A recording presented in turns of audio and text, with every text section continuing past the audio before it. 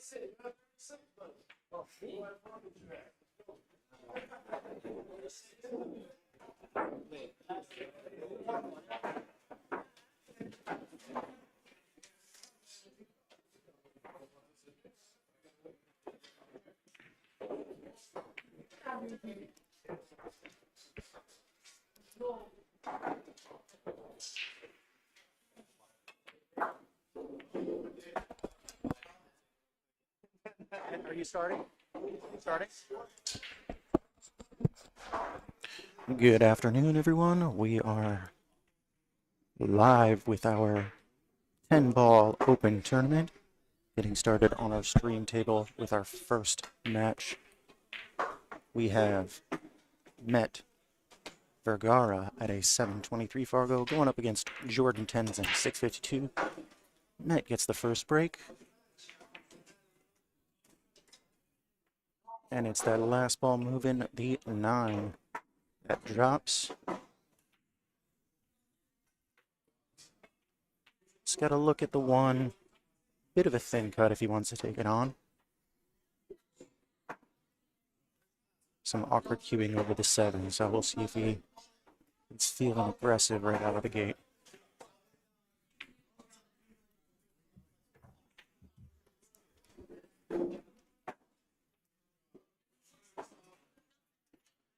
For our 10-ball rules today,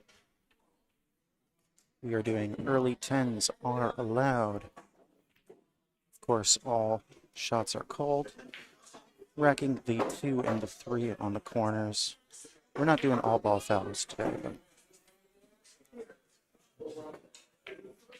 I'm excited for that. bit of an unfriendly kick off the 4 there. Gets some snooker behind the 7 after a quality pot on the 1.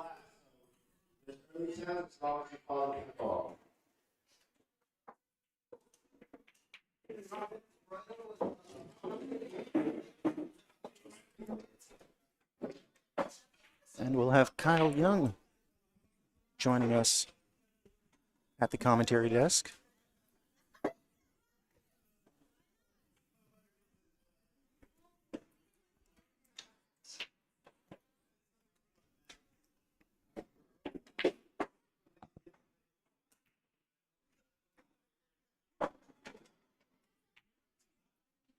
It's my first chance to say hi to you on the stream, Kyle. Hey, what's up, How man? are you doing? Good, good. Can you hear me? I cannot hear you on the stream, but let me see if we can get this going for you.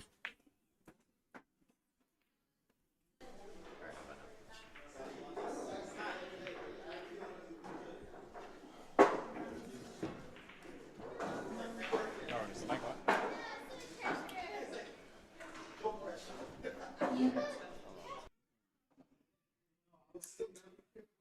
What happened? Is it on? Yeah, you guys are on. You guys are good. Okay. All right. Yeah. Hello? Testing. Can you hear me? Move it closer. Can you hear me now? There you are. All right. Triangle? All right, we were working through some audio issues. Let's see what we got here. All right. It's like Mets lining up the one rail kick. No templates. Just got a little bit of a worry about the cross corner scratch on this one, No, he's going 2 rails. which is why it looks like he's going to the short rail. Yeah. Mm, Comes up just a little shy on it. yeah. It's really tough with how big the jaw is. Mm-hmm. If you catch the jaw even a little bit. Especially playing it at that speed, that distance. Who's knowing the There's only so much spin that you can put on the ball and have it hold. switching angles? All right. Yeah.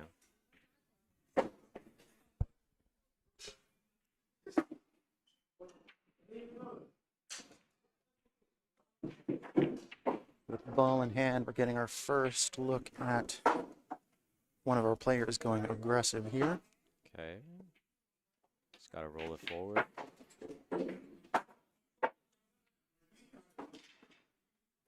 Shouldn't have to worry about bumping into the 8 on this one. Yeah.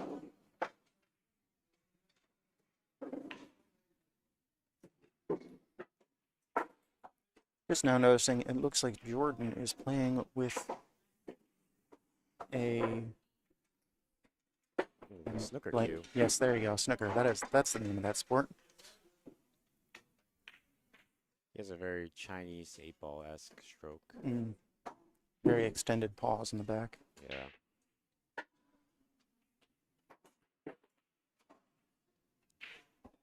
Alright, Meg got a good chance to take this home. Nice shot with the outside English. It's a little bit surprising with ball in hand that it took until the 4 to trip up Jordan. Now Met gets fairly routine run out, it looks like. Yeah, let's see if he comes out or... Yeah, he's coming out. Nice control. Met's got such a nice cue ball. He controls the English like Beautiful touch on perfectly. that. See if he plays it in the opposite corner here. 7-ball. Looks like he's rolling forward to take the 7 in the side. Yep.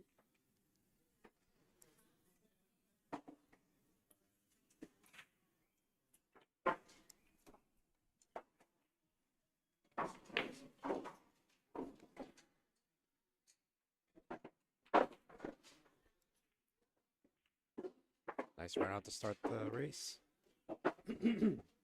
10 gets surrendered. And we have a 1-0 race with Met taking our first rack.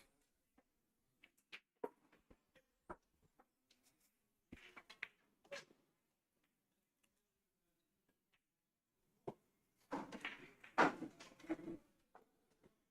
wish I could figure out why I'm so much louder than you are. me. Alright, we are doing 2 and 3 in the back.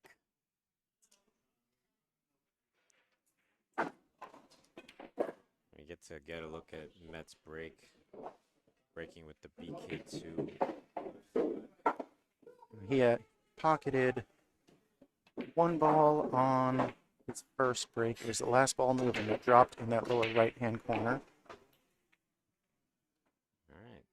Alright. Nice break. This is scary for Jordan. Once It's that looking break like gets a- on, that feels like the only thing that can slow Matt down.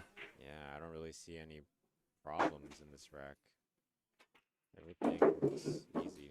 Looks like this first shot might be the biggest tester of this rack for him. Yeah. That 4 ball doesn't pass. Yeah, that was the shot. It went in though. It's good pocket speed. A little jacked up here, but Looks like he's playing the stun. yeah. Stun it out. Oh, Playing short side on that one, but it still does look like he has the cross side available on this 3. yeah. I'm not sure if he wanted to put English on that ball to pull So- it behind, play the 3 in the same corner. But he was jacked up, so I think it made it that much more difficult. Yeah, it's a pretty nervy shot if you're trying to put spin when you're jacked up like that. Yeah. Playing safe Decides behind the not to play 7. aggressive, plays behind the 7. Leaks out just a little bit. Yeah. Not sure if you could see the 3. Let's see. Believe he's got the potting angle on this one, but it'll still be a tester. Especially if he wants to get back around for the 4. Yeah. But Jordan's got a nice follow through. I think he can just roll forward if he can make it.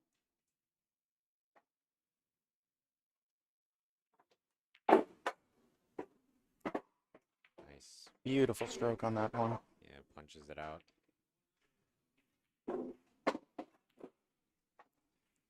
Now from your view, can you tell if that 5 passes the 9? Yeah, I believe it does.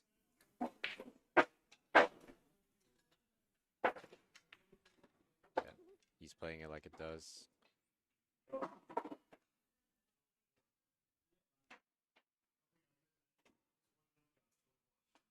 Stun out, give himself a little bit closer on that 6.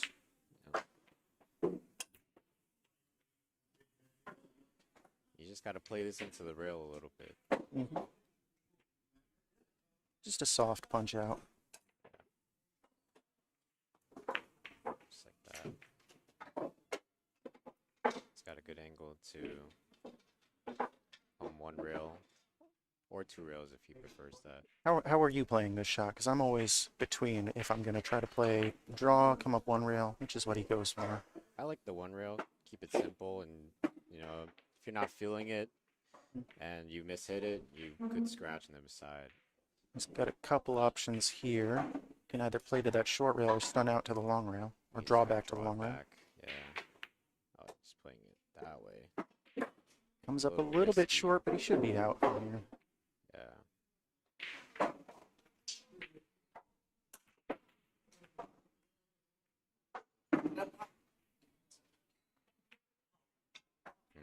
Ooh, and he shorts it. Looked like a minor decel on that stroke.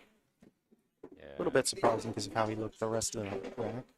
Yeah, I think he shot it with a little too much confidence, especially after he got a little bit funny. I think he just needed. Yeah, because I feel like he should have drawn it, and I feel like Yeah, it does feel like it throws you off when you get a little bit out of position on the shot before. yeah, gotta reset and take your time. And that's playing that cut into that top right corner.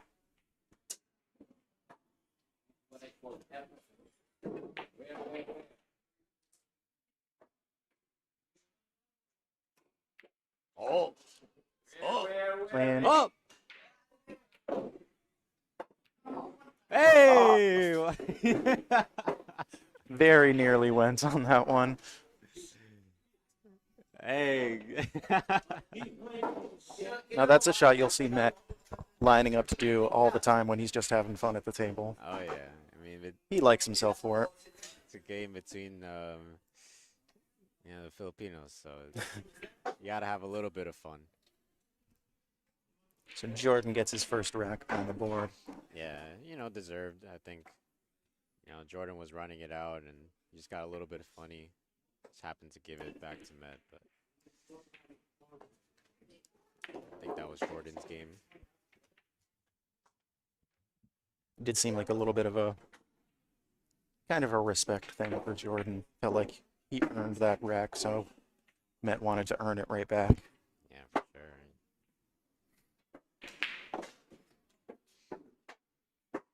And we'll get our first look at Jordan's break.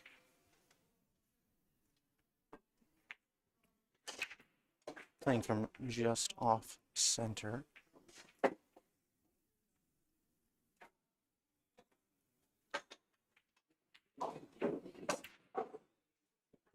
Yeah, he uses a flat break instead of popping the cue ball up as you may see some players do. Played it with a bit of draw as well. Yeah. It's a lot of ball movement, and looks like he had 2 balls drop on the break. Yeah, I like the hitting it with a little bit of draw. I mean, you don't have much control over the cue ball, but the energy transfer into the rack, you get a higher chance of making a ball. Whereas with the pop break, your cue ball control is much, much better. You usually stay right in the middle of the table, but if you're not good at it, you're not going to make a ball. Interesting shot. Got lucky. There is the option for that 1-4 combo, if Met's feeling spicy. That's a tough combo.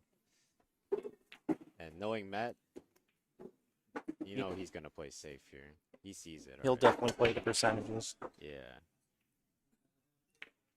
Looks like he might send 1 ball down towards the 6, get the cue ball behind that 7-10 as blockers. Yeah, doesn't look like he's calling the shot, so he's probably looking to go behind that 7-10.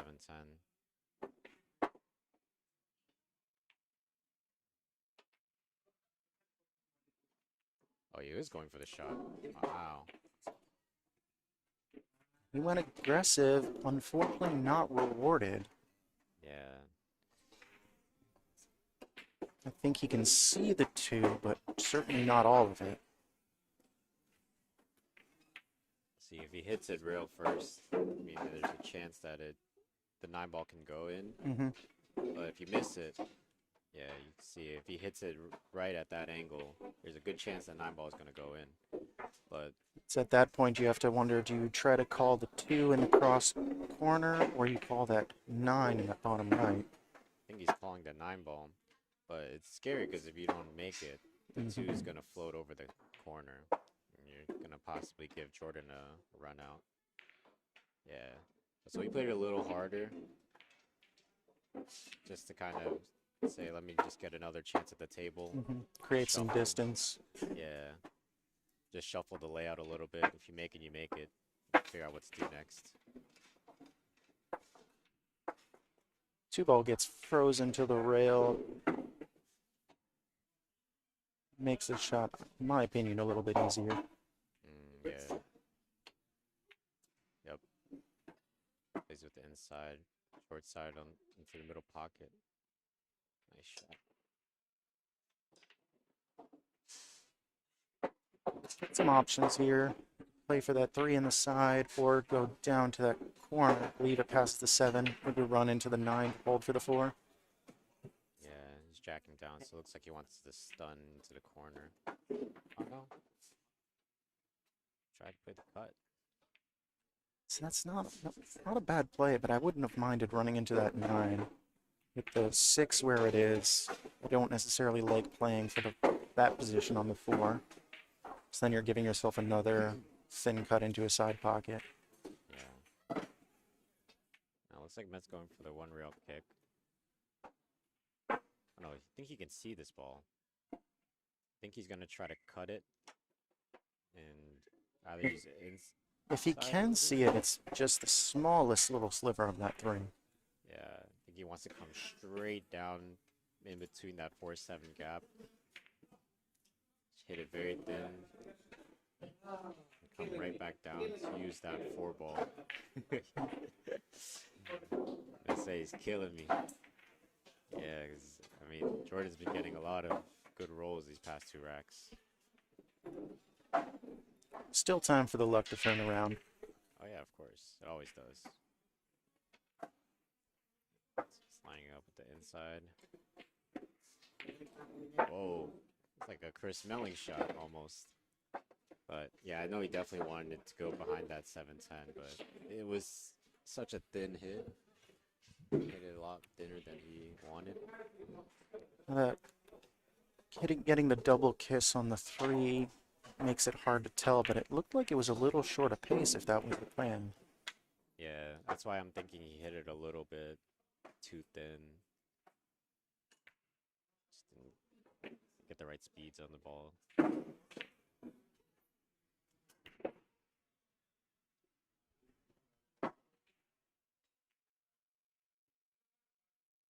Alright. Draw off 1 rail for that 7 in the top left corner. Kind of want to punch it in a little bit. Yeah, you need a little Comes bit up more. a little bit shy. Yeah, you gotta kind of punch it a little bit. Now he's going to have to contend with running into that 10 ball, Yeah. which, given the position of the 9, it's not necessarily the end of his run as long as he makes the 7. Yeah. See if he pounds it in, the hidden hope. Oh, you could miss it. That is a nice draw. Long tester, though. Looking pretty straight in on this 9 ball. Yeah. But Jordan's got a really straight stroke, so I like his chances of making this shot. Just drawing it back a little bit. Oh, he just focused on the shot. Taking his medicine on the longer shot. Yeah. Make that 9 ball pot easier.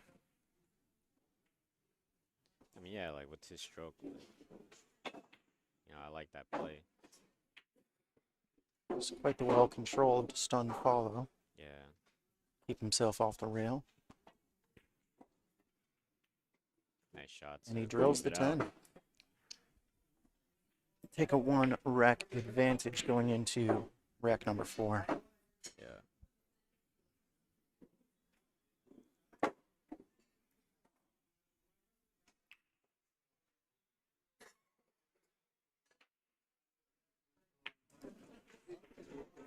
Now, Kyle, have you seen Jordan play before at all? I haven't, but I like what I'm seeing. His stroke is it's very mechanical. Very well controlled. Yeah. It's a stroke that I'm still getting used to watching as a commentator, because every time he has that fast drawback, I'm expecting a power shot, but then he has that extended pause and a nice controlled follow through.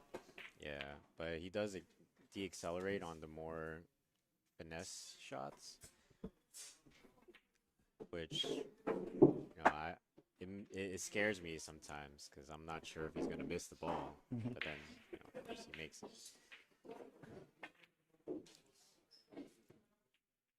Nothing drops on the break. Looks like Met can draw this back. It's not much, Pinches it. not many problems on the table, but strangely, not many balls near the rails either. Yeah, see, Met's got a lot of angles, so he has to be a little careful here. I think there's a big area where he can play the 3 into the left side pocket. Just has to get the right angle, and the speed is almost a given. Looks like he's killing it, playing it in the corner. Wow. Nice shot. Beautiful. Yeah, it's with this table layout, there's quite a lot of traffic running through the middle of the table, but he Yeah, manages to get himself pretty much perfect that's why it's, on this three. yeah, that was a beautiful shot.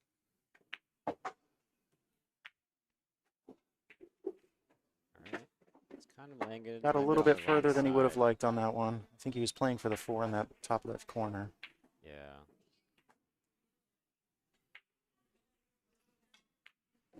Bit on the 50-yard line, but Yeah. this is a cut into the side on the 4 that I actually kind of like.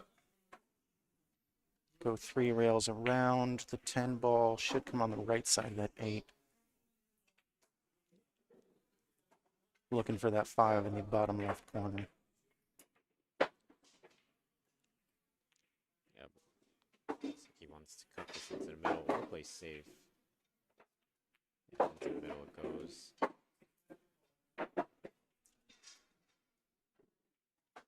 Got a nice shot on this 5. It's a good recovery shot right there. And depending how he's feeling on this one, he can stun follow for the 6 in the bottom right, or draw back a little bit for the 6 in the same pocket. Yeah. I like the stun follow that he did. Because the angle to get onto the 7 is just a slight bit better. I think he'll be drawn straight back again for the 7. Yep. The pinch draw again. Now let's see what he does here. There's a lot of options for this 8 ball. I think he's just gonna keep it simple. Play the 8 in the corner. I don't know about you, but sometimes I prefer when there are fewer options. Yeah, definitely more options can sometimes make you make the wrong one. I've done that many It's times. too many opportunities to second guess yourself. Exactly, yeah. Oh, I. Just needed a touch more follow on that shot. Yeah, I think the stroke just. I think the stroke really got him. I mean, you notice that the ball went into the far left, or sorry, the far right jaw. Mm-hmm. So, which is what I'm saying. Like that 7 ball, it's pretty difficult to like mentally to get good on the 8 Mm-hmm. because the 8, I mean, you're straight in on the 7, and if you want to keep it simple, but then the 8 is the hardest shot. So at some point you gotta tell yourself, hey, do I want to get myself ball in hand position, or do I want to make this pot as easy as possible?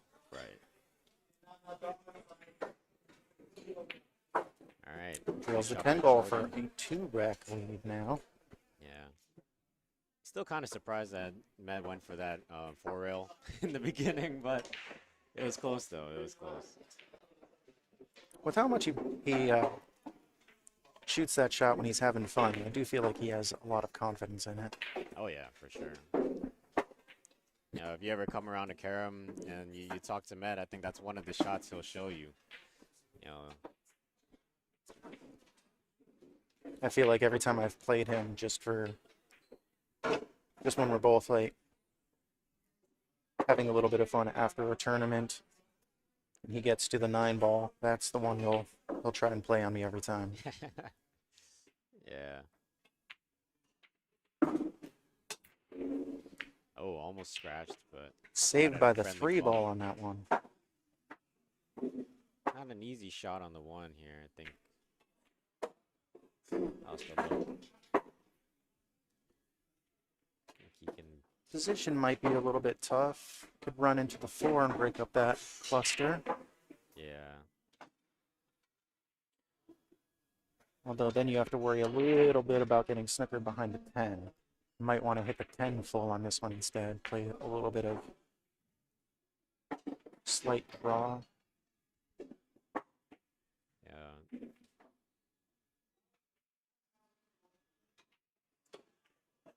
Oh, nice. Does play to run into the 4. Okay, he's okay.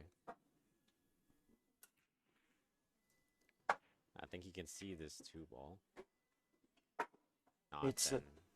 It's a thin cut that he has, but I do believe he still sees the potting angle on this one.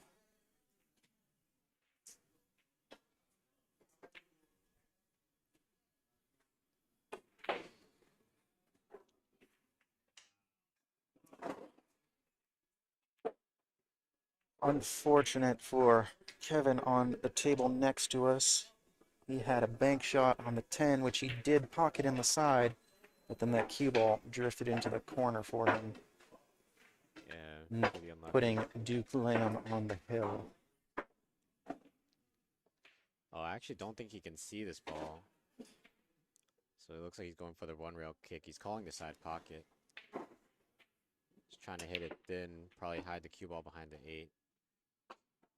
Oh, he hit it hard. Hit the right side of it, but where's the cue ball? Wow. Now that's a bit unfortunate there. Yeah.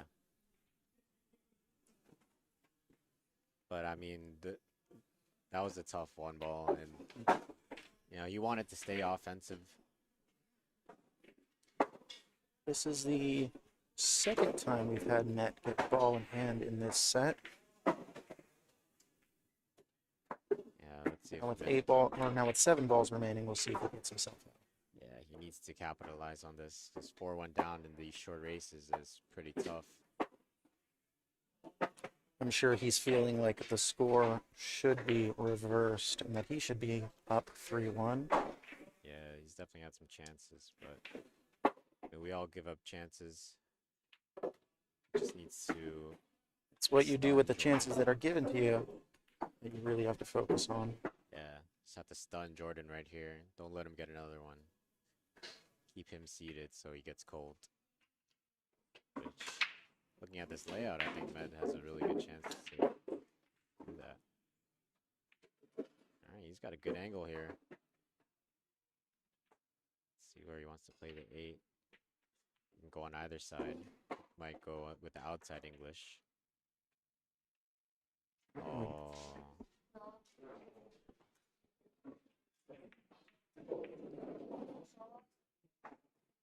Now you notice he overcut that ball. Now Matt's playing with the Revo, and I've played with the Revo before, and I found that when you're using that touch of side there, it tends to squirt a lot, as in like it's like kind of like negative deflection. Interesting. Where you'll actually have to compensate in the opposite direction. Because it massays more than it deflects. Yeah, and Med, he's been playing with the 314 for a long time, and he just recently switched to his carbon. So I think shots like that, it really shows the difference between the two materials. Okay, a little deceleration on the stroke there. Added way more side spin than he needed. Instead of punching the ball. Now this is a shot where if he was just coming to the table cold, I think he would like himself for it, but it's always after a little bit of an unforced error before. Ups the mental stress a little bit on the shot. See if he still buries this time. Yeah. Yeah, his stroke is so accurate for those shots. In a bit of an upset, he goes 3 racks ahead now. I was talking with Matt a little bit before this match.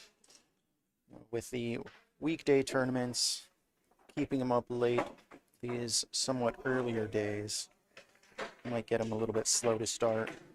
Oh yeah.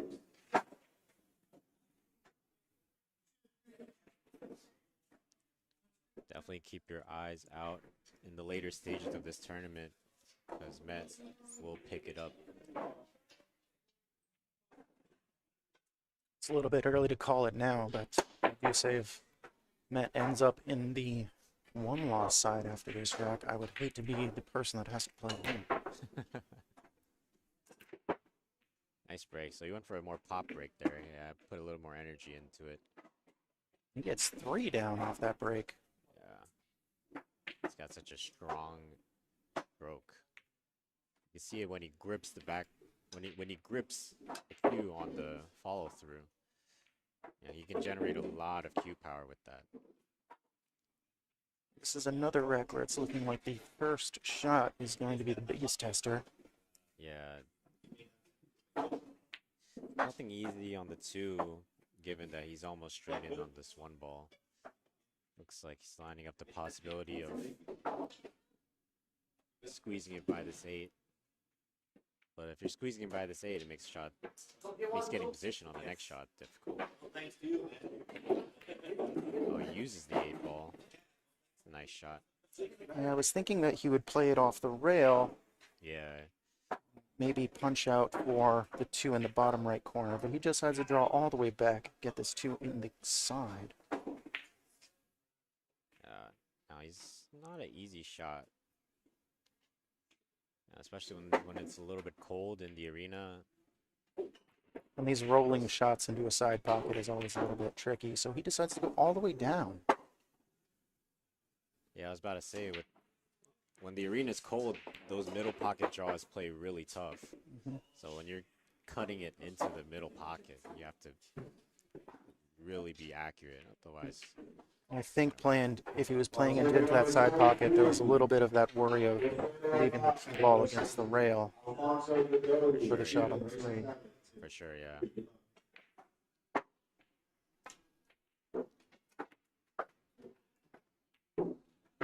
Alright, very nice angle here. I think he's going to go 3 rails around with the inside English. I think the only worry is getting straight. If anything, just fall a little bit past the shot line. So you can at least play the 8 with English. Oh, he's going 2 rails here. Flirts with the side pocket. The speed's a little bit off. Doesn't get past the 10. Now that 8 ball is still not right in front, but I think close enough to that corner pocket that he'll still try for the 1, probably a 2 rail kick. Yeah, definitely the 2 rail kick. It's higher percentage. Better chance to get position on the 9 ball too. Exactly. So you have 2 options there. If it comes up a little bit short, you got the 9 on the side, or the 9 in that top right corner.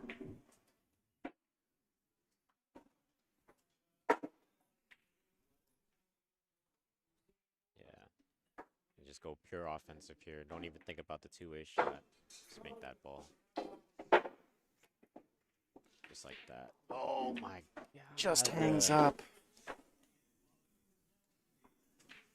Jeff, if you missed our introductions, it is Matt, Lucas, and Kyle Leung as our commentators for this first match. 2 biggest fishes in the field. Just kidding, man. I know I favor you in a lot of your matches today. Oh yeah. But still got to lock in. This is actually my first time playing in an open event, so looking forward to This one's mine as well. no handicaps.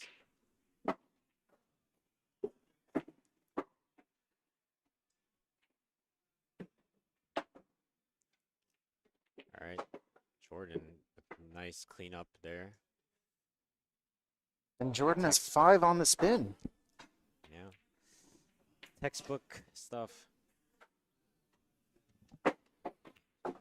Jordan's playing really strong right now, capitalizing on every mistake Mets made. That's what you need to win in these even races. It's not always about playing perfect pool, but it is about taking advantage of the chances you're given. Yeah.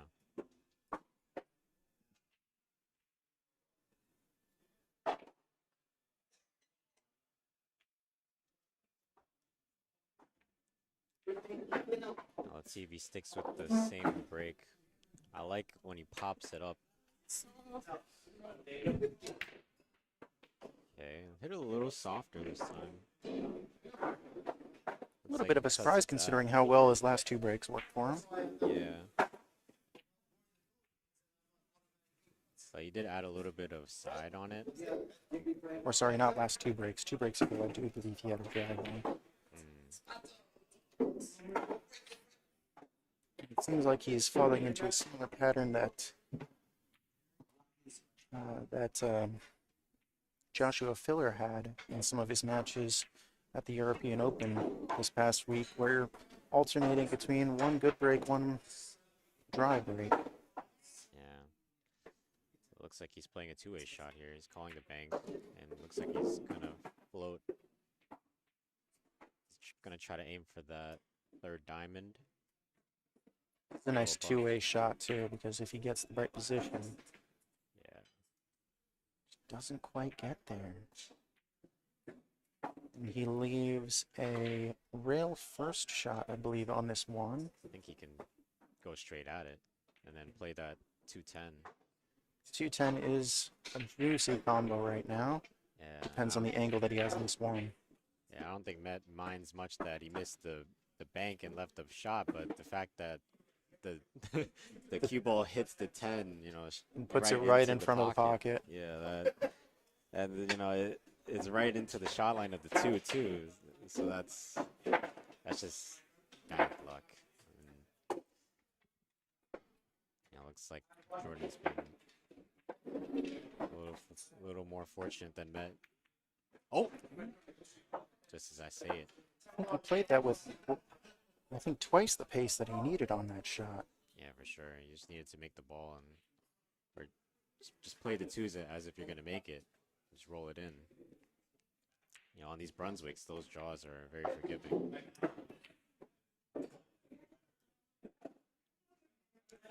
Matt's got a funny angle here.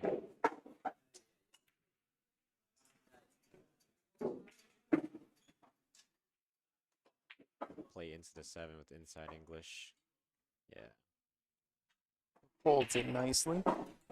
He's actually done really well here. I think he's got a really good angle. I think he's going to roll this ball with a little bit of right spin, end up in the center of the table. Yeah. Just like that. Doesn't even need the right spin.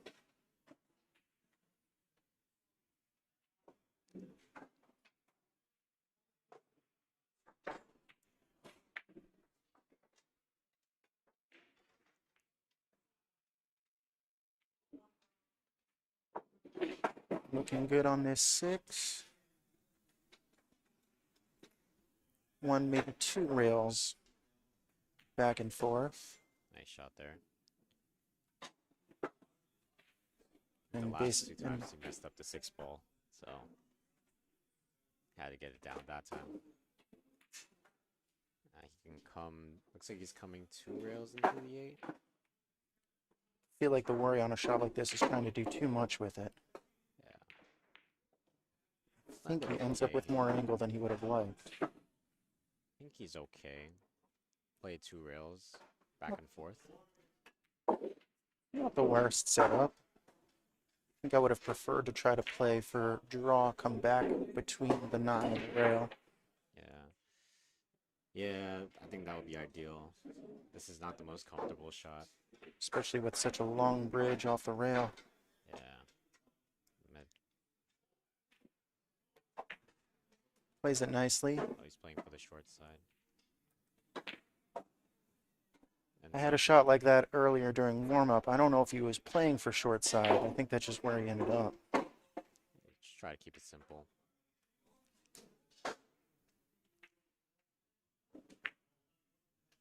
Nice, good hit. And that run out ended up a bit harder than he would have liked, but it does look like he's getting out of it nicely. Yeah, and I hope that gives Met some confidence to run some more balls. And he takes his first rack since the first rack. Rack number 7 goes Met's way.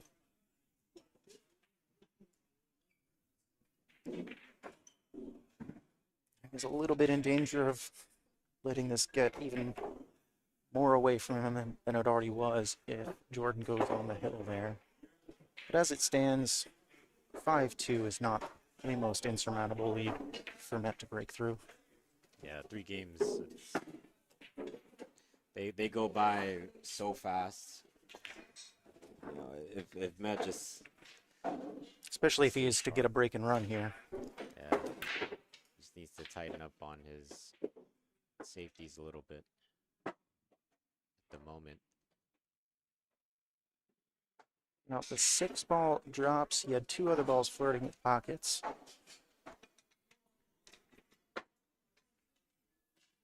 somewhat of an awkward opener. It's got the one in the side, but then getting back down table for the two was quite the ask. Yeah, the natural lines are blocked by that 8 ball. So I think he's. I'm not It sure looks what like he he's. might be looking to play safe on this one.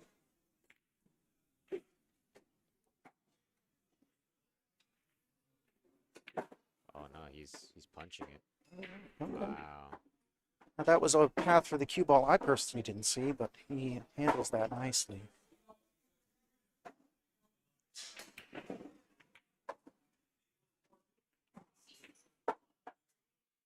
Still got some work to do on this rack though. That 3 does not pass the 4.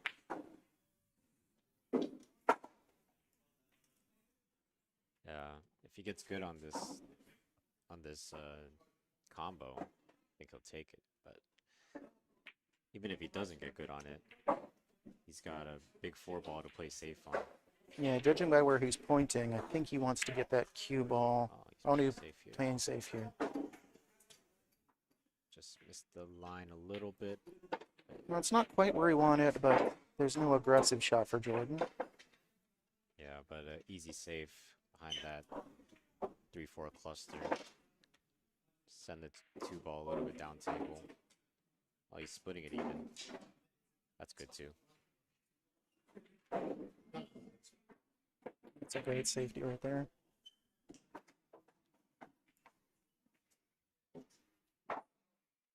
He's looking for the 3-railer off the long rail. I think he sees a gap in the 3-4. No. See, I don't necessarily like that shot. I would be looking at the 2-rail going off that top short rail. I think he. Yeah, I saw that shot first. Queuing around the 4 is a little bit awkward. Yeah, but if he likes, he can also go the other way and go off of the bottom too. Yeah, it looks like that's what he's looking at. If you clip the 2 thin, you're sending the 2 balls in the opposite direction, just like that. Good. Wow. Unlucky not to get the separation there. Yeah. You know, that's exactly by design. He wanted to split the balls because there's a good chance that you're hitting that 2 ball thin coming at that angle. At the very least, creating distance. There's also the opportunity of getting that snooker behind the 5. Oh, yeah, 100%. Now Yeah. Jordan's looking at a thin cut. Matt played the perfect percentage there.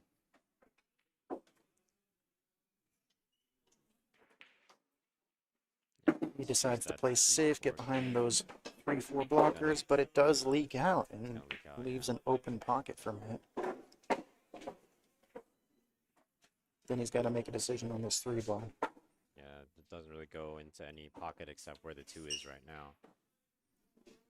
But don't think he's going to play for that. It's a little risky. Yeah, looks like he's playing for the 3-4. I like this play. The combo itself is, I wouldn't say wired, but I think like he came his a little bit percentage. further than he would have liked, about 4 inches shorter, and it basically would have been a straight in, or shooting straight at that 3 for the combo. Yeah, As it stands now, he's got to now it's, control both the 3 and the cue ball if he wants another shot. yeah, I think he's going to, yeah, that's a nice way to play it. Letting that 3-ball just follow, and then just pull the cue ball back into the center. Give yourself a good chance to get a shot. Up to now, both of these players have been avoiding those, I was going to say, avoiding those shots in the side, and it seems like for that exact reason. Yeah, I mean, I said before, those middle pockets, when it's cold in here, it really does tighten up. You know, Now, if it was more natural position to get to the 5, I don't think it would have been as tricky for him, but playing that with inside to try to get back down table for the 5. Yeah, it wasn't easy. You have to overcut it and kind of throw it in. Jordan, He'll draw good back chance to off get on that the hill. long rail, hitting just above that 9 ball. Perfect.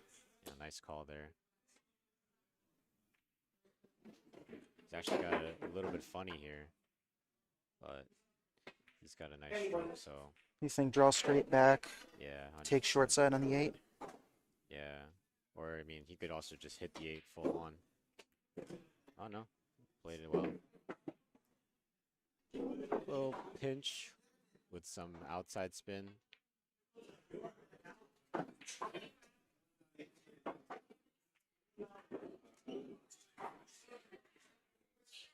Yeah, he's looking at the up and down. I like the percentage of that. And his stroke, it's really easy for him to dig into this ball, get a lot of movement. Oh, he's actually short.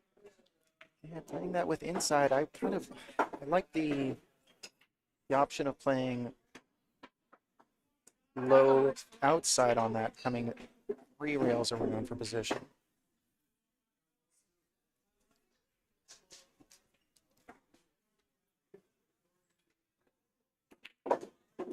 Likely be looking at a separation shot. Nope, he's eyeing up the bank. Versus Young, even versus 7. Take the 22 Young. My co-commentator just got his match called. He'll be going to take on David Callahan. Oh, there we go again. Those middle pockets, man. They just don't want to accept the shot. All right, man. Good luck to both players. And best of luck to you as well.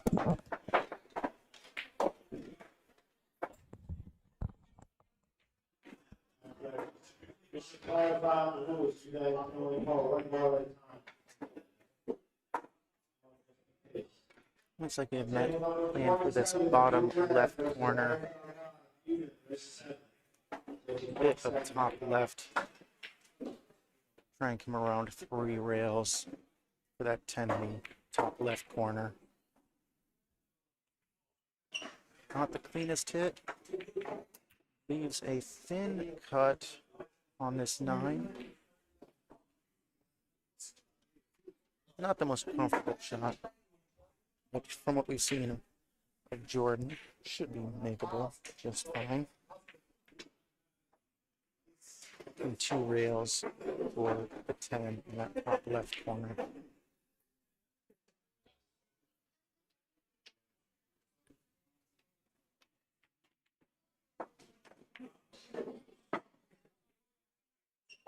Not quite how he wanted to, but making contact with that 10 still gave him a nice shot, and net concedes the 10 ball to put Jordan on the hill.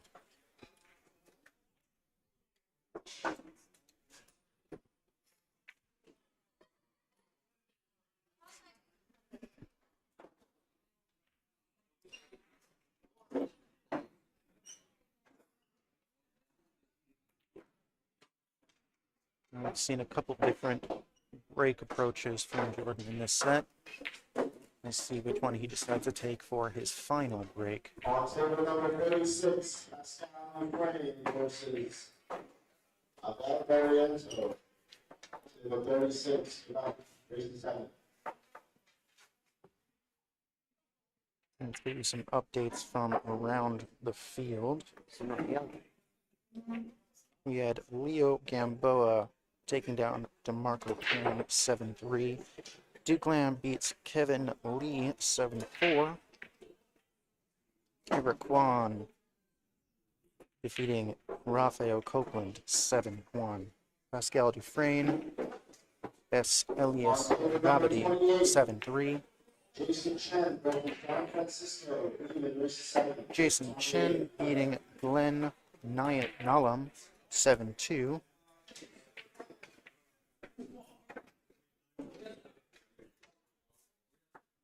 And back to our TV match. Jordan gets a ball on the break. Perfect view at this one. Again, it's into the side pocket, but I think the easiest shot anybody has had into a side pocket here. But even still, didn't go clean.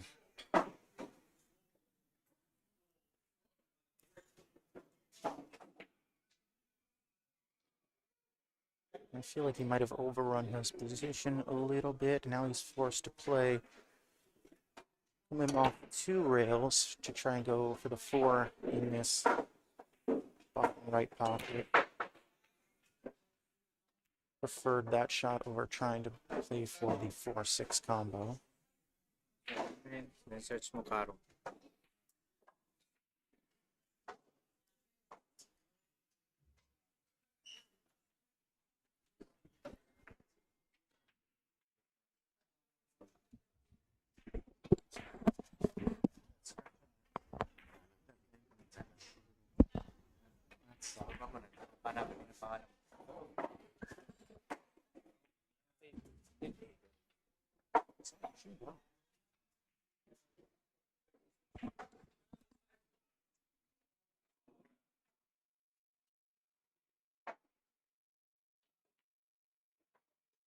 Play the 5 with a bit of speed and stun.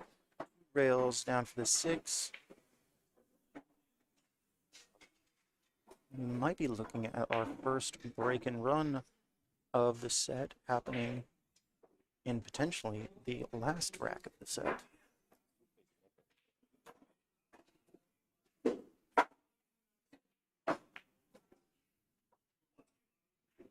Michael, you want to hop in there?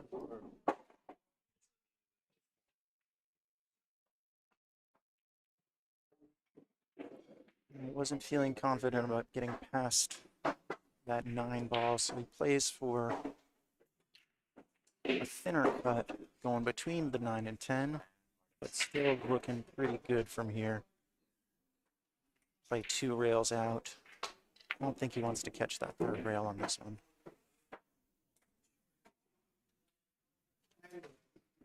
Coming up a little short, but rolling this 8 ball in with a little bit of inside. Hopefully get himself on the right side of this 9 ball. Just stun over for the 10 in the same pocket. Or he could be digging into it. Looks like he's going to play his 2 rails.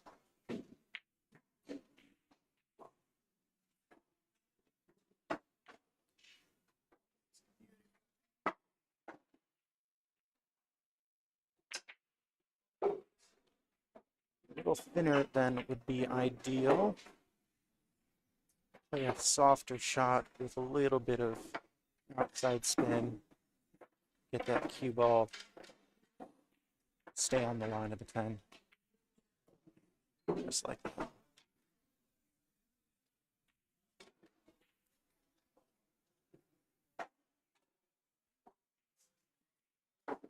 Jordan looking to take down the sexy old man with this 10 ball.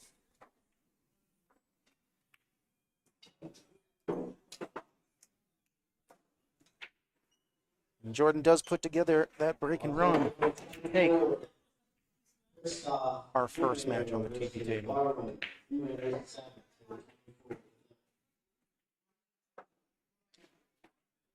And we have another marquee matchup coming up in our next set on the TV table. We'll be looking at Christoph Neumeyer versus the younger Vergara.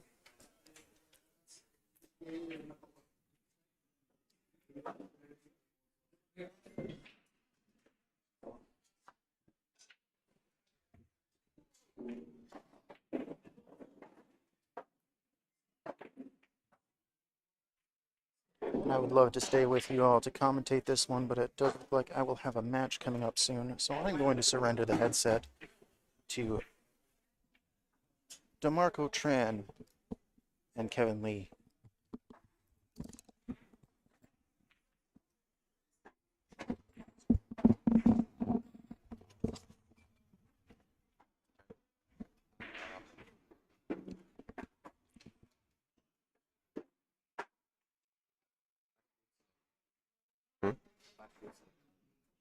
Oh.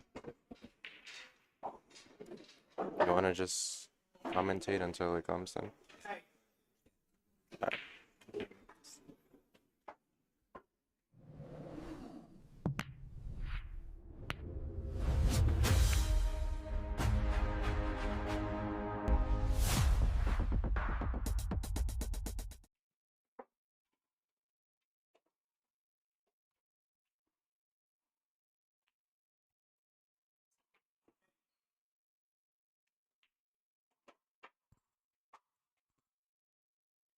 speak. Wait, can you hear me? Yeah, I can hear you. Alright.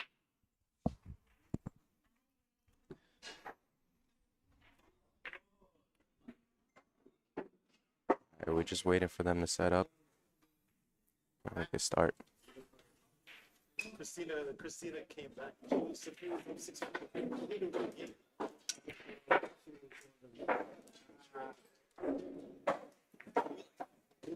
Yo, this microphone's loud, bro. Great. What?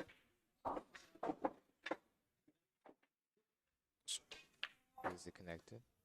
Alright, talk. Wait, can you hear me? Yeah, Alright. Bro, the microphone's loud, bro. I know. So I'm quiet. Hello.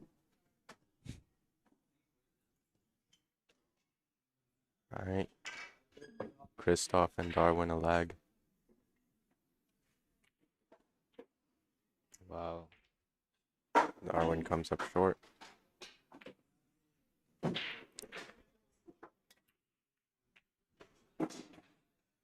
Alright guys, welcome to our second TV table match of the Open 10-ball tournament here at Carom Cafe and Billiards. Here we have Darwin Vergara shooting at a 635 up against Christoph Neumeyer shooting at a 737. Even, race to 7. Let's see how this game unfolds. In the booth, we got DeMarco Tran, my very good friend, Kevin Lee.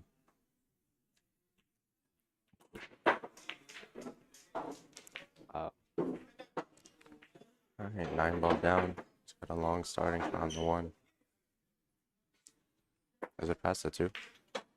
I think so. If it passes the 2, then I think Maybe he could. Maybe he was shooting the side, but I don't even know if it goes through. You can't really see. Yeah, he's looking at the side.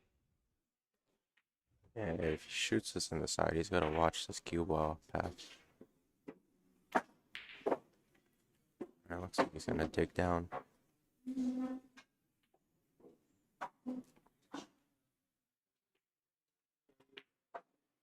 It's nice. Alright. Looks like he's out. I think the only real problem here is the 6 to the 7 ball. Other than that, this run out looks pretty straightforward. You can send 2 over, but decision for the 4 is kind of awkward. Yeah. Actually, no, not really. Only a little bit. I mean, if he has two big options, I think he might kind of just go a little stop in this 3 ball.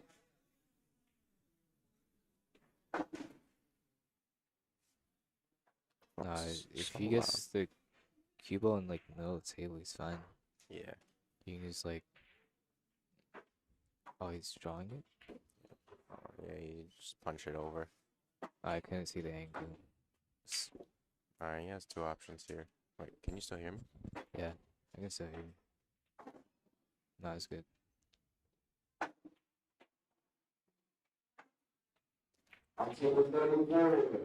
Alright, he went the 1 rail direction.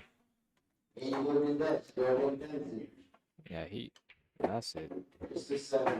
Can't really see him making a mistake here. This is pretty easy for him.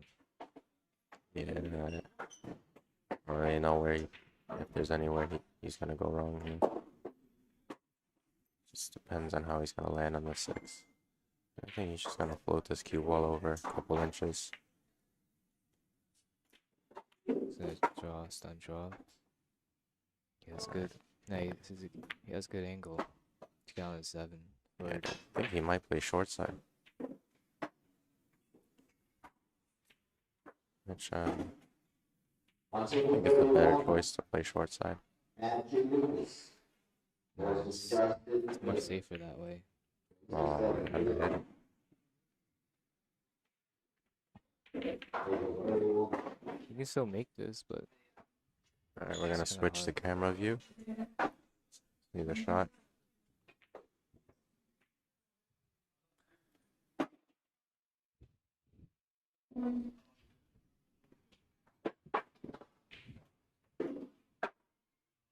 Table 33. Table 33. 67. I can't tell how he's cueing this, what he's gonna do. Yeah, I might actually shoot this. Oh, it's not good. Yeah, that was a problem ball, as we stated. Nah, he just missed. I think. I mean, if you made that, it's obviously gonna be out. But Yeah, but it started from the 6th ball. oh, what? Wow. Darwin missed that opportunity. Alright, so it looks like, You could go for the side, but yeah, I like the side, just going up one rail, maybe two. topspin. Yeah, oh, So that's good. 9. He underhit that one. It's because he plays at a Q club. And those tables are really fast. So I think he was kind of expecting that. Let me switch this camera view.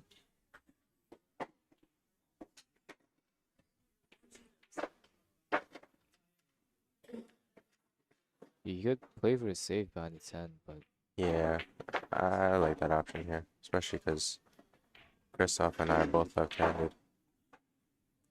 I like the safety. Oh, but it looks like he might try to shoot this. In the way he's queuing. yeah, it looks like you should. Oh, Oh, never mind.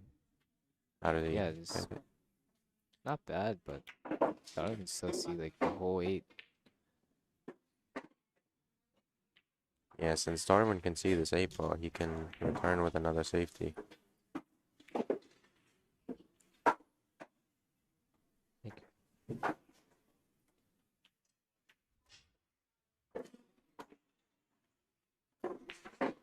Alright, how's the speed? Nice. That's a Oh, the good speed shot. looks good. Wanted a Very little bit more nice. coverage, but that still works really nicely. Just calling the side. One row kick. The thing is, if he hits it like literally hard, he might scratch the bottom right. That's Yeah, what I'm thinking. But with that angle, I don't. No, actually, I don't think no, so. it's gonna come into the rail. But I think he's gonna hit this. He might actually make this. But very Not so sure, hard. very sure he's gonna get the hit. At least a hit. Oh, it's a good hit. Oh Left wow, look at this defense. leave. Pretty good leave. Can't bank this. Yeah, I think he might play this. You could just go for another save behind the 10. Yeah, I like going 3 rails or 4 rails. 4 rails. Oh, he's Oh, he just playing. went for the reverse bank. It's not. Nah, it's not very good. He hit that 8 pretty awkwardly. But if Christoph makes this, it's over for this. Yeah, just needs to follow through this cue ball.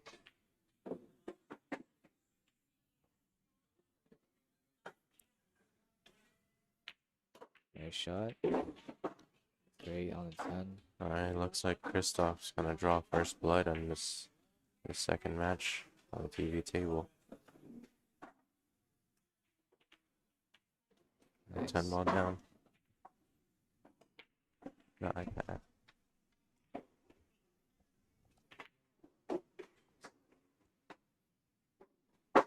I don't know how to do the score.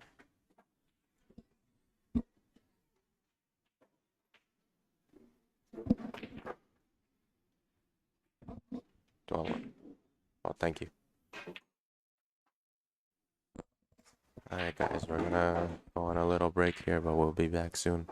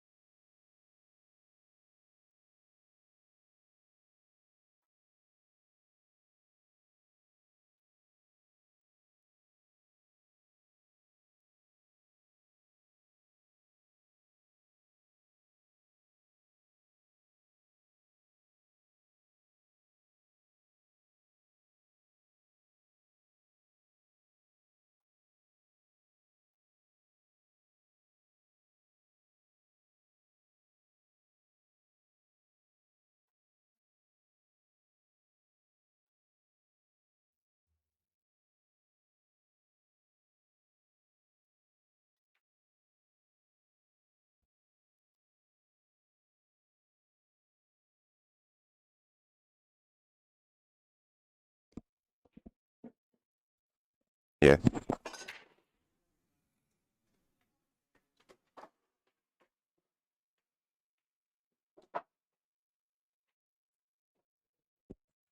Check, mic check. Yes, sir.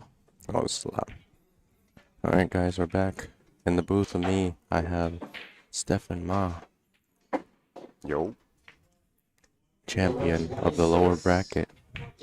Not anymore.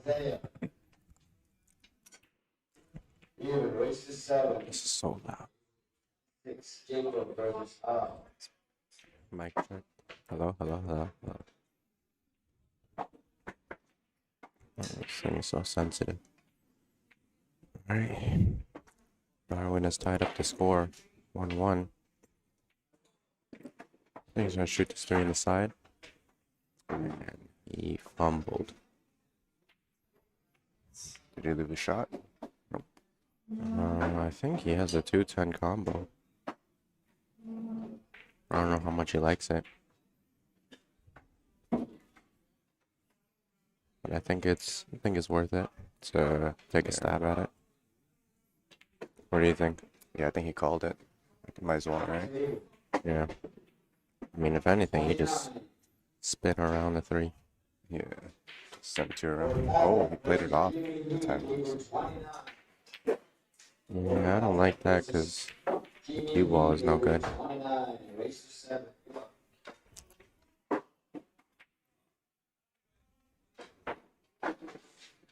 7. He's in a little bit of sticky situation. But I think if he follows this cue ball into the 4-ball direction, he can get this cue ball behind the 8. But Yeah, I it looks think like so. he's gonna go for the make. I might have to play a touch of inside to kill the cue ball. Oh, he just No, gonna go not up. really. No. Yeah. Because you can go into the outside rail. Oh, yeah, he drew enough. Oh, what a beautiful touch by Newmeyer. Alright, here's a pretty straightforward run out here. You see any problems? At the moment, no. Things are pretty clean. Oh. Kiss on the 8-ball. And it's still okay. Yeah, I mean, he was playing for it. Yeah. Alright. Let's see. 6 to the 7. He's gonna have to bring the cue ball around in between the 2. Yeah, he's gonna probably do the 7 in the opposite. Oh, he's taking. I don't like that. Then you have a chance of running into the 7. Yeah. I'd rather just play the 7 in the same corner. Nah, I like playing in the opposite corner. Oh, yeah? Yeah, that's the thing. I don't want to touch the 7. Alright. Oh, good thing for Christoph and I are both left-handed. So this is an easy ball to just dig. If he digs this cue ball, he can dodge the 9. But he might actually go with the high outside. It's all a matter of preference. I like going 3 rails for this. Back up the table. Yeah, it looks like he's gonna dig this cue ball.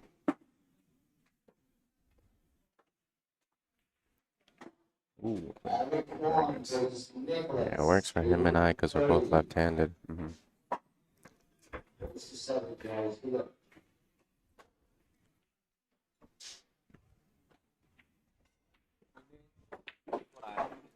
Alright. He's gonna play a little. He has options.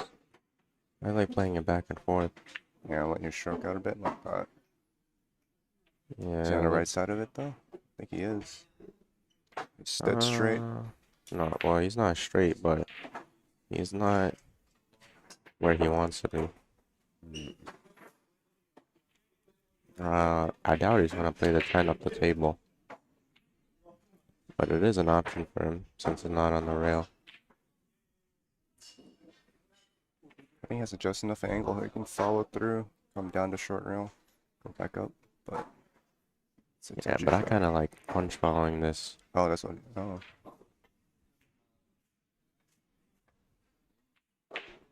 Yeah, okay, so he's playing up the table. Nothing wrong with that. Got a long shot here.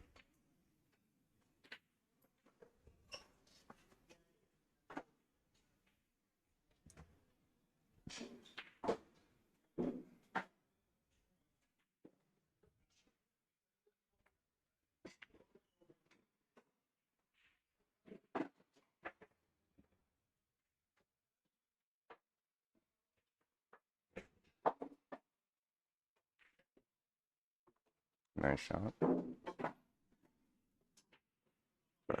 I'm gonna get Kevin back. Alright.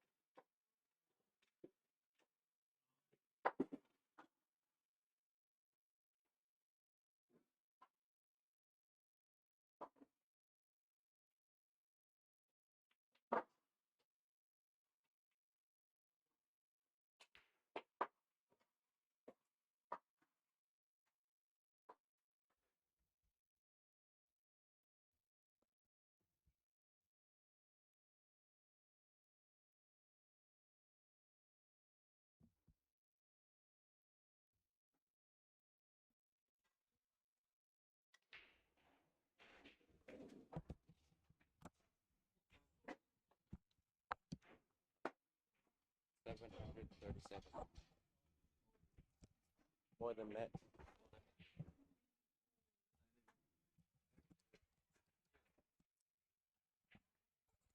Mic check. Let's start.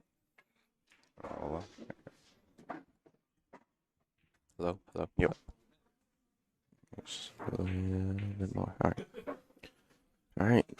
It's got a little awkward here. Doesn't want to be on the side. But you can just check this with some ins. Oh, wow. 3 rails. Big shot. 4 Perfect. and 5. What a beautiful shot by Darwin Nice. Vergara. Alright, just gonna follow this. Got a little funny. Going over to 10. He's got just enough yeah. to sneak through. Yeah, he's good. Yeah, I like following this cue ball. That way you can ensure the 7 is not a problem. Alright. Do you draw this? I like drawing this. With a 7 in the same side corner pocket. Yeah, looks good for a draw. I Oh, personally that like. looks a little hard. Ooh. On a little bump. I typically like playing a little more aggressive, using more rails. Yeah, but then that's a little bit risky. Yeah, that's true. So in my opinion, it doesn't really look that nice. Let's play big shots all the time. And you want to look like you have control. You know what I mean? Yeah. Alright. So we're gonna play this 10, same side, same corner pocket.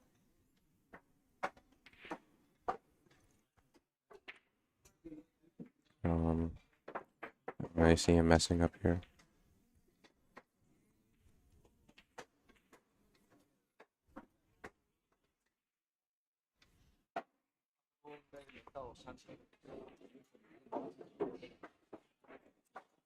Short.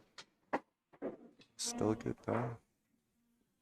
Yeah, he's still gonna shoot in that corner pocket though.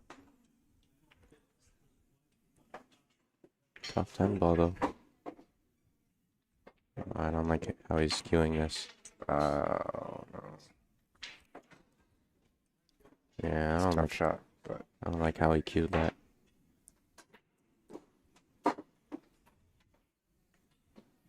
it's got a bit of a dilemma here. Alright, he's got Side a pocket's probably the easiest, but it's so easy to miss this kind yeah. of The shot. thing with that is, you might scratch in the side pocket. If you shoot it in the side. Or really, if you follow through, it should be fine. No, you might scratch in the other side pocket. But he played the speed good. Alright, tough miss by Darwin Vegara. Which now extends Kristoff's lead. 3-1.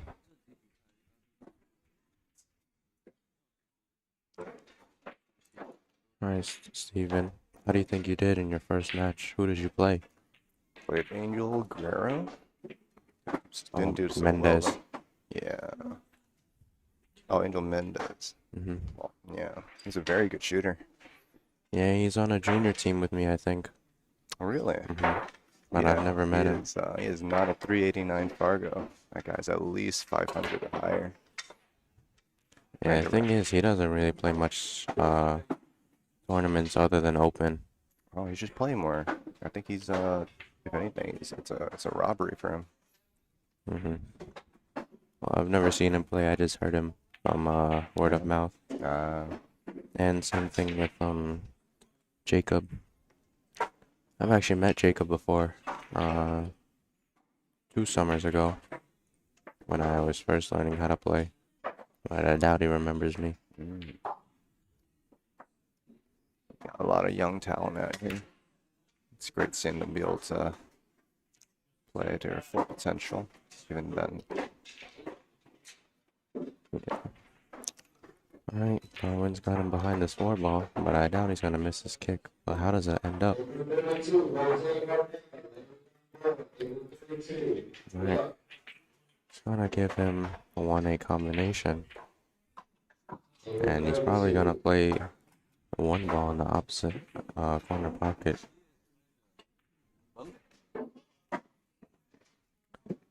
Doesn't want that. But he has two main safety options. Behind the 4-ball. Speed's a little bit much, but yeah, that's just queuing with the bridge. man, bridge or extension. I feel like that's like situational, but I always hate using a bridge. Yeah. This stuff's looking at the bank right now. Very doable. Yeah, I don't blame him. Beautiful bank, and you got position too. The only problem right now is the 6-ball, but you got the 6-9 combo. No, the 6-9 combo's no good. As you see, if you shoot the 6-9 combination, the 6-ball's gonna end up on the top rail or the rail closest to us. Oh, yeah. So I guess the bottom rail. Let's see how he sets himself up.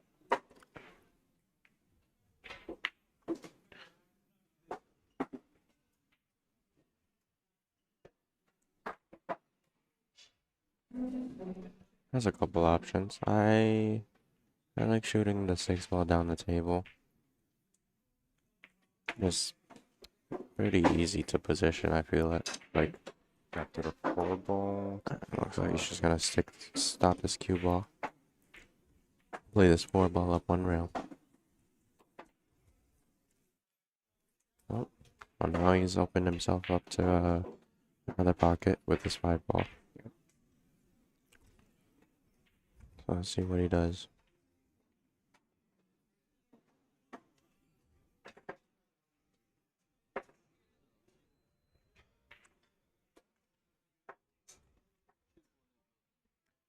Yeah, so you can see on the other camera, if you look carefully, that 6-ball is not past the 9. So we're gonna see how Kristoff manages that. I think I do like the 6-ball up the table, but you gotta get on the right side of the 5 after this shot. Okay, so let's see. He's pretty good. Yeah. If anything, he has a lot of options here.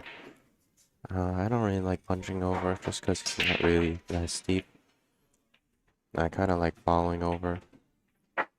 And if he plays a good follow, he opens himself up to 3 different pockets to shoot it in, all on the right side. But it looks like he's digging at this cue ball, so he might stun this cue ball over. It's call. Alright, 6 up the table it is. Does that side pocket go? It does. Only thing with the side pocket is I don't really like hitting the point. And Bit risky. position's not really too good.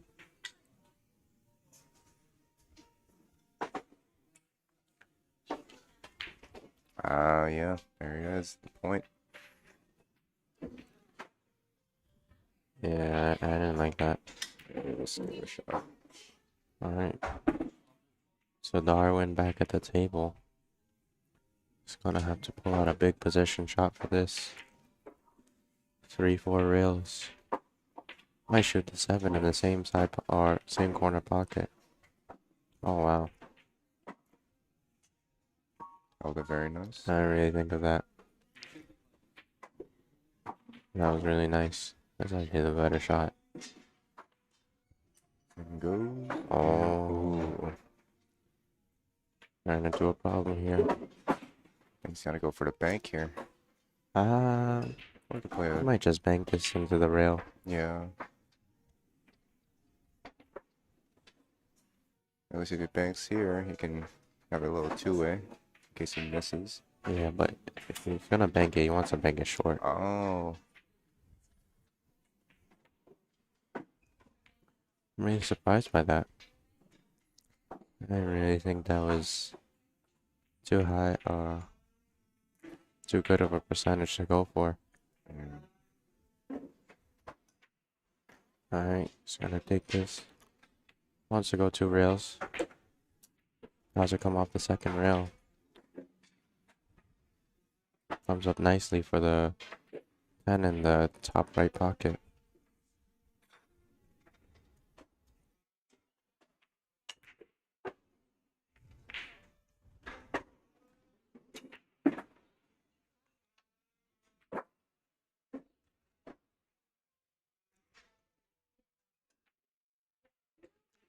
Alright, lining it up. And there's not really any scratches here that he has to look out for.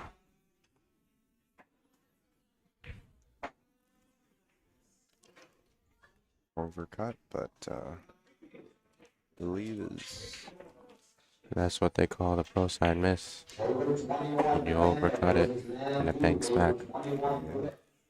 Alright, it's always better to overcut. yep, but Darwin called the cut.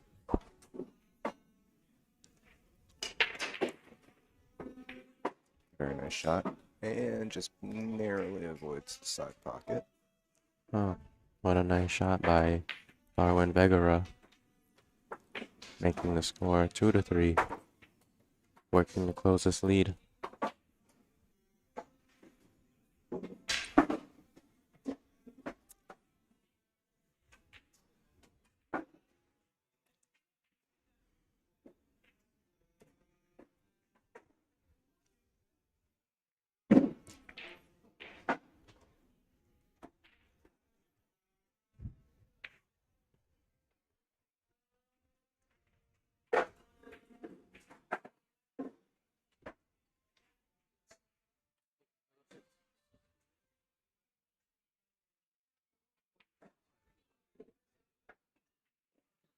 Alright, Darwin a break in rack number 6.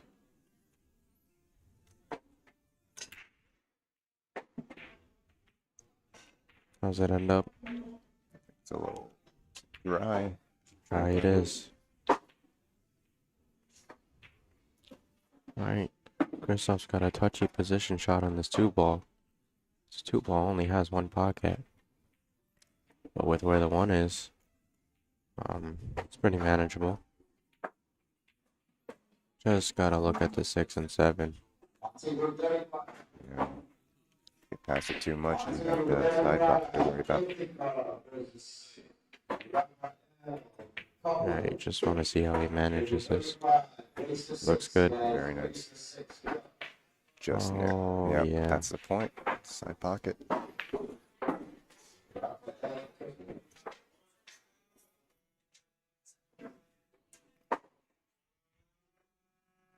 Somebody playing the kazoo in the background? Seems like.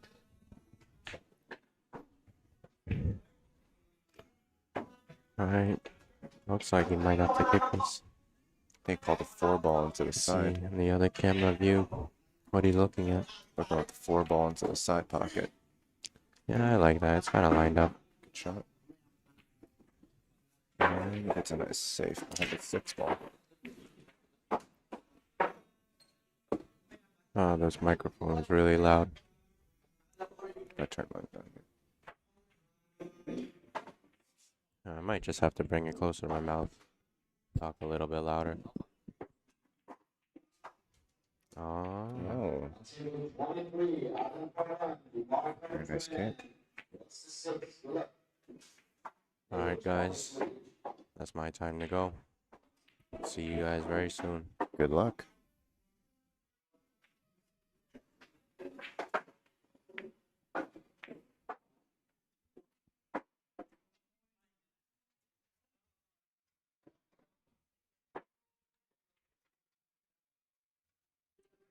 Alright, probably drive the string for a little bit.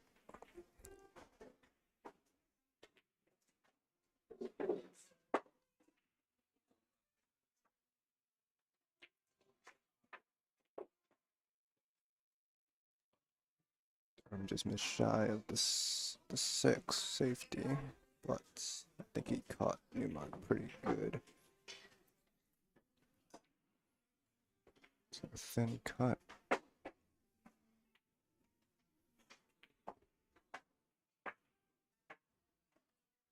Still sees it.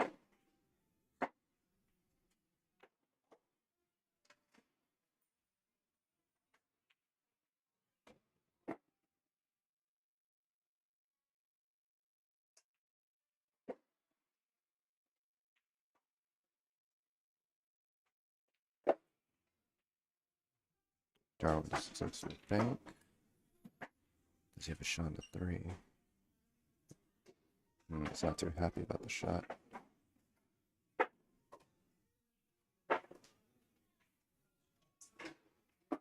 also caught a little too much. So he's gonna pull out the jump stick. If you know, Darwin's an excellent jumper. I'd definitely put money on this shot.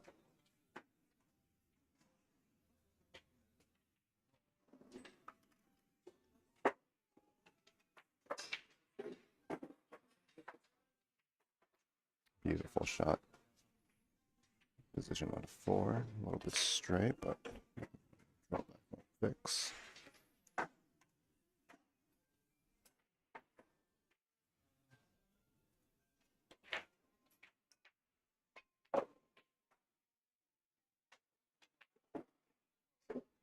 Shot by Darwin.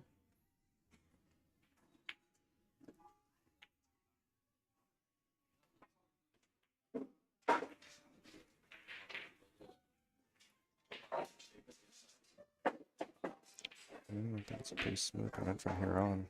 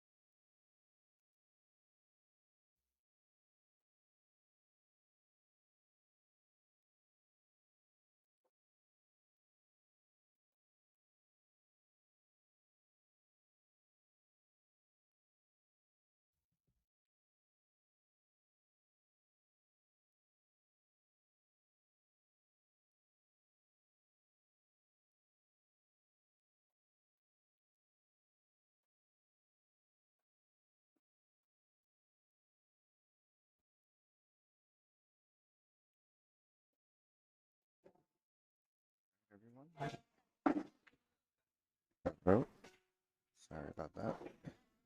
Short intervention, but we're back up with Darwin. Darwin going back 4-3, leading.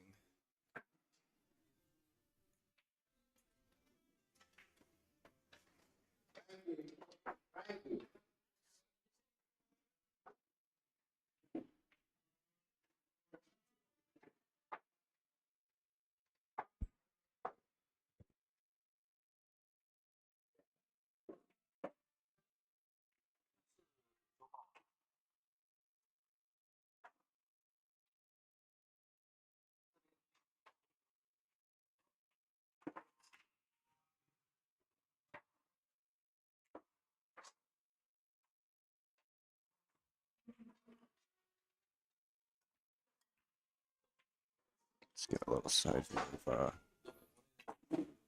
Darwin's breaking. Nice and strong, but doesn't look like anything. Nothing down the pocket. Christoph's got a little weird angle on the 1, but I think he can get past the traffic between the 6 and 10. Let's do a little bit of a side spin here. But unless you play the correct speed, you're going to come up way past your target.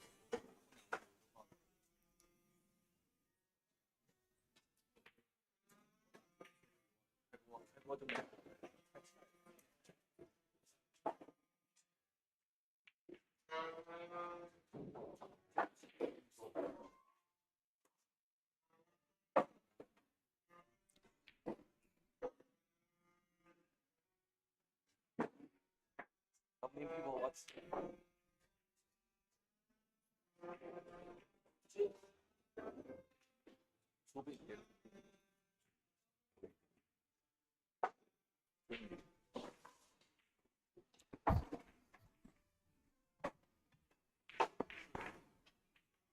Looks like Chris opted for the safe, which he is fairly successful, but I think Darwin sees a nice slice of the 1 ball. Not enough to pocket, but gets on it off the wall. Send it off the rail, bring the cue ball back up.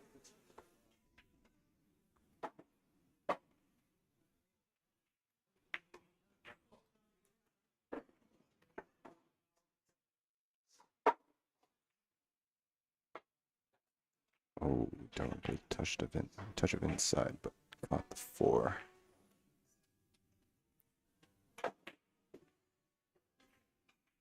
Got 2 pockets available for the 2 ball, but both shots are a little tricky to get onto.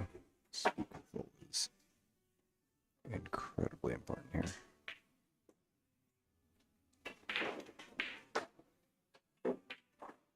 Him coming up on the right side, the 2 ball, less traffic. I think that's what he's opting out for. A nice stub draw. Actually, just draw. Very nice.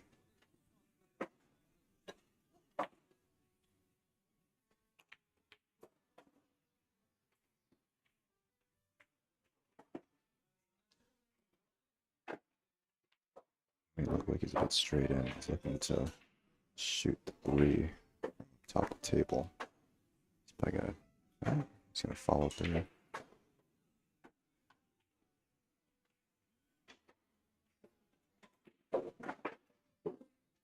Beautiful stroke.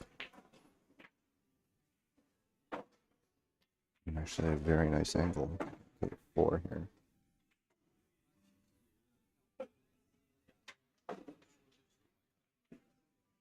It's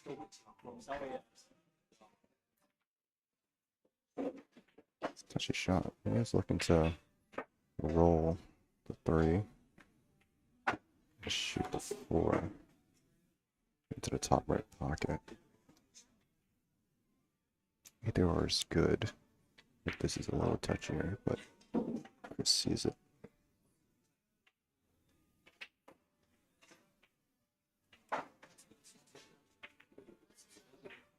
Very nice.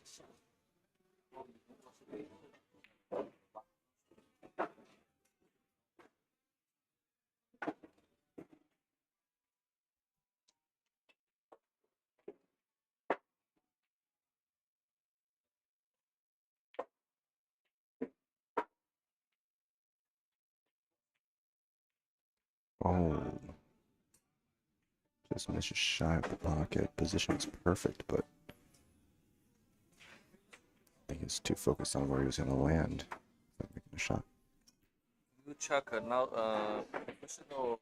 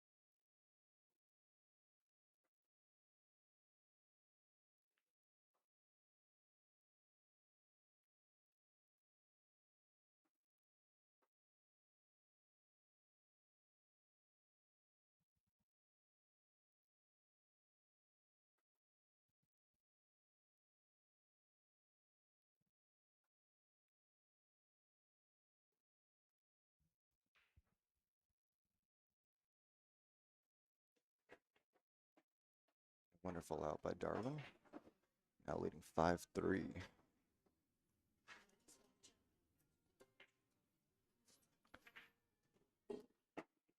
So, one more time.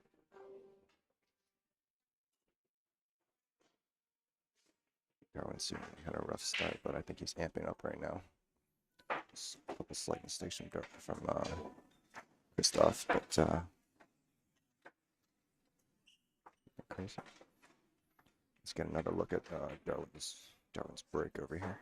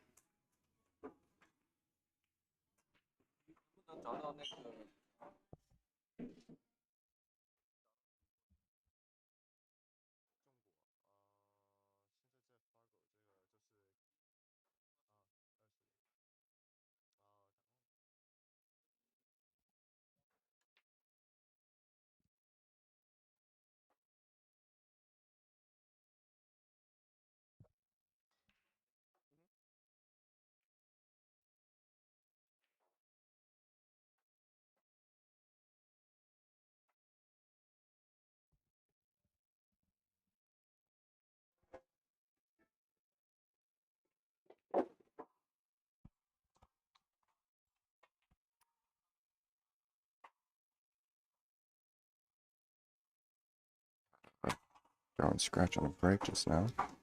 Christoph seems to have a nice open layout. No problems at the moment. Actually, the 7 ball does seem to be in a rough spot.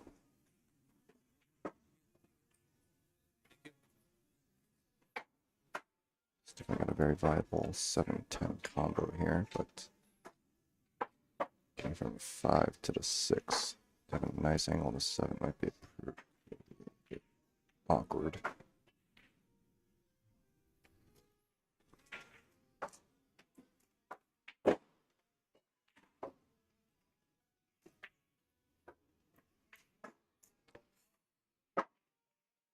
Ball during the 4 ball, but came off on the wrong side of the 5. Christoph has 2 options here. I personally like to go straight forward. A bit of top left spin. Right across. Back down. So that's what he's going to go for. That might actually be the only shot.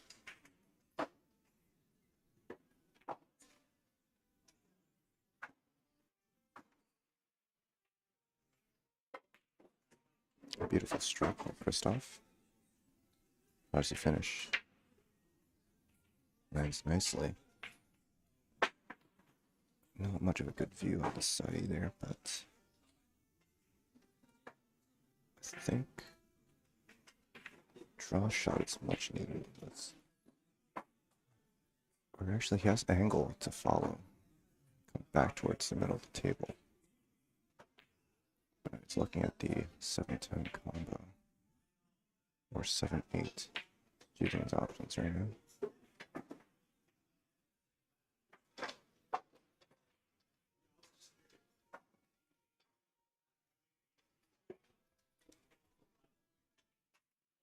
Something to draw.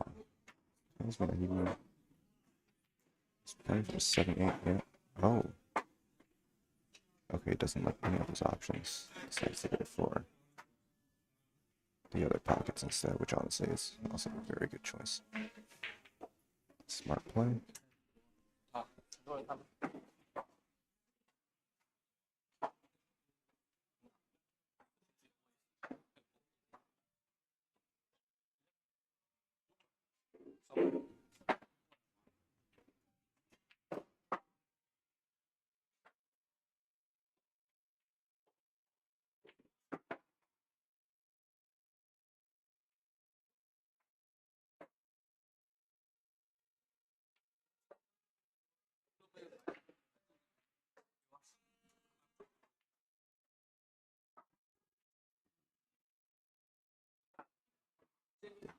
We wanted to got the point on the corner pocket there.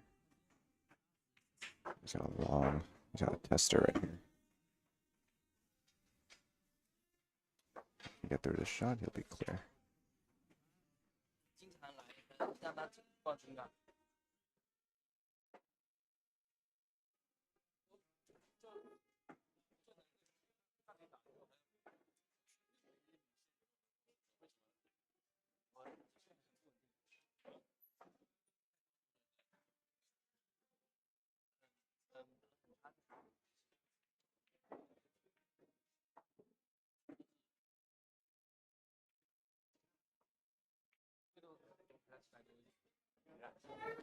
Christoph does miss the 9 ball. There. There's a clean sweep. He's going to be able to lead 6-3.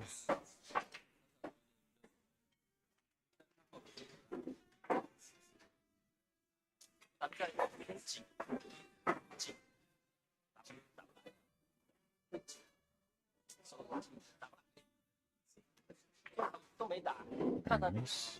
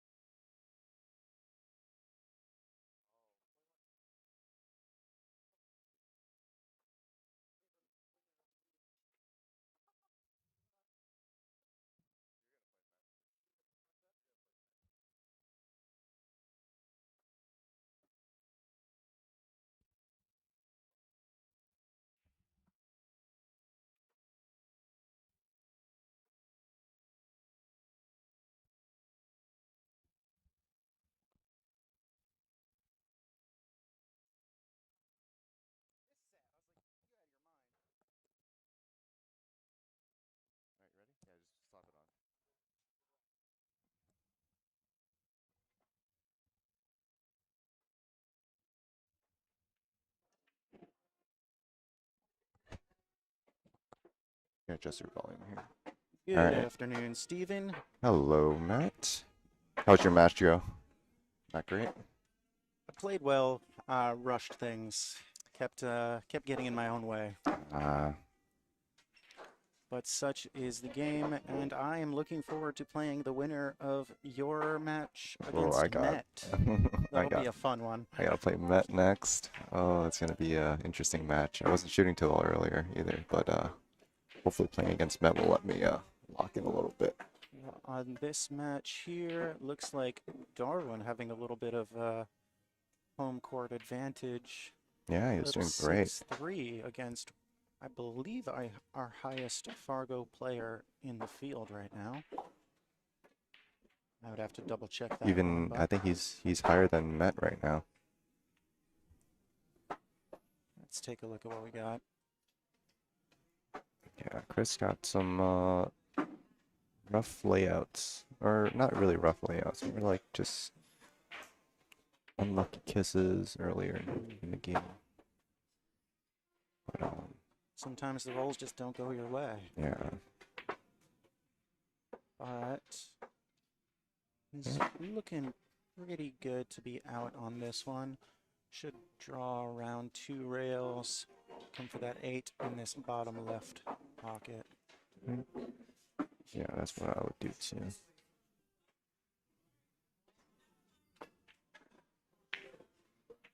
So just below center.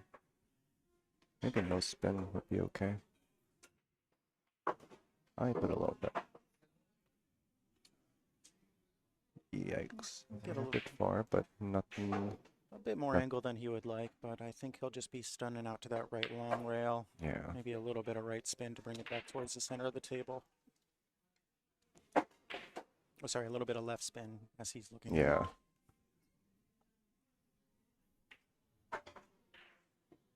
Question is right now, I think he's looking, trying to control the position on the 9 to the 10.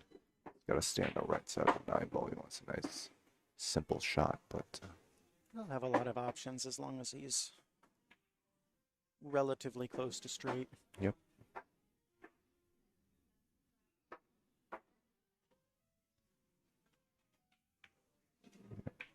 Digging down a cue ball. Don't want to play this one at too much speed. That's a very nice touch, and he's perfect.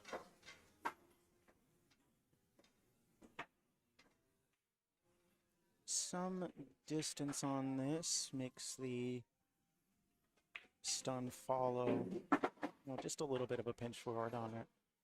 Slightly more difficult, but for a player of his caliber, shouldn't be a problem. Thanks. Yeah, I agree. Pretty well. Kill the cue ball. Right on top of the 10. Okay. Alright, It's always the danger is getting a little close to that rail, but yeah. Never want to stay the rail, guys. he is, I think, enough off straight that shouldn't be a problem to follow forward. Alright, Chris is coming back up. Trailing behind at 4-6. Now, I was playing in my match as this one was going on. What was the biggest rack differential in Darwin's favor at this point? How did you see how far ahead he had gotten? No, I didn't. Okay.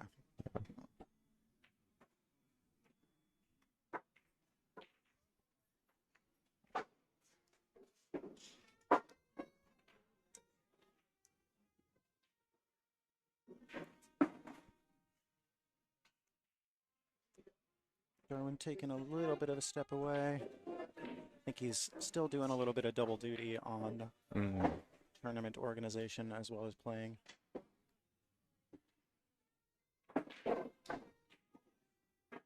Getting into rack number 11 with Chris to break.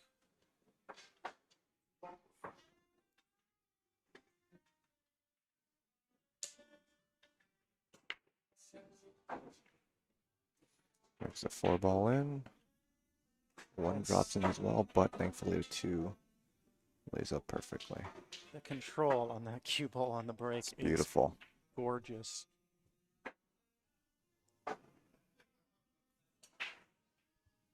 Yeah, quality control break is always better than putting too much power on it.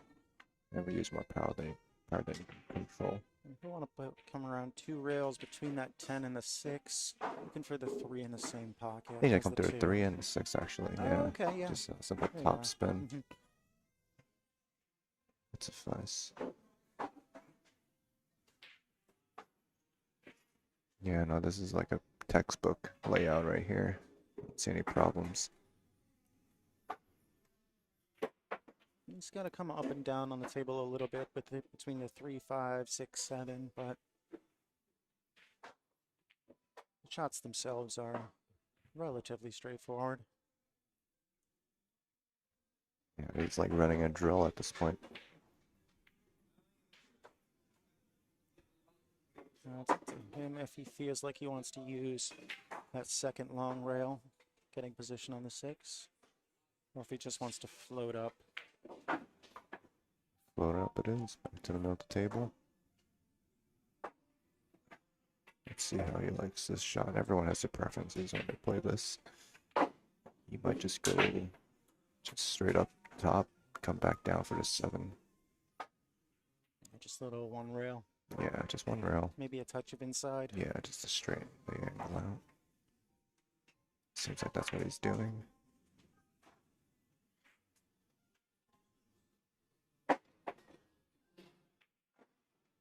Good call.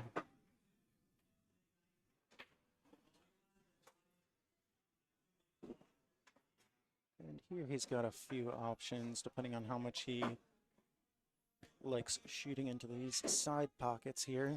I personally like drawing it into the left rail there, play the 8 into the side. Saw in the first set that we had on this table, the side pockets were not kind to either player. Definitely not. Chris actually had some misfortune with the side pockets. He was shooting great, and then the catching too many of the points. We'll see if that affects his decision on this. It It's very does not nice. seem like it does. Gets himself, looks like Beautiful side. as close as you can get to perfect on that. And looks Okay. like we're looking at a break and run for Christoph to get himself within 1. Beautiful rack. Alright, Chris is trailing 5-6. We have a game, everyone.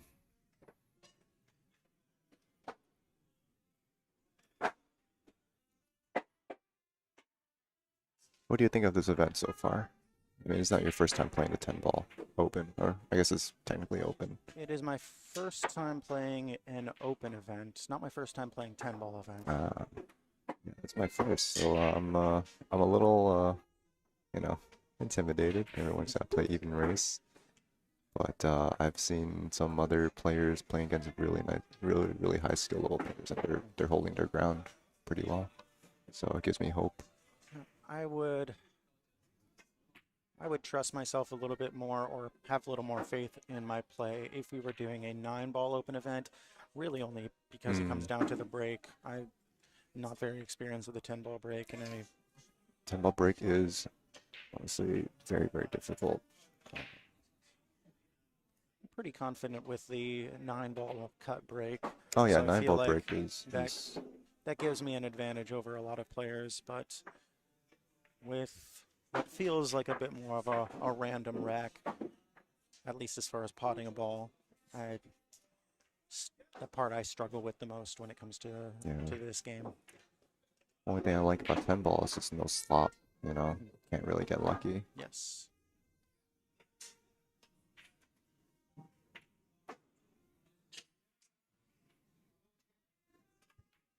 Now, who did you draw on your first set of the day? I drew Angel Martinez. Yeah. Oh no, I'm sorry. Angel Mendez. A great shooter. He has it's a 389 Fargo, but he was stopping me. Broken ran, I think, at least twice.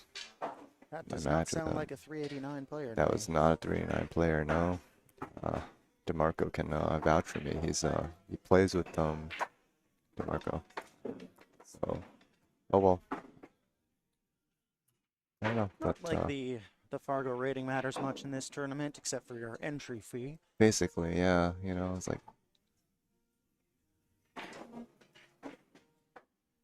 it's basically have to just ignore the Fargo rating at this point, you know. Otherwise, you get in your own head.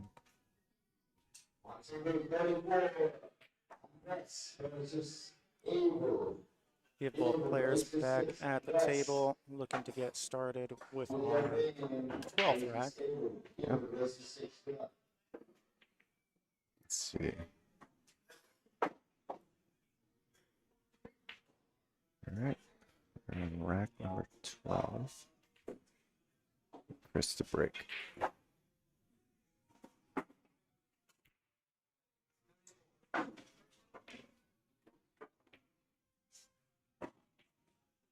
That's a nice shot number 1. 2 balls, a little Still a solid break, not as controlled with the cue ball as we've seen Chris. Off the break at least. One ball does go pretty easily, but position on the 2 is a bit more touchy. yeah. At the angle that it is, We still should have no problem getting to the 2 in that top right corner. However, with some traffic around it, position for the 3 might be a little tougher. So because of that, he decides to play for a thinner cut in that top left corner. smart play.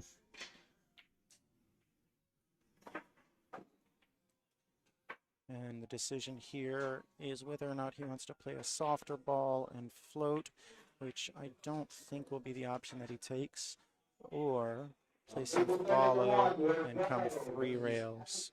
If he floats this, the 4 ball can definitely come into play.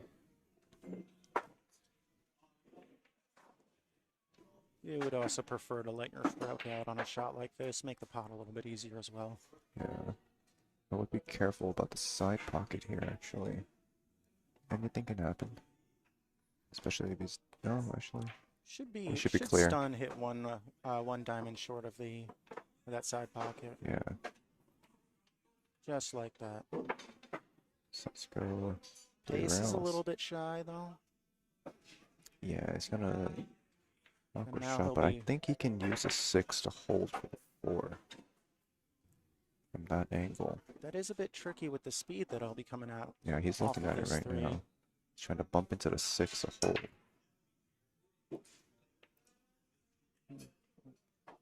Players of his caliber really try not to run into any balls unless absolutely necessary. So Yeah.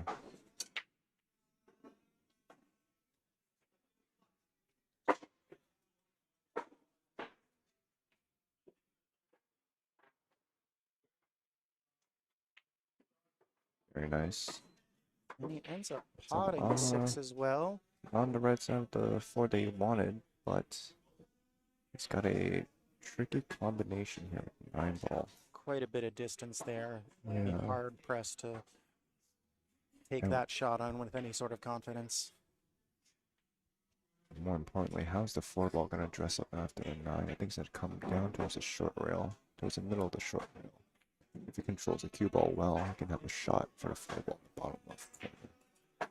From here, it looks like he would hit that 9 ball pretty full in the face. I think it's just slight angle. Let's see what he does here.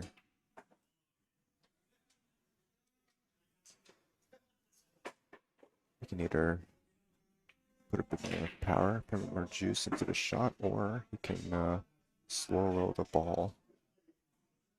I feel like this is a shot you'll play with a more of a rolling Yeah, I think so too. shot. Wow, solid hit. But yeah, 4 ball goes down to the bottom left corner. But thankfully he hit it beautifully. Can't ask for much better on that. Very nice. And Chris is looking like he'll put together a 2-pack, at least that I've seen. It's very possibly had a break and run before I got here. Yeah. He came back from a 6-3.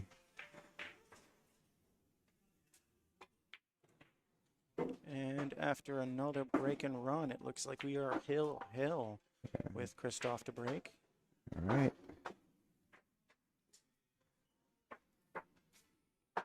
Hill going into the 13th rack. And at this point, Darwin is just hoping he gets to see the table again.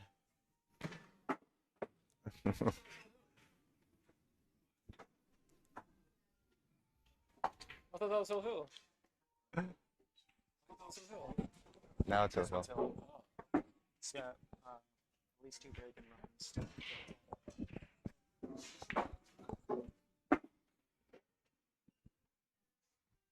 All right, rack 13. Hill. Chris the break. Let's see some controlled cue ball action right there. This is key. Beautiful control. And just stops right in the center of the table. And he gets a 9-ball and a beautiful shot. 2 clears the 3. I think this is a very viable run out. Depend a little bit on where he ends up on this 2. Yeah. Ideally, he'll want to be above the potting line. Definitely want to be above the 2-ball here.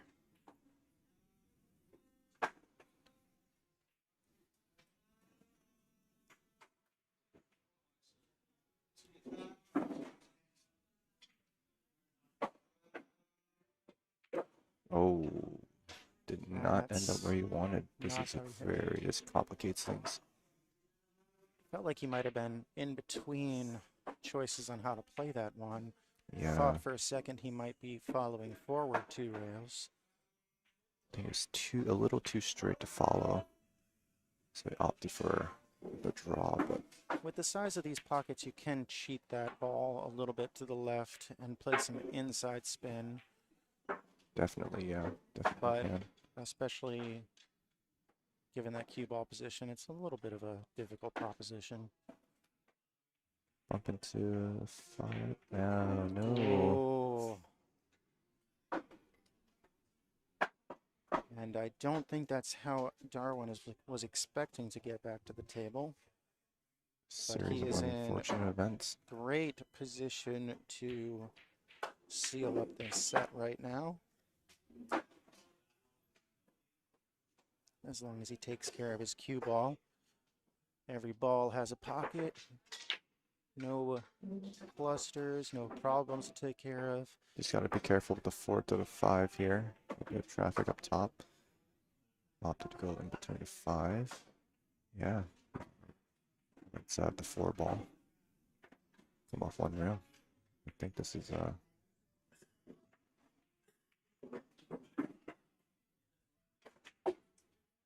Yeah, this is the only potential issue is somewhat awkward cueing with that 8 and 10 in the way. yeah. Also make sure it lands a little below the 6. 7's a bit above the side pocket. Yep. Play a nice follow shot here.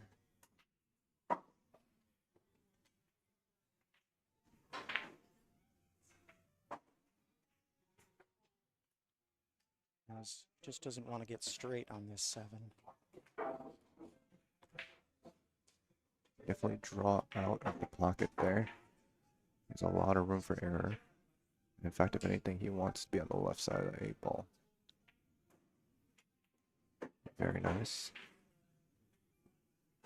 And from ball in hand, looks like Darwin might steal this rack and And this the set. match. Okay. That complicates things. I think he is straight in, or at least pretty close to it, in Very this close bottom to right just corner. the corner pocket, yep. Felt like a little bit of nerves on that one. Oh! And Darwin misses the shot in the corner. Hangs the 10 ball, and that is game for Chris Neumeier. Definitely that shot on the 8 ball, kind of ski shot there. I'm surprised he didn't draw off the side rail and back underneath the 10. I think that was like a I 10 have split put run out. myself in that position several times where I you're think- just and I think it's You're Commentator's curse, you a know? little bit on that one, but that did feel. I think at least what's happened to me in that position is you're worried about overjuicing it, and Oh, then yeah, you just yeah. don't end up getting into the cue ball as much as you would like. Nerves may have gotten to him, but It was a roller coaster of a final rack. that was a great match.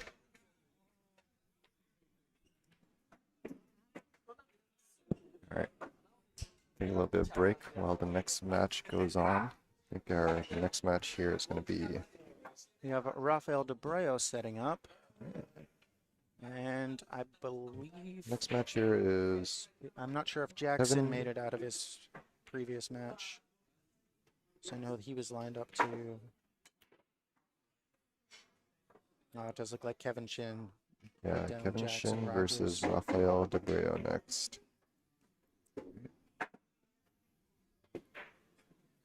We're going to step away from the booth for a second. We'll be back in a few minutes to get started with our Don't go anywhere. third match of the day.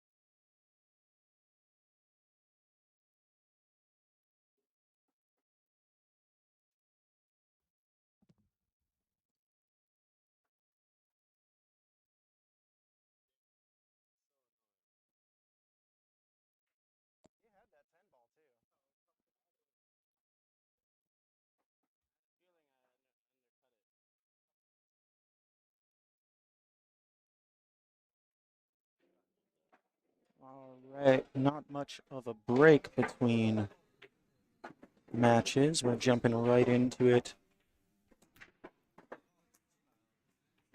with Rafael Debreo taking on Kevin Shin.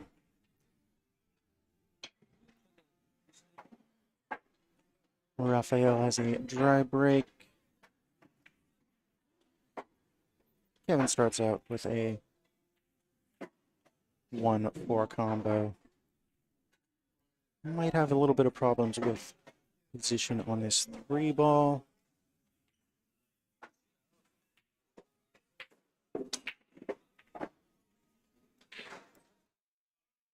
If he's feeling a little spicy, there is the potential for that 3-10 combo. But instead, he doesn't quite get to a potting angle on this 3. Unless he wants to spin this in, but I have a feeling he'll just be playing safe. Calling the 3-ball in this bottom left corner. Looking to get aggressive in this first match, but the double kiss was on.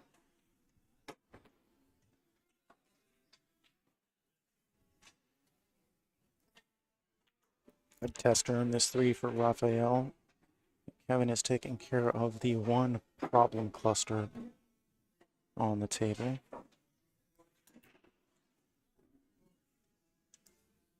So as long as Rafael makes this, I think he should be able to be out.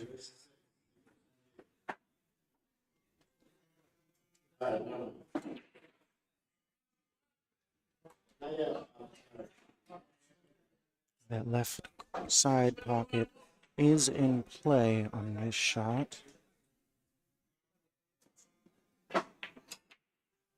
Overruns position, but a beautiful pot on that three. These tables do play a little bit faster than you might expect. And Rafael was on a bye from the first round. So this is his first time seeing competition on these tables.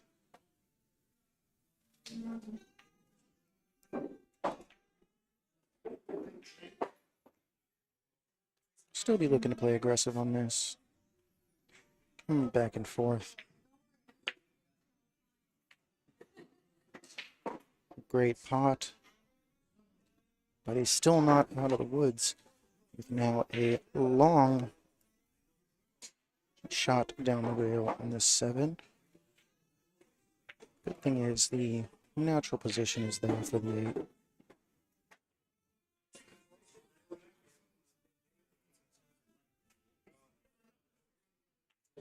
And they say that, and that was as long as he didn't get straight, which it does look like he has ended up. He might have to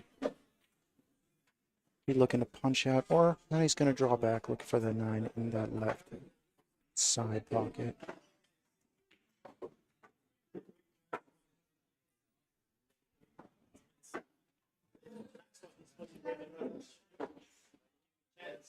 Well, it looks like he could go with either that corner or the side pocket, depending on which one he's more comfortable with.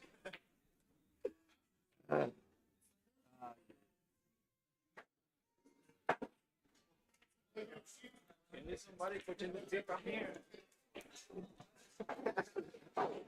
He's eyeing up his tip like he had a miscue on that one. Couldn't quite hear it, but he is roughing it up so he doesn't let that happen again.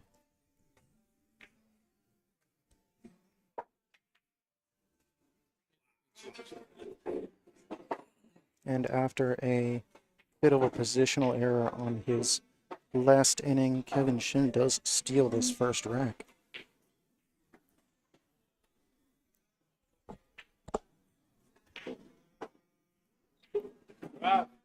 Rob. Papa.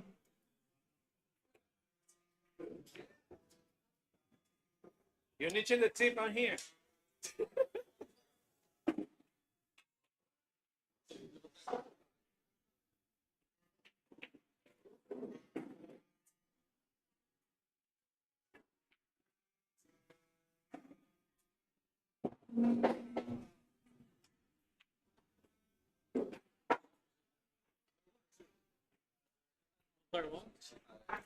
Yep.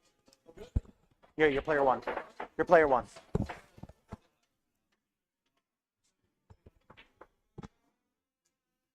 And we'll have our first look at Kevin's break.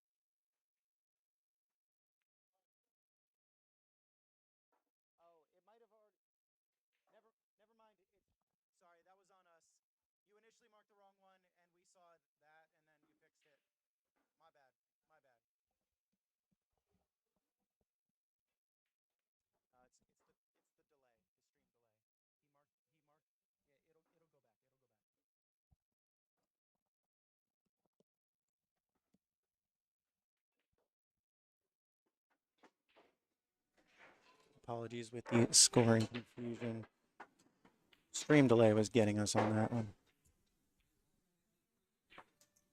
But after the break, Rafael was looking at a jump on the 1. Looks like he might have fluked a safety on this one. Kevin will be looking to kick 2 rails, trying to pot this one.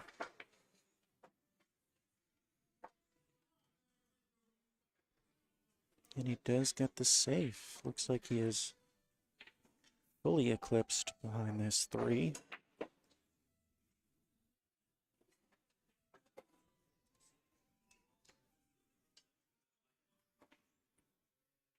Going back for the short cue.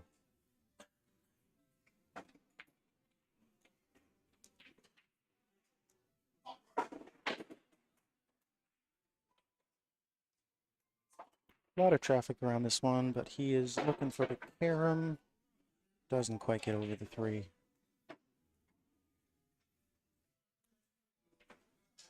Being that stretched out over the length of the, or half the length of the table, did make that significantly more difficult.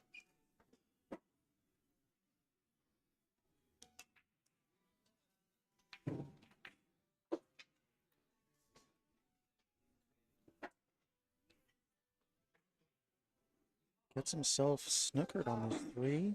Oh, not quite. Never mind. A little bit deceiving, the view that we had there. Even raise 6, table 22.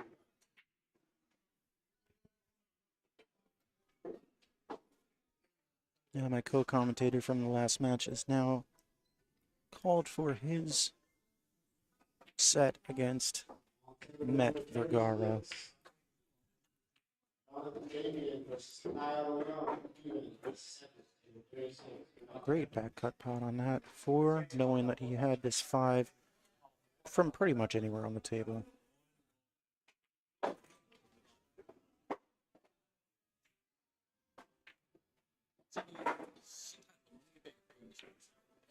And in the 2 matches that we've had so far, I've seen quite a few positional errors overrunning their spot. These tables do seem to be playing faster than expected for a lot of our competitors so far.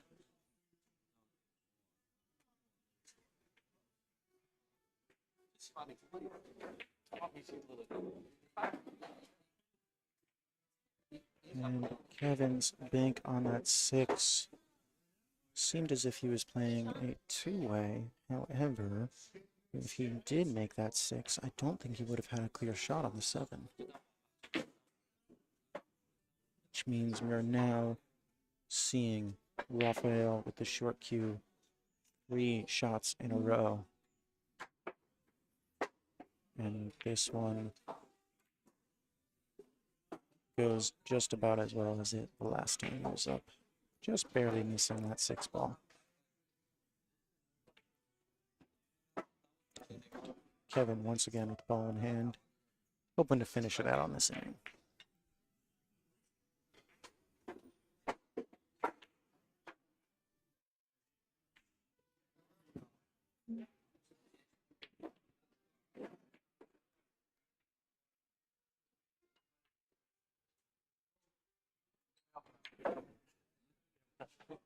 We'll have to do a little bit more with the cue ball than he would like.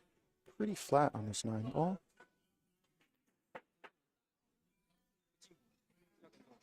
But he plays that beautifully.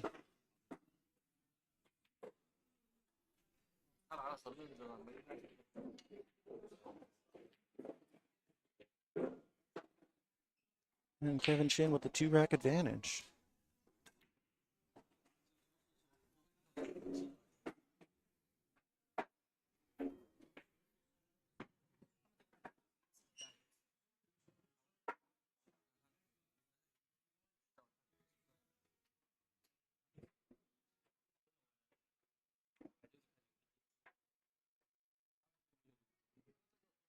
And Rafael Debreu, I guess, recently back in the U.S. from East Asia. I believe Japan is where he flew in from. I'm sure if some jet lag is impacting things for him right now.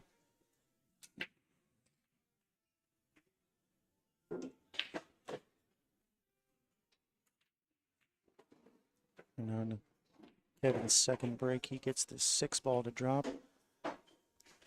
But no clear shot in the 1 with the 10 ball directly in his way.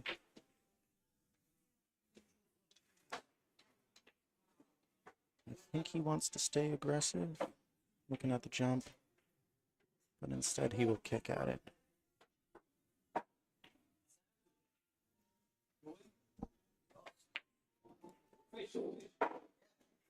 Opting not to push out, he gives Raphael a little bit of a tester on this one. He'll want to draw back, stun off, and draw back off this right long rail.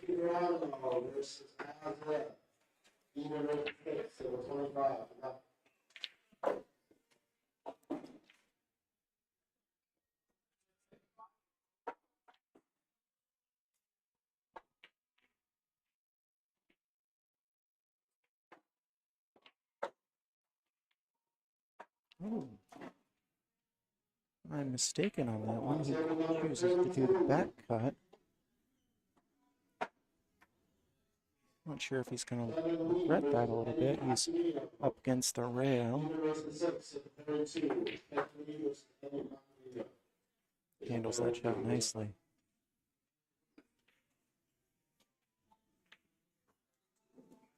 Still not settled into the proper position. Still needs a few recovery shots.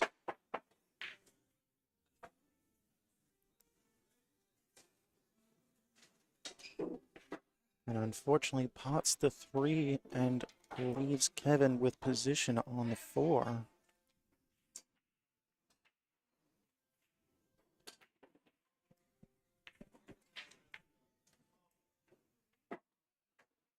Friendly kiss off the 5.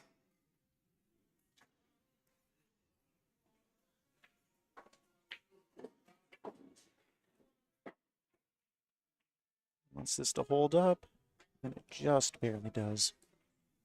Another half a ball rotation. He's behind the 9 on this 6 ball. As it stands, he's looking pretty good to be out on this rack. Some minor trouble with the 9 and 10 being so close together. He wants to stay on the left side of this potting line for the 9 ball. But still as close to straight as he can get while still being on that left side.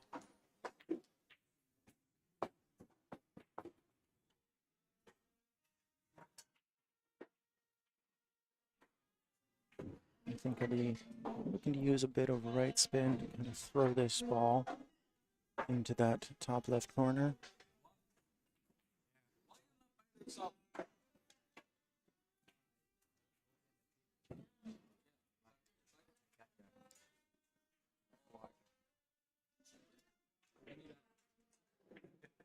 And Kevin is now 3 up, taking all 3 of our first 3 racks.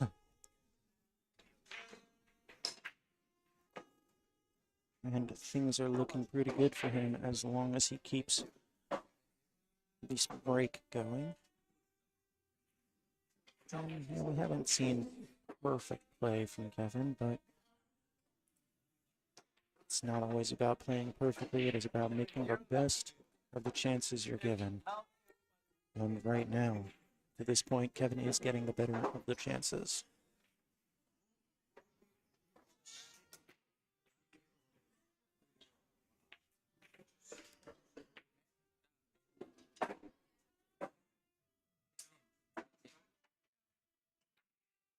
Kevin's third break is dry.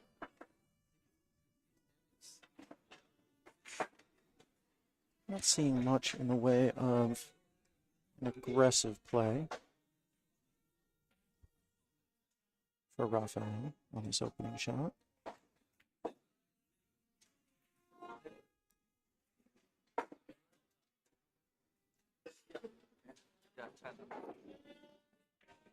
He does manage to thin that 1 ball into the side pocket. Dresses up nicely on this 2.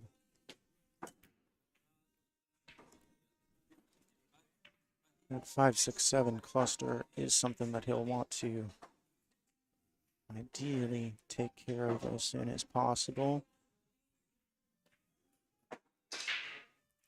5-6 combo is doable, but it's certainly not trivial.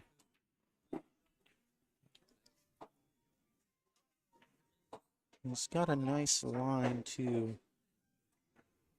Carom into those balls if he wants to. It is a little bit tricky considering where the fort is.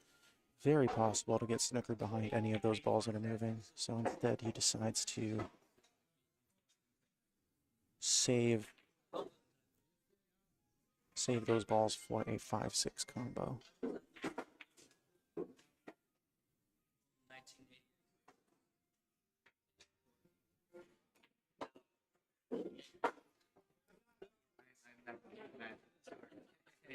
Plays a carom shot, which unfortunately doesn't work out for him. His 5 no longer has a pocket. So I think he'll be thinning this one. Try to get the cue ball down behind the 10 or past the 10. Keep Kevin away from an aggressive shot on this one.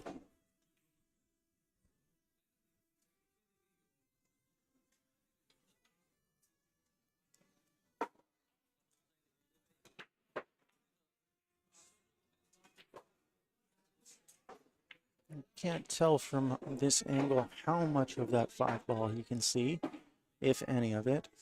Should be looking at going rail first on this one.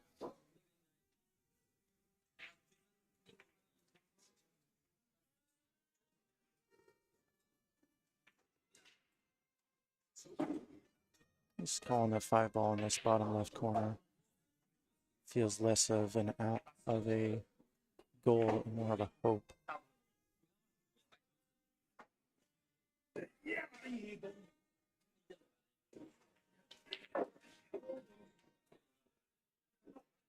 Kevin does get the roll on that one.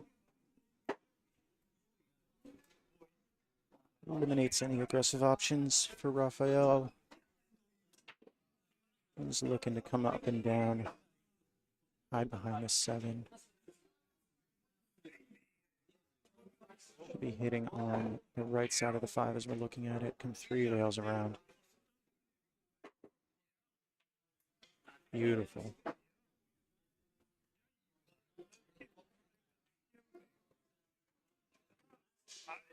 And let's see how Kevin does with the short stick.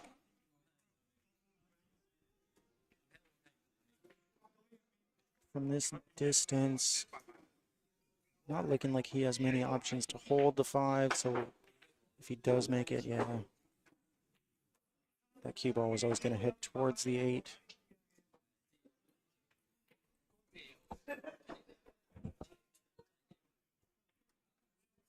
This is looking like a good opportunity for Rafael to get his first rack on the board.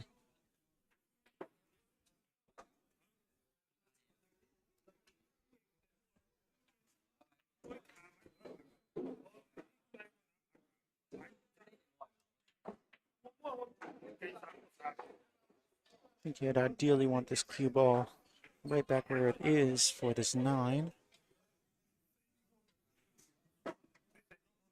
And that's looking pretty good.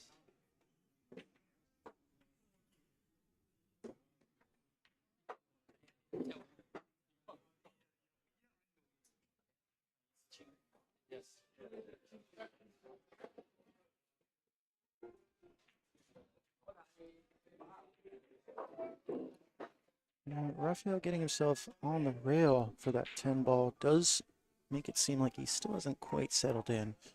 But getting that first rack might be a good kickstart towards settling in on his game. Breaking for the first time since the opening rack.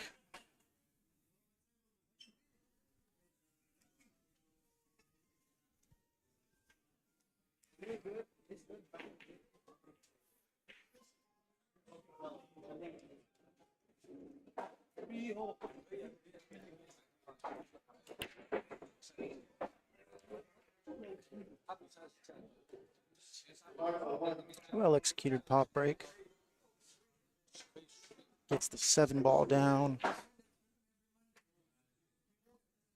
Got a thin shot at the 1 if he wants to take it on. He's got some traffic to contend with if he wants position on the 2. We would potentially look at him come into that top left portion of the left long rail between the 3 and the 8.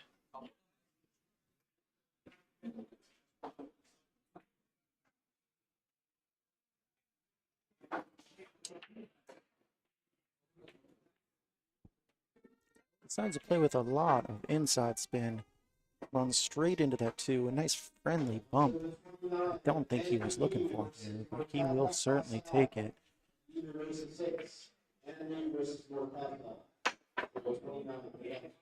Still not quite in position.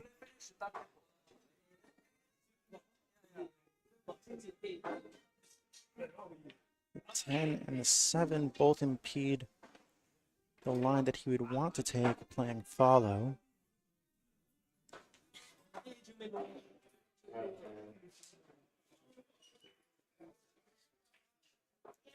See if he maybe draws back, takes a longer straight shot on the 3, or if he wants to come short side on this 3 for the 3-9 combo.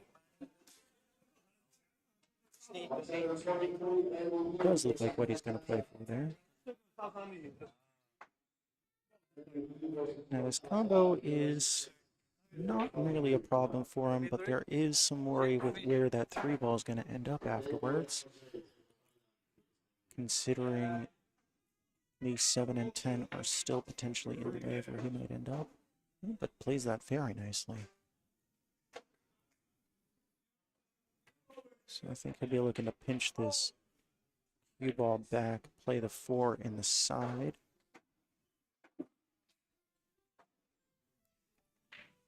We got a nice view of that between the 7 and 10.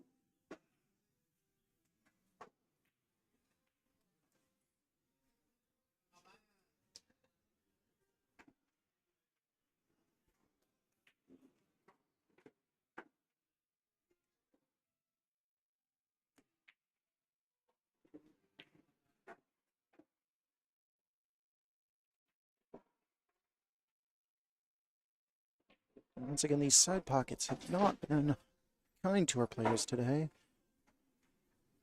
I think this is when you would normally put a decent amount of power into, and he still feels comfortable doing that.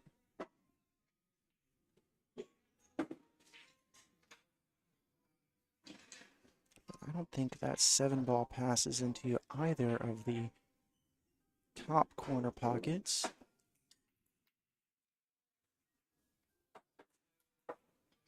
So he'll be looking to play for, I think, the 7 in this right side pocket. There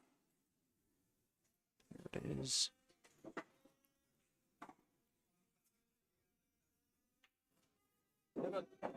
And we're looking at our first break and run of this set.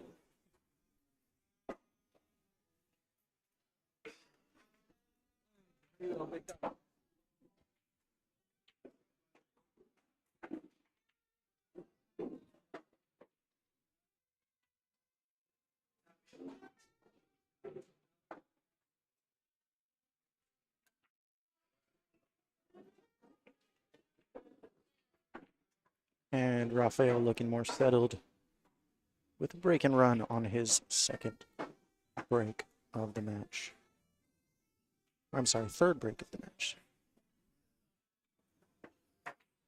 On table number 33, Rosado versus even versus 6, so 33 up.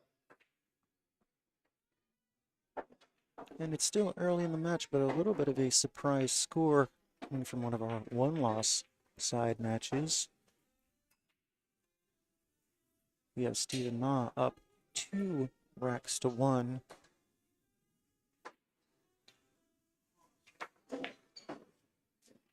Against the sexy old man.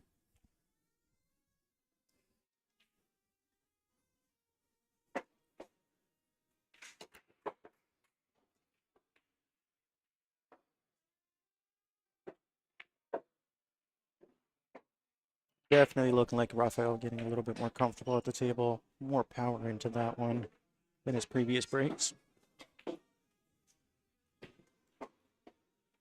And a fantastic shot at this one ball.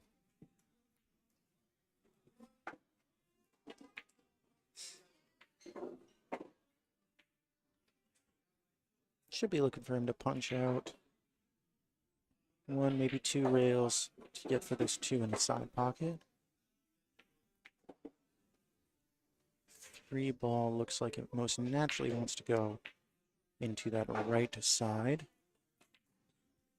It might be on the wrong side of this too. That shake of the head from him does look like that's the case. Follow inside will get him back down to where he wants to be.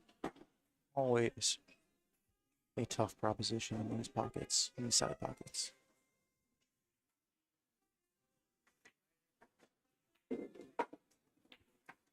He executes it nicely. I think that looks like he will have no choice but to run into this four. Won't be too much of a problem. It'll push that four closer to the pocket. No, never mind. Angle deceiving me over here. Instead, he gets nicely onto this four ball.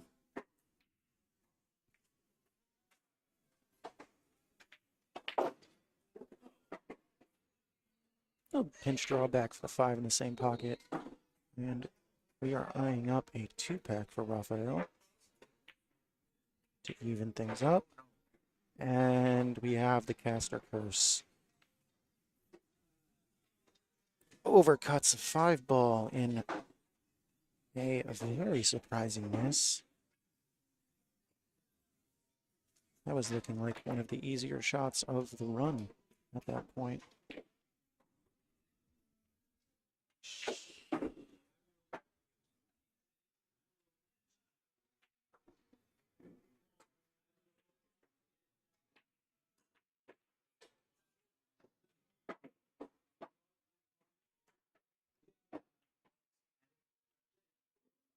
Evan, for his first time at the table since rack number 4. I'm sorry, since rack number 5.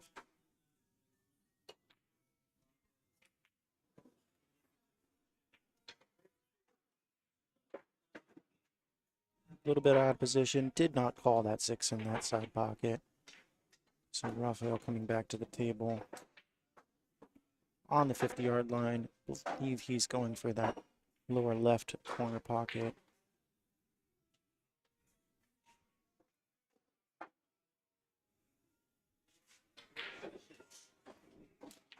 We want to play this off 2 rails.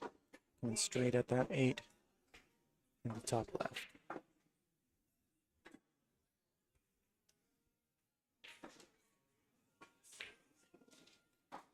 He chooses to let his stroke out a little bit.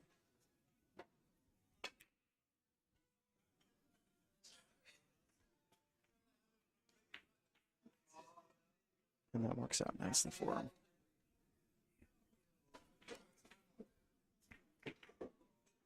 And after a surprising miss on what looked like a sure thing of a run out, Rafael gets back to the table. And it seems like he's going to finish what he started. He is now all tied up. 3-3. Both of our players having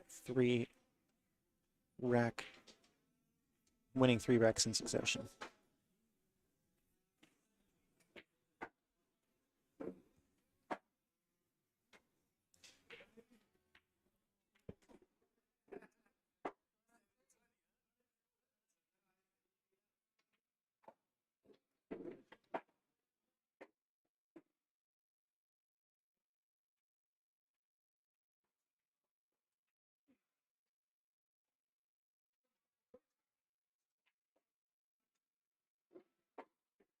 Rafael to break in rack number 7.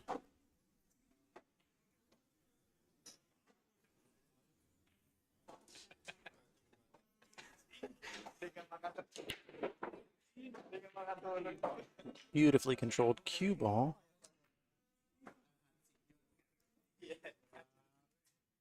But nothing drops for him.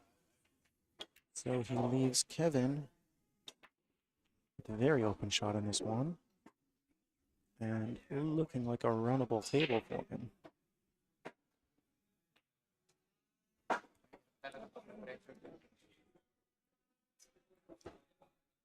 And rather than playing a draw and coming between the 3 and 5, he decides to play it with inside. Doesn't get quite enough spin on that cue ball. Snookers himself here.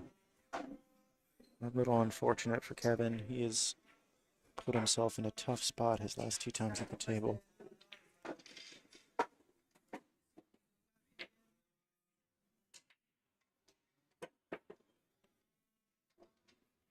Possibly nerves getting to him a little bit. He has overcooked that jump by some piece. Flies clear over the 2.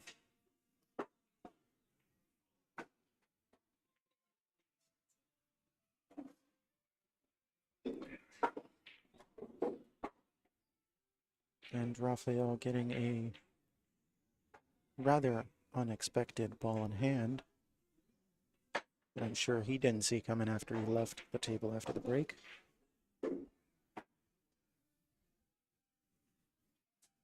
Simple follow forward, just using a natural rolling cue ball.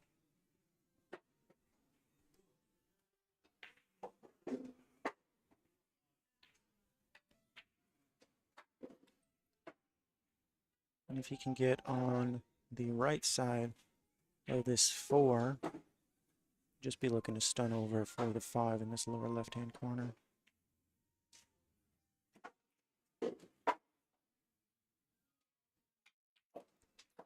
He's looking a bit straighter than he would like, and that head shake says it all.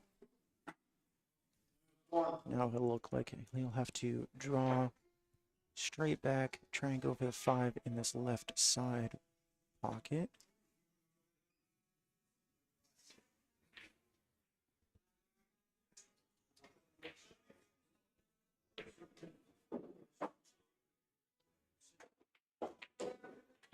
Puts a lot behind it. He still wanted that 5 in this lower left corner, but doesn't quite get there. And I think we'll be looking at a safety play now.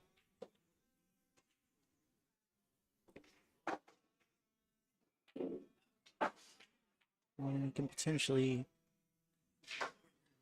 hit this 5 pretty full on the left side, send it up 2 rails. Oh, nope, he does the opposite of that, sends a cue ball in that direction. Guess he could see more of that, or he had more of that side rail than I initially thought.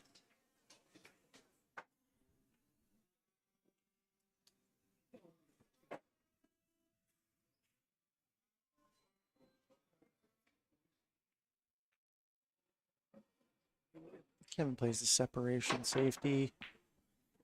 Was hoping he could get that 6 in between those 2, but as it stands, Rafael can see that whole 5 ball.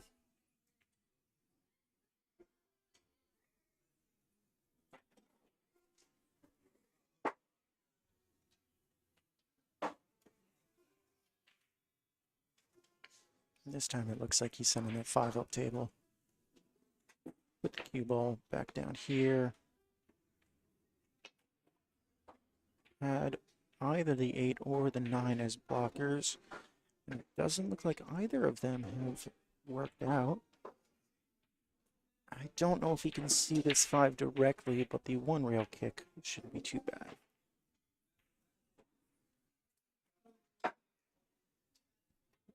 Kevin even thinking that it plays in this left side rail if he hits it right.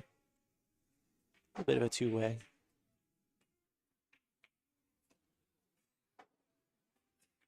And that's not how he wanted to hit it. Comes off the complete wrong side of that 5 from where he was hoping. A little bit too much spin. And leaves a long pot for Rafael. And depending on how he's feeling, he could be playing this with rolling cue ball, maybe a touch of inside to come 1 rail for the signal or left, or he could stun around. He does neither. Runs into the 6. Friendly kick to leave him with his 6 in the side. Certainly not what he wanted. He's not out of the woods. It's looking pretty straight on the 6. Remains to be seen if that second ball passes the 10. But now he chooses to punch out. Try and get this 7 in the top right corner. About as flat as he was, he doesn't, or he's not able to get out as far as he would like. And the 10 ball comes into play for this cue ball after contact.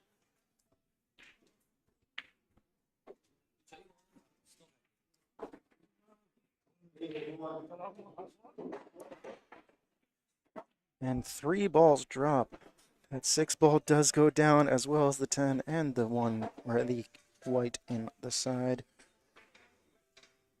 That means we spot the 10 and Kevin gets ball in hand looking to break this tie, go up 4-3. Nick Scholes versus Pascal Crane, even versus 7.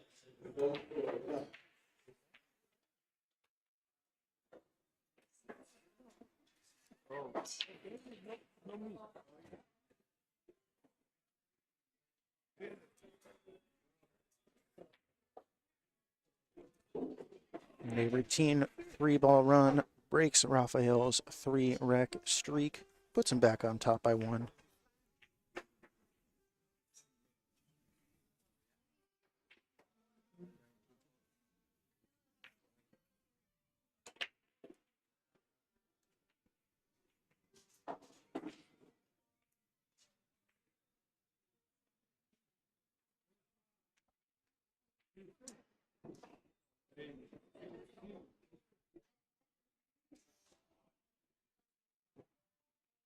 And Kevin Shin to break in rack number 8. Just when it looks like each player is getting a little bit of momentum, and self-inflicted errors knock them out of it. And nothing doing on this break for Kevin.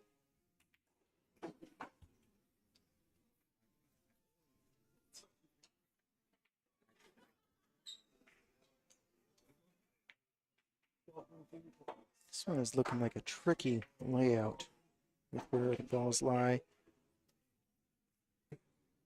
6 balls in that upper right quadrant, creating a whole mess. But a beautiful pot there. Potentially overrunning position, and now if he's going aggressive, he's playing this 2 all the way down in this bottom right corner. I think the safety is more of what I would like to see from this shot. A lot of traffic there. But I guess a little bit of a 2-way there. Expecting that if he did miss it, he would have some blockers.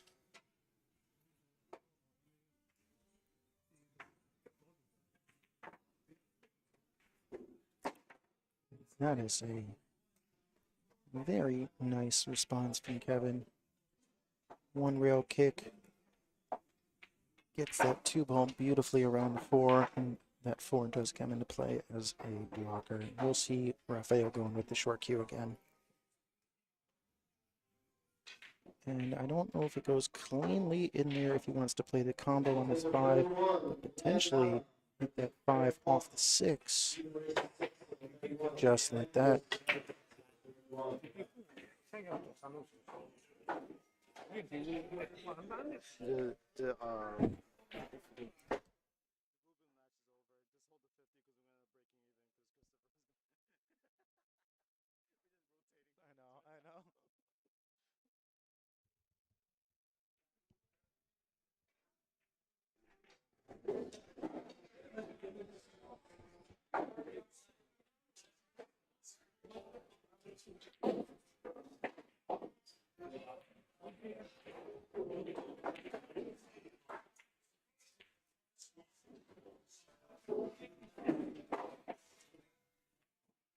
looking like a tough decision here. Rafael seemed happy to let the game on table 25 take precedent. Plays the shot beautifully. Give himself a nice shot at this 3. I think he'll be drawn straight back. Doesn't want to go too far, maybe about a foot or so. Chooses to let the stroke out, punch out between that 9 and 10.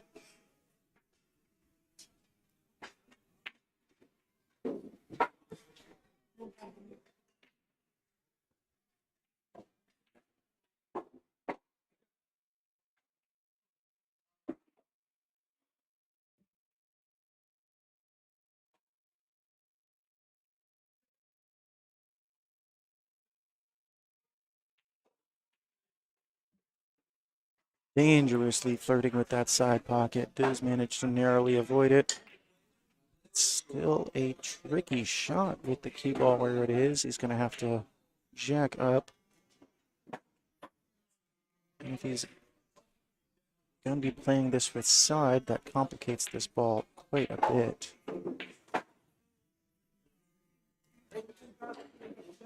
And he's very fortunate to avoid that 10 ball there. Seems like he's back in line. Looking to tie things up.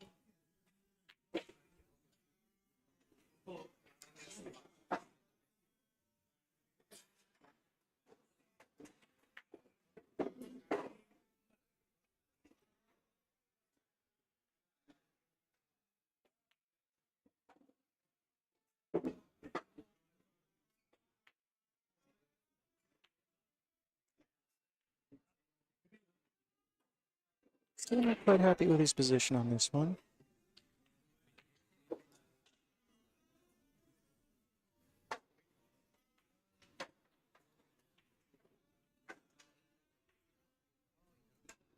And when he's been out of position just ever so slightly, it seems like he's been taking different decisions than I would take in his position, but he is also a significantly better player than I am, so I trust he'll make the right decision, but it does make it difficult for me to predict what he's going to be doing here. Choose to play it soft, go for that 10 in the same side pocket.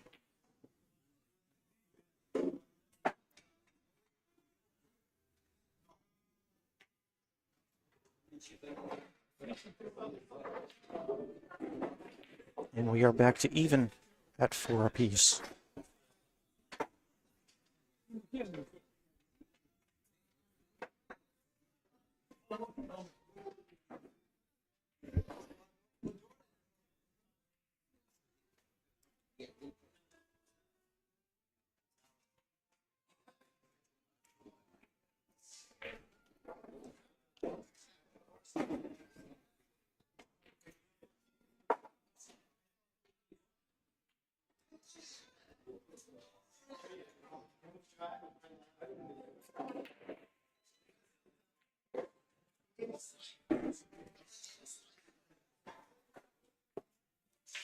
Rafael to break in rack number 9. Gets a 9 ball on the side.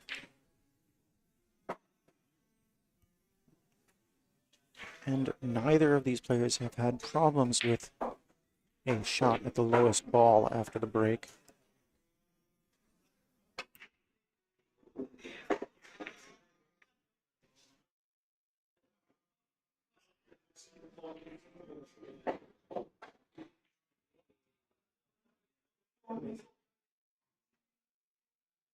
Let's see how he's feeling. On this one, one does look like it passes by the 6. And I think he'll be looking to play 2 rails, or the 2 in the bottom right corner. But once again, the 3 ball is a bit of an issue. And so is that mechanical bridge.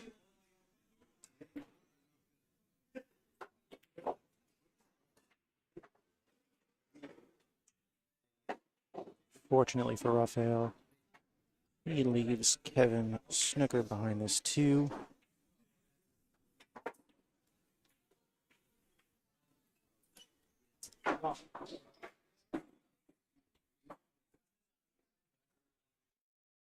It's 4-4. He hasn't marked his score. 4-4.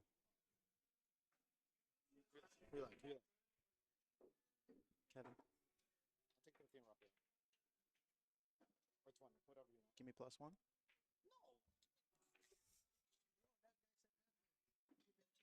No. We already hit it. If he gets 2 games. I'll give you +1. Alright. 50. It's 2 games. It's fair. It's 4-4, yeah. And it's 1 game, so gotta be changed.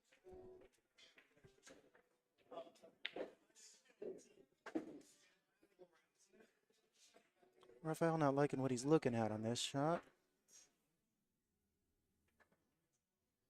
Haven't been a whole lot of safeties played in this set, Table 26. so he'll be looking to get aggressive, I imagine. Table 26. Good luck. He's choosing the thinner back cut in this lower right pocket. It means this cue ball is going to be leaving with a bit of speed.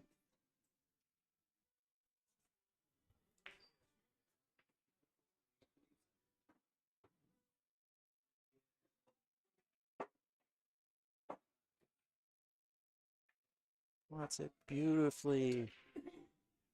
And goes around those blockers quite nicely, but he's still unhappy because he is on the wrong side of this too to go in the side pocket. And I think the obvious shot here is to roll forward a little bit. Actually, now that I'm looking at it, no, he's not going to like the 3-7 combo. The 3 does not have a pot at the top of the table.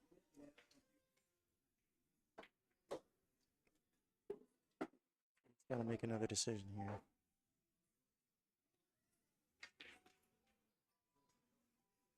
If he wants to let his stroke out, he could play a bit of low right, come off his bottom short rail at that first diamond towards the right-hand side of the pocket, or to the, on the right-hand side of the rail.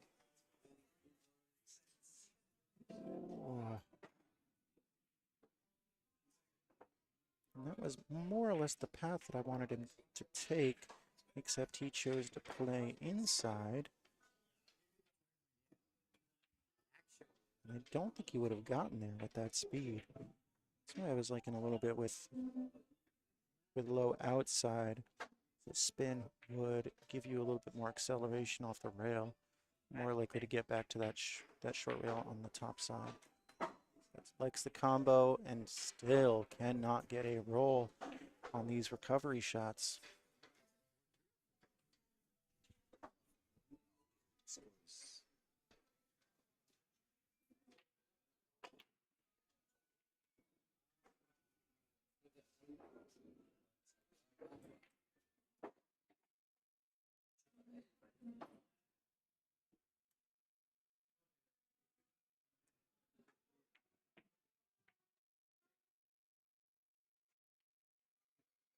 And it seems like that was one,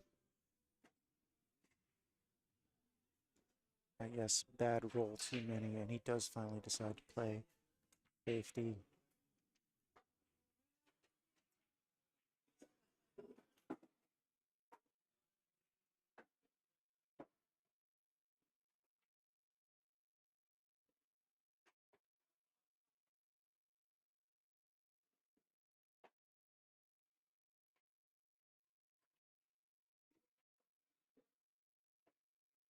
Now Kevin was playing that 3-railer off the jump.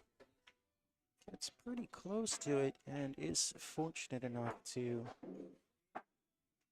not leave at least an easy pot when there's 3.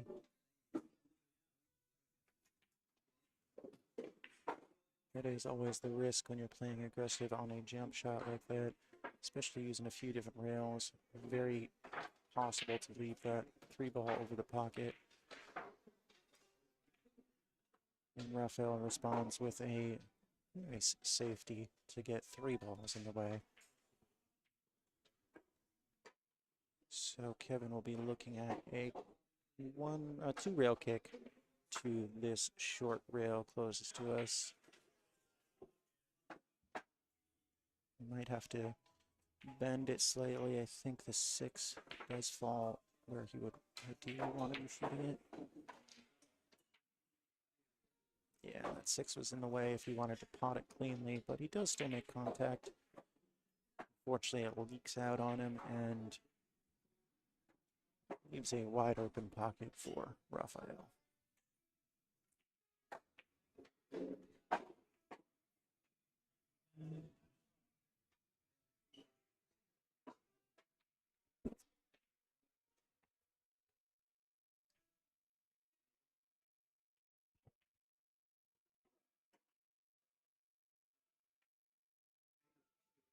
He is choosing to draw back. Gets it very nicely past the 5. Good little punch out.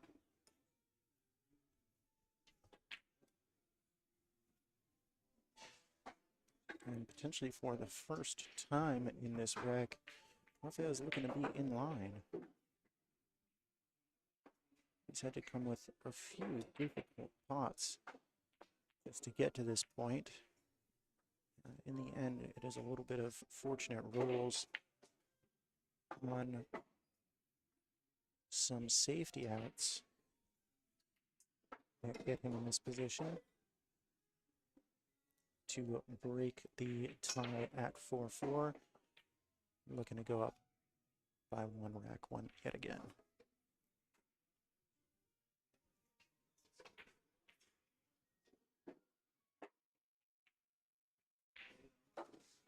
Actually, as I say that, I'm realizing this would be Rafael's first lead of the match. We had Kevin go up 3-0. Rafael responded with 3 of his own. And then trading racks over the last 3 means that Rafael is now up 5-4 to break in rack number 10.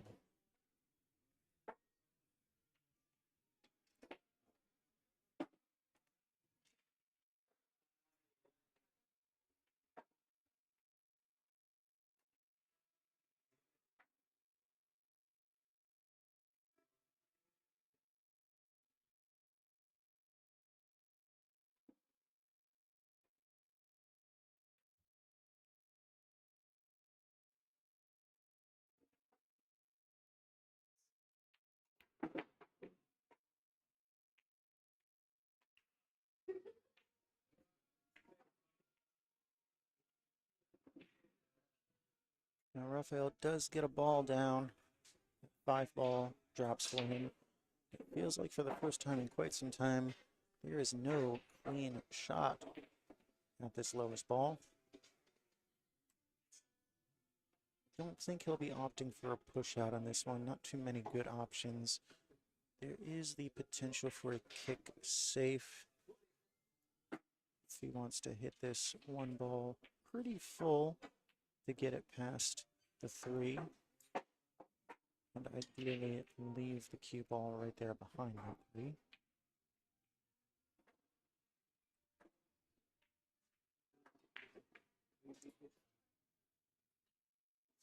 Touchy shot, but very doable for him. Of course, using the mechanical bridge makes it all the more difficult. Not the lockup safety that he would have liked. Kevin does have an easy kick out.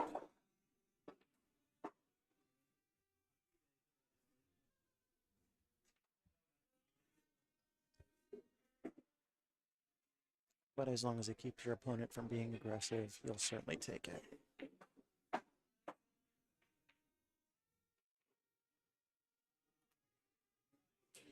What a shot for Kevin.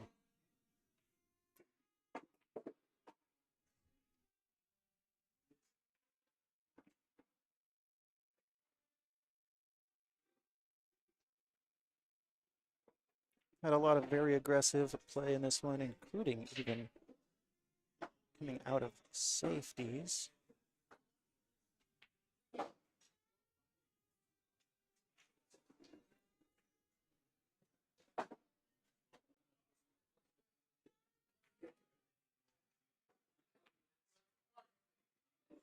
Kevin is looking pretty good now to tie this one up again. It's not the position that he would have liked, but it is still a very makeable ball. I'll take the number 22. Jackson Roger versus Tashi. Even raising six, table 22. Good luck.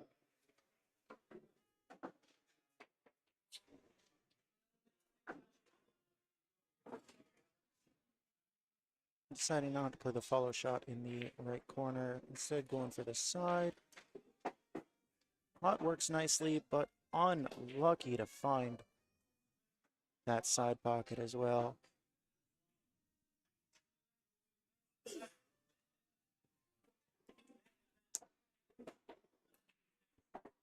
And it looks like will be signing off.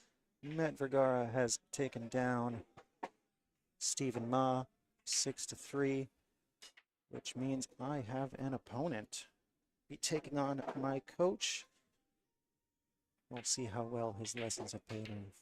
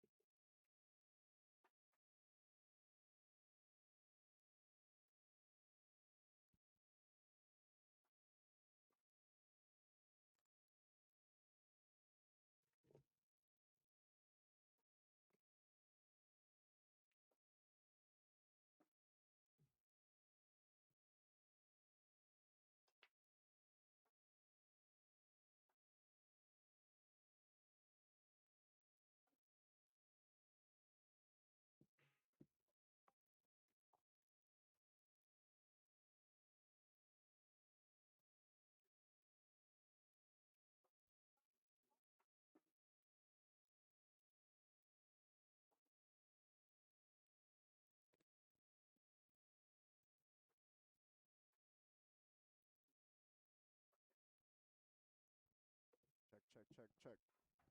Hello, hello.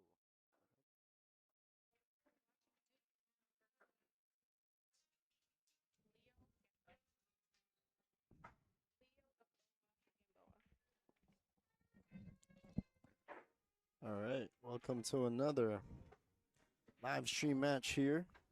Hello, guys. It's Amanda Andrews in the stream, commentating. And Darwin Vergara. We're watching Duke Lamb, otherwise known as Duck Lamb, versus Leo the Boa Gamboa. Yeah, this should be a fun and quick one for Yeah, sure. Duke Shazam. What's the As- over under for time? I think 30 minutes max 30 minutes. for this set. I'd say 35 to 45 minutes. Pick one. Okay, I'll take Leo. Okay, Leo is straight in on the side pocket. And this is call shot 10 ball. Yes. Is it call safe? It's not call safe. That's gonna take way too long. Okay. And this is a one-day tournament at Carom Cafe Billiards in Flushing, presented by the MVP Tour. Yes, ma'am. Looks like Leo got himself in a predicament here. Gonna Yeah, have to jump over this 4 ball. but knowing Leo, it's a high percentage shot for him, I would say. It's makeable. Yeah, I would say so. Needs to get a decent angle on this 5 ball though. Yeah, he needs wants to break out that 6 ball. Exactly. Oh, Wow. Rolls on rolls on rolls. look at that. Look at this. He's And gonna with get perfect position to break out the 6. exactly. Oh. A little low right here. Should bump the 9. Just like that. Perfecto. And I Right. think this rack should be in the bag for him. Should be. What do you think he's gonna play on the 8 ball? Well, he can go back and forth here, or he can just roll it in. But I like going to the other side of the 8 ball here. I do as well. So he can get a good angle to come back up for the 9. Now this might be a little weird. Yeah, he got kind of straight there. Yeah, so he might have to settle for this 9 ball in the side pocket. All right, let's see how it goes, because that might be a tester. He could also choose to draw back into the rail and spin it off. Right. No, he accepted his fate, and he got kind of wonky. Yeah, he got on the wrong side of this 9 ball. He was positioning to go to the top left corner, Yep. but now he's gonna have to use the right rail here. Yeah, he's gonna try to draw back and forth to get position on the 10 in the same pocket. Oh wow, Hits it pretty good. he hit that like a champ. All right, one ball left to go here for Leo. Let's see if he makes it. And he Nice. drills it. He's gonna take the early lead here, 1-0 against Duke Lamb. Everybody's playing even to 7, and this is a winner's side match. Yes, this is the 3rd round match actually. Nice. Leo, by the way, is a 664 Fargo. Duke Lamb is a 654. Oh, Player wow. 1. And we're doing 1 on the spot 10 ball rack, Yep, 2 and 3 in the corners. and we have a full field. Yeah, we actually more than a full field of 32. We had 51 today. Wow. Definitely a Lots. better turnout than usual in terms of open tournaments. Yep. I expect those numbers for split bracket tournaments, but People are getting brave. I love that's that. good. Yep. Showing some heart like me. More people are challenging themselves, like yourself. Or 90-something Fargo in the house. Yeah, man, and you won your first match, so congratulations. Thank you, thank you, thank you, thank you. All right, so Leo does have eyes on the 1 ball. He can cut it with position for 2 in the side, followed by 3 and 4. I don't really Yeah. see any major problems here. It's just this is the key shot actually, just to get to the 2. Yeah. I have to go under this 3 ball. Oh, looks like he's gonna survive. He nudged it. He's getting nice rolls. Yeah, it's a good roll for him. Open Gamboa Bakery.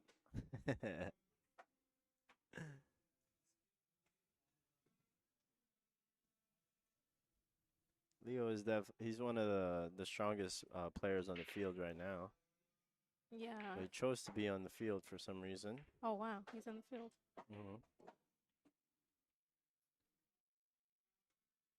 But he has a pretty open table here. He's got a really nice stroke. Yeah, it's nice and smooth. His confidence is getting up there too, so he's just playing better and better.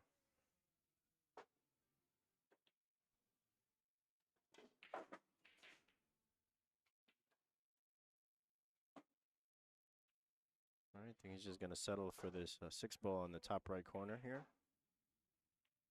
Yeah. Just a little draw for the 8 in the side, 9 in the corner, 10 up top. Yeah, pretty easy layout here for Leo. A little wonky on this 8. He might have to draw this back. Play the 9 ball in the bottom left corner, just like so. Now you can go 1 rail forward here, try to get close to the 10 ball. Yeah. He played some spin on that. He got perfect. All right, this should put him up 2-0. Well, it's kind of hard for the lamb over there sitting. Yeah, I think that was a break and run, right, from Yep. Leo? Yeah. Nice break and run there from Leo Gamboa. I guess Duke is kind of wishing it was alternate breaks at this point. Yeah. Maybe like for 600 and over, we could do alternate break format.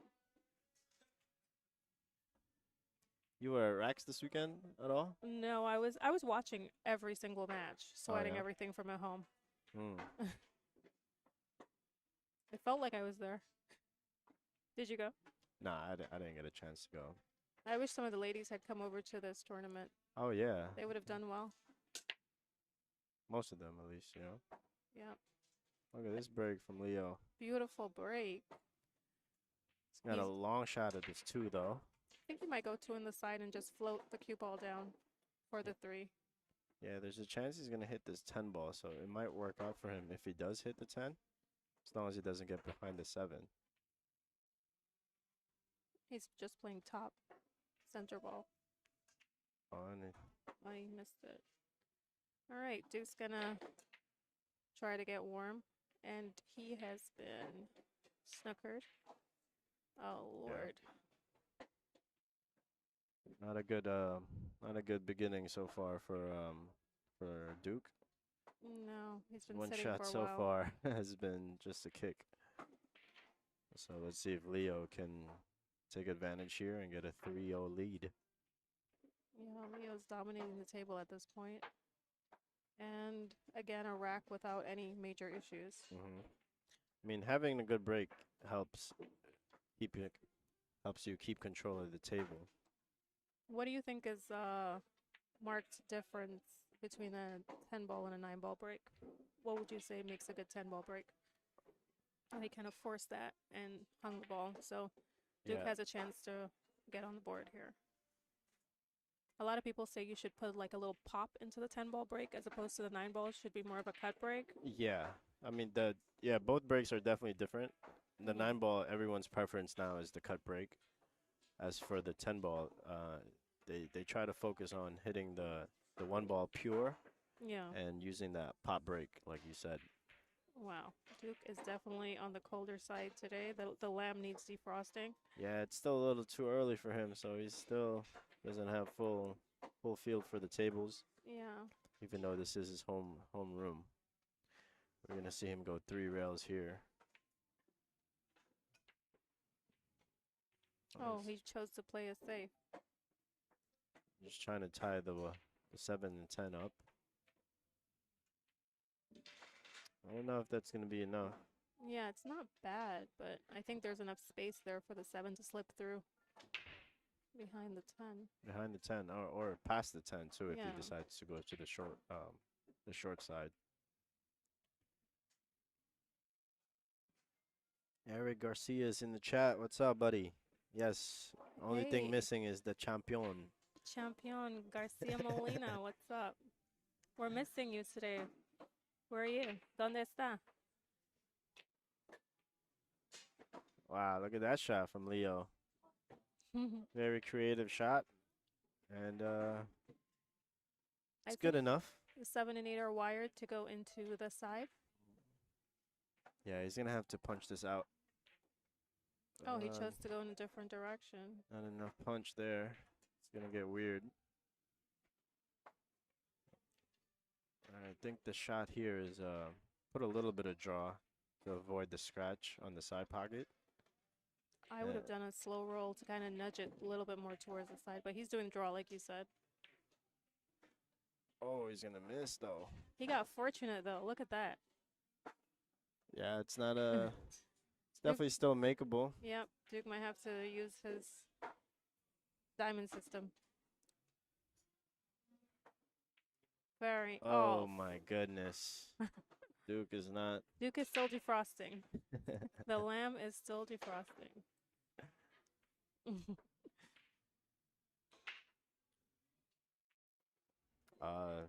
Eric says he just came back from Virginia. Oh, nice. Landing in New York now. Vacay. It's good to get away sometimes. We Gives took you a a different... flight to Virginia. I don't know. When you got it like that. Yeah, that's right. That's Yep. when you're the champion. Yeah. Champion. You can afford a flight to Virginia. All right, Leo's going to be up 3-0 here. Early. Big lead early. On a race to 7, Duke needs to get on the board. Yeah, Duke hasn't really gotten any good chances here so far. Yeah, and when he has, he's gotten unfortunate. Yeah, he's scratched both times he shot, so. All right, there's still a lot of play left.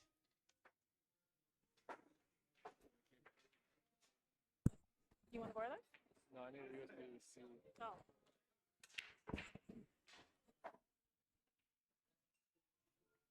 All right, Leo has an unusual dry break. Every break he's had so far, he's been making 1 to 2 balls. Oh, his iPhone. Huh? All right. No USB-C. Duke needs to... He can see this ball and make it. All right, he's getting into stroke. Now he can make this 3-ball with position for the foregoing 2 rails, but he has a lot of blockers to avoid. He chose to go the other way instead, and it worked out for him. Well, this 4-ball is a little tough. Let's see how he hits Might it. spin it in. What's up? Yeah. Well, in his inimitable style, he played it fast and didn't make it, unfortunately, this time. Leo has a pretty easy shot on this 4. He's probably going to set up for this 5-7 combination. A little awkward, no? Yeah, it's a little off. He's going to have to control this cue ball. Very nice. Nicely done. Even this is a little weird. Might have to go forward. Might hit the titty here. Or scratch, yep. Yeah, he drew into it, so. Yeah. Duke has a really good chance here. I can't really imagine anything. Oh, yeah, it's a big opportunity here for Duke. Yeah, stopping him from winning this point. He got a little weird on this 8 already. just because he's shooting so fast. Yeah, he just needs to take a little bit more time, like maybe a second. Yeah, instead of a microsecond, milli. yeah. Looks like he's going to get out here, though.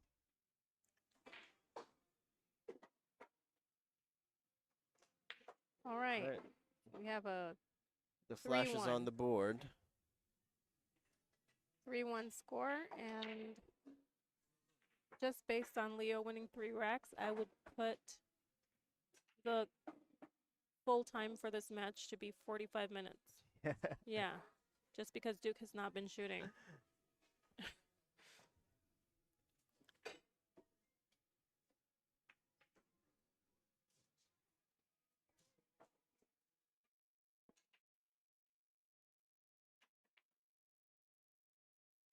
All right, let's see how Duke handles the 10 ball break.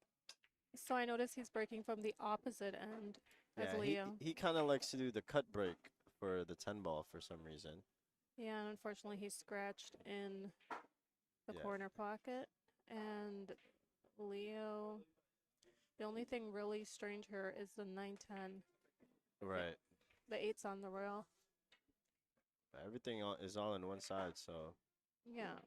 should be manageable here for Leo.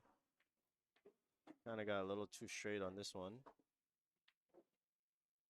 And that's why he got short on this 4 ball. He's going to have to punch this out into the left rail and Yeah. try and He's control it back to the using middle. low left English. Just like that. Good shot. Perfect speed. All right, I think he's okay just rolling this in or just try to hold the cue ball. He went aggressive, and he was rewarded with good position, and probably play the 7 in the side.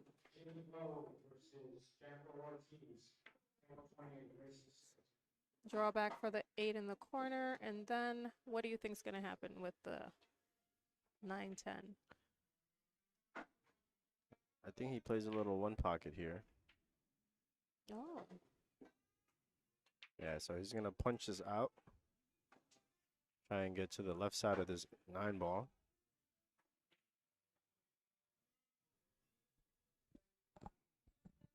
He's applying some thought to it.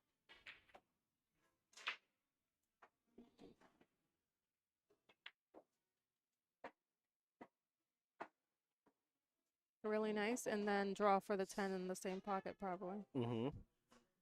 It's a little, it's if a he little touches, awkward. yeah, if he touches the 10. Yeah, I like, I might just follow this, actually. Yeah, exactly. Yeah, just like that. That was beautiful. All right, that's going to put him up 4-1 in favor of Leo Gamboa. On a race to 7.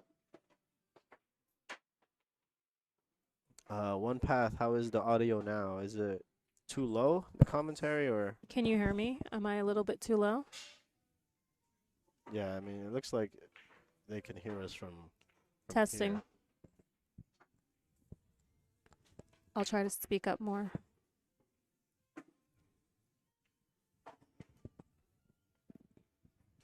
All right, so far this set has been all Leo so far.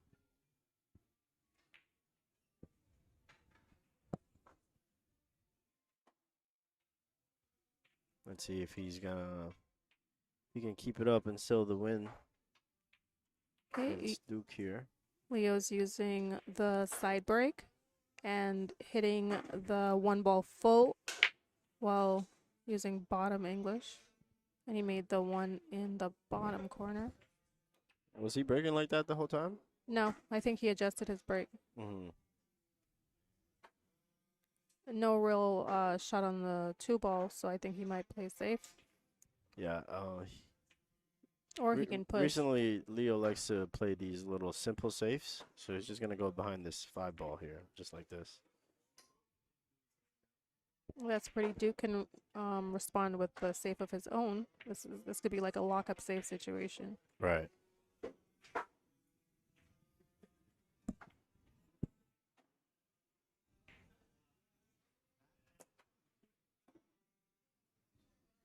No, it leaks out too much. Duke really needs to get a hold of the rolls on the table.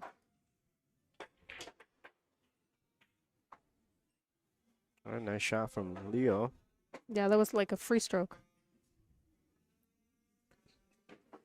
Needs to punch this out a little bit, create an angle for the 4 to the 5. That was nice. He might go 2 rails back up. 1, 2, actually, yeah. Yeah, 1 or 2. For the 5 in the corner. Oh, He's he gonna chose go to to go the the other side. way. That's not a bad idea. It's gonna make his position for the 6 much easier. Oh wow, missed Yeah. it. A lot of people find side pocket shots a little bit more difficult, especially when the cue ball is on the rail. Yeah. Duke is not getting any good shots here so far, even when Leo misses. Doesn't have a clear shot at this 5 ball. Yeah. And he's And- choosing to play aggressively. But Yeah. he got a roll there. Yeah, Duke kind of deserved that one after all the rolls that Leo's been getting. Leo's gonna play a kick to the corner, but it might go two ways. Kick it and stick it. Wow. Oh, look at this. Wow. Duke has no luck. And Leo's getting all the rolls and all the luck. And Leo actually called that. Yeah. So Doesn't matter how it goes in if you call the pocket and the ball. That's it. let's see if he can make another one happen here. Gonna try and go behind the 10, but he ends up a little short. All right. Let's see if Duke can take his time and run this one out.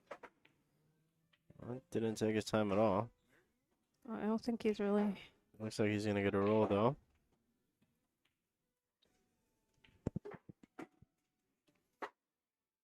Leo did play the similar kick on the 5 ball, so he might do the same thing here. Only thing he's not calling a pocket, so this will be a save. Yeah, I didn't like that one. Yeah, Duke has full view of the ball. He can make all of these balls. He's more than capable.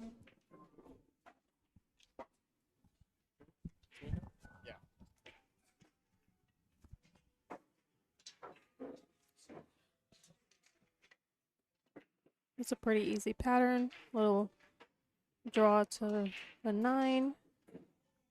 And draw again for the 10 in the same pocket. Oh, he's choosing to follow, which works just as well.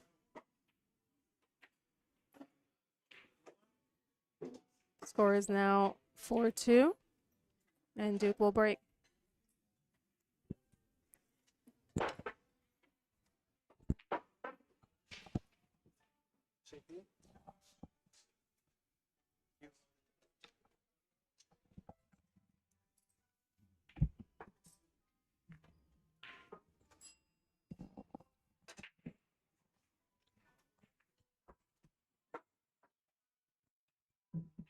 All right, let's see if he switches up his break because he scratched on the last break.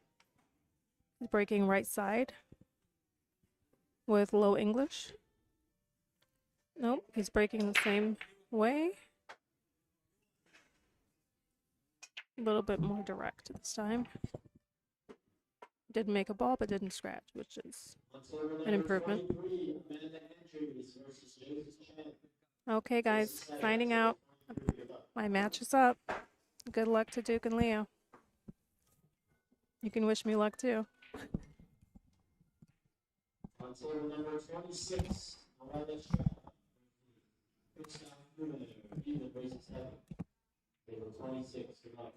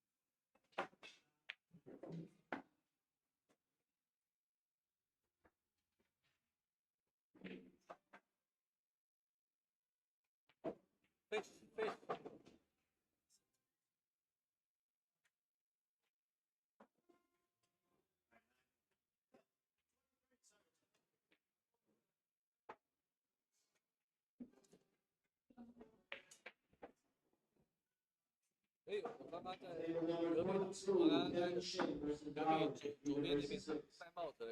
Table 22, good luck.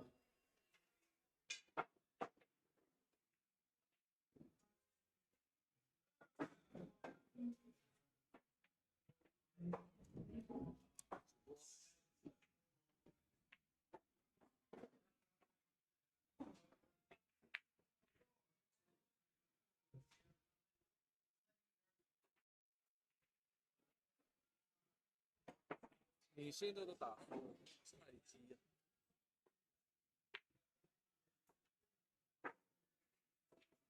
是啊，那个600那个很强，就第一轮输的很冤，第一轮打那个小孩我输的太冤了。那个 John 今天被那个 Jason 干了7-0了，Jason 太毫不留情。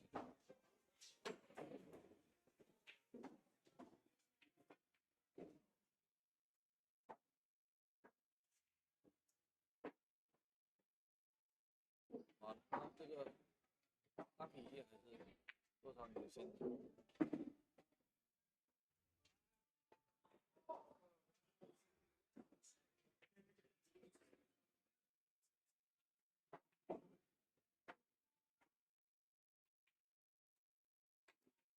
这场球，洛克出杆太高了。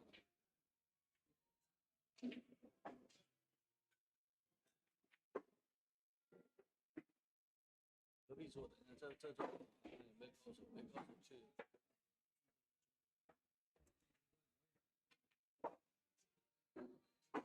给你周边的中国的赛，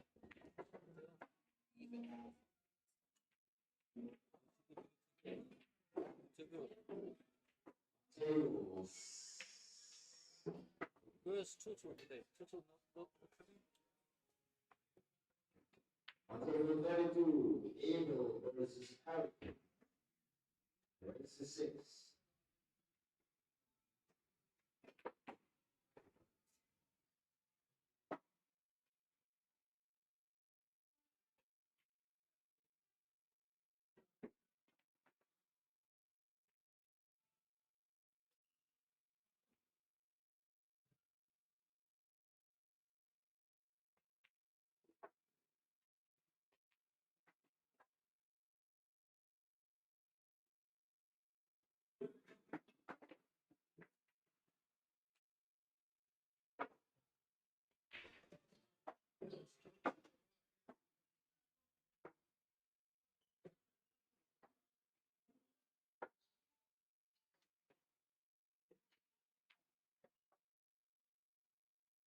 你那个中杆是 BK 吗？是吗？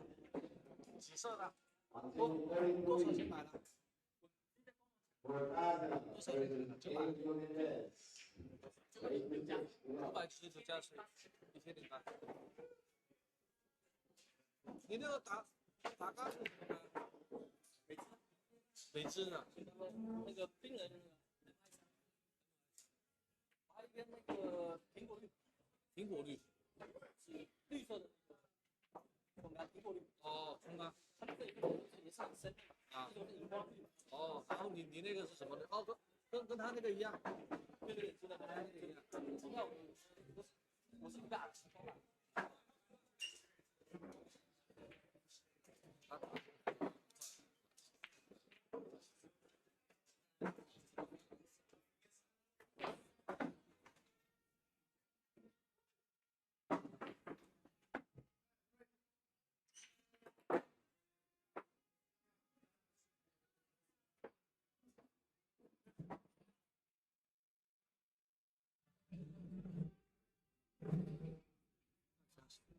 思路与形式。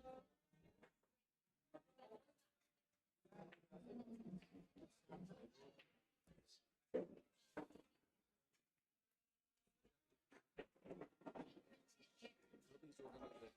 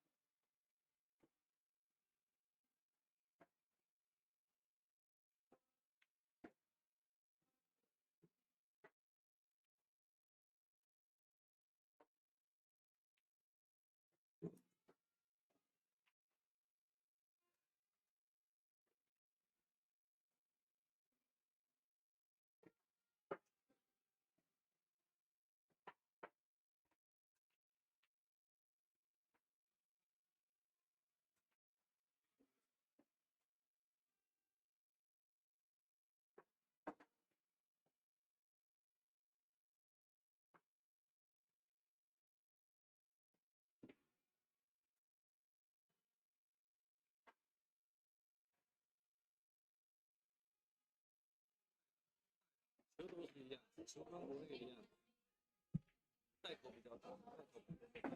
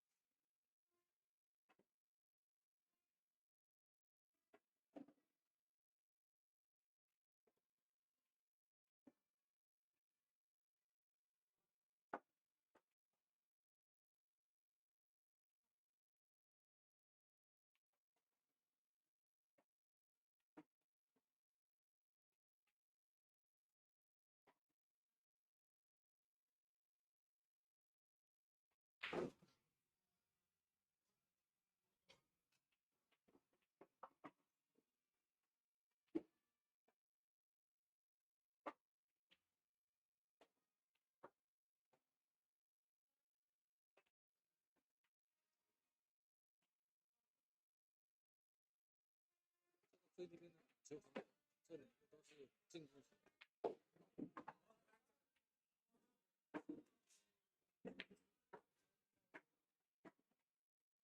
哦哦。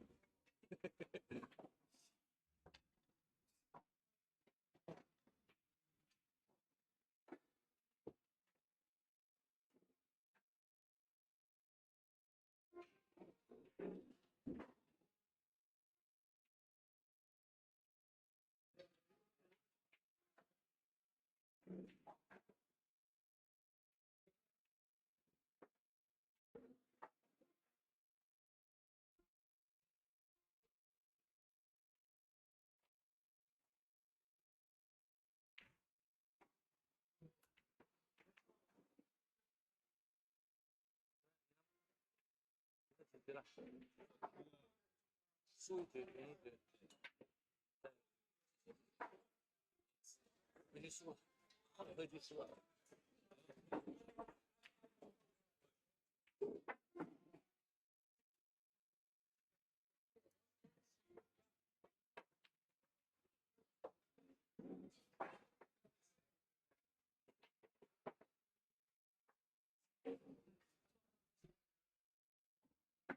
抢七对，他们两个还在胜负，外国强的胜负强。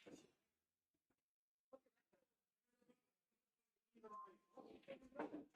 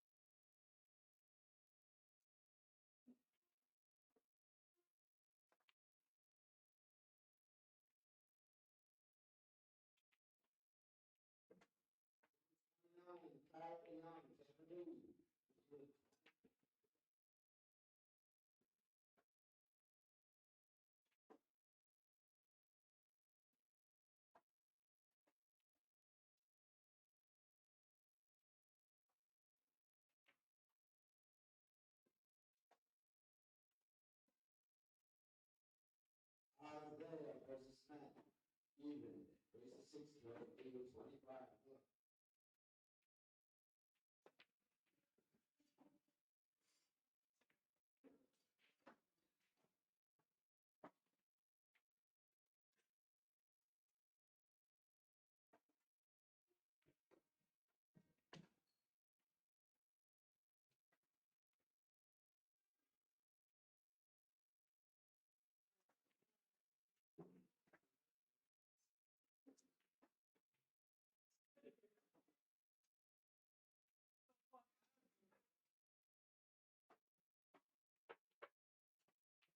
You won.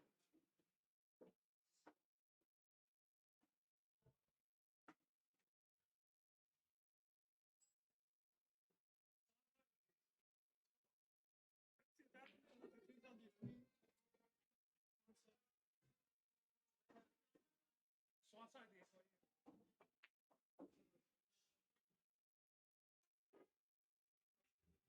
现在现在时间跟国内一样，差12个小时。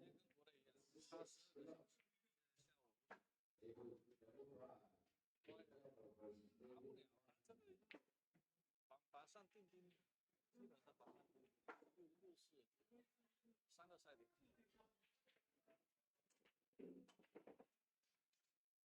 现在改了这位，现在他夏令时又跳回去了。前2天刚跳。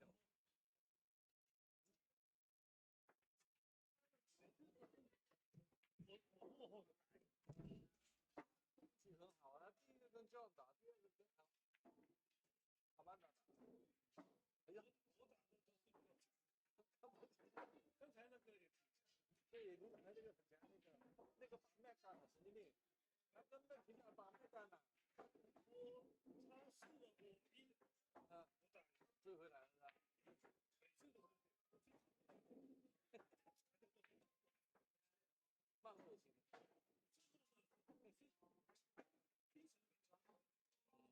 要落后了才会集中的。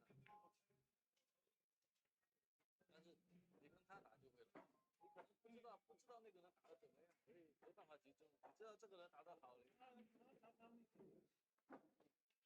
球路很好。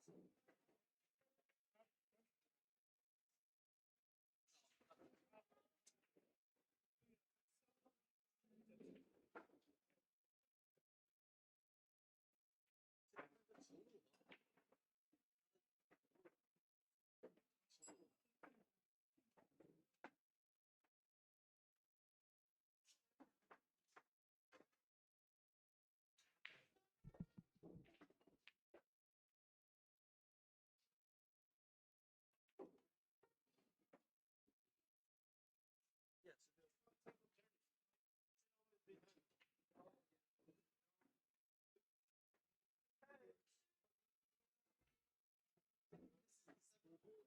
主播不追风啊，主播是菜鸡啊，编个女的可以，对啊，不行。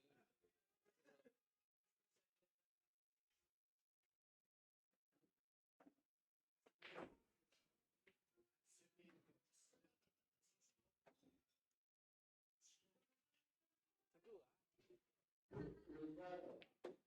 Ricardo and Dave Callahan.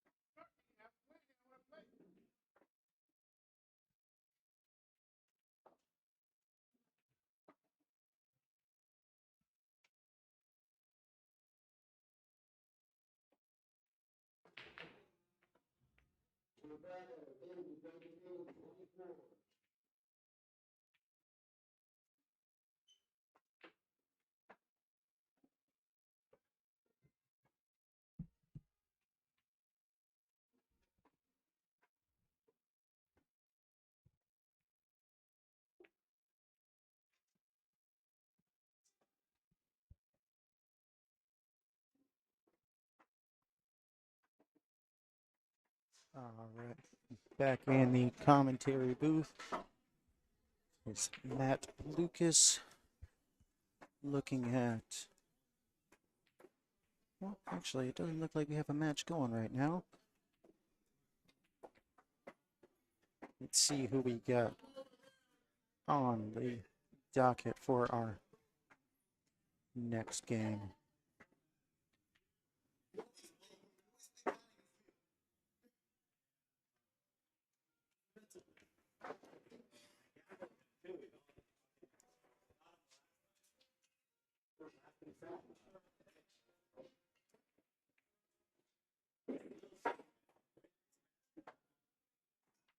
Well, looks like I jumped on here a little prematurely. We have a little bit of a standstill as all of our available matches are currently on other tables. So, going to take just a short break and we will get started with a few matches, or with a new match, once we have some opponents lined up. Be back with you in a few minutes.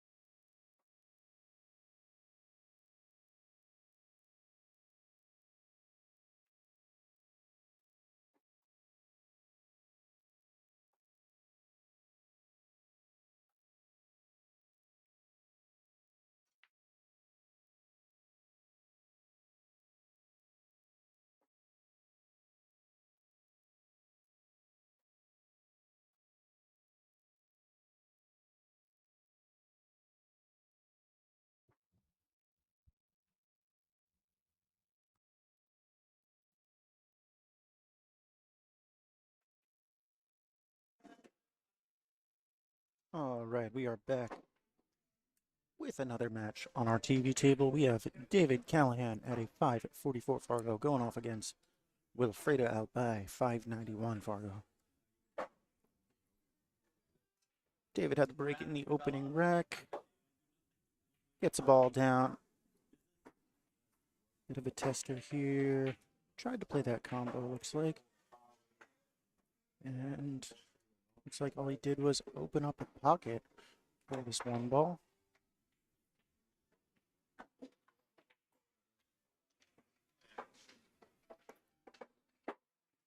Fredo gets himself snookered, but the one rail kick still did play, but I think he took that shot a little quickly.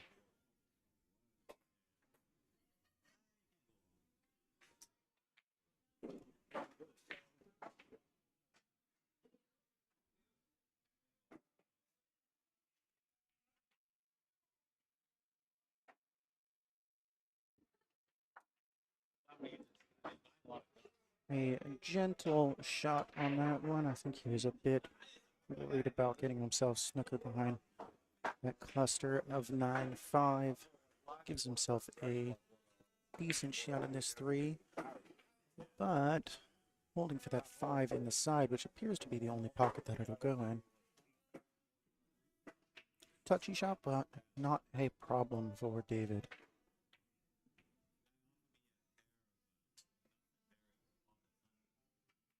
Unless he wants to power this 5 in, he'll have to settle for another longer shot on the 6.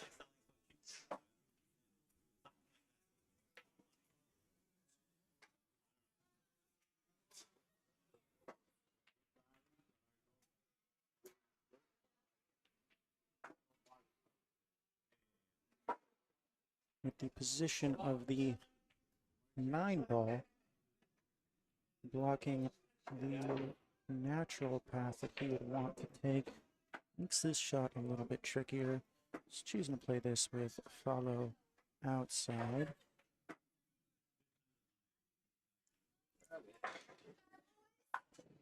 That seemed like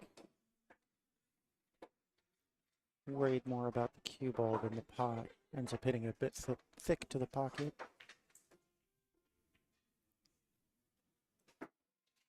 And Wilfredo was happy to play for the gap between the 8 and 9. Makes him a little difficult for himself. Has to swerve it. Gets close, but not quite there. Good opportunity for David to take this opening rack now.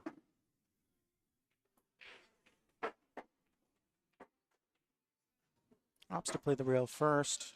Gets him a little further away from the rail. Makes this cut down the long rail slightly more difficult. But does make his position getting to the 9.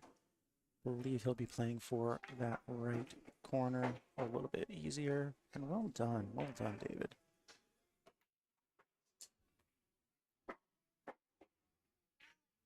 Now straight in would have been ideal in this 9, but shouldn't be a problem. Just come one rail, get that 10 ball in the left side pocket. 10 ball gets conceded to him, and David is on the board, taking our first rack.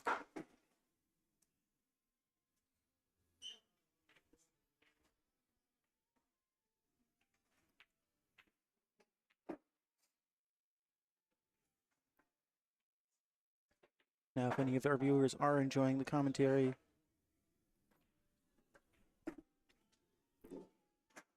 and have any sort of ins with Matchroom, and they happen to have an opening on their commentary team after this week at the European Open, please do put in a good word for me.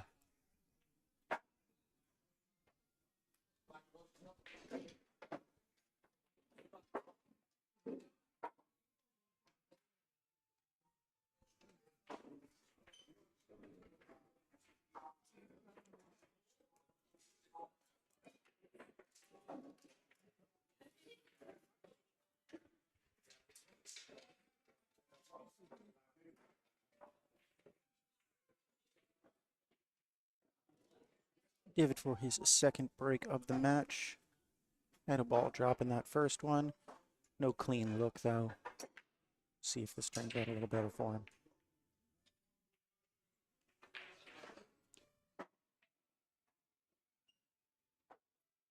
Once again, he does get a ball to drop, and he has a clean line for that one ball. Some traffic to contend with on this side of the table in terms of where to go with the two ball, unless he is looking at drawing to the underside of this two to play it in the side. Does make that pot on the one a bit more tricky.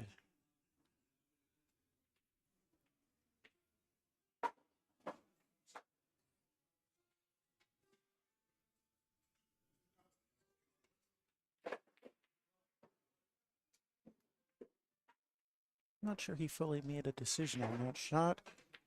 Put himself a bit in no man's land even if he did pop that shot. And Wilfredo is electing for the cross side bank, which he handles nicely.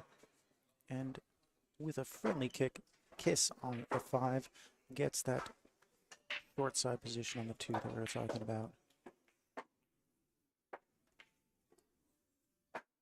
Doesn't want to do anything too fancy, playing for the 3-6 combo.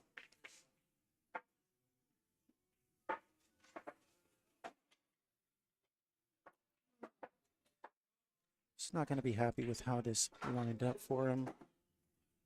Probably going rail first on this one. And still not quite where he would like to be. It does work out well, but queuing over the 9 makes this very awkward. And as a result, it holds up. Now, I don't think he can see this cleanly around the 10. And queuing close to the rail sort of eliminates the rail first with side spin option, so instead he opts for the short queue. This is quite the difficult jump to keep this on the table while still making contact with the 4. And I would suspect this cue ball ends up on the floor.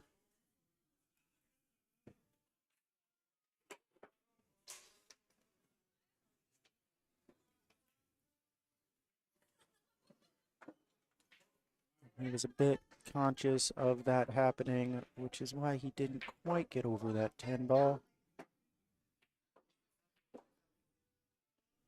And Wilfredo with ball in hand to get himself on the board with a fairly routine 5-ball run out.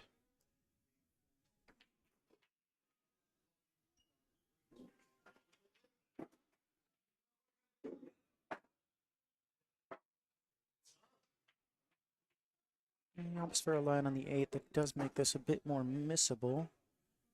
That corner pocket is not available, so he's going to have a thinner cut in the side, which he handles nicely.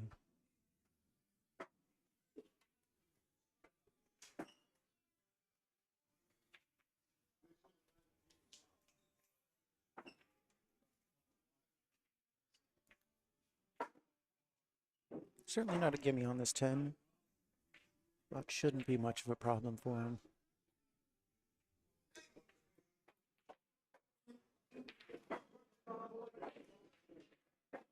And after the ball in hand, Wilfredo evens us up at 1 rack apiece.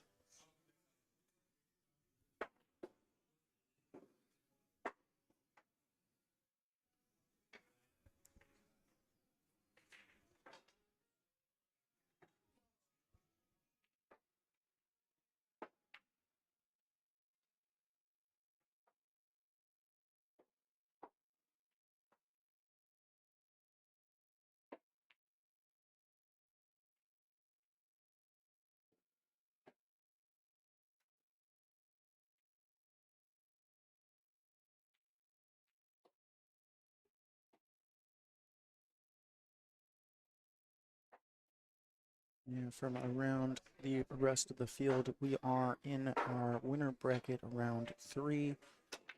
One loss side is also in round number 3 with just a few advancements so far into round number 4. Jordan Tenzin is awaiting the winner of this match on the loser side. Duke Lamb is awaiting the winner of Murtaza Afzal and Angel Mendez. Angel Mendez. Jacob Guevara awaiting the winner of Kyle Leung and Kevin Lee. Two younger up-and-comers in the sport.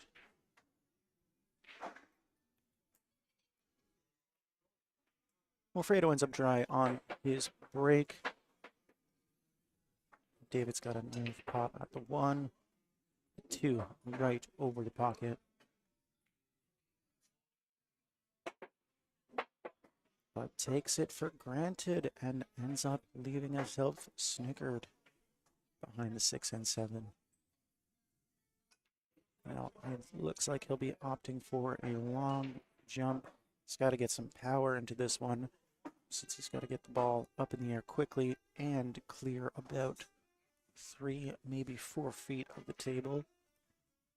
It's another one that has the potential to hop and end up on the floor, but we'll see how well he handles this one.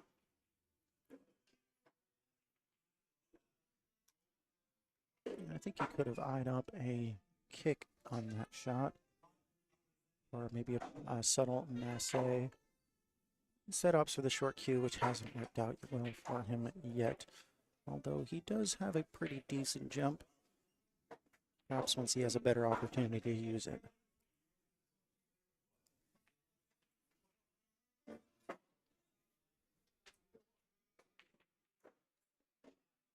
And Wilfredo here can play a little bit fast and loose. He's a very good rhythm player.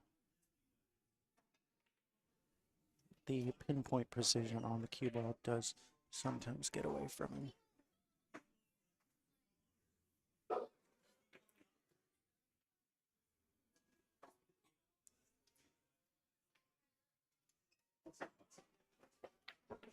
He will oftentimes, just like with that shot, choose to use additional rails and a bit more side spin to get himself back in line. And he is, not fully there, on the wrong side of the 7 on this one. Once again, using the rails and some side spin. Bit overcooked it on that inside. Makes contact with the 9 and gives him a thin cut going all the way down this long rail, which he handles very nicely, and finally back into position on his 10.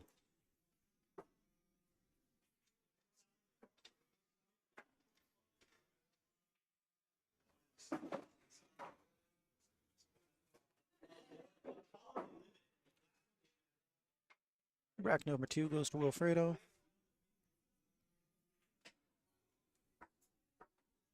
Hoping to get a ball down in his second break.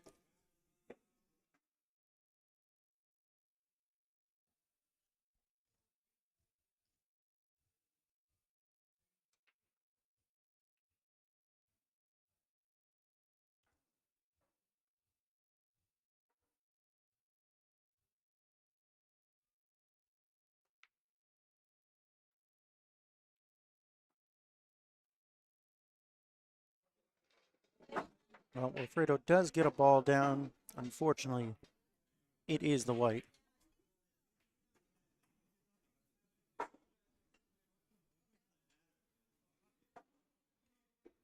Let's see how David handles the ball in hand situation with the 2 ball in some traffic, surrounded by the 2, 3, or sorry, the 3, 9, and 10.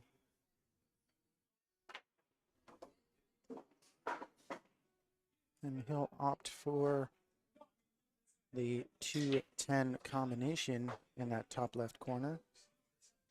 It's a tricky one. I think he does still have to cut this 2 ball a little bit to the right.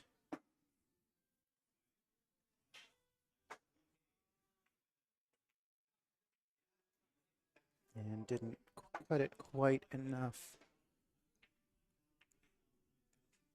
And still, you have to compensate a little bit for the cut-induced throw on that one.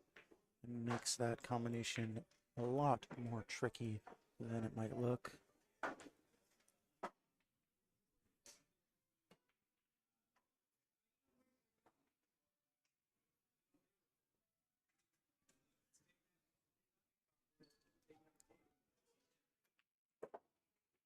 The 3-ball did have a pass past that 9. And we have Wilfredo now eyeing up another long, thin cut down the long rail.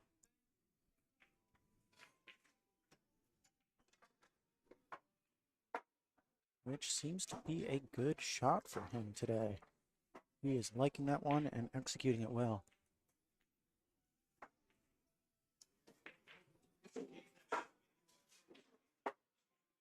We'll likely see him take a longer shot on this 7, just so he's not doing too much with the cue ball.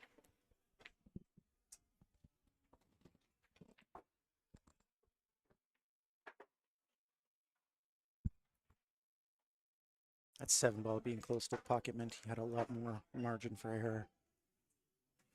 3 balls remaining before he goes up 3-1. And he overruns this position.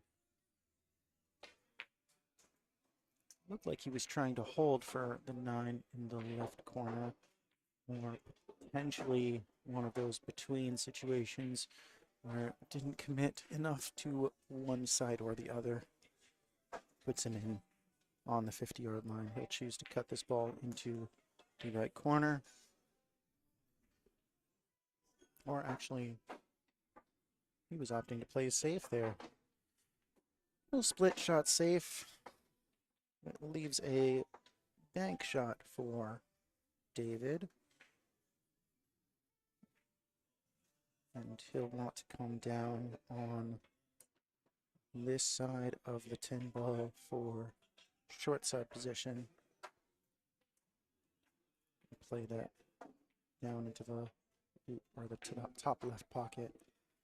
Instead, he overcuts it and leaves the 9 ball over the pocket. And Wilfredo escapes this rack.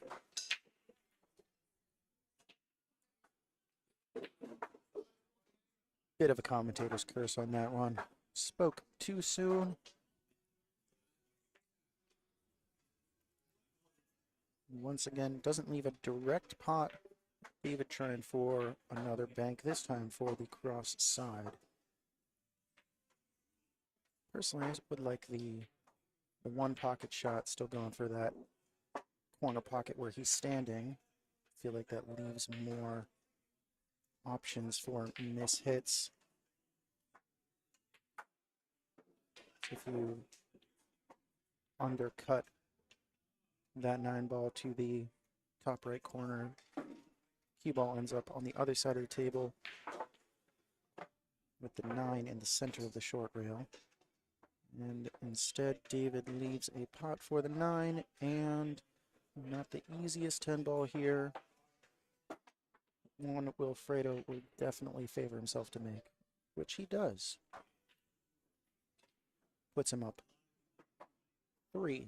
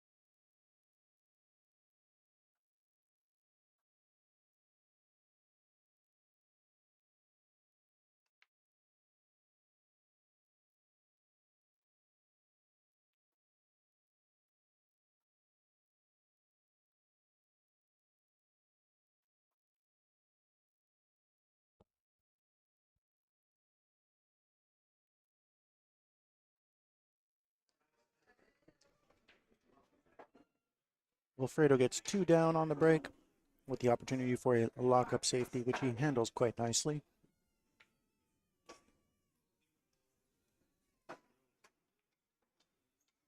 We have David eyeing up 1 rail kick to the short rail closest to us. Well, it's probably the easiest path for the cue ball, but he will have to use the mechanical bridge over the 4 ball, which certainly adds to the difficulty of this shot. It's never comfortable playing that type of shot with speed, which he will need if he wants to ensure that the ball makes it to the rail after contact.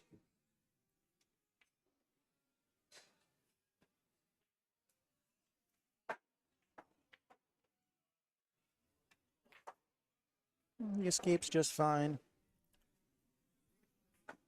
And fortunately for him, the 1 ball ends up on the rail, eliminating any aggressive options for Wilfredo.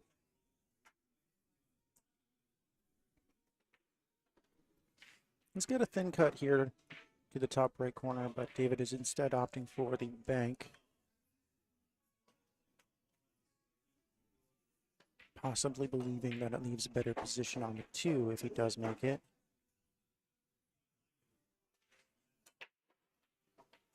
And he hits it a little bit thin to the pocket.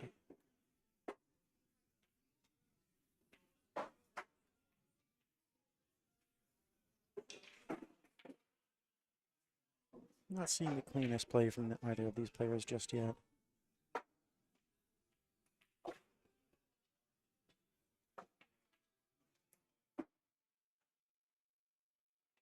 I think that is partly due to having some awkward layouts after the break.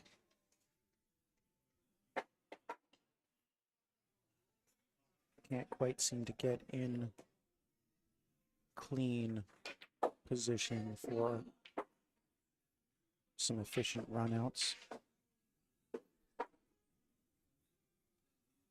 That seems to be the case here.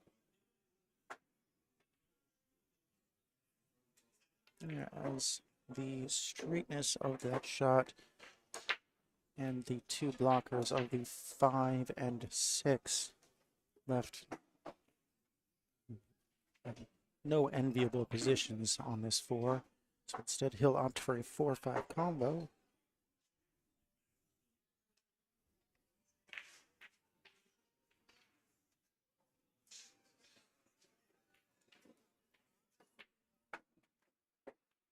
Which leads to the cue ball taking a rather awkward stop right in front of the pocket. From my position, that did not behave in a way that you would have expected.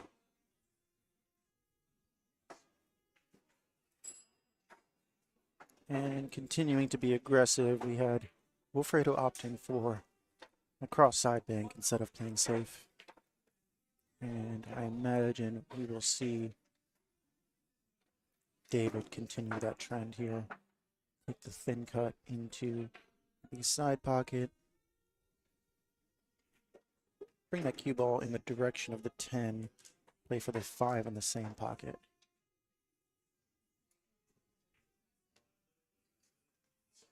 Instead, he played that with rolling inside. Ends up flirting with this corner.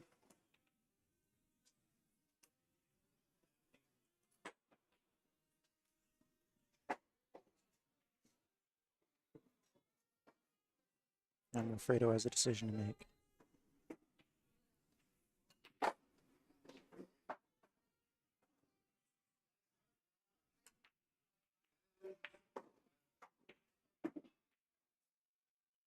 Chooses the aggressive option again. Overcuts it to that corner. And an unfriendly kiss leaves an easy pot for David.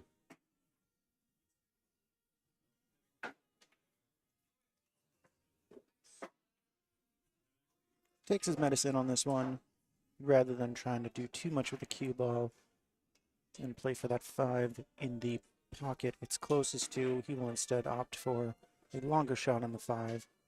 Unfortunately, on the wrong side of it, so he will likely have to come off this left long rail if he wants position on the 6. On table number 22, Lando versus John Francisco. Potentially a little bit of a two-way he was playing there.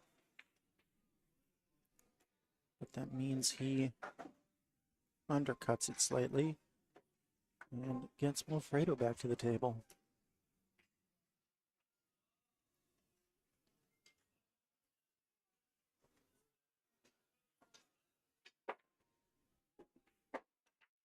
Now, both players dealing with a lot of short innings at the table means neither one of them can really get comfortable right now.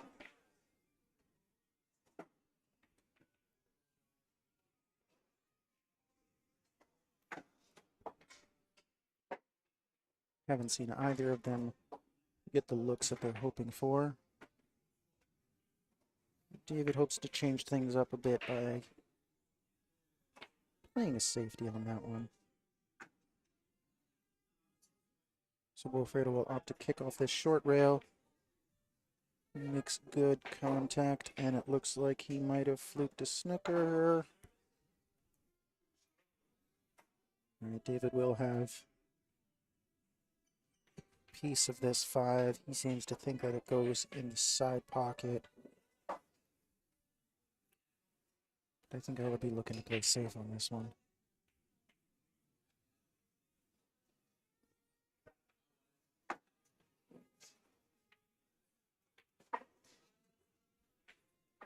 Nicely executed. He's rewarded with position, but also awkward queuing over this 7.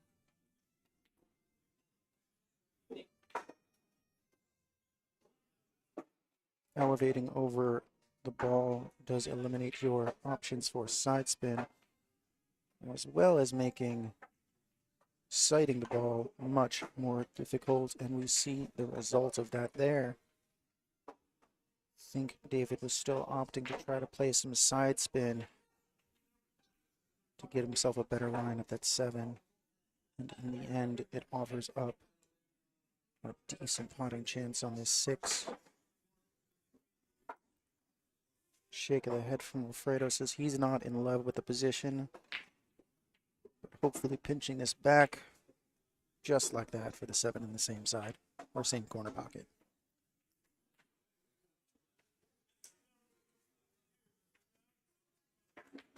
Looks like rather than trying to play too much speed off that side rail, chooses to go to the opposite corner with the 9 and the 10 ball on the side to get him a 4-1 lead. And that is 4 on the spin for Wilfredo. He will break in rec number 6.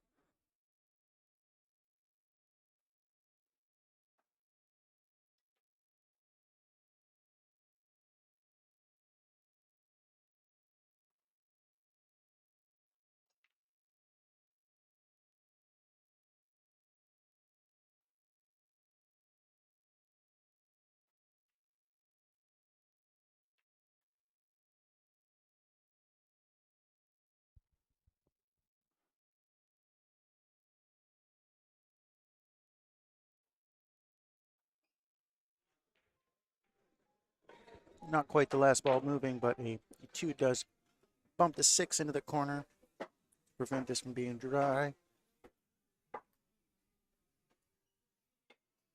And Wilfredo just barely avoids the snooker.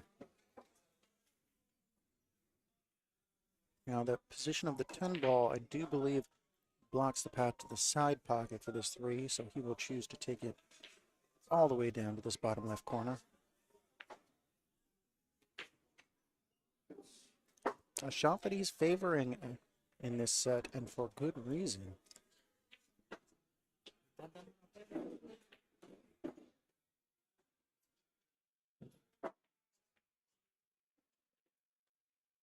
Spinning back into position.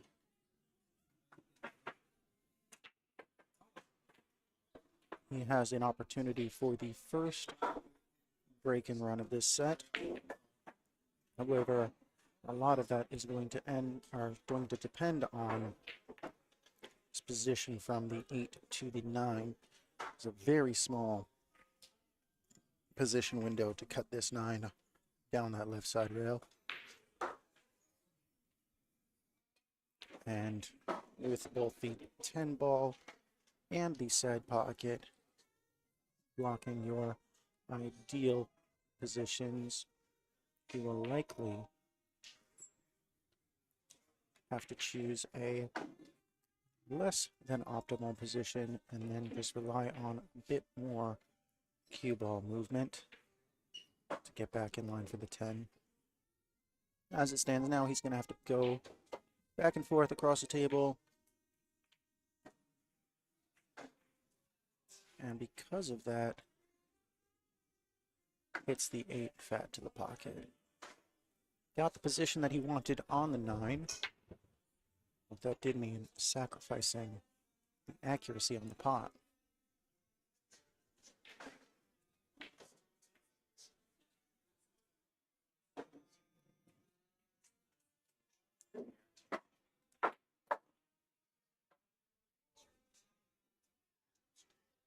And instead of flirting with the idea of getting himself snookered behind the 10, he decides to take a longer, thinner cut at this 9. I think we'll likely see him using a bit of inside to kick this 9 ball down the rail, which likely means he'll end up somewhere close to this bottom right corner pocket with the cue ball after the shot.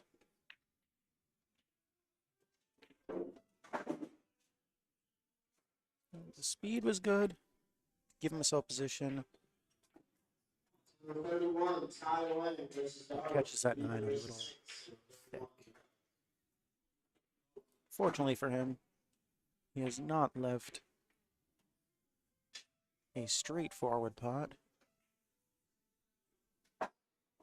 Now the 9 does look like it passes by the 10 in the left side corner, but as I would have suspected, he is opting for the thinner cut in the 9 in the side, using 2 rails to get back in position on this 10. Little short of pace, but that should do well enough for him.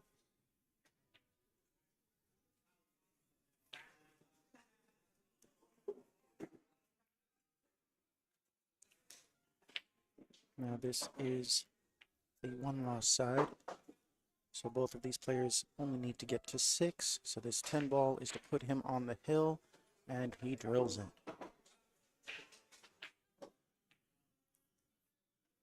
5 in a row for Wilfredo. He will break for the match.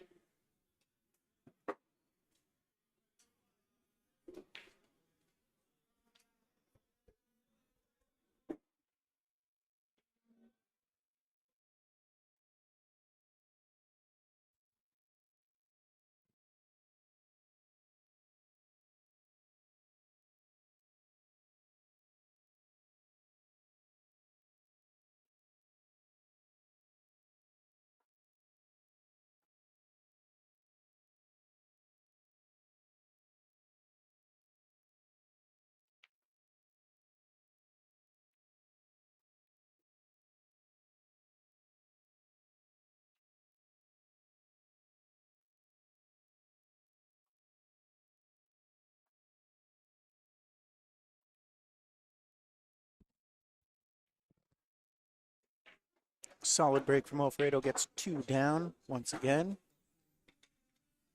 And the 10 ball dresses up over a pocket.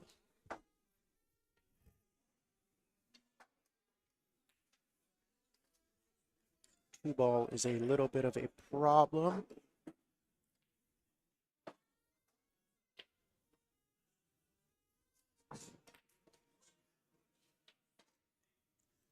That 3-10 combo does line up nicely. However, getting position for the 2 was quite difficult to find a pocket for it. And as a result, he misses that 1 ball thick. And that opens up the option for David to potentially take this 2 ball all the way down to the 10, or play the trickier pot into the side and play for the 3-9 combo, or sorry, 3-10 combo. He is opting to take his chances now. And I believe even if he misses this, should make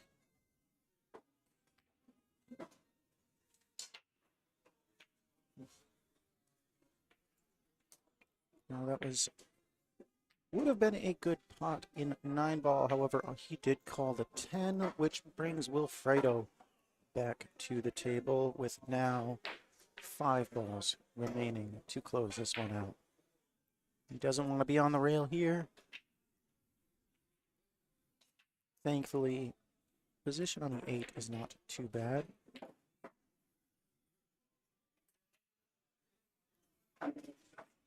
Seven wasn't sure it wanted to go down, but it does indeed drop. And this burnout is ending up more difficult than Wilfredo would have liked. He will likely have to play this 2 rails. Problem always comes if you try and hold this ball.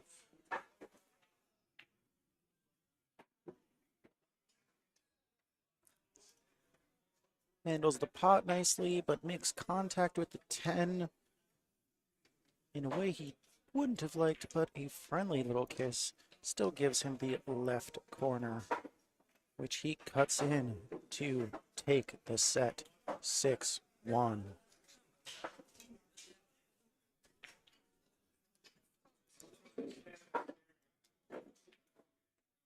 And if you all are enjoying the commentary, please do let me know. If there's anything we could be doing better over here, give us a shout.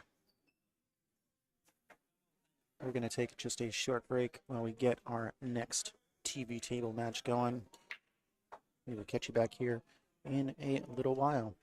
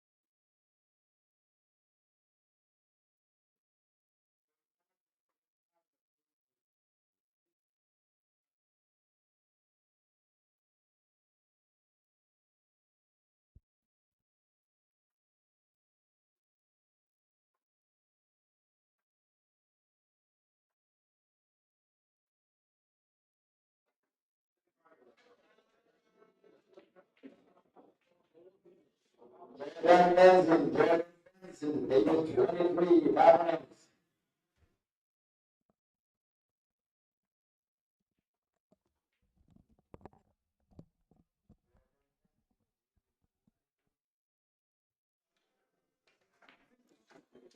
We are back with a winner's side match. Justin Miller versus Pascal Dufresne.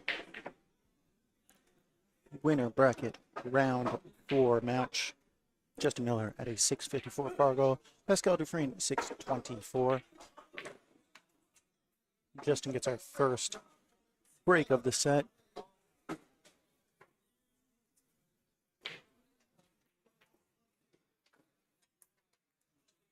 Two balls down.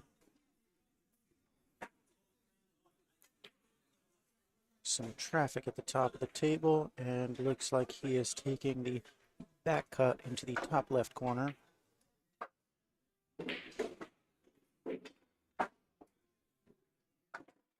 Great draw stroke on that one. Unfortunately, it leaves a slightly awkward cueing over this 3-ball.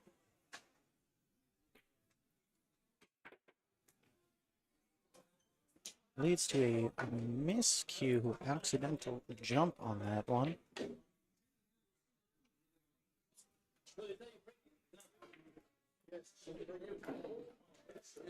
Justin is quite the strong player. Took down yours truly in the winner's side second round. Part of the reason I am in the commentary booth right now for probably the rest of the tournament tonight.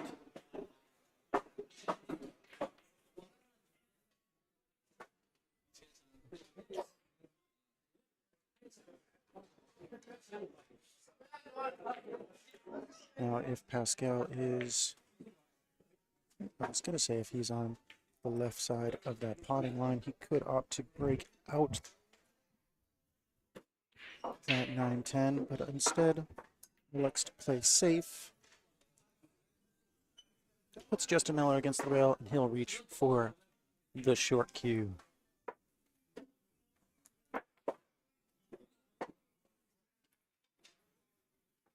Now, if he does pot this, should have natural position on the 6.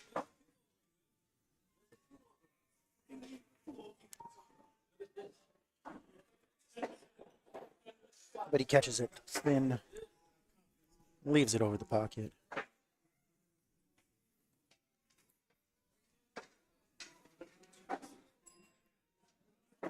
Now Pascal still has that 9-10 cluster to contend with. There's some decent options to break it out if he ends up on the underside, or sorry, on this bottom side of the 8-ball. But he crosses that pocket line, meaning he is now moving away from the 9-10. Now he still could go off this left side rail with a bit of right spin, run back into it. Instead, he likes the inside follow shot to come around 3 rails, 9-ball in the same pocket. Now this one is not an easy shot, especially if he wants to maintain position for the 10. At this angle, he could be electing to go off 3 rails. If he wants to dig into this a little bit, get it past that left middle pocket. Instead, plays quite the clever carom off the 10. Push it closer to that corner.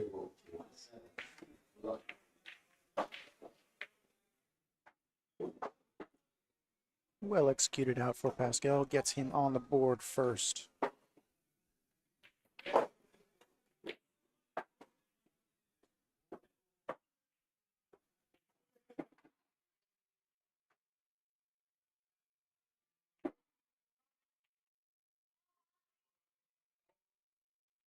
Justin was able to get 2 down off the break, so we'll see how Pascal compares in his first break of the set.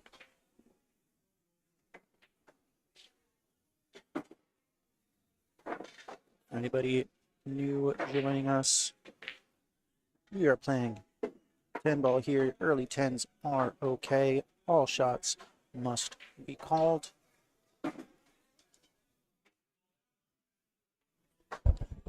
Pascal.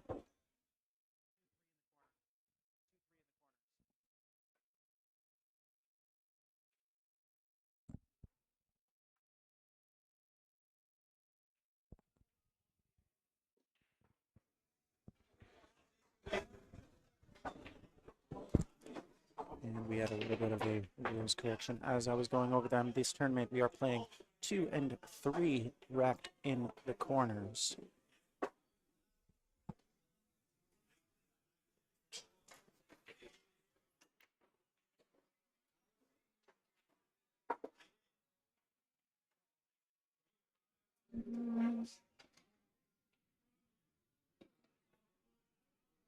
Nothing drops for him on his first break.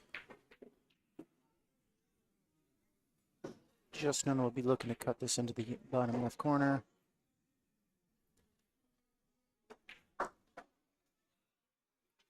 He had some options on where to go with the 2.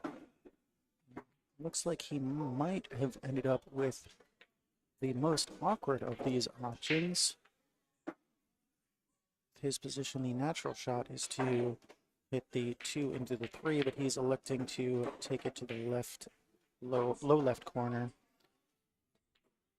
and had to put some pace on it to get around traffic for position, which does lead to a missed pot.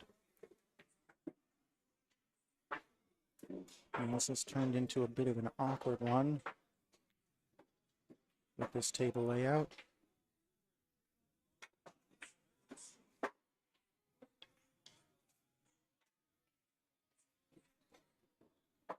I thought I had seen Pascal call the 2 in this lower left, but it looked like he was playing a safety the whole way. I don't think there was much to be gained from calling that.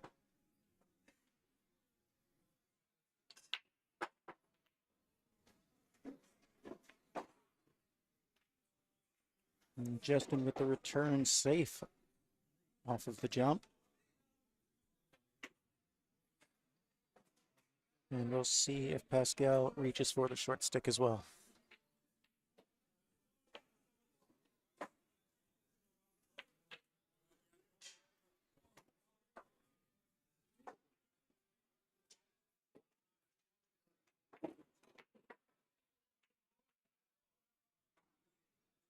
I wouldn't expect anything crazy like a jump combo. We're looking to get safe off of this one.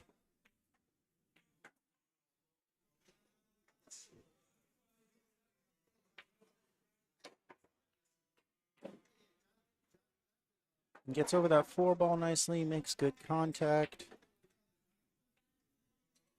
Unfortunately, doesn't get safe, but Justin is not fortunate enough to have an easy pot here. At least not in terms of winding up for position, but it does work out for him. He manages to avoid the traffic in that upper left quadrant. Gets himself nicely in this 3 ball with the natural position on the 4.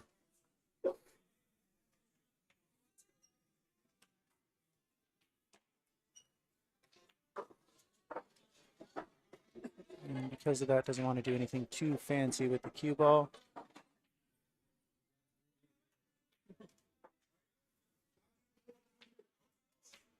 Made contact with the 5 when he didn't want to, which does further complicate this. Now he's eyeing up the thin cut to the top left. In this position, I think I would rather jack up and try and play for the top right and draw it back off that left side rail.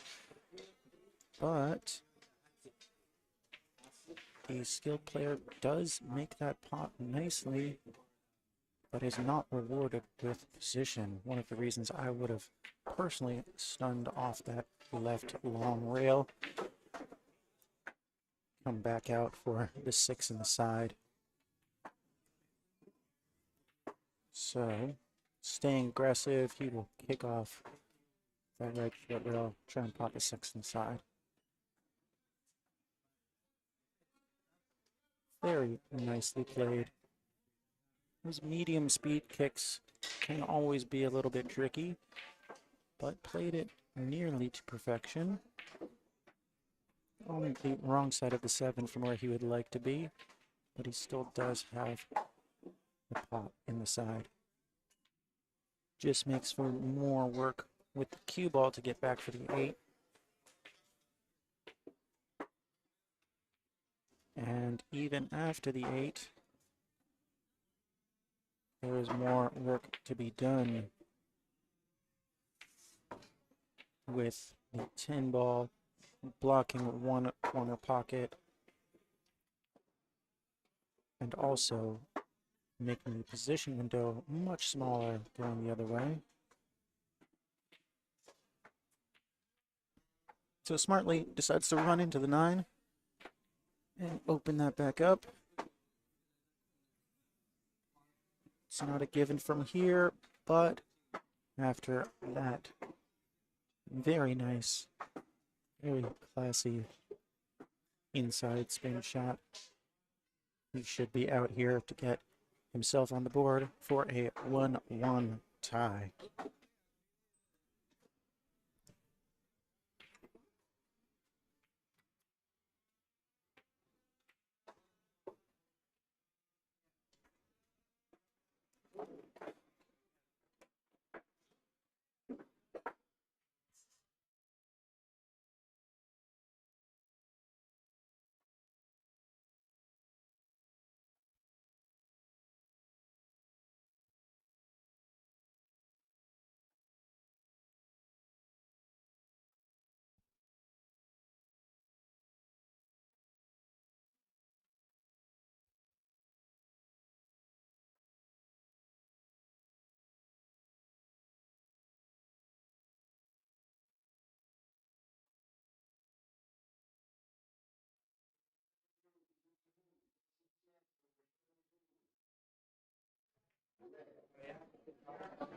Apologies to our viewers out there.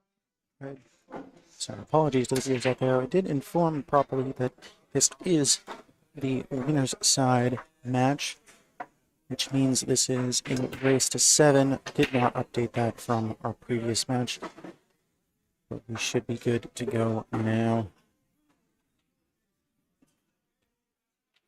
A nice, powerful break from Justin.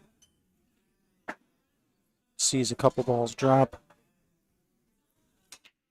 but I think the 6 ball might be just barely impeding the path that he would like to take for the 1. We'll see if he tries to go rail first or if he can see more of this than I can tell. And he can. Great punch out. Gets himself a decent position on this 2.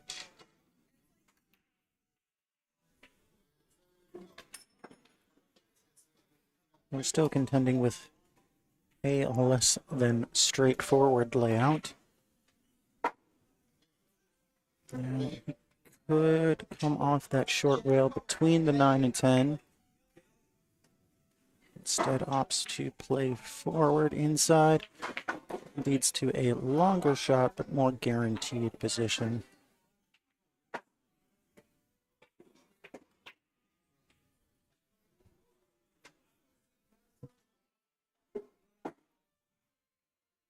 And he plays that draw off these cuts quite well. If he would like, he can put just a good stroke behind it, come off that right long rail, back out towards the center of the table, with maybe a touch of right spin.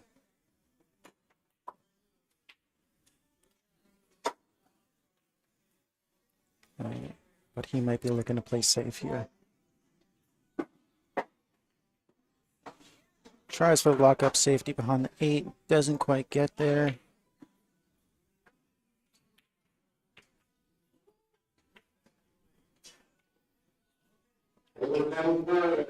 Pascal can see this 3, but I don't think in a way that makes the aggressive shot all that comfortable. He's got the long extension on his cue. See how well he handles this one. And a similar case where he's tried to play the safety behind the 10 and instead leaves a straight-in shot on the 3 in this side pocket.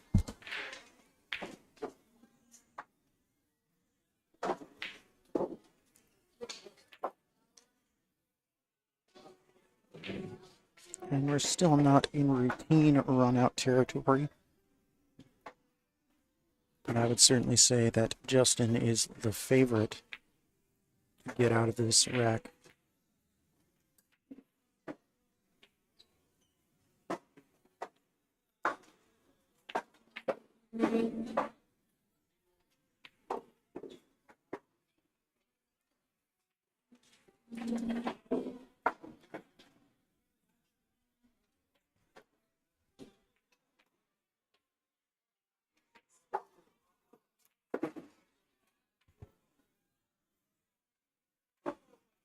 A little bit of traffic at the table next to him, slowing him down. Hopefully that doesn't get him out of his rhythm too much.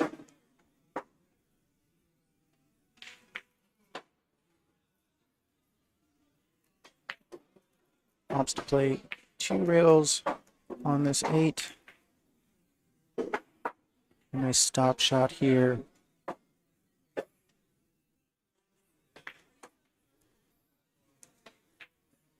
Should see him getting out with the win.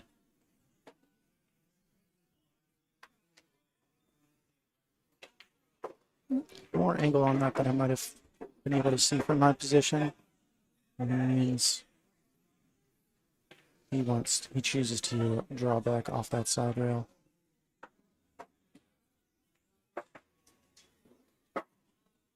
And lands nicely on this 10.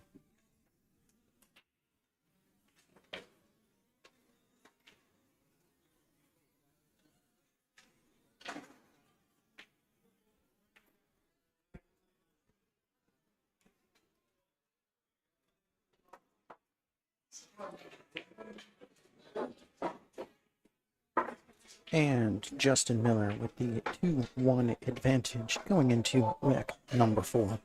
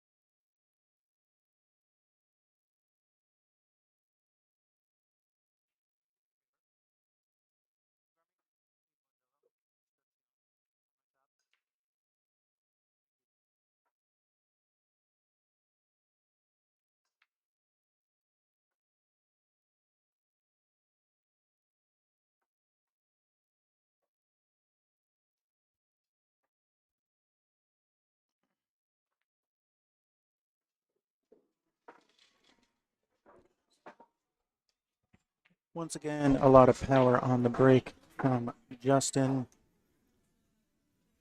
This leaves a good spread, but no potted ball.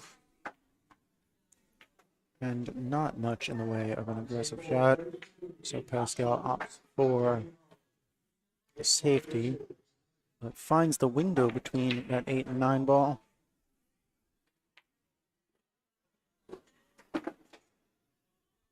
one ball, or sorry, the 5 ball blocks the path of that 1.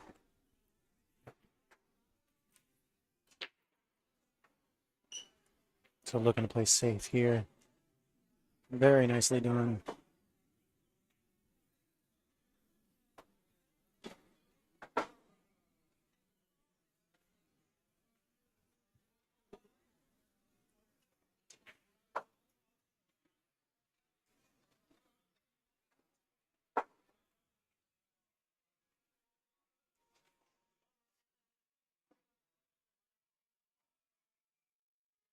Pascal looking to kick. He's not choosing to go for that short cue. 1 rail off the long, or off the short rail. Good contact, but does leave a pot for Justin.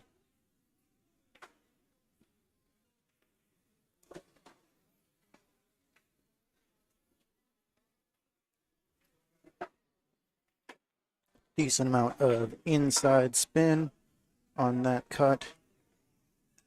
Brings Justin 1 rail out for 2. However, he did get a little flat, so gonna have to do some work with the cue ball.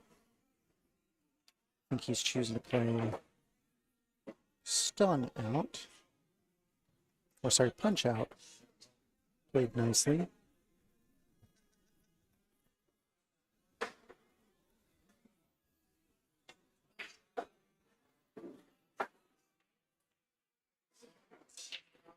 And with the good spread off the break, this is the closest we've had to a roadmap layout for either of our players.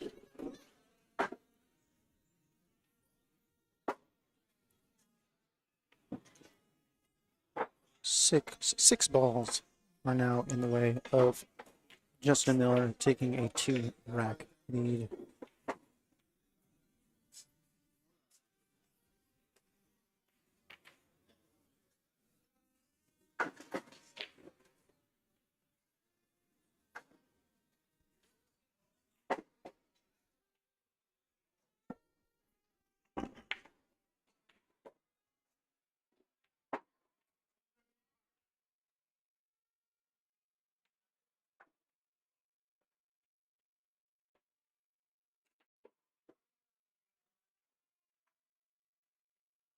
A healthy dose of inside spin on this rack is doing very well for Justin,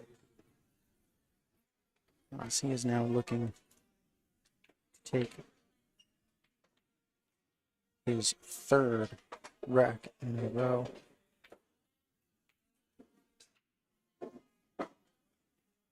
A little shy of pace on that one.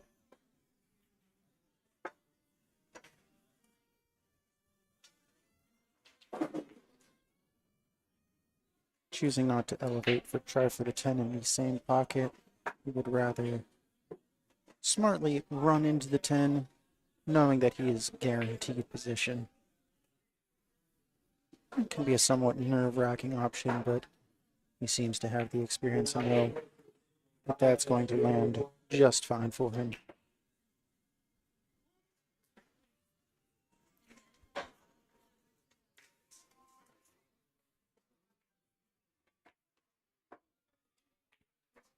It's 3 on the spin for the higher-rated Justin Miller in this race to 7. He is nearing the halfway point of his race.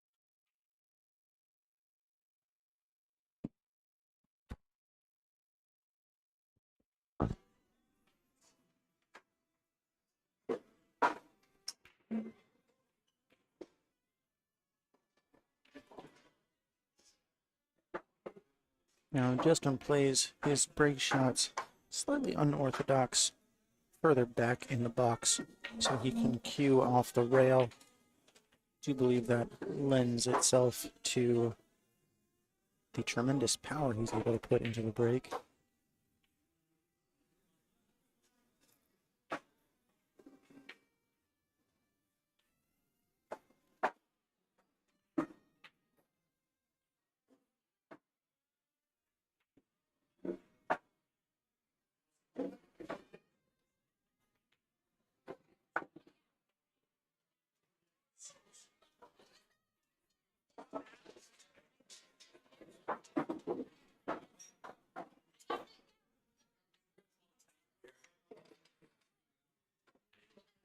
And it looked like the carom off of the 8 was by design to get himself in position for this 2-ball. And if that's the case, that is very smartly played. Didn't get as much out of the draw on that one as I think he would have liked. Should still be fine. And the 8-4 combo is what he is going to have to play for. Now, getting a little further up the table than he would have liked, making contact with that 4 complicates things somewhat.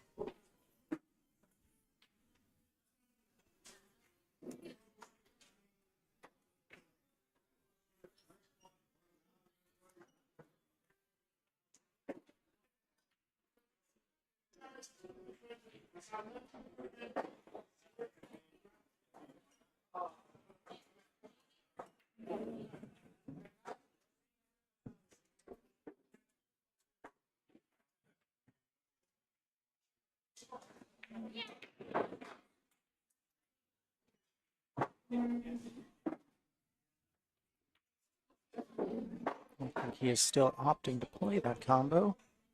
It's just a little more difficult now than he would have liked. Still very well handled, except for that cue ball getting behind the 9. And he'll be, I believe, kicking off this left long rail to try and pot the 4. He's first eyeing up, going off this short rail closest to us. However, the cueing on that makes it somewhat awkward. Perhaps he's closer to the 9 than I can tell. And he can't quite get past it in the way that he would like.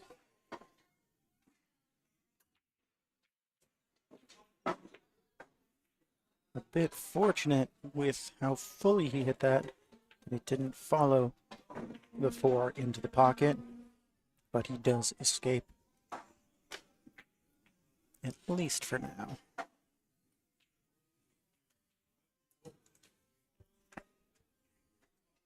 Now he's got another 50-yard line shot on this 6.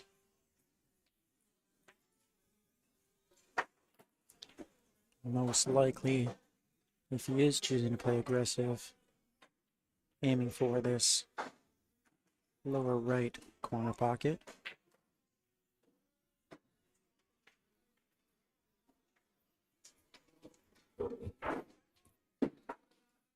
Checking out both of his options, we'll see which one he likes more.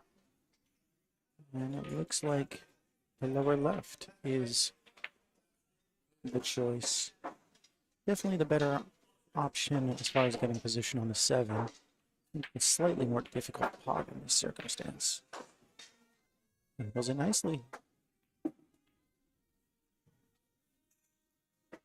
Now seemed like he was forced to hit that with a bit pace, so he ends up with the unenviable position of cueing off the rail, shooting all the way down table.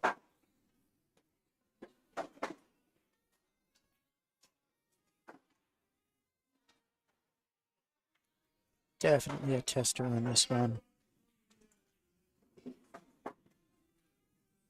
You might be forced to put some pace on this, but this is a shot you really ideally don't want to hit with anything stronger than pocket speed. But since he wants to get off that short rail, he's going to put a little bit of pace And he hits it rail first. I don't know if that was by design.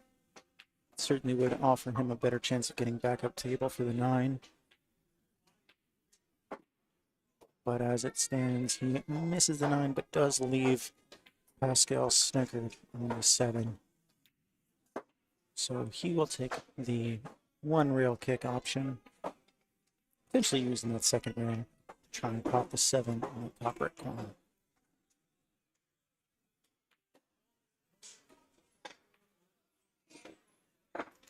Now, the second rail was the plan, but being off the rail meant there was less of a margin for error.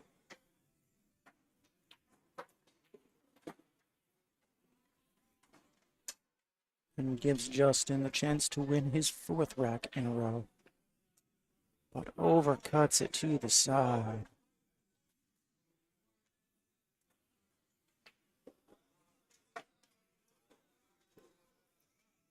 No gimmies here for Pascal. He is forced to play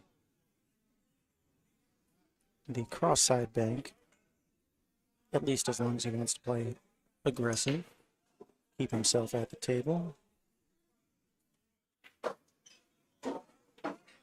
And ideally that cue ball will take the path off that left short rail, or sorry, left long rail, off the top short rail around the 10, playing for the 10 in that top left corner.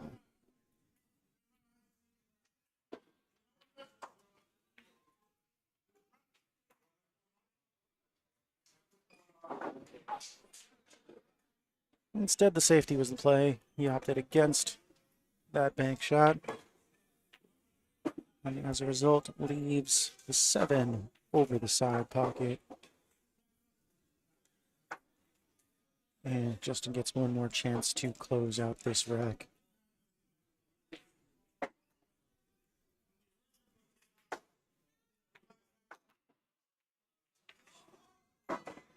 And with a nice pot on the 9, he will be more than halfway to his goal of 7 racks. 4 on the spin for Justin Miller.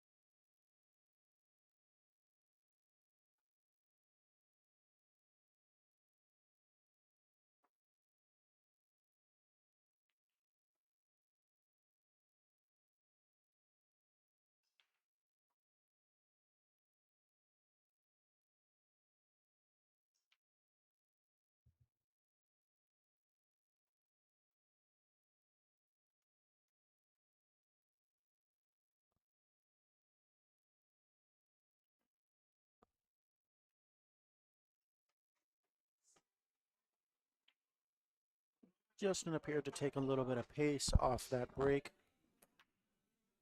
Does lead to a potted ball, but a rather testy shot at this one. You'll have to split the 8 and 10.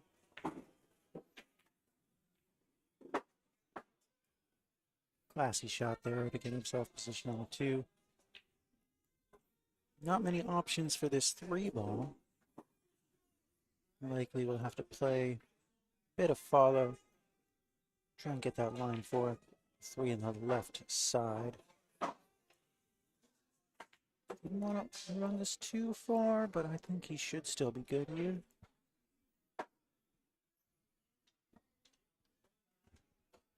Still being close to the rail. Eliminates the option of stunning out or punching out, unless he wants to jack up. Wants to punch out for this 5 in the lower left.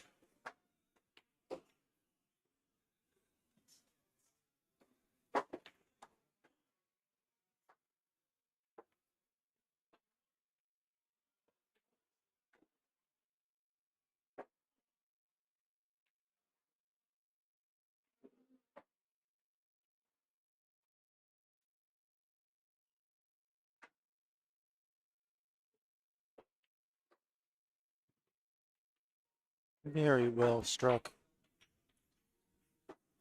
Elevating over the 8 and putting what appeared to be a little bit of outside English on the ball. Drills the 5 with great position on the 6.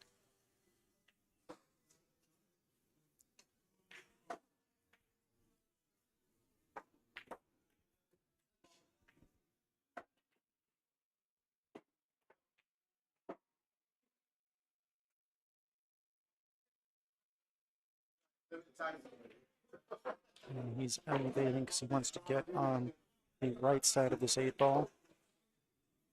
A bit shy of pace, but still very solid shot considering the position.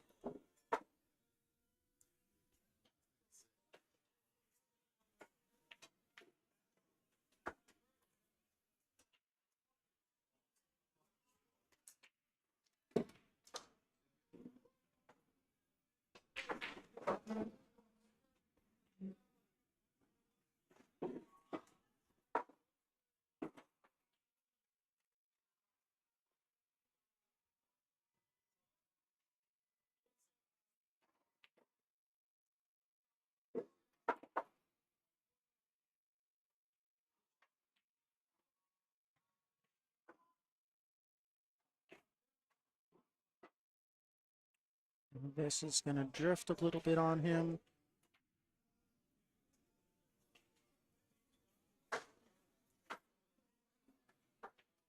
Making this 10 ball a little harder than he would have hoped for, but still very doable.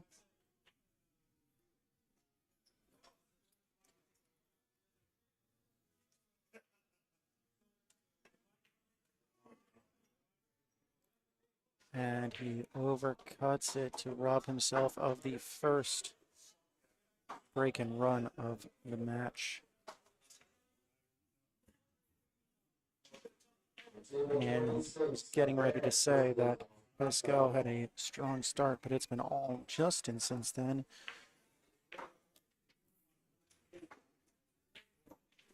And Pascal was given a gift that he does not open. Rattles the 10 ball, and Justin continues his hot streak.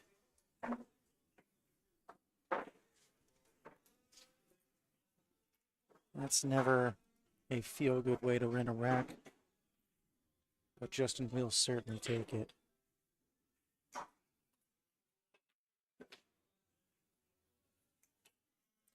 When the pressure is on, sometimes getting those gifts like that can really take the weight off.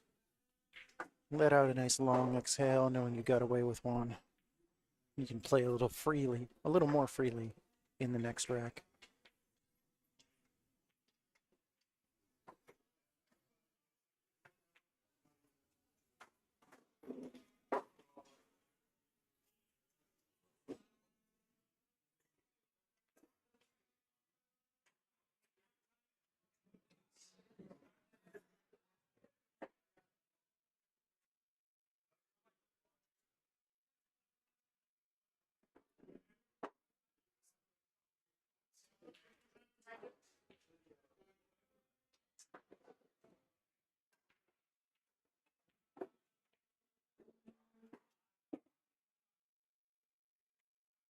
He slams it yet again, and the last ball moving does fine. Pocket. 2 ball goes 4 rails.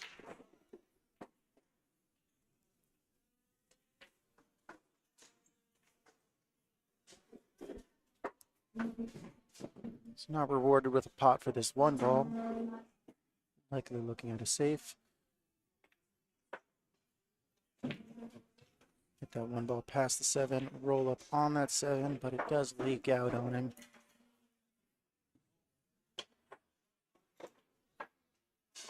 Still not much in the way of a pocket for this one, unless he wants the back cut past that 6. Although considering how much time Pascal has been forced to spend on the bench, he does opt for quite the difficult pot. The one ball did pass that 8. And we're forced to come with a good one on this 3 for the 3-5 combo. Very difficult shot. Does not go his way.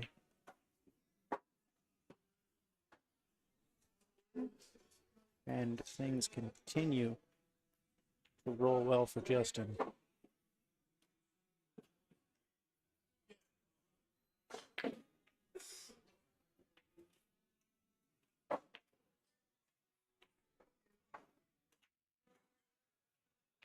Three ball couldn't make up its mind whether or not it wanted to drop. In the end, after some deliberation, it does decide to go down.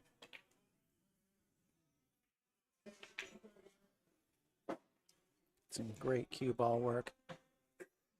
With inside spin to get that cue ball up and down for this 5.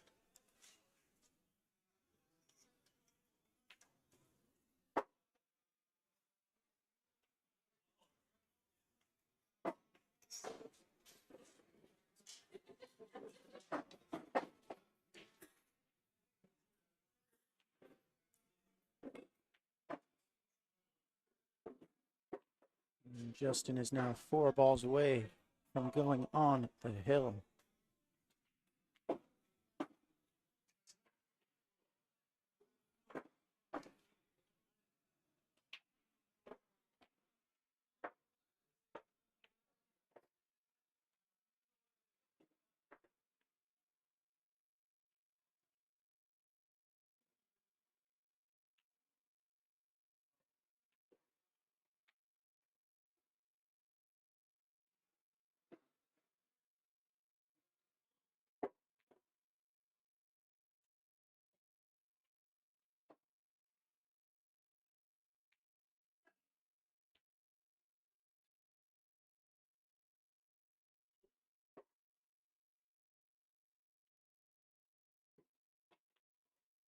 Beautifully done on that 8 ball.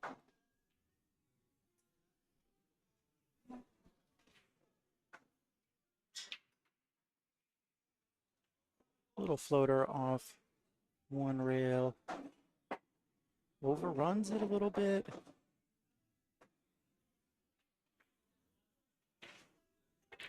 Justin definitely gets up for this shot, but it is certainly not the one that he wanted to take when he was lining up for that 9 ball.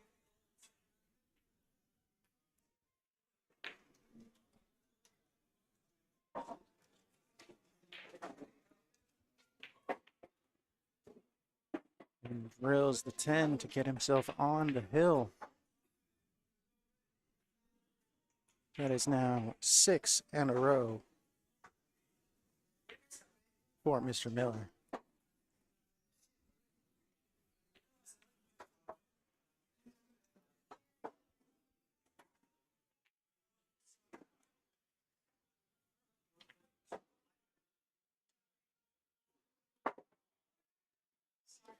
Some updates from around the field.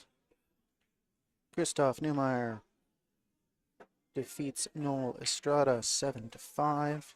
He advances to face Leo Gamboa in winner bracket round number 4. That will be the next match on the TV table. Elsewhere in the round, we have Jimmy He facing off against Jason Chen. Rafael Debreu against Alfonso Dadole. Those are our 4 matchups for this round of the winner's side. On the one-loss side, we have Kyle Liang on the hill against Jacob Guevara, who has 3 racks. Tai Wang and Charles Darwin Vergara are now playing, still in loser bracket round number 3.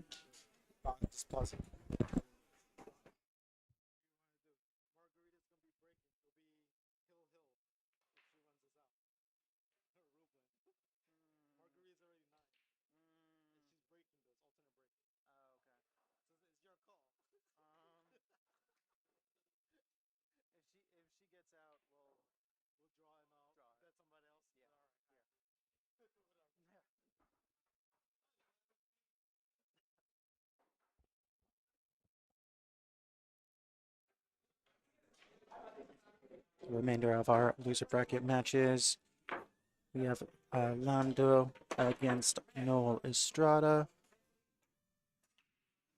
Duke Lamb facing off against Murtaza Afzal. Matt Vergara going up against Jonathan Damian. Eagle Barriento against Max Watanabe. Amanda Andrews is still waiting for an opponent in loser bracket round number 4. She is waiting. The winner of Tashi Namagyal and Jimmy Vo. And we have one of our loser bracket round number 4 matches already completed. Jordan Tenzin defeats Wilfredo Albay 6-3.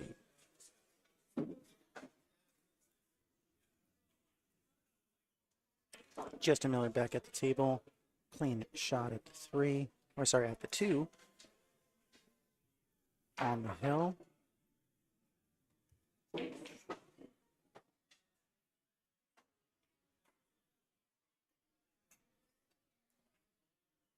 He elects to play for 3 in the side pocket.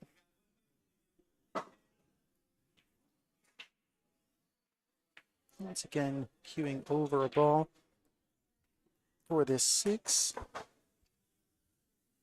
I believe he'll have to play for the 7 in this right side pocket. So hopefully just going off one rail. And the testy position does mean he overcuts it, giving Pascal a chance to stay alive in this match. He will have to win our remaining 6 racks if he wants to stay on the winner's side.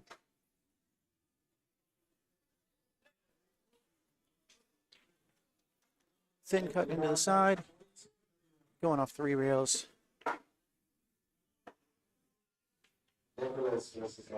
And narrowly avoids scratching in the side with a nice pot there.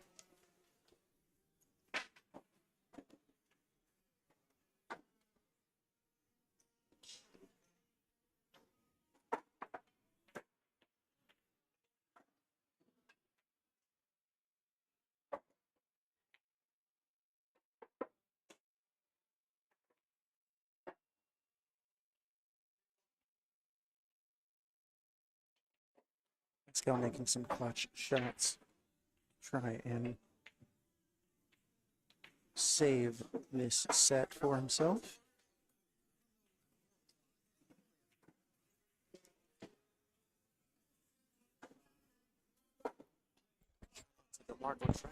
Shout out to Jamarco Tran.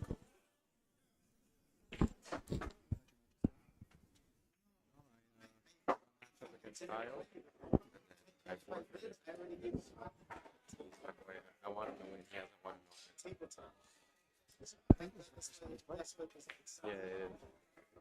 forgot to mention.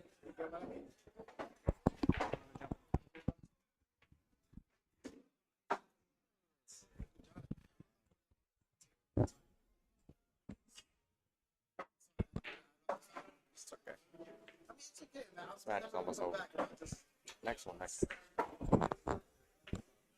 Pascal keeps himself alive.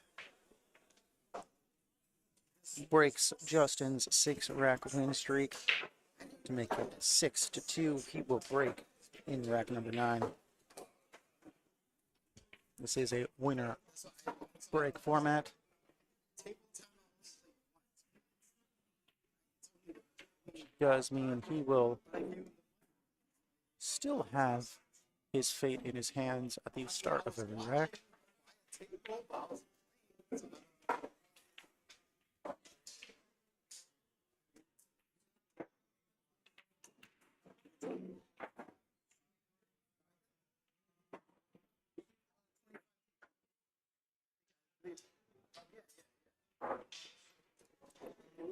Quite a bit of movement, and 5 balls decide they want to congregate around this left side pocket. Pascal can see the pot on that one in said pocket. But there is nothing simple about what's going on here.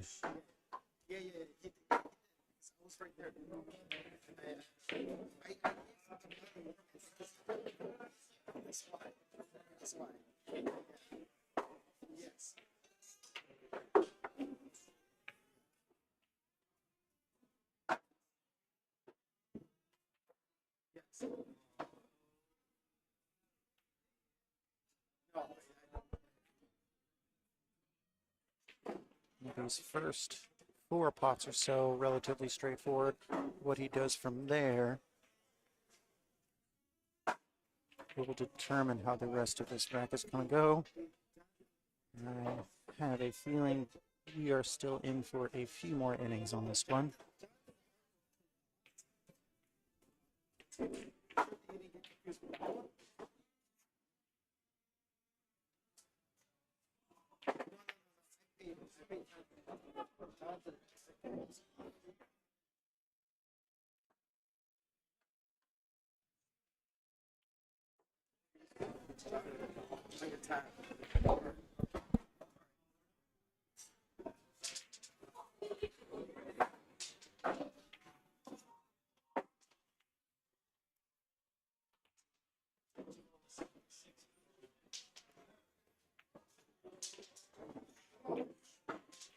Well, he makes it through the open balls without much trouble.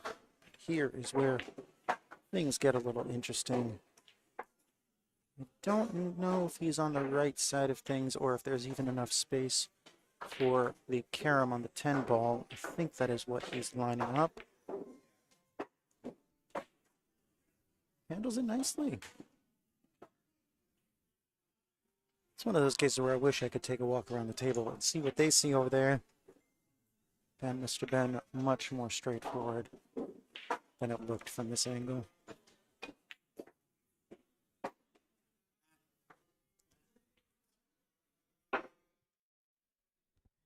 You're lucky. Margarita broken ran. Like, yeah. I'm 50 from Raphael's game. Yes. This was to break even on this one. Yeah. So we'll just bet on someone.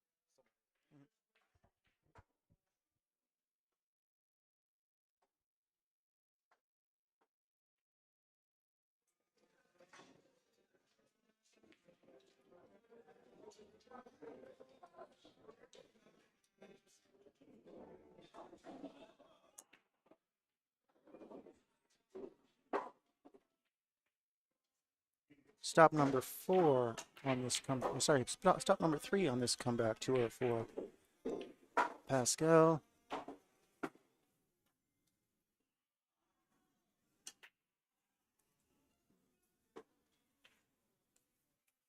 But a dry break means that he is no longer in control of the vehicle.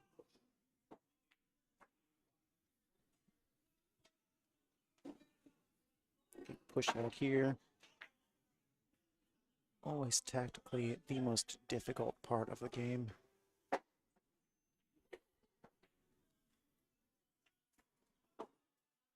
Just opts to give Pascal a long, thin cut on this one, with no guaranteed position on the 2.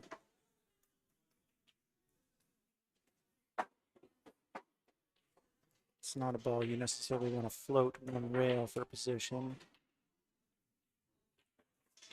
And the geometry of the room means Pascal's got some awkward cueing with the millwork behind him. Very nice pot, all things considered.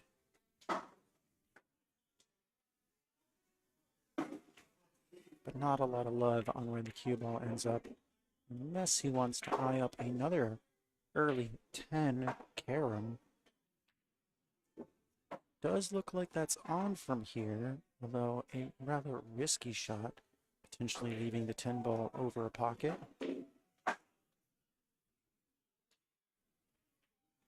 And that is what he's going to elect to do.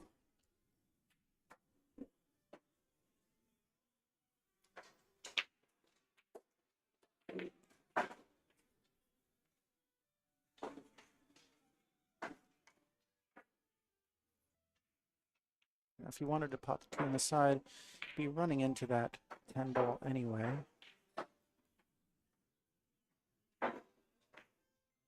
And rather than dealing with getting the snooker behind the 6 like he would have been at the moment, decides for the high risk, high reward. And in this case, ends up with neither of those options. Not much risk, not much reward.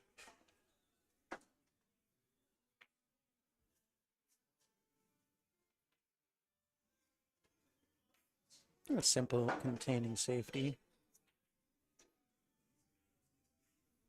Pascal can see this ball, and we've seen how he's handled this similar shot before. This time, opting to play safe. Gets locked up behind the 10. Very nicely done.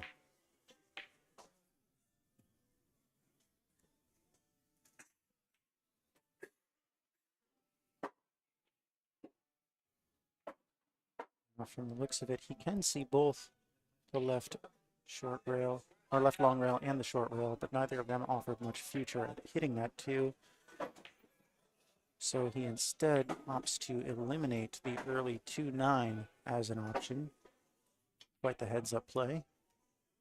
Never want to give somebody ball in hand with the money ball hanging over a pocket like that.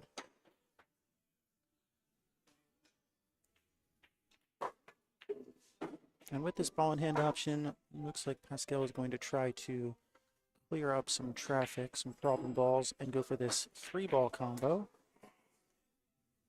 Unfortunately, that 2-ball squirts out further than he would like, ends up on that long rail.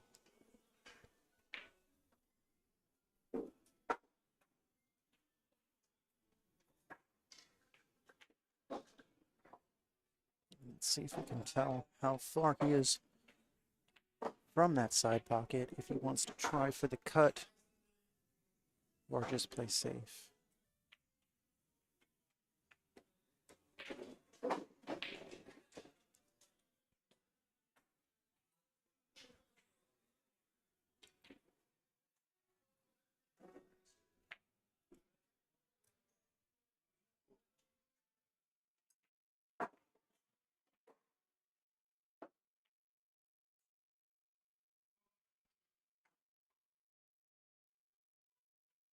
And Justin can't seem to get himself over the finish line just yet.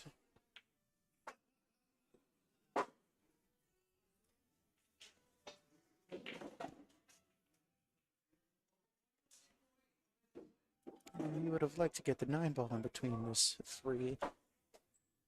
Still, the containing works pretty well.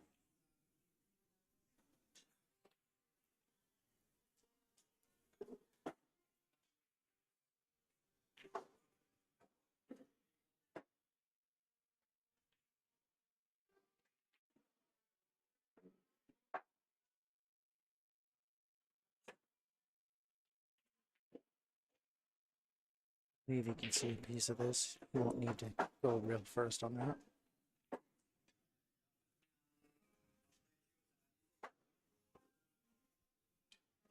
A little bit surprising he didn't see that Carom and call the 8. But potentially when you're more concerned with just making contact and not getting the ball in hand, some of those things can kind of slip by you.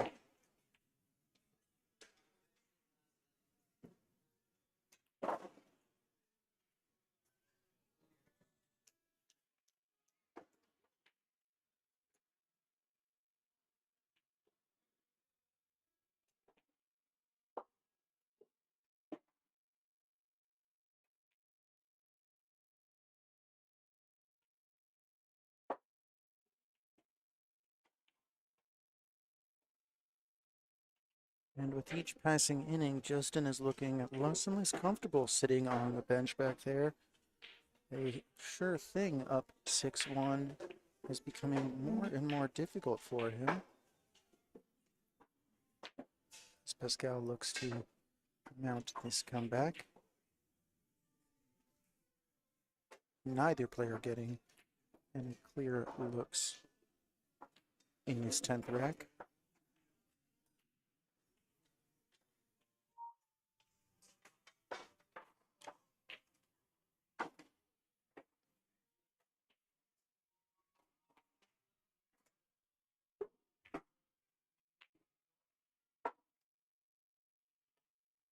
Part of that seems to be both players becoming more willing to play some safeties.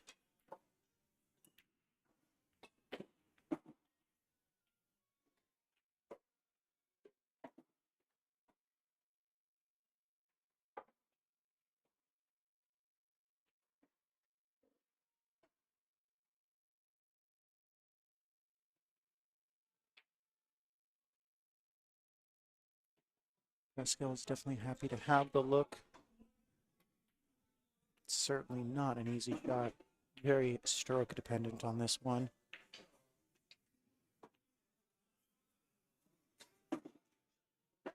Even having to take a shorter backswing on it. Nails the pot with good position on the 6.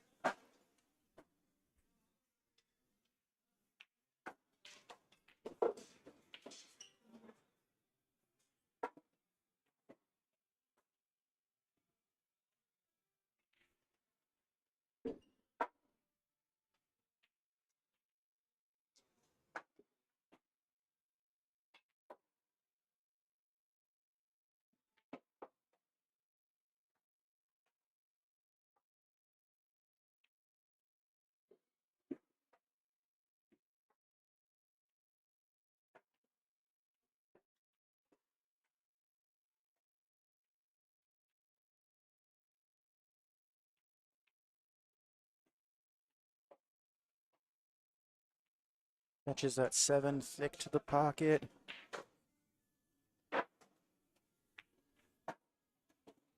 And this might be the best chance that Justin is going to have to finally close out this rack. Or to finally close out this set, I should say.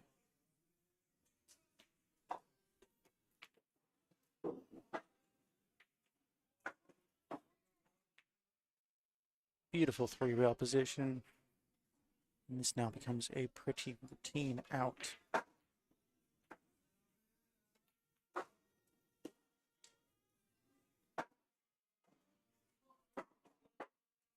One more ball to advance to winners round number 4.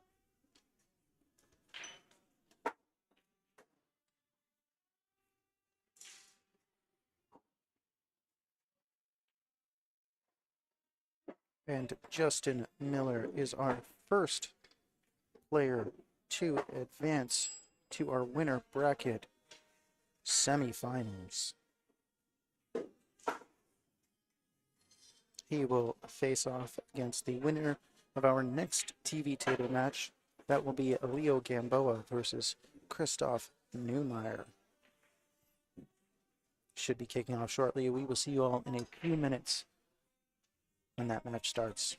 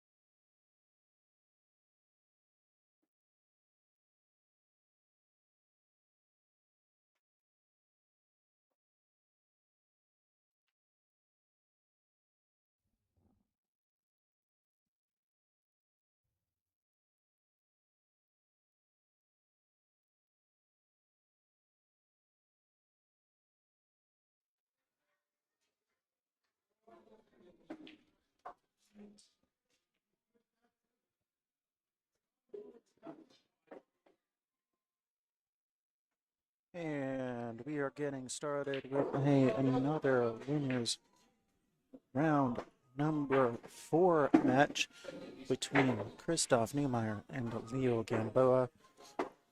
Christoph won the opening leg and the break. It is a dry one though. Mic check, mic check. This is Matt Lucas, joined this time by DeMarco Tran in the commentary booth. What's up, MVP fans? We're in for a good match here. Leo shooting at a 6.62 Fargo. Christoph shooting at a 7.37. I was trying to look through the field, DeMarco, for the European Open. Did Christoph travel for that this year? Do you know? I checked early on, and I was just trying to see if I recognize any names. But I do not think I saw his, because it probably would have caught my eye.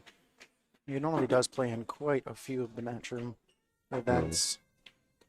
Yeah, I'd assume so, because he's at that semi-pro level. Oh, looks like Leo's gonna fumble here. A little too strong on that. Leaves that 2 right over the pocket. A little bit fortunate for him that the cue ball is against the rail. Somewhat limits Chris's options here. Chris is probably just gonna dig down on this. He'd like to draw it, but he's probably not gonna get much out of it.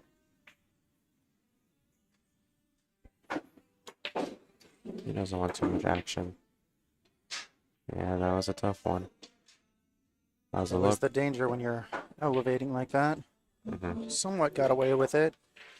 Leo can play a roll-up safety here.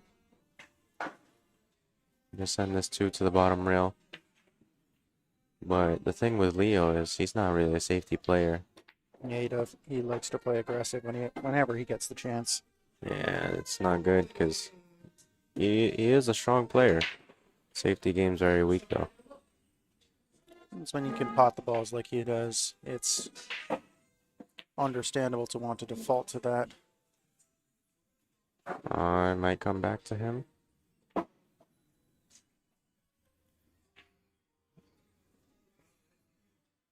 But Christoph is a good shooter, so he's gonna take this, and I don't blame him. It's not a long cut down the table at this 3 ball. You never like having to roll a shot like this. So he's choosing to elevate again. Second shot in a row doing that. Quite brave. Yeah, but this one's definitely easier than the last one. Nails it. Yeah, he doesn't have to worry about position on this one, because the 4 is in front of the pocket. I see no problems in this rack, honestly. 5 to 6 is... It's trouble for some people, but... There's a somewhat small position window on the 8, but for a player of Chris's caliber... If he could get straight on that 7, he'll stop it. Yeah, but when you're at this level... you know what, I'm just gonna let this rack go out as it is. But I think it's probably gonna take this rack. Christoph would certainly be the favorite for it. Alright, decides to play long on the 6. He has the 8 on the side. He actually has three pockets for the 8.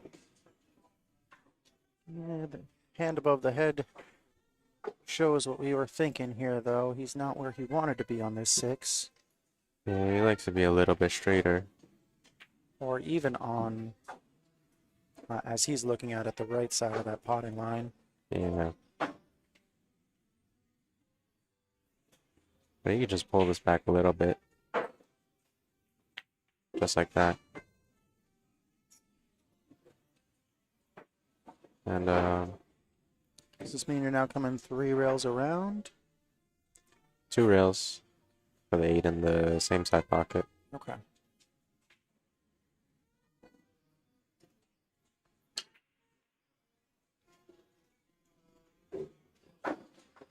So I'm just gonna put a little bit of left spin just to get the cue ball there. Bounce. Might actually do the 9 in the same pocket. Yeah, she has a lot of pockets for the 9. Pretty much has every pocket on the table. So it's just a matter of preference from here. But A lot of cases I would personally prefer to be forced into a certain shot. Give myself too many options. I never like any of them that I'm gonna pick. yeah, but the thing is, if you mess up on that one, then you have the others to back you up. So you play with the intention of having like 2 ways if you do mess up. Alright, so it looks like Kristoff is gonna set up nicely on this 10 ball. A few more complications along the way than we expected and he would have liked, but he still gets out of it just fine nonetheless. Like the 700 player he is, he draws first blood.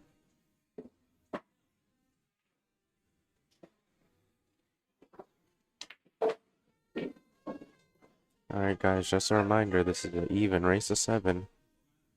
Our 10 ball open tournament. Hosted here, Carom Cafe and Billiards, Flushing, New York. Our next event is We have our weekly Mondays tomorrow night. Yeah. But in terms of MVP tour, In terms of weekend, I want to say April 18th, somewhere around there. So about a month. I think last I saw there was one on the schedule in the end of March, but I think that might have gotten pushed back. Oh, we found another dry break. Kristoff. And Leo does have a clean shot at this one. He doesn't like that. But he might actually pump this 4. No. Because anywhere he goes, he's going to bump the 3. So I might actually slow roll this with a little bit of left spin. He really wants to dodge it, which I don't like. I'd rather just run into the 3 and just leave it straight. There's the option to like punch it back. Yeah, there you go. Back, but that works well. Yeah, just roll into the 3 and leave it straight. Now we're looking at, I think, 2 rails for the 4 in the same pocket. Don't need to do 2 rails. He's going to take the long shot. I think in terms of letting your stroke out, if you do want to play for the 4 in the same pocket, I would feel more comfortable that way, but he opts for keeping it simple. Majority of the time, that's what you want to do, keep it simple. Because confidence also comes with running the racks. But I get what you mean. Oh, that doesn't look good. Yeah, he ended up on the wrong side of that 4. Trying to do his best not to run too far down table, and it leads to him hitting it fat. He's opened Kristoff up to a bank here with semi-automatic position. He has natural position here. That's what I mean. I think he'll want to put a little bit of outside just to get that cue ball traveling around 3 rails a little bit easier. Yeah, but I'm saying, yeah, he doesn't want to manipulate it with the inside. Yes. So it naturally flows outside. You certainly don't have to work the cue ball hard. But it looks like he's going to play safe. And I think it might leak. it's nothing easy for Leo. Certainly not the type of safety that Chris was going to want out of that. But it's containing nonetheless. Yeah, because Leo's the kind of player, you leave him a shot. He will take this cut on. Also playing a little conservative early on in this set, though. Yeah, I think partially it's just because he's not warmed up yet. And I do also think there's something to be said for the type of opponent that you're playing against. Yeah, he spoke to me in the beginning of this match before it started. He told me he didn't want to play Kristoff. rather have played Noel. Yeah, it's when you're playing against those higher level players, even small mistakes can compound a lot quicker. Yeah, I played in my first match today. How'd that go for you? I had my chances. Well, he won the leg. Opened up with 2 breaking runs. Wow. So that felt great, just sitting and watching.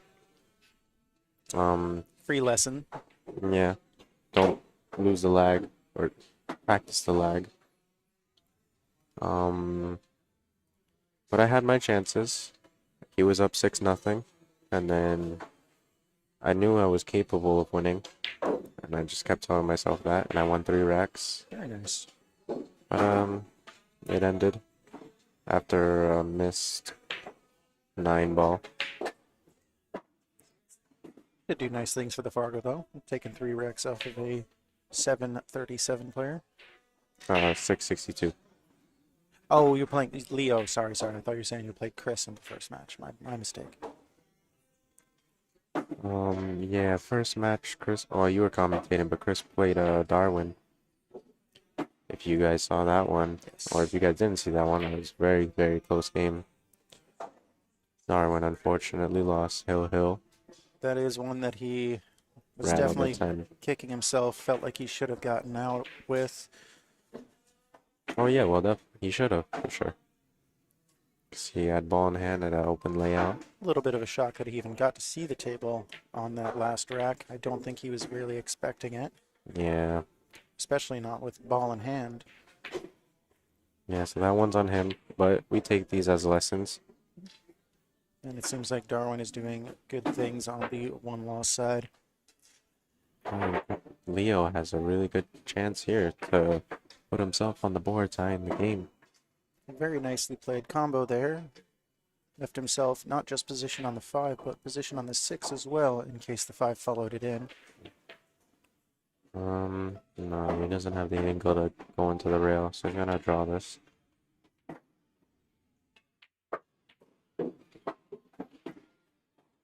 So I've seen a lot of these players be much more adept at those punch-out shots than I would expect from my angle over here in the commentary booth. Yeah, I actually like those shots because when you're at less angle, you draw more, and then when you're at more angle, you don't, or yeah, more angle, you don't have to aim super low and you use the spin to get yourself in position. And it looks like Leo's gonna get himself on the board. Trading the first 2 racks with our first chance to see Leo on the break. Yep. How did you play today, Matt?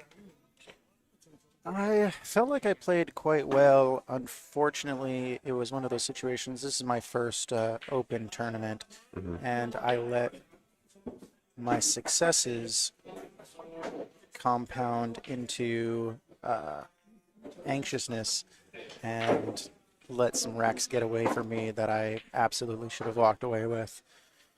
I had a first round loss to Justin Muller. Went down 2-7 against him, and I had 3 racks that I absolutely should have been out. And was unfortunate enough to draw net on my 1-loss side. Had a similar situation, had 2 6+ ball runs where the nerves got to me and I left net with just 2 balls on the table. So not my day today, but I will take that as a learning experience. Yeah, that's the thing. Well, I notice a lot of players, but especially somebody like you, I always see that you make a good recovery shot that'll put you back in line. But the thing is, when you make the really nice shot, like a really hard shot that puts you back in line, you don't reset. It's taking that extra beat to resettle yourself. Yeah, and then oftentimes I see you on the very next shot super jittery. I mean, because you know you saved yourself after almost like, I guess I'll say messing up. But it'll come with time. And interestingly, today was sort of the opposite experience of that from what I usually happen, where I wasn't really getting myself out of position. I was actually doing quite well to stay in position. It was just the nerves of being on a good run and wanting to continue it that led to either rushing or, letting some fundamentals lapse on the key shot. Yeah, I was just gonna say that it can also go in the sense of you're playing a really good player and you're about to win some racks, and you think about it, you kind of let it get to you. You say, "Oh, here's my chance." No, then you mess up. That was certainly the case today. Happens to all of us.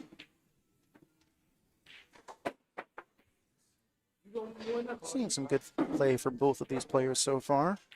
Yeah. This 8's gonna give him a little bit of trouble though. He's gonna draw down at this. I don't like playing short side. I guess that's all he had because the cue ball was going that way.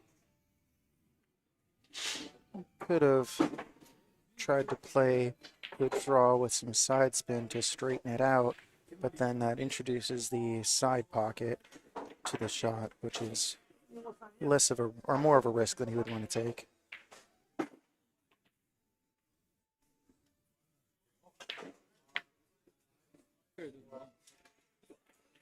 I didn't like that option he chose. He's left Leo a little straight. I think he can still go into the rail though. Just with a little bit of punch follow. Just like that. Now we're gonna see here how he manages his 8. He's gonna draw under. Or knock it. Yeah, he's gonna draw under. This is touchy. How's he look? How's it look? Thinner than he would like, but still nicely handled. Yeah, I saw it when it came off the cue ball came off the tip. Hit it a little hard. Might stop this. Awkwardly stretched out, he does choose to play the safe smartly. Yeah, that's a good shot. Not locked up quite as close to the 10 as he would like, but considering the circumstance, he will happily take that.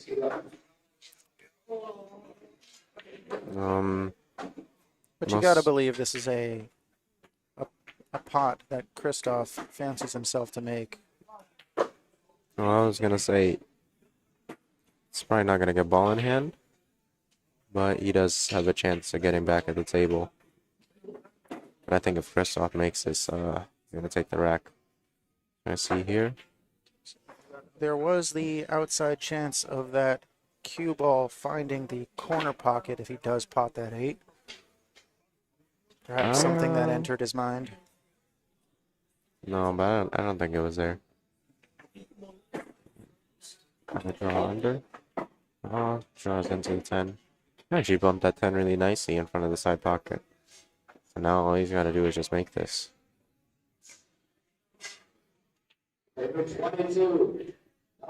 Oh, that's a little soft, but it's still okay.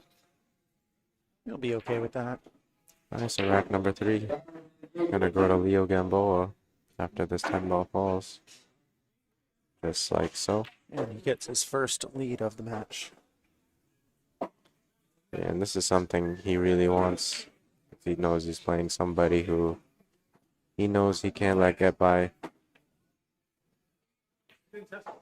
There's only so many chances a player of Christoph's caliber is going to give you.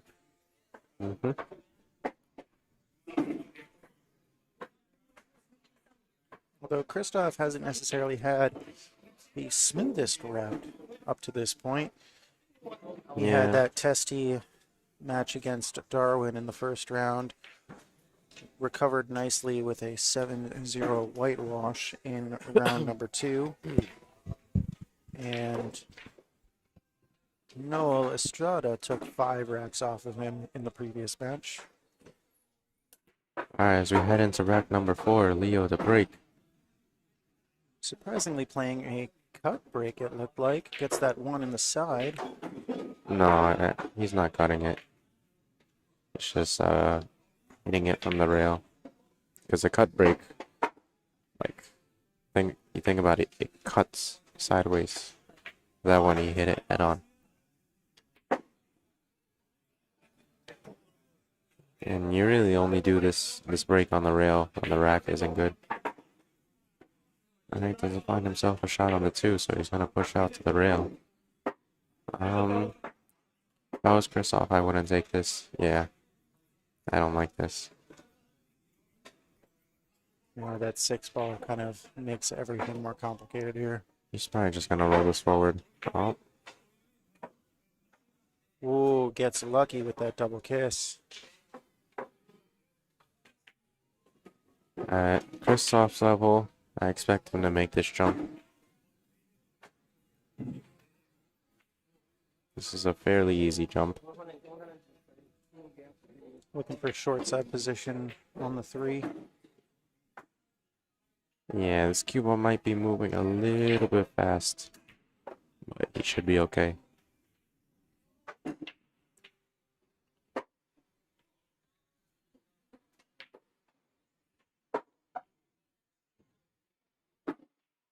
Oh, it's Empress against Darwin. Yeah, the kid playing Darwin right now, I'm on a junior team with him. This is my second time meeting him. Solid player if he's made it this far. Yeah, he's severely underrated. His Fargo is only 465. Well, something tells me that's going to be moving after this match. Yeah, and he's beaten some 650 Fargos, I think 2 of them. I know he last played Kyle Leung. Both of us have a junior open in 10 days. So I'm sure he's using this just like me as practice. What's the venue for that one? It'll be held in West Hempstead at Rack's pool room on March 25th at 7 p.m. Hope to see some UMVP fans there. Best of luck to you if I can't make it out to it. Thank you, thank you. All right, he's a little. This is a little awkward. But if he can get the topspin and make it, he'll have a piece of this 5. Wow. Stroke dependent shot, which he handles very well. That was a very, very beautifully executed shot. Now he's just gonna put the pieces together on this one. Yeah, he's kind of killing this with a little bit of draw outside.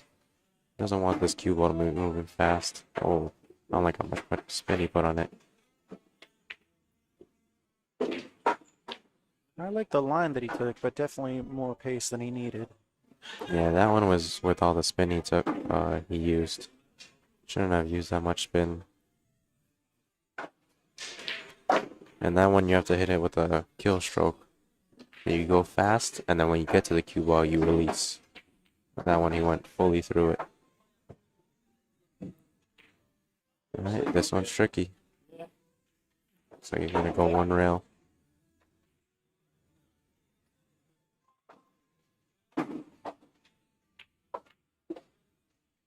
Oh, it's a little pacey, but I think it's good. I feel like the cloth face is fast on these tables, but the rails play a little slow. Definitely took some pace off of it on the second rail. I actually think these tables play fairly nicely.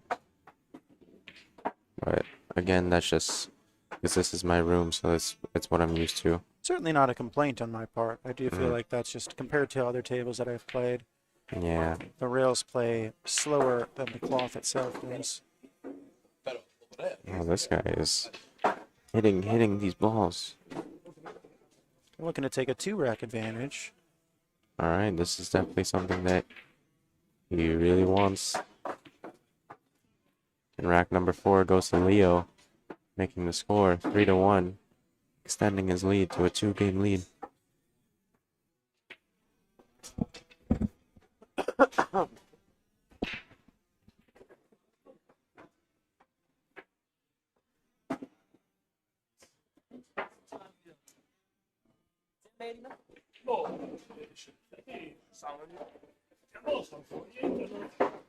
Take this opportunity to check in with the rest of the field, see how our matches are looking. I got $1,000 on the Filipino who wants to take me on.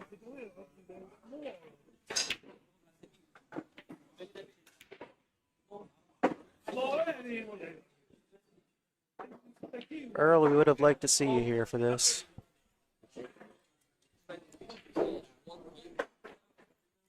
That 6 and 9 is gonna give him a little bit of trouble. But I actually think he can use the 3-ball to push that 6 out. That's what I was thinking as well. Other than that, 5 is a little tricky. Perfect. Yeah, not only does it make the pocket bigger, it solves a problem for him. Only thing here is when he bumps his 6, he doesn't want to hook it into the 4-ball. Oh, he doesn't solve the problem. Perhaps he's eyeing up that 5-10 combo. Yeah, I don't like it because you have to cut the 10 ball backwards from where the 5 is. Unless you play the 5 into the rail. Yeah.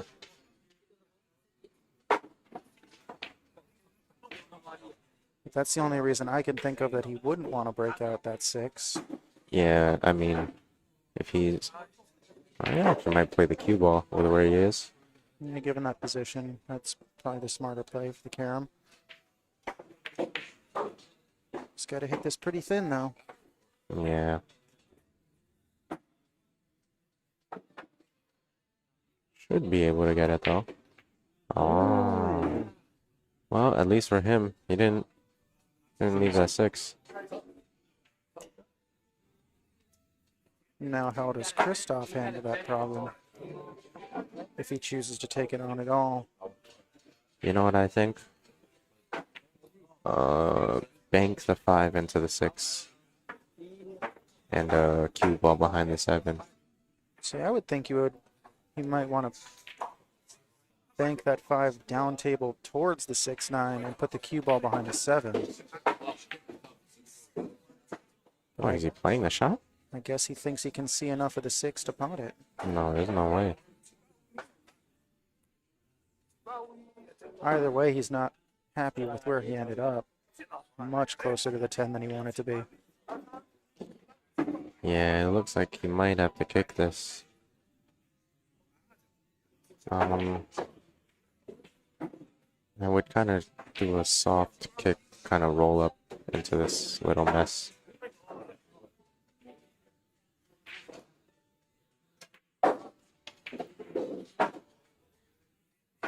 I'm not sure what the idea there was. I think he thought that he could throw that 6 in with some side spin. I don't think that was ever going to go. No, I mean, if we were thinking it, I'm sure he was thinking it too. So, alright. Will Leo take on the cut? He is the kind of player to take on this cut into the corner pocket. And I think that's what he's queuing for if he's queuing upwards. I'm just playing a soft roll. Smart shot. Just got the 10 vault for safety. Yeah,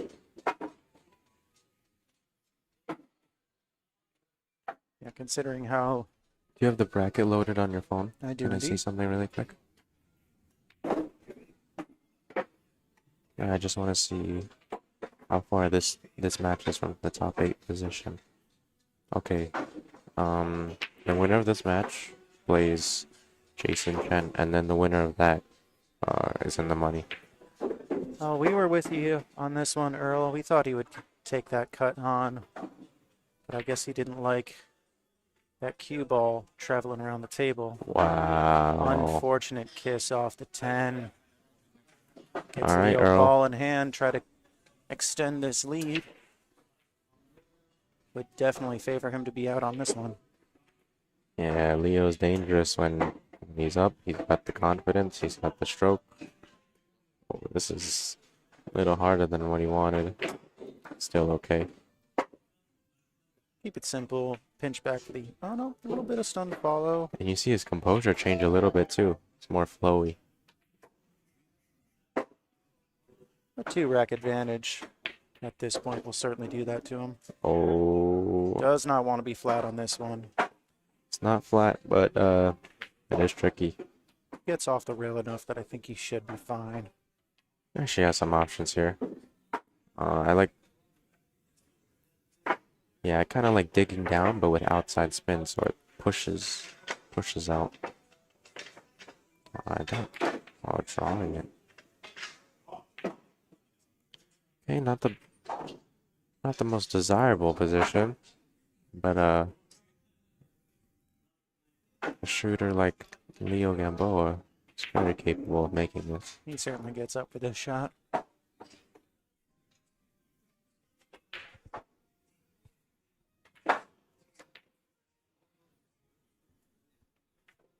And Christoph gets a chance to stem the bleeding a little bit.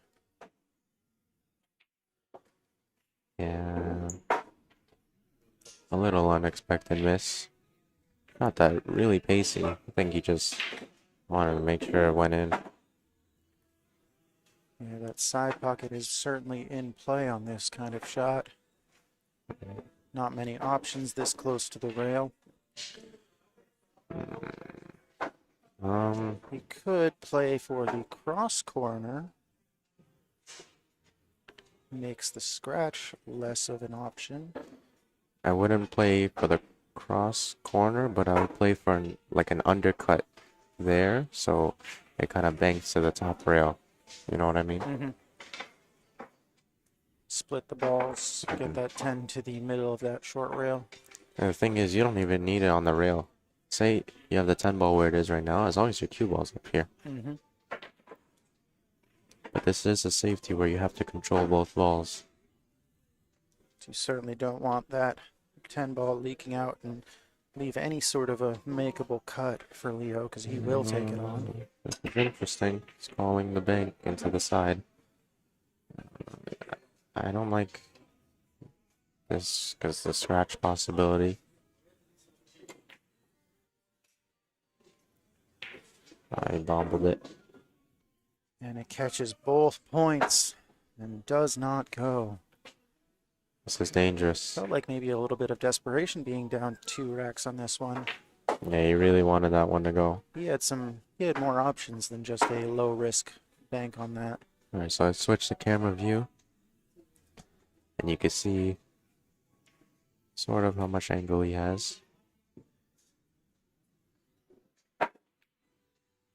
Yeah, I didn't like shooting. I didn't like attacking there. Oh, where are you going? And he leaves it on the spot.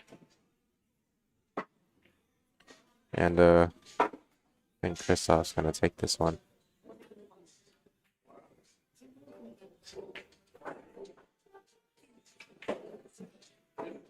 This rack number 5 has gotten quite testy for both of our players. Yeah, that's for sure. Got a little bit more exchange here than expected. Certainly more innings to this win than I would have thought we would have based on the layout.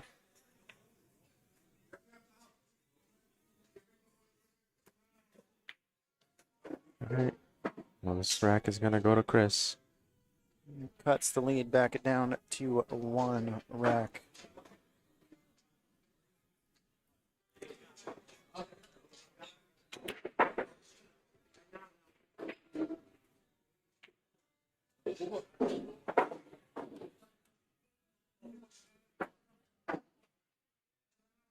Alright, as we head into rack number 6, Christoph will have the break, and I think this is the second time we will see him break this match.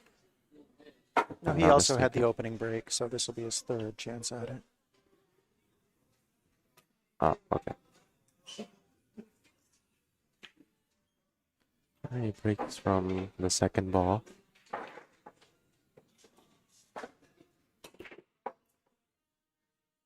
got great control of that cue ball on the break. Yeah, and I think he's planning on pocketing the second ball and playing for the one ball at the table. And, well, there's a really nice layout here.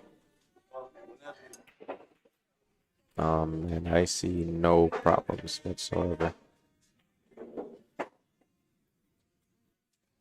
I don't even know what to say. I mean, as a less accomplished player than somebody like Christoph or Leo, I'm not quite a fan of where that 2 is. So I don't particularly like playing outside draw Oh, really? on a ball that close to the rail. I would personally prefer to play the high inside, but then not necessarily the greatest path to the 3. Oh, we're opposites then. I love outside draw. When it's up against the rail like that? Oh, and we run into a problem. Wow. That's one of the reasons I don't like that shot. Yeah, but he didn't even put outside on it. But also the way he cued through it. I saw that coming up. I'm sure he saw it too, but I thought he would have just played it a little bit softer. Yeah, personally for me, I would have played a more medium pace shot with just left spin. Try to come between that 6 and 10 and 6. 3 rails. 3 rails. Right short or right long, short rail. Oh, but yeah, he didn't have the angle to do that. I think if you're playing just like maximum left, I think it'll go that way. For me, that's a more comfortable shot. So it looks like he's gonna have to kick at this. 3 rail coming in behind it.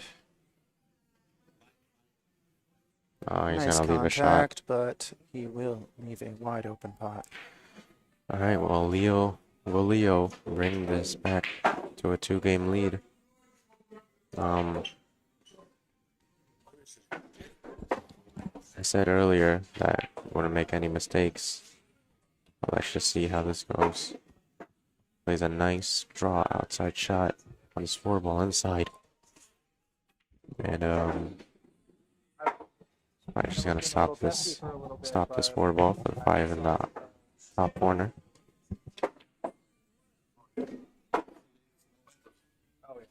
I mean, you could, I think it was. He's gonna draw this. Actually, kind of.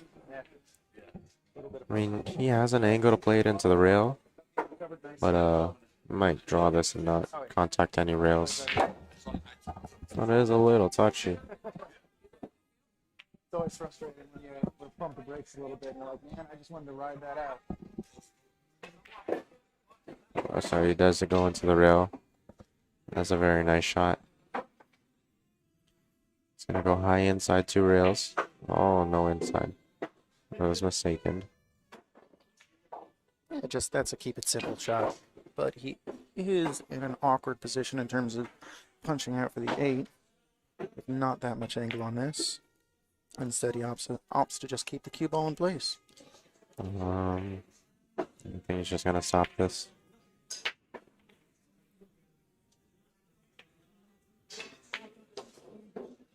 Alright. I wanted to roll forward a little bit, but still good.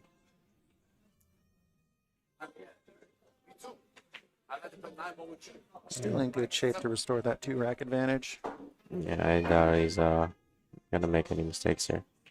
I don't like digging at this cue ball though. But it's comfortable for him. So Leo passes the halfway mark.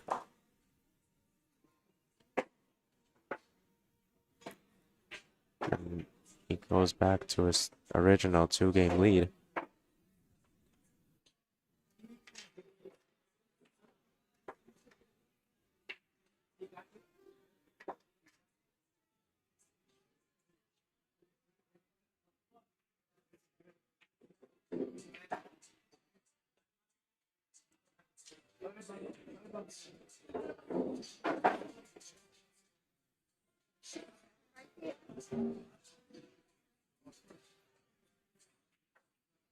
Once again, the winner of this set plays the winner of the last match on our stream table, that is Justin Miller. Elsewhere, we have Jimmy He and Rafael DeBreo waiting to play in our other winner's side semifinal.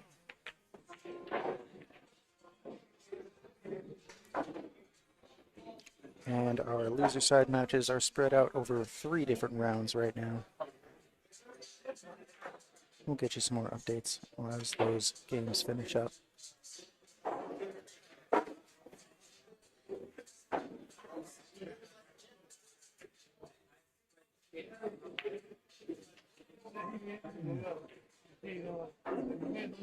How do you end up? And he's hidden. I think he's Too much of still, a problem to go rail first on this. yeah. I think that's what he's gonna do. He wants to catch that one pretty thin in order to maintain position on the 2. Yeah, I was worried about that. Caught more of it than he would have liked. Yeah. Going for the short cue. Haven't seen too much jumping in this set.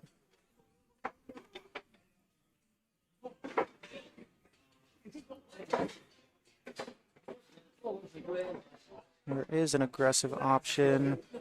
I don't quite like position on the 3 if he does happen to make it. He's keeping the extension on that, so he's probably playing for some good draw on this. There it is. That's well done.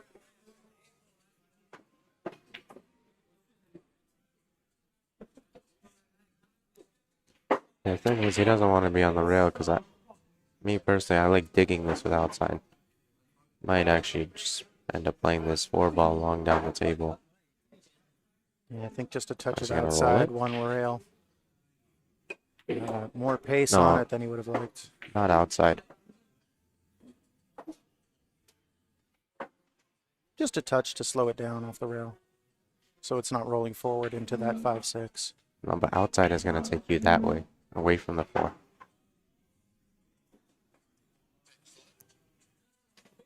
Did he call the bank? I missed. Oh, and he fumbled there. He wanted to come back behind the 8-ball.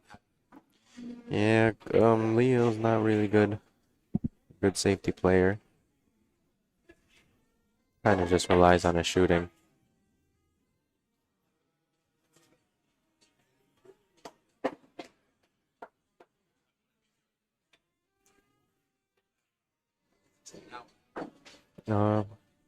No easy shot. I think he's.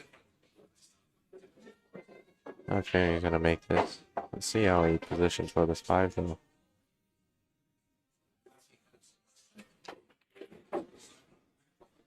They wanted to get over for that 5. So you're gonna have to play another rail first shot.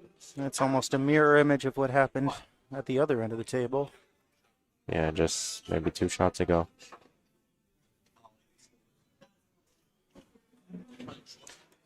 And this one's a little bit more awkward for the right-hander. Just got to reach for the extension. But this one is almost automatic position.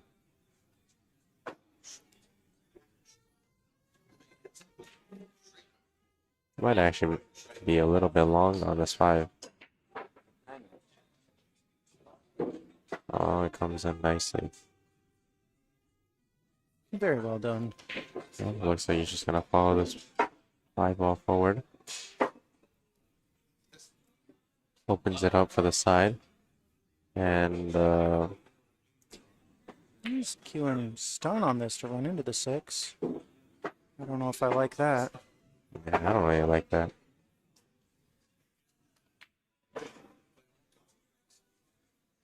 But this out is almost automatic. It's certainly gotten more complicated for him. Yeah, I think just that ball. It was just a 6. But I think he's gonna take this rack.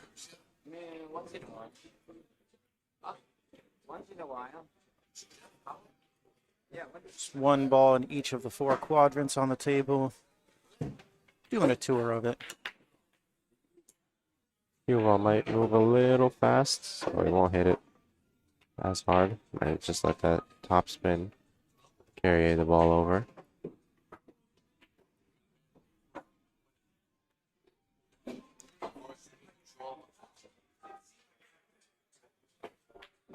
And a somewhat surprising 3-rack advantage now. And that puts Leo 1 rack away from the hill.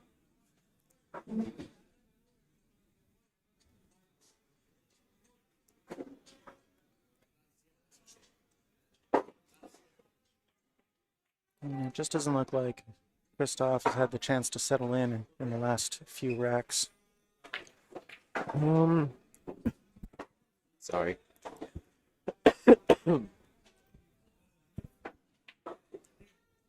I mean, Kristoff had his chances, especially with that one break that he had, and then he drew the 2 ball behind the 5.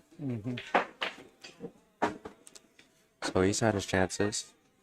And you know, the thing is, when you play higher players, it's not like you can kind of get to warm up, you know. You just gotta come to the table ready to shoot.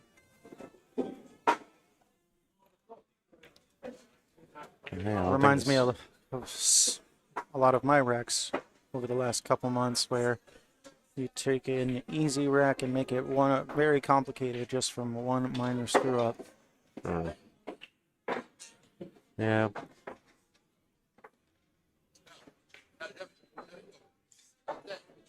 Does this 1 ball have a pocket?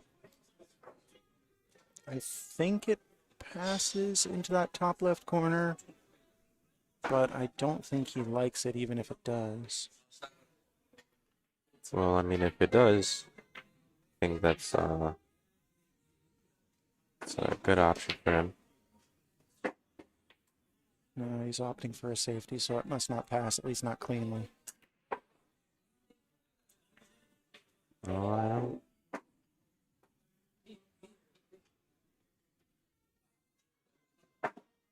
Not a bad safety. Yeah, it definitely leaked out more than he would have liked. Yeah, but it definitely is contactable.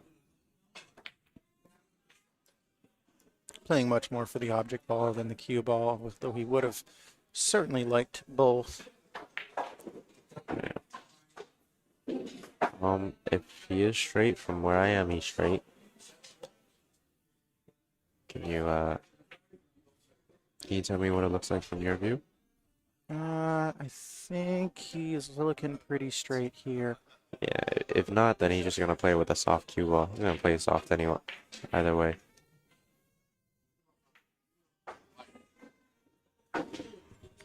He's eyeing up position for the 3. I think that 9 ball is in the way of the line he would like to take off the 2. Yeah. I think that's the only thing that's giving him pause right now.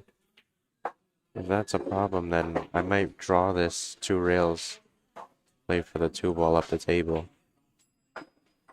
It looks like what he's lining up is a bit of stun follow, moving forward a couple inches so that he can draw past the 9 when he's shooting at the 2.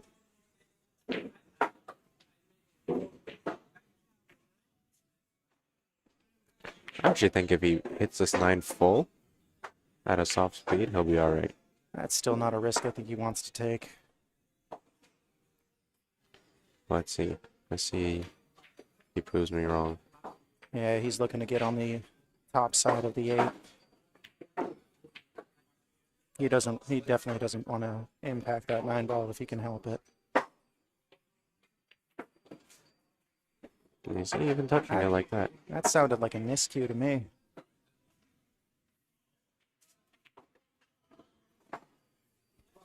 Certainly not the shot that he was trying to play for. He'll take it, though. 4 ball's tricky.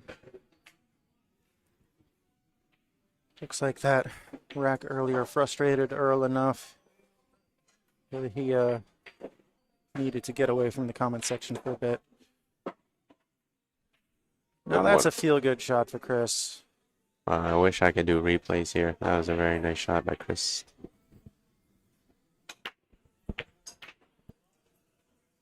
Shot might have actually Lit a fire in him again. Yeah. That's actually a good way to put it. Just finding the words. He's definitely looking like he came to the table with more focus on that shot after a beautiful pot. Yeah, he knows he needs these racks. And he's I back think- out of position a little bit. Yeah. 6-ball really only has that top pocket. So he might just have to play position for a safety.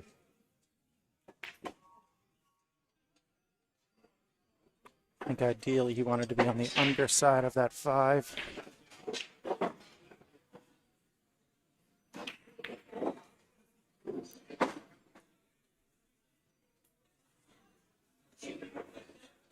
Plays for the bank. He's playing aggressive. See if the fire inside of him is still alive. Oh, And a great draw off that bank. nice. Drew a little too far. But I still think he's okay because he has 8 in the corner. Put yourself in a position, though. Are you going to float forward, or are you going to try to take this off 2 rails and end up with a longer shot on the 8? 2 rails where? Below the 9 and then off the short rail. I can actually do between the. If he's 8 and digging 10. into it. Oh, he's crashed. It's for that exact reason I don't like queuing down on that shot. Yeah, that one I kind of just like following it forward for the 8 in the Exactly. corner. That's why I was wondering if you would try to avoid hitting any rails or come off 2 and let the stroke out a little bit more. Yeah, but then you introduce the rattle.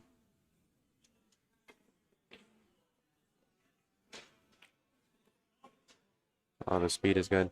Actually, oh, he might have actually been playing for this. Wanted that cue ball out a little bit more. And he's left it open for him. Yeah, he did.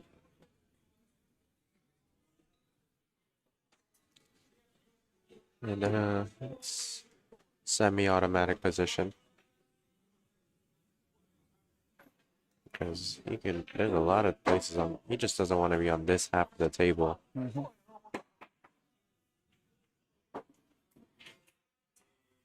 Oh, that's pacey. Really That's pacey. looking good. My judgment is no good. You know, I hate queuing over these pockets, but he's in good position there. It looks like he's just gonna punch out a little bit.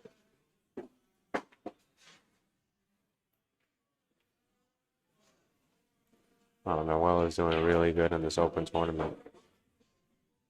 His improvement over the last 9 months or so has been That's quite almost like, incredible. it's almost exponential. It's like every time I see him, looks like he's getting better. But on our match, looks like Christoph is gonna close this gap. I mean, earlier when we were doing the Calcutta and Met shouted out me as being, well, he started out saying I was the most improved player, and then I think he remembered about somebody like Noel and said one of the most improved players, because I would say he definitely takes that prize. Let's go, Noel. He advances 6-4 over Lando.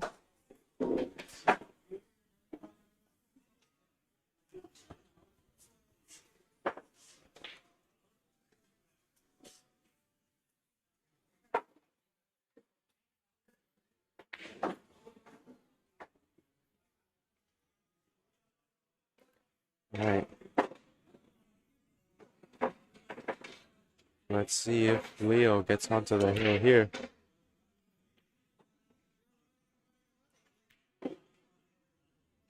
Or will Christoph continue to close this gap? Earl, if you have seen Noel's improvement, you would be saying the same things we are. It's sad, because I know who this is.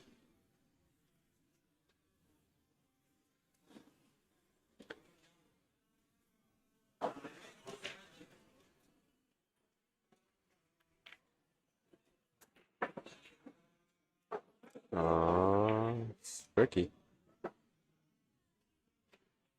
Is the 3 blocking the 1-5 path? Might actually just roll up.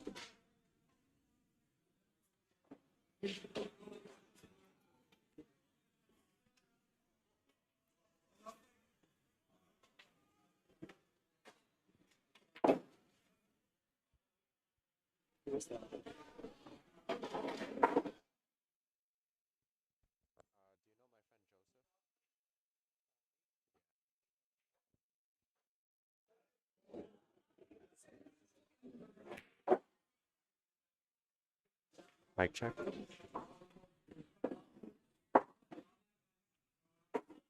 Uh, Good contact, but no love afterwards. well, this the 3 ball is a little tricky. Um, yeah, it is tricky. Trying to think. You can get into this with a bit of low right. Could play for that 3-5 combo. Yeah, I was actually thinking the 3 on the side, but oh, draw. Wow. Drew off the 5 to push it out. I'm not 100% sure if that was planned, but it certainly Yeah, works for I him. was just gonna say. But works good for him to put himself onto the hill.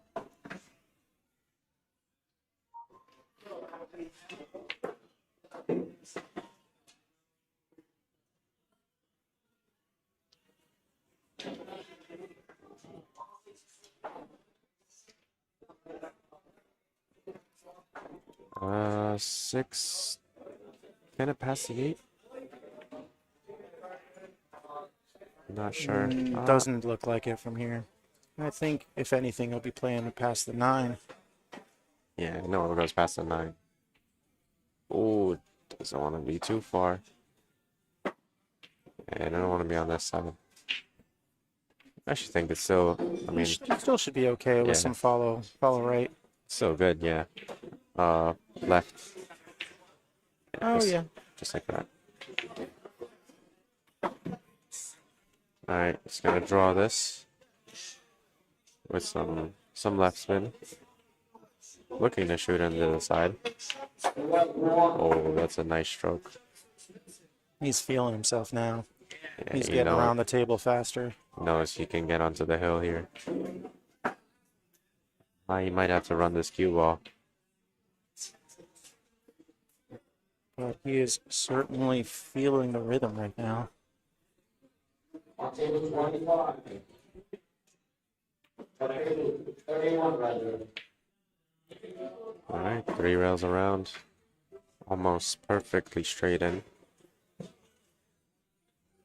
For that, versus the well, table 31. Leo gets onto the hill. And he has 4 match points. On table 23. We got Jordan. Earl his. Or sorry, 3 match points. Race to 6. Good luck. Jordan Burns passion. Table 1. Alright, Leo gets this next rack. We'll take the cheese for this match. Are these guys in the top 8 yet? Yeah, as he's walking back to break, he's looking at the score. This is currently guaranteed 9th through 12th. Nice. Winner will advance to 5th, 6th guaranteed. Oh.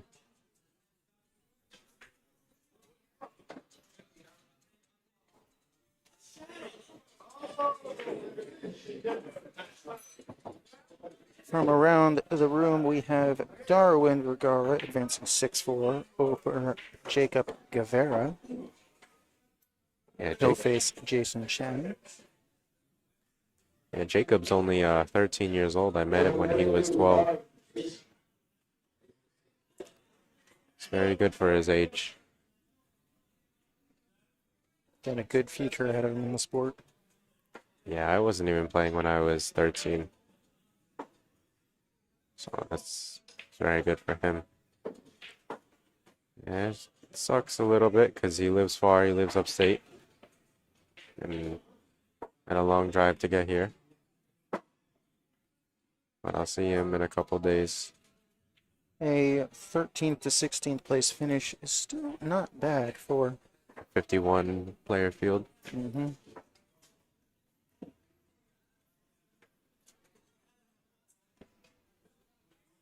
Alright, let me say goodbye to him.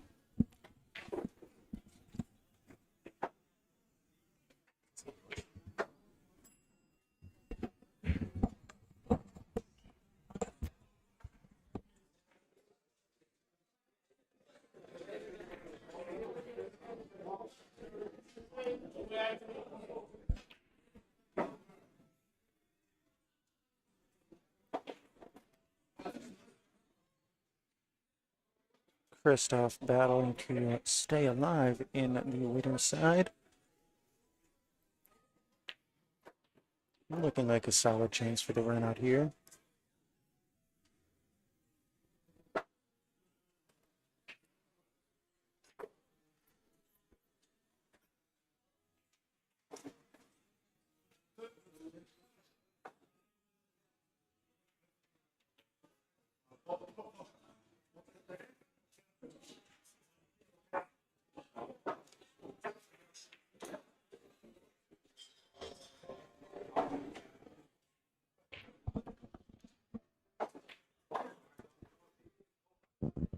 Pretty routine run out for Kristoff from here. Yeah, I do not see. Mic check, mic check. Yeah, I don't see him messing up from here. I should play a lot of positions here.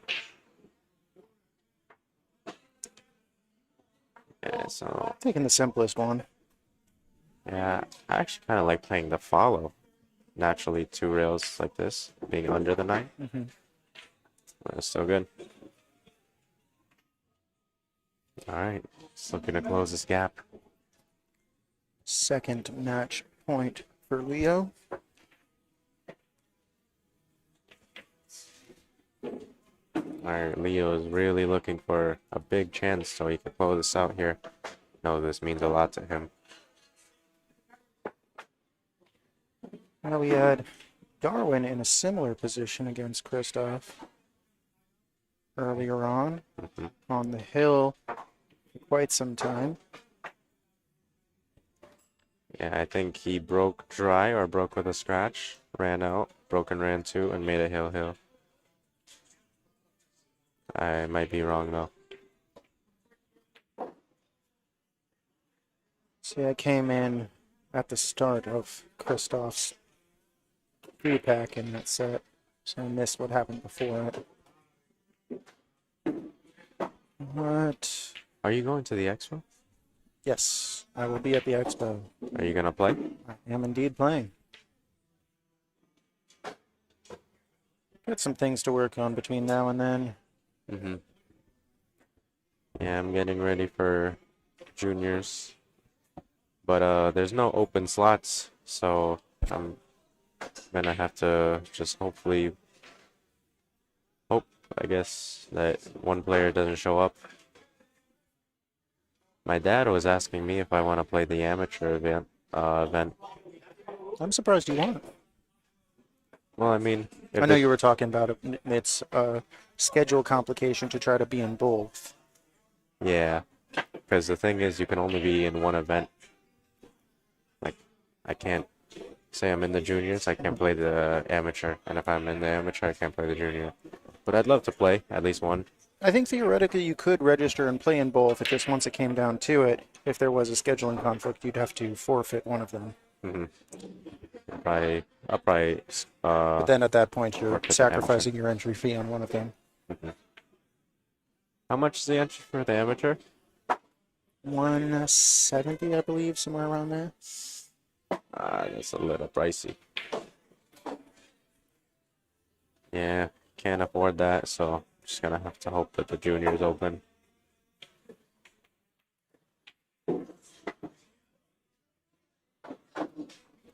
It's a junior event, I think.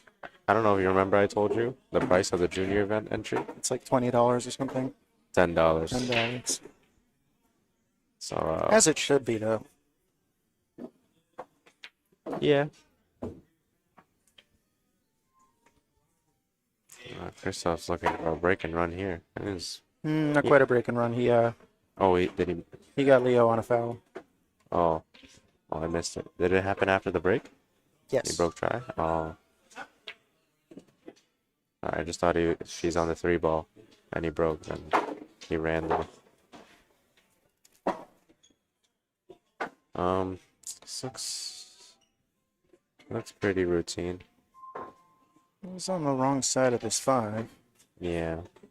He's gonna have to play this cue ball in between the 10 and the 8. It's a 1 diamond space kind of box that he has. But he doesn't have to do anything special to get there. Might have overdone it slightly, but I think should be okay. Yeah, I think he's still gonna stick to playing it on the side though.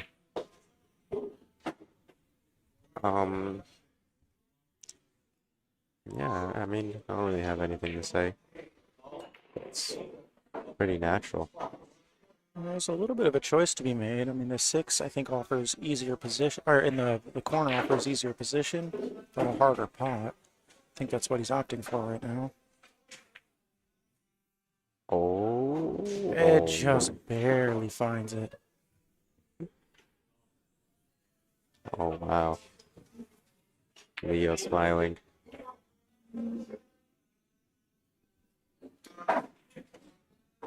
I'm actually surprised that dropped.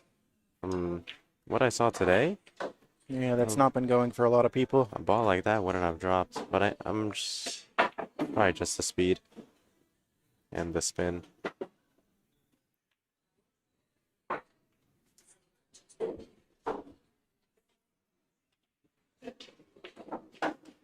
This table's playing a little faster than he would like. Again, gets closer to that side rail.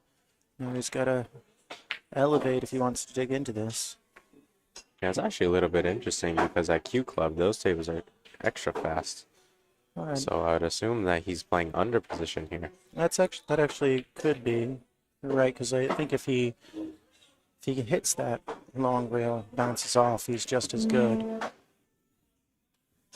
This is a tad bit tricky. I think he's got to run into the 10 on this one. Yeah, but he doesn't want to catch it too fat where it bounces out where he doesn't have the corner. Kind of wants a thinner hit. Just push it closer to that corner pocket. I actually think he could play a draw shot on this.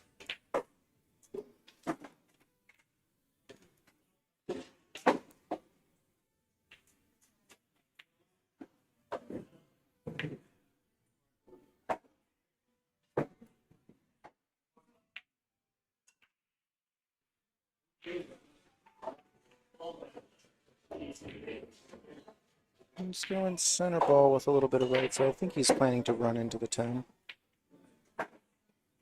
Yeah, that's the thing.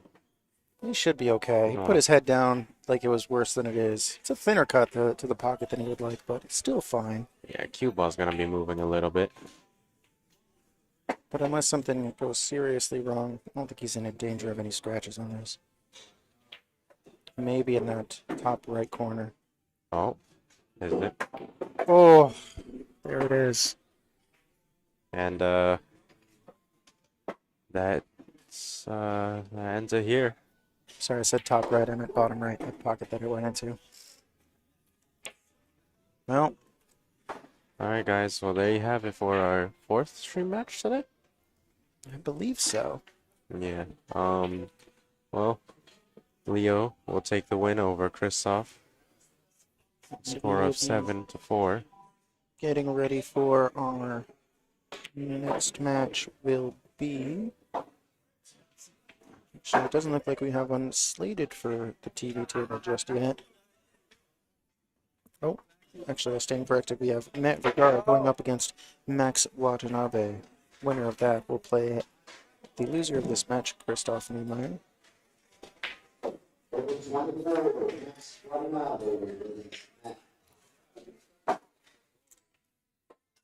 Max Watanabe a 676 Fargo and met 723.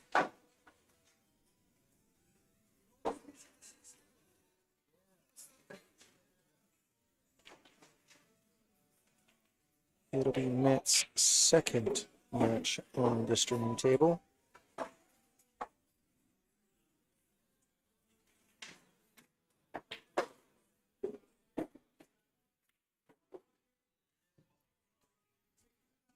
We're going to take just a short break. Once that match gets set up, we will start our commentary again in just a few minutes.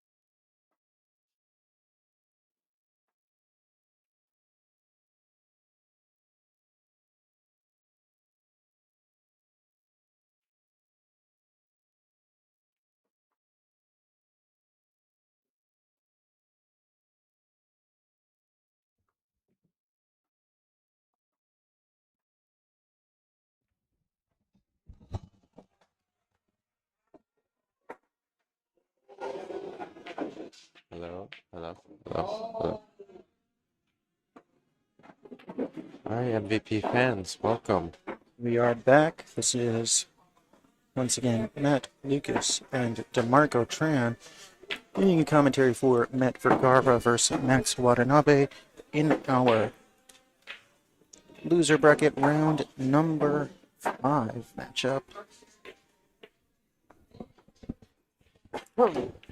We are already well underway. Matt takes the first rack. Alright, we have Matt Vergara shooting at a 723 Fargo, and Max Watanabe shooting at a 676.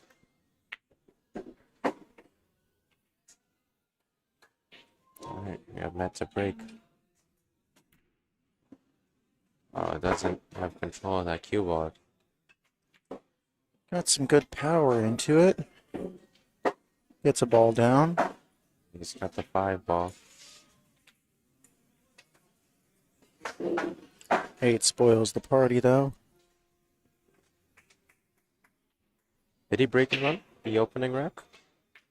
I believe Max had the opening break. Oh. I didn't see if they flipped for it or Matt just gave it to him, but Alright, let's see where he's gonna push to.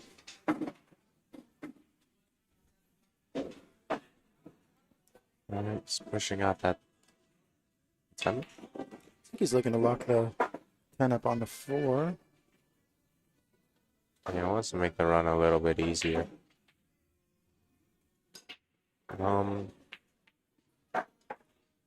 Max has a pretty good safety option here.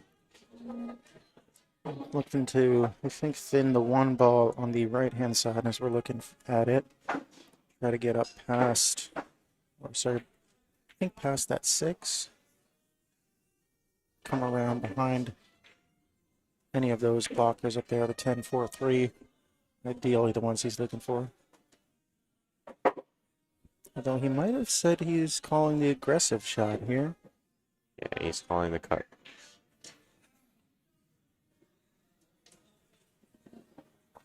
I think he was going for the 2-way on that with how thin he was aiming on it. Just barely misses.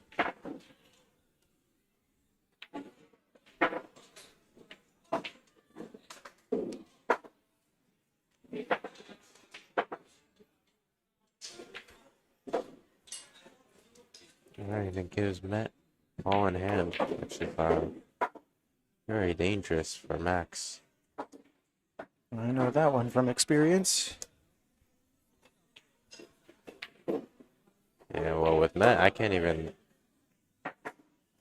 even know. Sometimes I think I play a good safe. So I can't even just let him get to the table in general. It is quite gratifying, though, when you play a safe that does get a little tap on the table from that. Had one of those today, and that was probably the highlight of my day so far. Oh. I see a little slip up from Matt. Yeah, I was going to say, he's still going to play aggressive on this. Take that 3 in the side. Yeah. 4 is nearly automatic position. Matt always talks about having messed up eyes, but I don't know. Shoots better than I think anybody in the house here.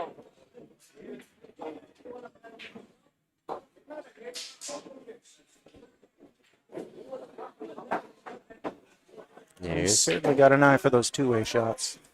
Yeah, well, I know he called it just in case. He would have been happy with either outcome, I think. Pace on that definitely says that he was favoring the safety. Yeah.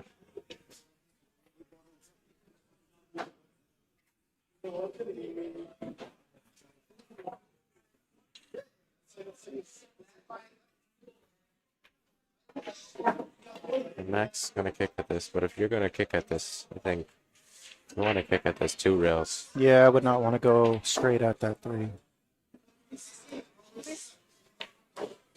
Well, going straight at the 3, you do have a safety, but chances are a lot better going 2 rails. Oh, he put a lot of spin.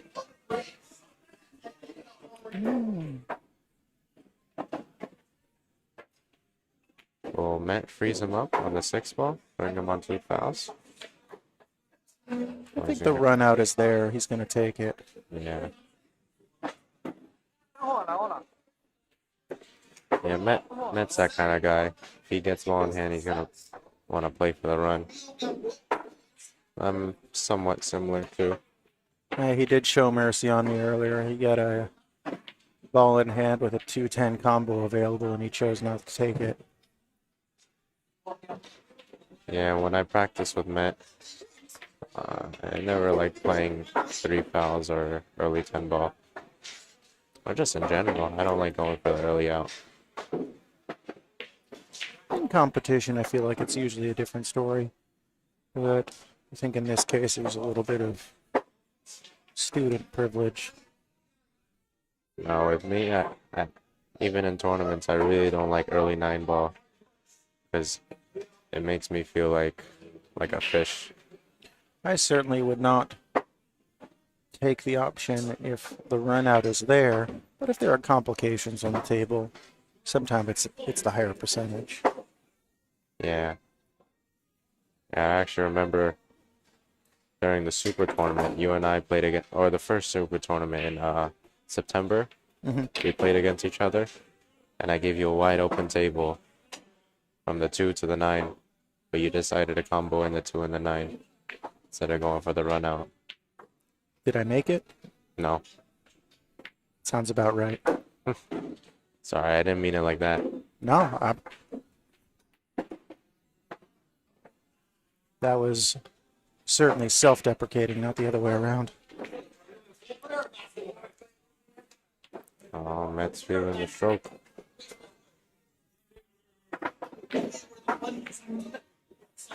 Alright, flips the ball over. Is this one mine? And with, It's a little bit louder. yeah, I think that one's yours. And a 2-rack advantage for Matt. Alright, Matt takes the second rack.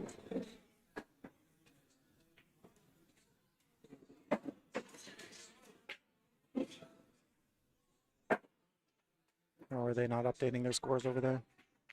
No.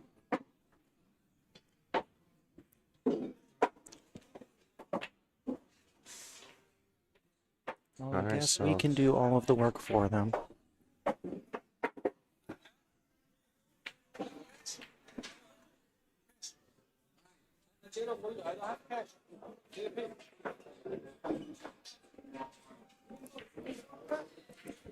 yeah, we're also being nice guys, donating our money to the open tournament. Thankfully for me, it was a little bit of a cheaper donation. Oh, yeah, how much was yours? 50? $50 entry.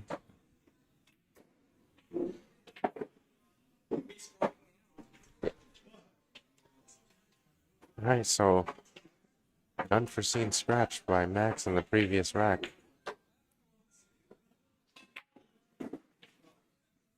Perhaps just playing a little more aggressive than he would like to, or a little more aggressive than he should, given still a little cold at the table. Max has a really nice chance here. Again, see no problems.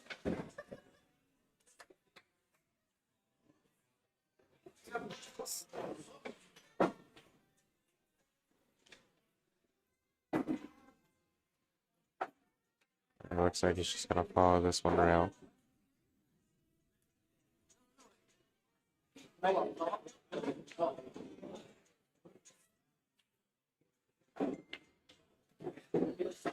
And a little love tap.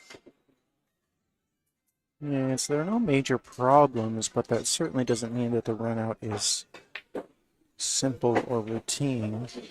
Yeah, and we found that out from our last match.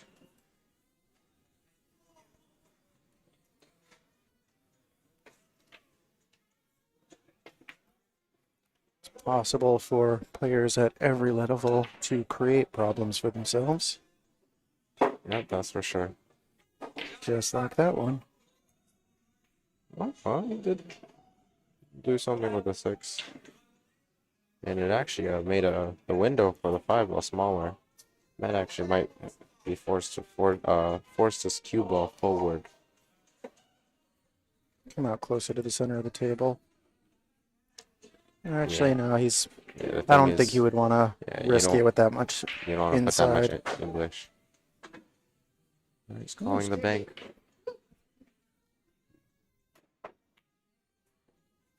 So I might actually play for this little window. Oh, no. He was playing for the position that I was expecting, but I didn't think because he'd he play the didn't want to bank. play for the inside, playing for the bank made that easier. Pot was certainly harder that way.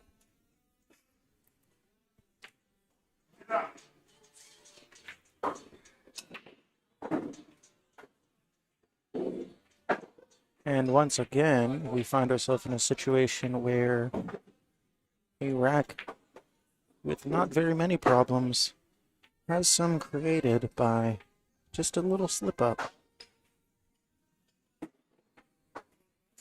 He's taking down on this. I think he's gonna bank this 4 ball around the table. Well, that's a pretty solid safety there.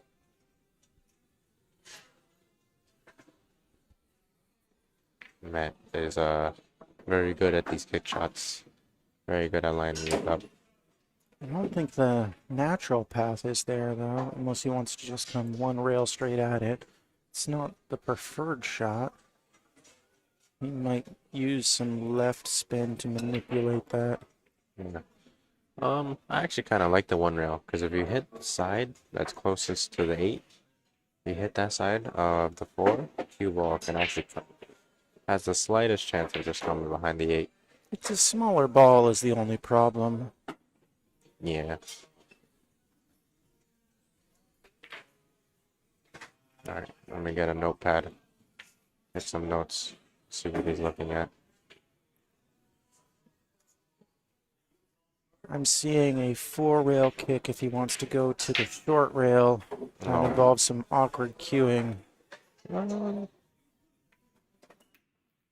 Yeah, I mean, not too bad. Or he could put a No, fair 'cause- amount of left spin shooting at the first diamond short of the left side pocket. Try to come around 3 rails. Those are the options that are jumping out to me. Looks like 1 rail it is.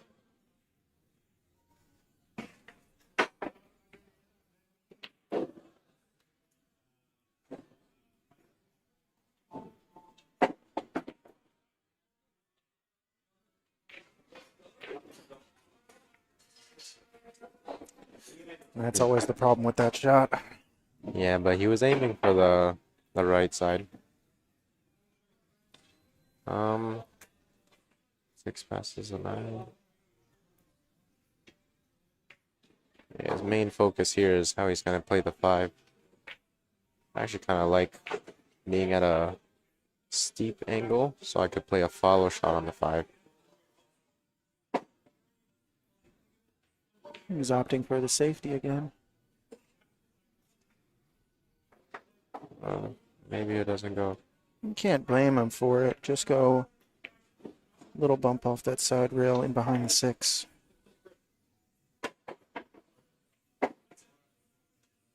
Not quite as lock up as he would like, given Met's proficiency at kicking.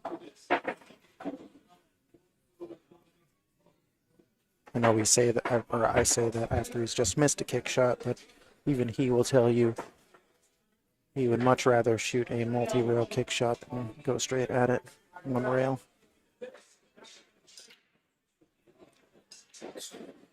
Yeah, because it tends to be the 1 rail kicks that are actually the hardest. Because Hardest to judge. The ball is the smallest in terms of like impact area. you're going directly into the ball rather than using the rails to open up the angle for you. Yeah, instead of the range of the ball.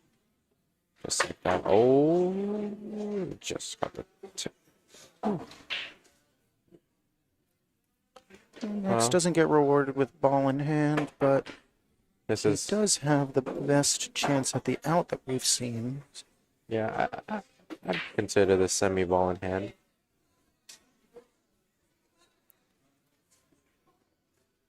And for me, I personally do not like queuing over the pockets on these Brunswick tables, but I am also a much weaker player than Max is, so. Yeah, so am I. Max has a very nice table at his house. What does he have at home? Played on it a couple times. He has a 9-foot Rassin table. Very nice. The setup is really nice too. He has a Aramith black set with 4-inch pockets. I do like that Aramith black set, but it still does drive me a little bit nutty that they swap the color on the 4 and 5. Yeah, I actually like the color scheme. The color scheme in general is good, especially getting rid of the orange ball for the TV. But the fact that it's a pink Here's what it looks 4 and a purple 5 always throws me off. See? Very nice, That's very nice. very nice setup. And then Quite envious of that. yeah. When I was at his house, I just did nothing except play all day.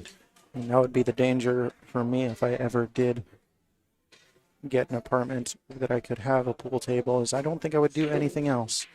Oh, that's interesting. I'm surprised he put that much topspin because I thought he knew it was gonna spin into the rail. Unless that wasn't the stroke he was planning on playing. I mean, I know it's the instinct with a lot of players to look at their equipment after a mistake like that, but that did seem like didn't go according to plan as far as how he hit it. Yeah, but I think that one was on Met and not the cue.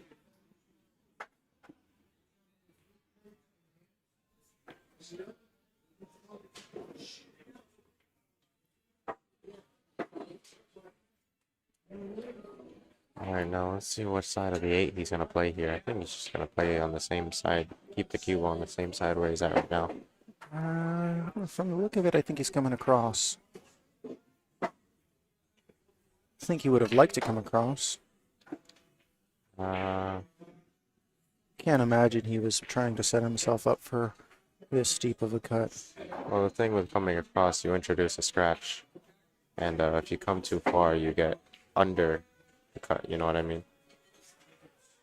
Yeah, I still think that's preferable for the shot that he ended up with. Oh, yeah, that one he had the out. I thought he had the out. That cut wasn't even that bad. But, seemed to get him. Yeah, I think if you play that setup shot with a little bit more punch and aim for that middle diamond.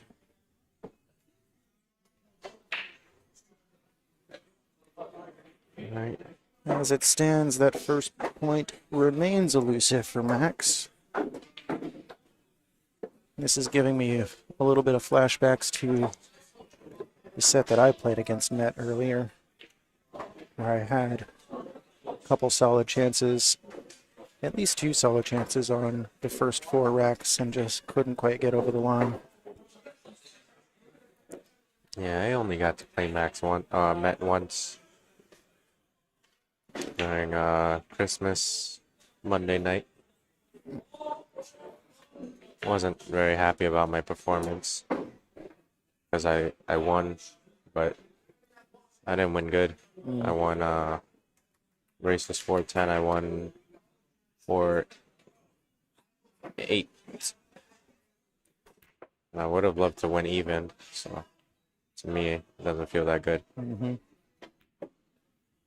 I know how you feel.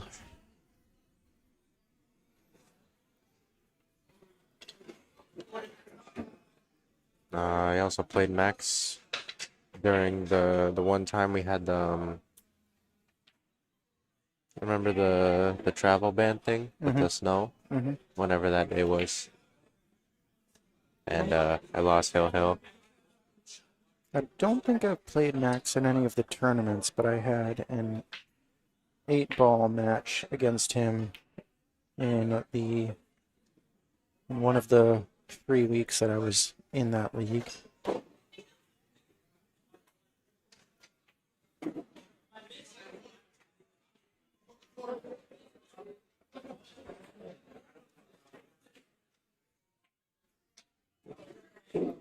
It's a good push.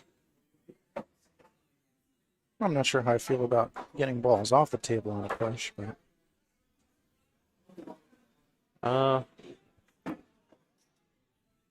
The 6 to the 7 was somewhat tricky. I do think you can accomplish the same thing, but instead of pocketing that 6, you just push it up to the long rail. You don't like shooting balls from the push? It's not that I don't, I am just more of the opinion that if you are trying to make the rec more difficult, doesn't necessarily help to get balls off the table. Yeah, but if you have a chance of it coming back to you, things like, yeah, you don't want to make it hard.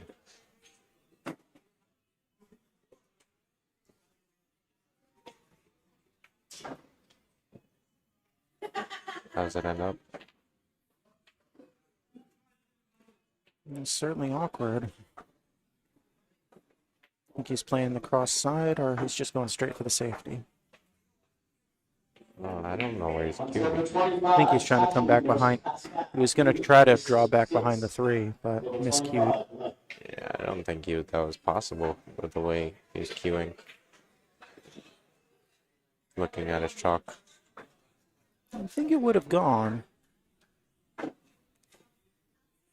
The thing At is, the very least, you would get the cue ball back to the short rail and make a more awkward shot for him. yeah.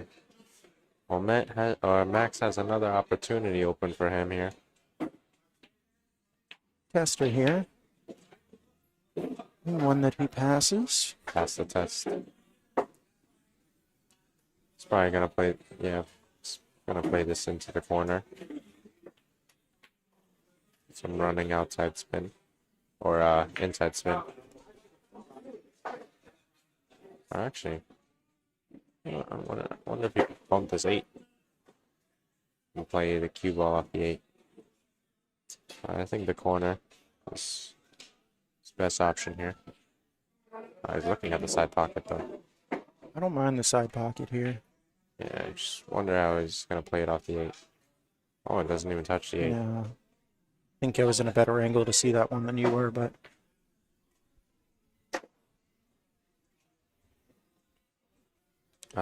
It's deep on this 3. This 4 ball has no pockets on the left side. it should pass this 5. No, from where I'm sitting, the 5 is in the way. Nah, from my view, it definitely passes the 5. It's also, if he plans to go up and down, he could play it in that left side pocket.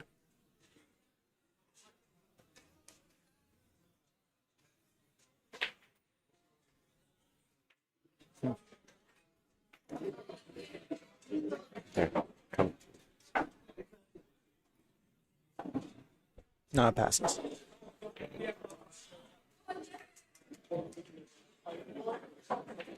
Well, it's hooked Met. But I don't expect Met to miss this.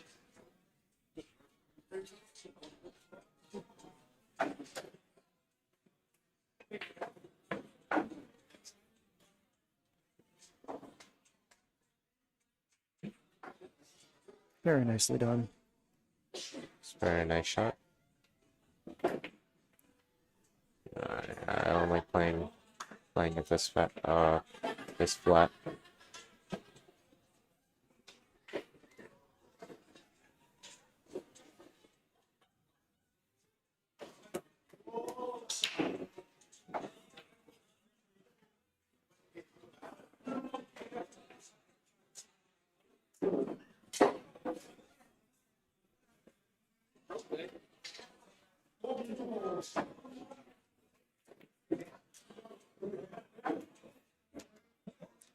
I think that was probably the biggest problem shot for the remainder of the rack, not because the shot itself was difficult, but a little bit of stretch with a long extension always introduces the option or the possibility of a miscue.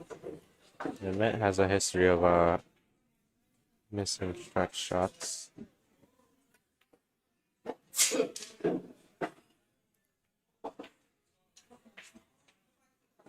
I'm just gonna draw this back a little bit. Play for the 10 in the same pocket.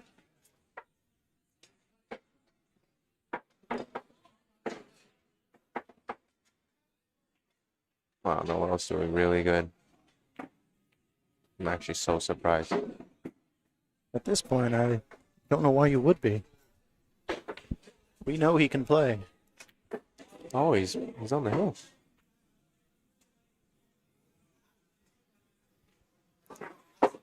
Well, the thing is, he's the same Fargo as I am.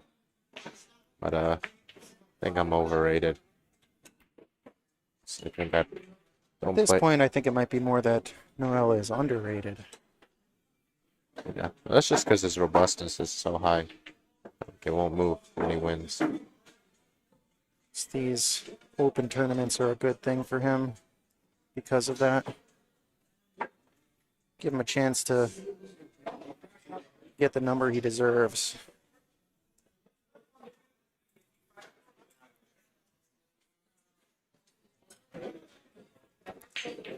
These two guys studying his break.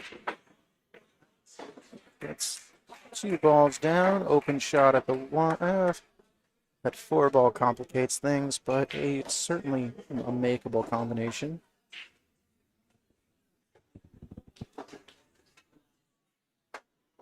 Shouldn't have to worry too much about having a shot at the 1 after, as long as he doesn't get too much movement on the cue ball.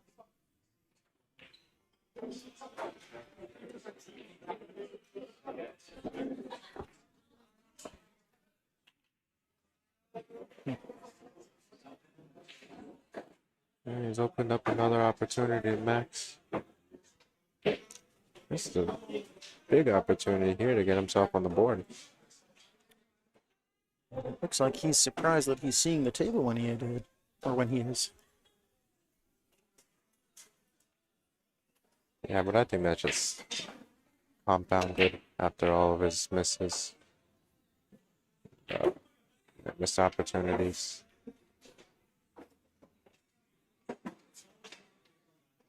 Tends to be when you're playing against Matt, you're always most worried about whether or not his break is on. Yeah. As long as he's getting balls down and getting a shot, you kind of favor him to just get out every time he's at the table.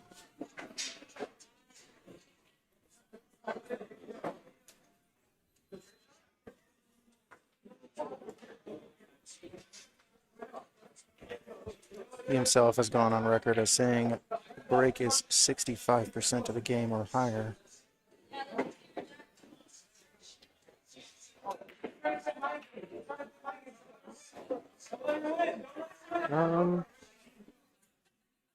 Yeah.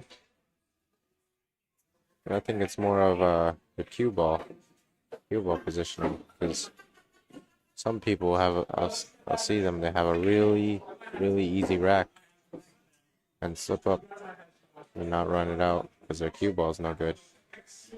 More in terms of somebody at his level, though. Yeah, the break is a big factor. So oftentimes with a player like Matt, you miss the break, won't see the table again for a while. Well, this is a little tricky.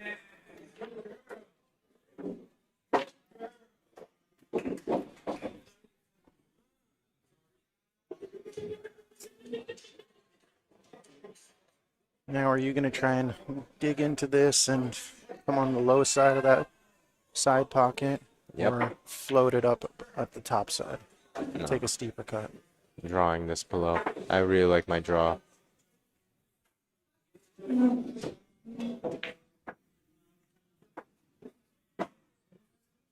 He doesn't want to. I guess he doesn't want to play with fire. Kind of did a softer draw. I don't think he was happy with his stroke on that one. Yeah. I thought he was going to get more into it on that. Yeah, so did I. I thought he was really going to try and draw it down. And with how much time he's spending looking at this shot, I would have to believe that he was expecting more out of it too. But who am I to question a player who's more than 100 Fargo points higher than me?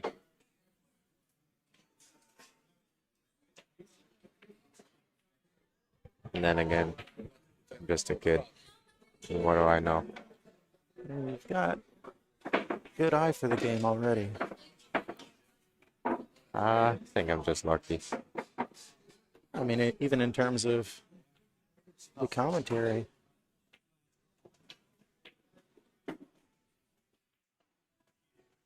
Everybody needs luck in this game. Yeah. A little bit doesn't hurt anybody. Only helps. It's one of those things like you can't just have luck or skill and expect to win. Everybody needs a little bit of both. Certainly more skill increases your chances of being lucky. Yeah.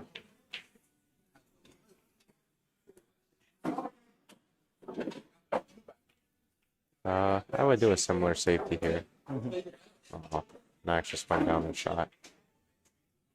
I think he's exerting a bit of emotion. A little bit. With how he hit that, I'm kind of surprised that wasn't what he was calling.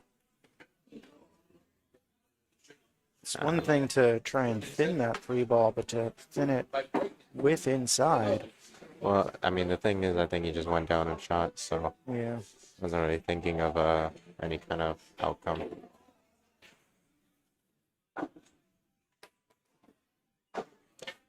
But this isn't a bad leave.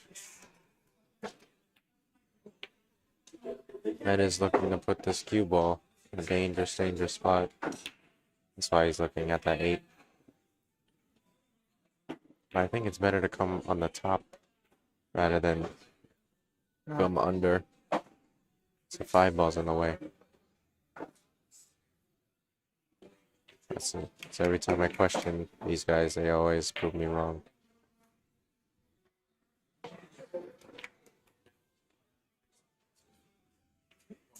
And at the 8.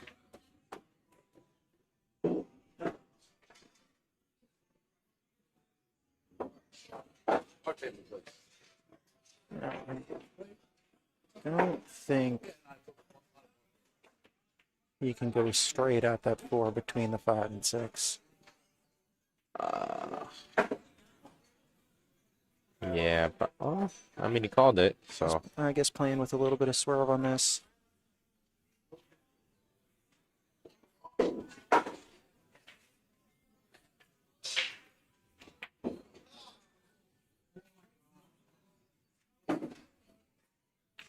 wow, what a shot! Oh, yes. Beautiful shot. I got a little love tap on the 5.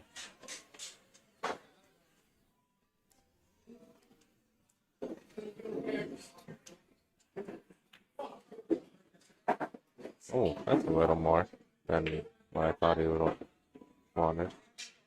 Still good though. Yeah, I Just don't gonna mind that. play this 2 rails. Mm-hmm. Yeah, that's pretty routine here. Oh, overcuts it a little bit. And it does seem like Max is kind of done with this set, though. Yeah, I think the overcut is due partially a little bit to the outside spin. Throwing in the overcut direction. Things still continue to not roll Max's way, even with 2 balls on the table and one of them in the jaws. Yeah, but sometimes when ball is in the jaw and the other ball is down the table, it's harder than a lot of people think. I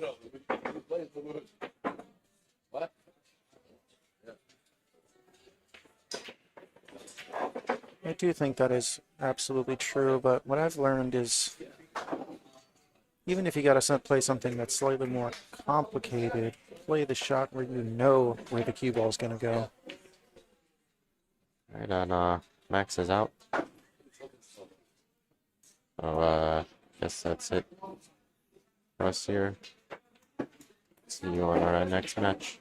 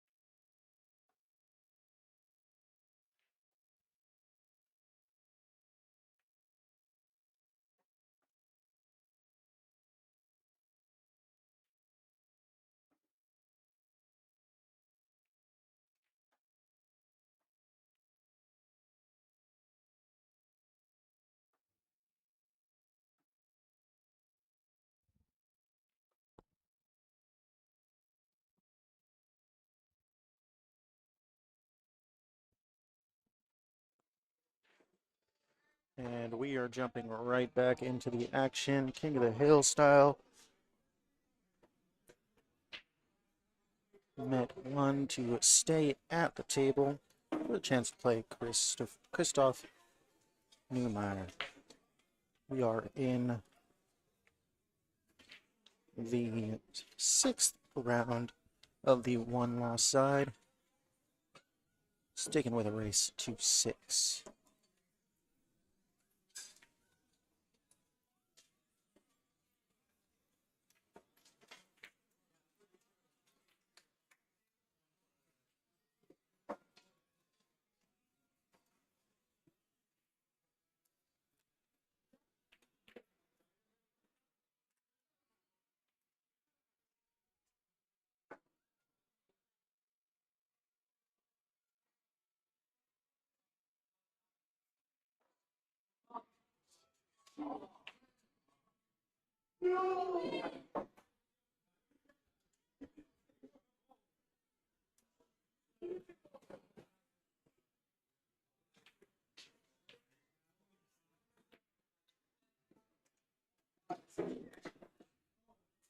Now the loser of this set will finish in 9th to 12th position.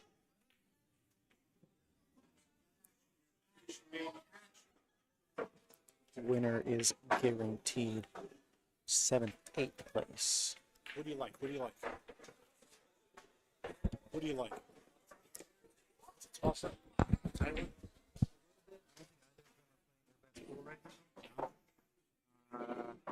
Twice in prison. Yeah, right now you think? I think so.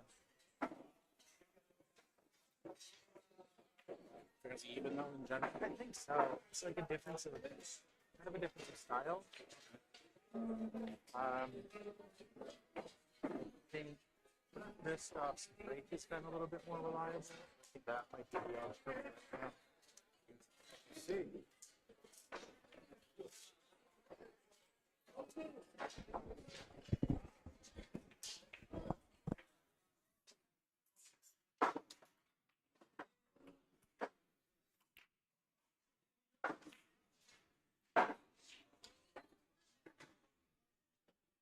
This is Matt Lucas back in the booth. Christoph to break. It's a dry one, but the 7 is blocking the obvious pot for Matt. So I believe we'll be looking at a safe here. Can't imagine he would take on this combination.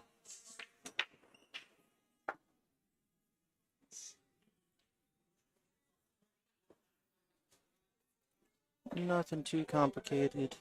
Doesn't get the lock up. But with 3 balls anyway, that'll do just nicely to get him back to the table soon enough.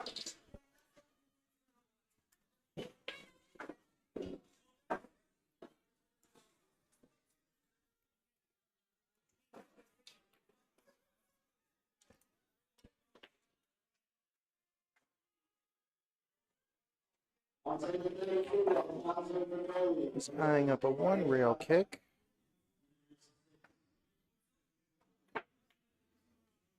With some speed, makes good contact. Fortunately, doesn't find the blocker. Flirted with getting behind the 4, but as it stands, stops just shy. So Met will have the first offensive opportunity in the set.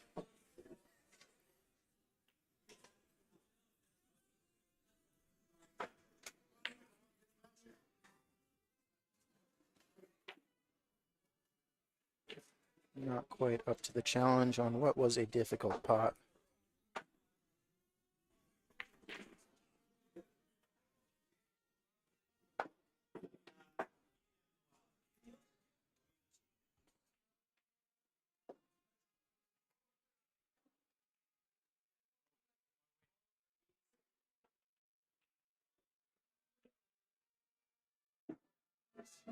Combo goes down and unfriendly leave. 4 ball spoils the party and being able to get directly at this 1 ball on the jaws. And he is digging into his bag for the short cue. Yeah, there's always the opportunity or the risk of the cue ball following this one in, but I believe it's close enough to the short rail that you can catch it and stay out of the pocket.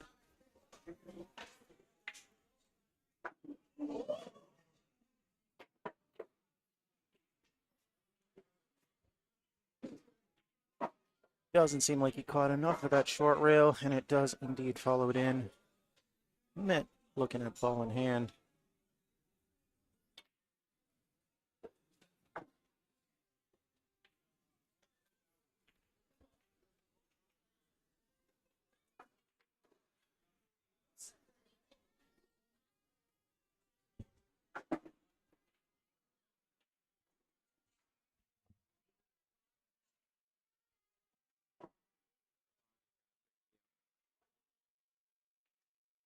Hurts my ears, man.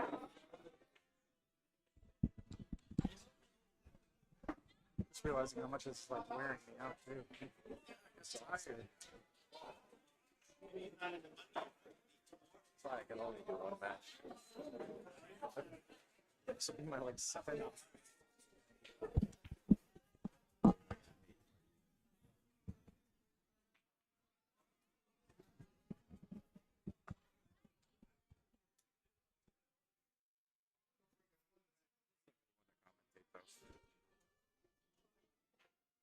Good one to learn from too.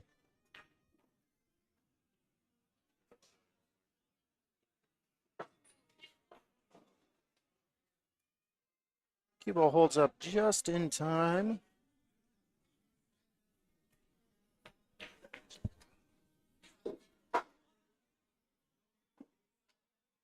That's looking pretty straight to the pocket.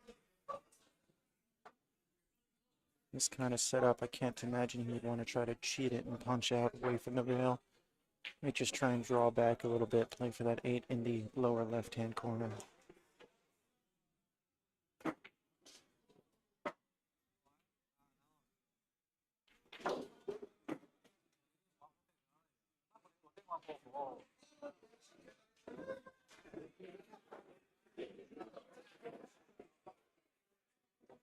He's playing for the back cut in the lower right.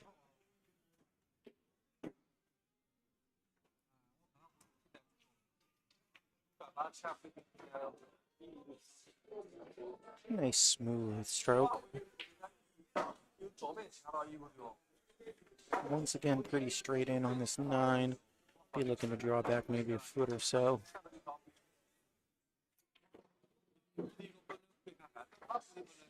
Keep it simple.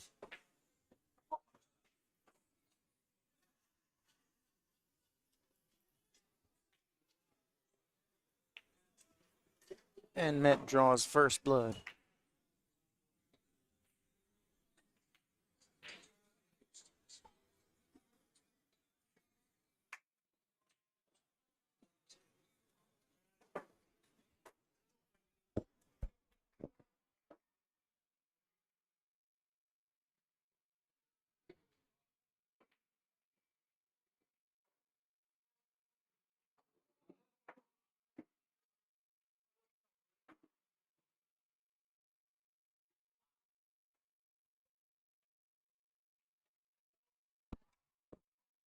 Just had met a match breaking on this table, but this will be our first chance seeing it in this set.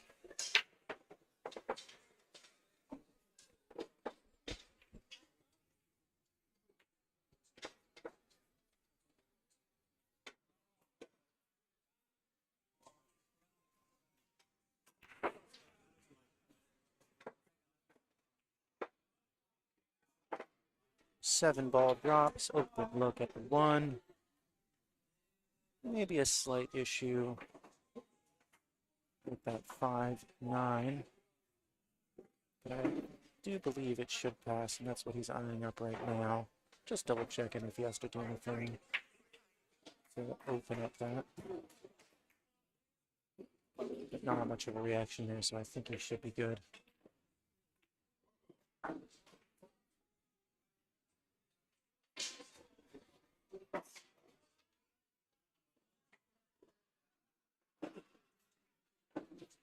Matt was looking about just as surprised as I would on that. He's not quite expecting to play follow inside. Kim's dangerously close to the scratch. And makes this 2-ball from routine to quite challenging.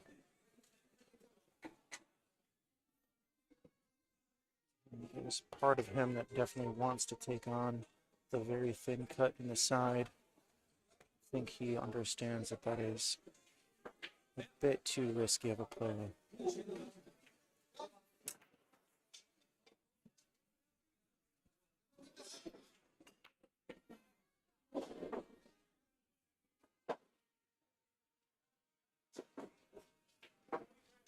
He plays the smart shot, get the 2 up behind the 6, take away the easy offensive. I think there's the option for Chris to hit the left side of that 2 as he's looking at it for the cross side, but that's so much of an outside shot. I doubt he would entertain it at this point. But either way, he's going to have to play something off that side of the ball.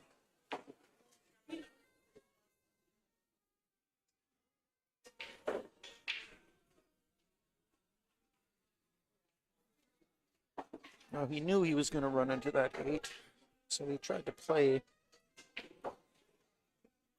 to get the snooker behind the 10. Doesn't get the full eclipse on there. It should be able to see a piece of this too.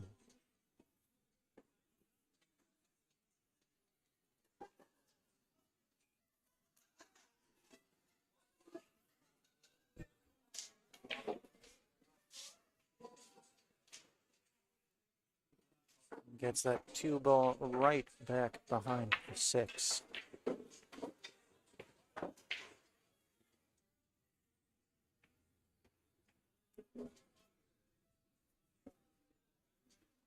He's going to look to go rail first. A little touchy now that he has to elevate over the 3.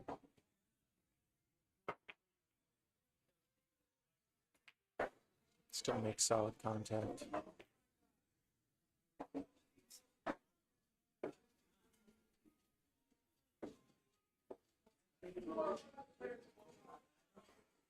And it's a steeper cut into the side than is comfortable to play, especially at the pace that you would need to get back up for the 3. But the good thing about that shot is it is a fairly natural path. You don't have to manipulate much. But you are definitely taking a risk.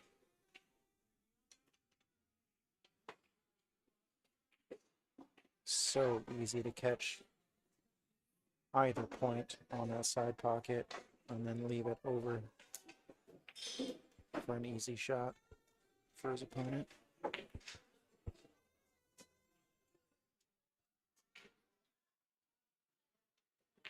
So it looks like he might be eyeing up a 3-rail kick. No, never mind. He was just eyeing up the path of the cue ball after the shot.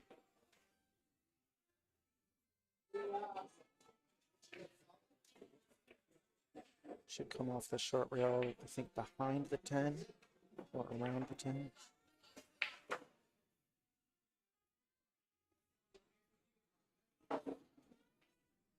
Beautifully done.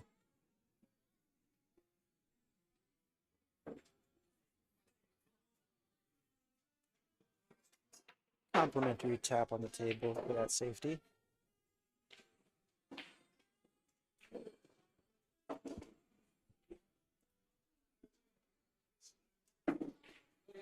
And Chris reaches for the short stick, but decides better with it.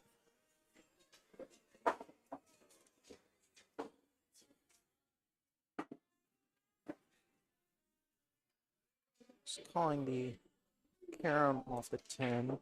He goes one rail at this with a little bit of draw.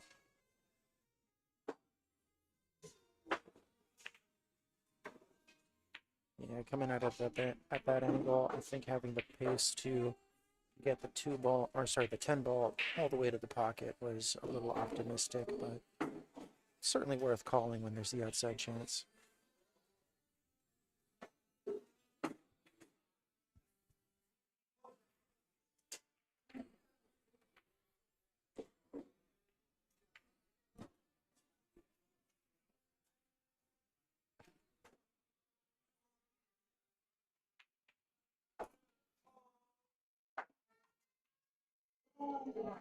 In the position on the 8, really misses with what he would want to do with the cue ball here.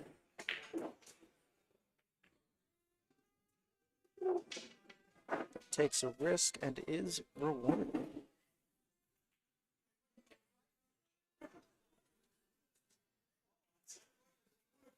Got a very small window to get that 3 ball past the 9.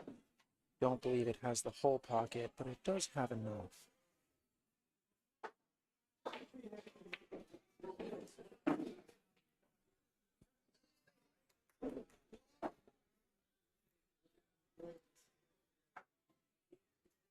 Can tell he's not in love with the shot either. Could be eyeing up potential safety opportunity, but from the way he's lining up, does seem like he's going aggressive.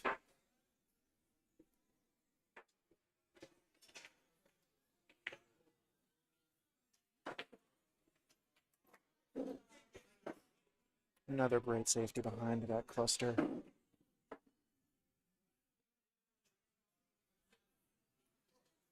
The only rail that Chris has to play off of is that top side short rail.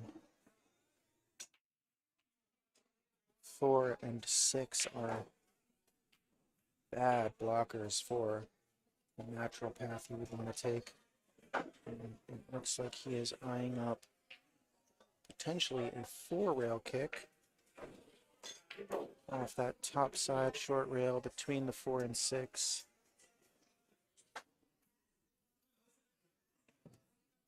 He's going to have to put some pace on this. If he catches the 3 off that left long rail,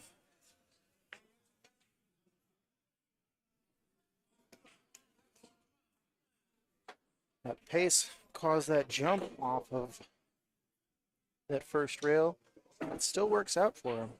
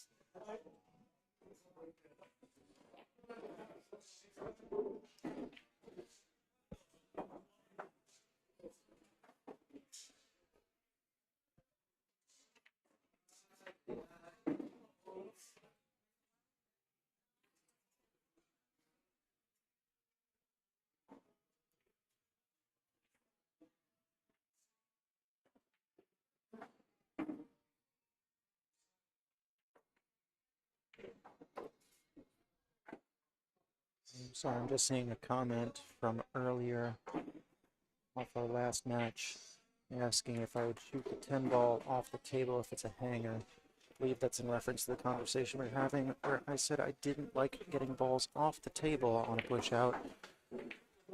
But if you do pot the 10, that is getting spotted, so you're not getting a ball off the table. So I would absolutely do that.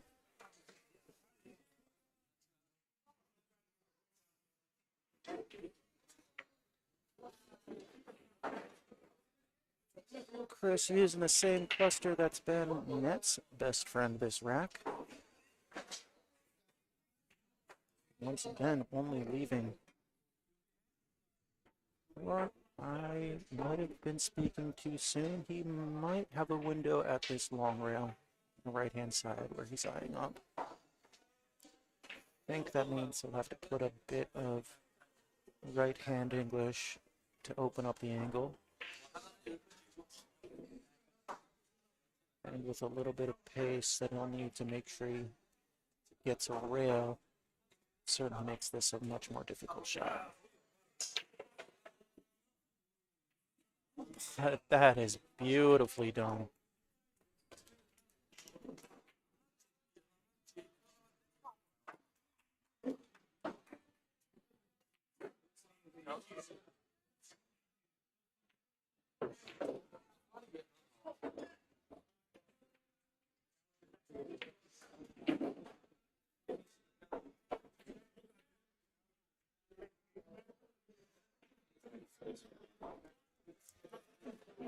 And I'm getting some company in the booth. We got Darwin Vergara joining us. Welcome to the booth.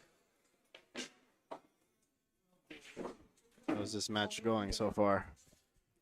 We've had quite the long one in this second rack. Oh, yeah.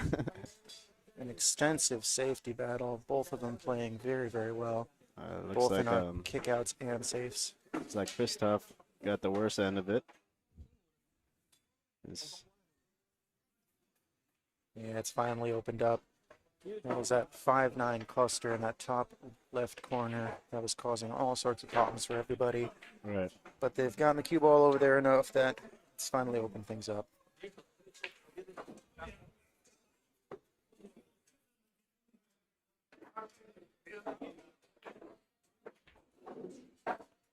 Yeah, it's looking pretty routine from here. Yep. I think he's just going to draw this back. Play the 6 ball on the bottom right corner. You certainly know his style better than I do. Well, looks like he went to the side. Yeah.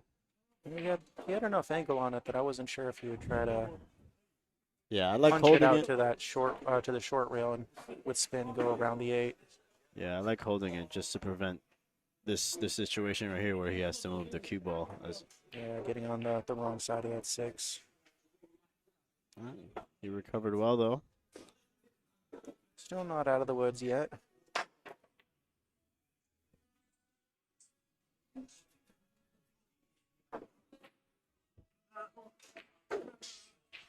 He's lining up for a good deal of inside on this.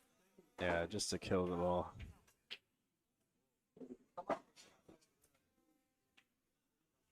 Well, looks like we're going to see Met take a 2-0 lead here early.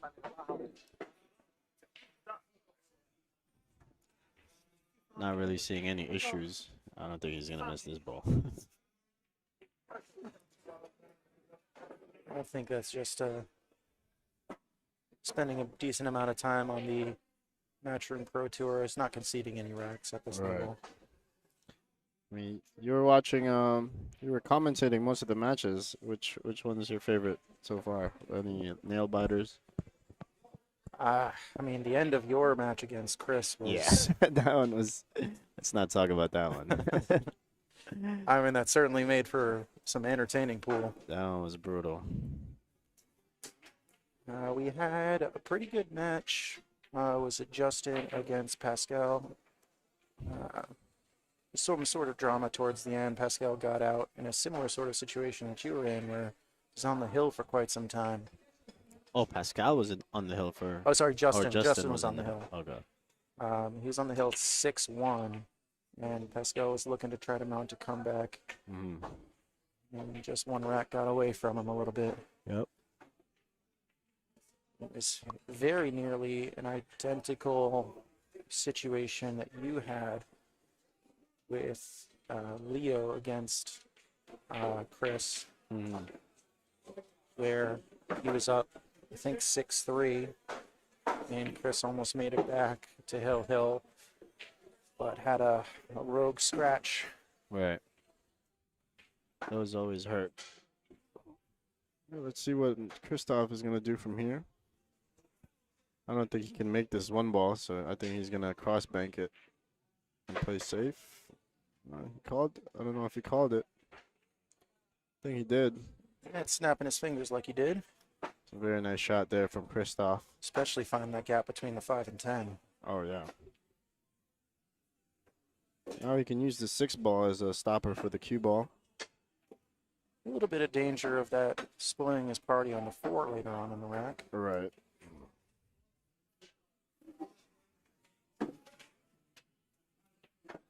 What a catch with his feet on that cue there.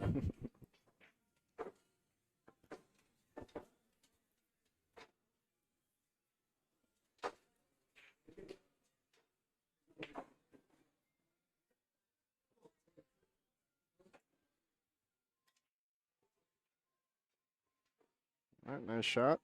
Controlled that 6 ball very nicely. Nice. There's an outside chance he actually pots the 6. It makes it a lot easier, but as it stands, that's not going to cause any problems later on.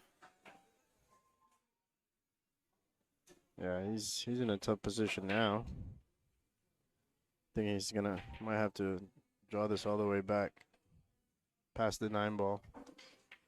He's got a little bit of an angle if he wants to try and play follow on it. But Yeah, I mean, another option is he can play for this 4-6 combination after, and then just play position on the 4 after the combo. looks like what he was eyeing up there.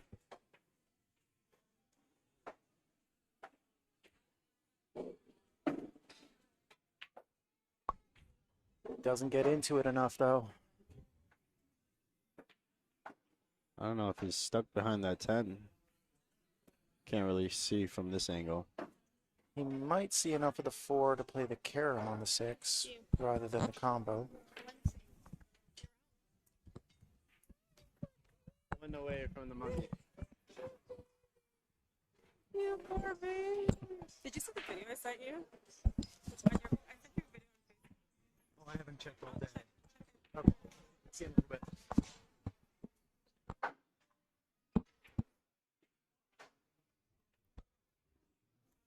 Carom does drop, but doesn't get any easier for him right now. Yeah, we're probably going to see him play safe here, just behind the 10. Nice and simple. Unless he wants to get aggressive here. Can't imagine that he would. It's not an easy back cut on this 4 ball. Especially because he would have to elevate pretty seriously if he wanted to do that. He's eyeing it up. A little bit of a shock to me. Yeah, his cue ball is gonna move, so let's see how it lands. Oh, look at that. Use the Very friendly little bump on that. There's no way he was playing for that path, considering, well, I don't know how you would be able to predict the cue ball path off that Yeah. 10 afterwards. I thought it looked like he was going 3 rails just past the 10. A little more pace, and I think that's what it would have done.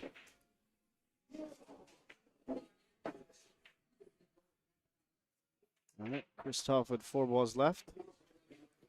He's going 1 rail forward here. And a golden opportunity for him to get himself on the board. All right, now you can go one rail for the top left corner or 2 rails for the side pocket. I went one rail in the side. He says to hell with both of your options. Same shot.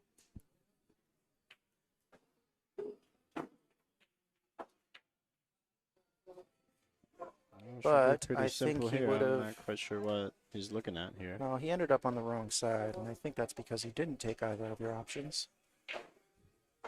Should be able to just draw this out. I feel like the angles on these side shots have been deceiving me all day. I feel like he might be a little steeper on this than it looks. It's the only reason I can think of that he would be taking this long on this shot. Yeah. Could be looking to play follow 3 rails around. Or take his medicine, take the longer shot.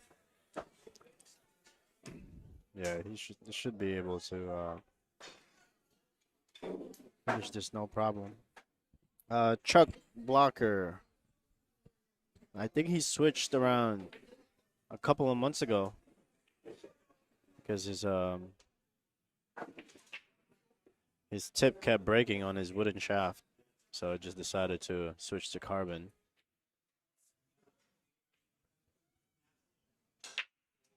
Still keeps the wood in his bag. All right, Christoph is on the board, 2-1. And for the first time in my life at Carom, I am actually cold sitting under this vent, so I'll be right back.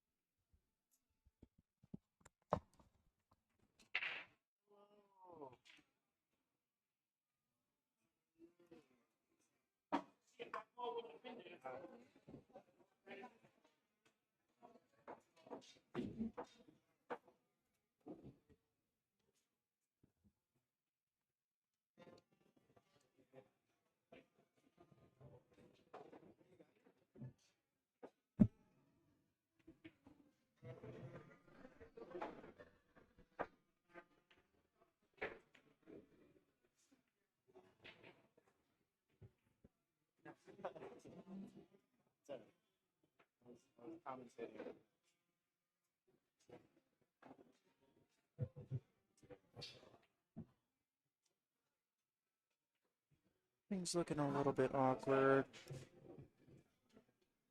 There's a pretty routine one-wheel kick at this one ball, but he opts not to take it. Goes for the push out. He's hoping if he gets it back, he's going to try for the bank coming back towards him.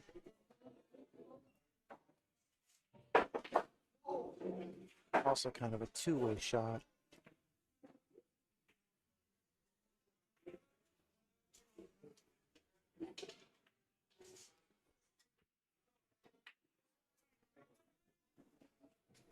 And that doesn't have enough pace on it.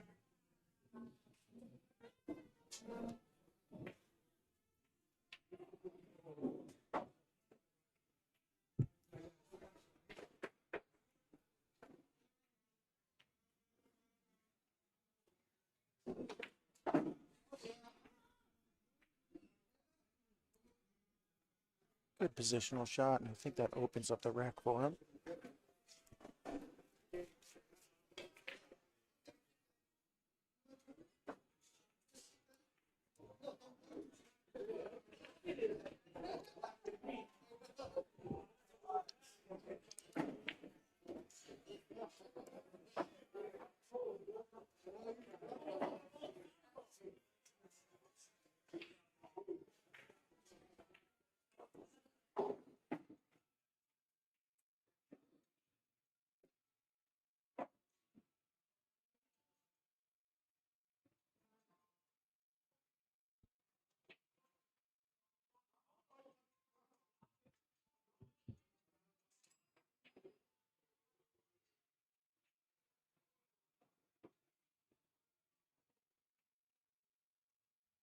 Down 2-1. Christoph is taking a little bit more time with these shots.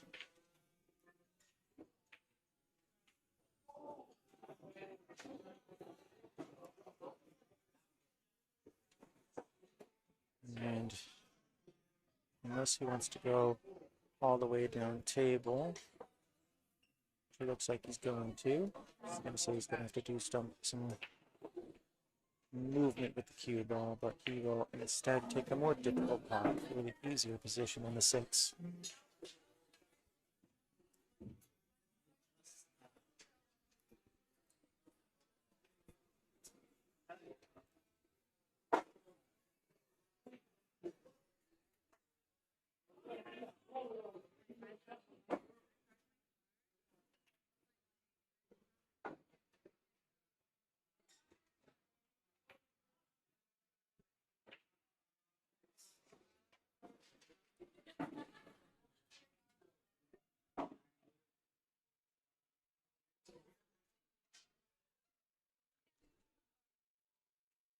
Should be following one rail out for 8 in the side pocket.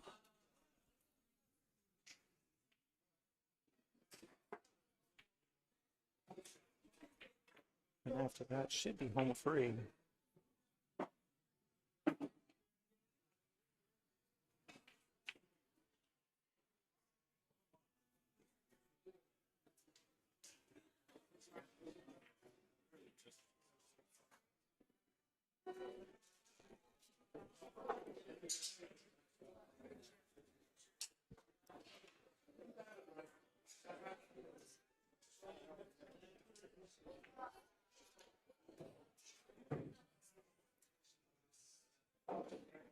I don't think he got quite far enough to play that 8 in the side with the confidence he would have liked. So once again, opts for taking it down table.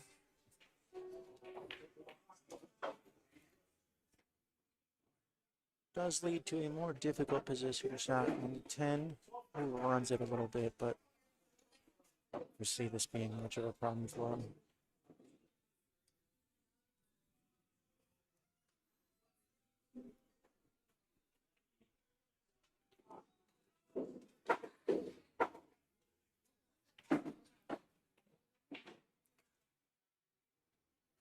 And we are tied up at 2 apiece.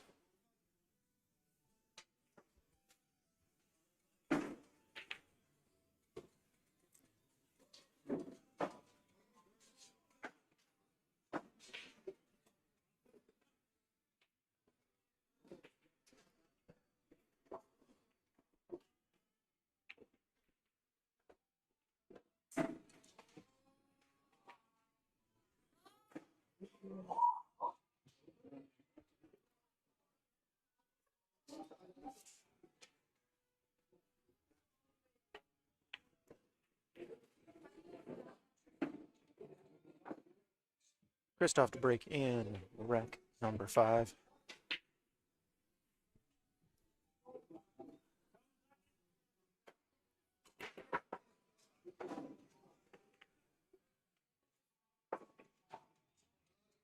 Great looking pop break. Keeps that ball nicely in the center of the table. Gets the 1 ball to drop. And he's got the potting angle for the 2.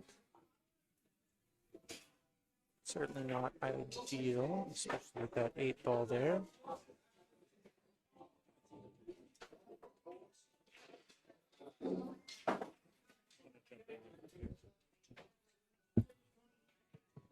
And I'm getting some company again. We got Max Watanabe joining us in the commentary booth. I got abandoned by Darwin, so.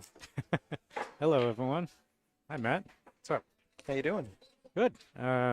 I was kind of watching this match from afar, but how's it going so far? It's been interesting. We had a very compelling safety battle in the second rack. The rest of them have been more or less smooth sailing. This one seems like the first major problems we've had for either player, with Chris taking on that kind of awkward cut on the 2. But I think both players have been playing to their strengths. Christoph looking methodical in his win in the most recent rack. Met playing some very nice safeties. All right, well, let's see how it shakes out. See, Matt has to use the extension here. It's obviously one of the taller players in the field. I can sympathize with that. I don't know what you're talking about. It always frustrates me a little bit seeing some of these players like Christoph or Jackson just reaching balls on the table effortlessly that I have to stretch and contort myself to get to. Or jumping a ball from mid-table or something. Oh man, another one that I haven't seen in a while, but another player I haven't seen in a while, but would always do that was Andre. Oh yeah. Where, you know, he could reach over 3/4 of the table and still make a jump shot. Yeah, we are height deficient, I guess. I don't know. I think it's a sport that doesn't totally rely on it. That's true. All right, Met did not get where he wanted. I think he was trying to get pretty much straight in on the combination, and he doesn't want to shoot it to the 10 ball. He doesn't want to shoot it because it's off angle, so it looks like he's looking at a safe. If he's feeling up for it, I think there's still some good things that can happen if he does want to take it on. Because that free ball will be moving back down table. It's possible, but I at this point, from the angle he has, I think he's going to try to bank the 3 around the 4. I think that's what he's looking at. Oh, okay, no, he's just playing cue ball all the way down. That worked out quite well. That's a smart shot.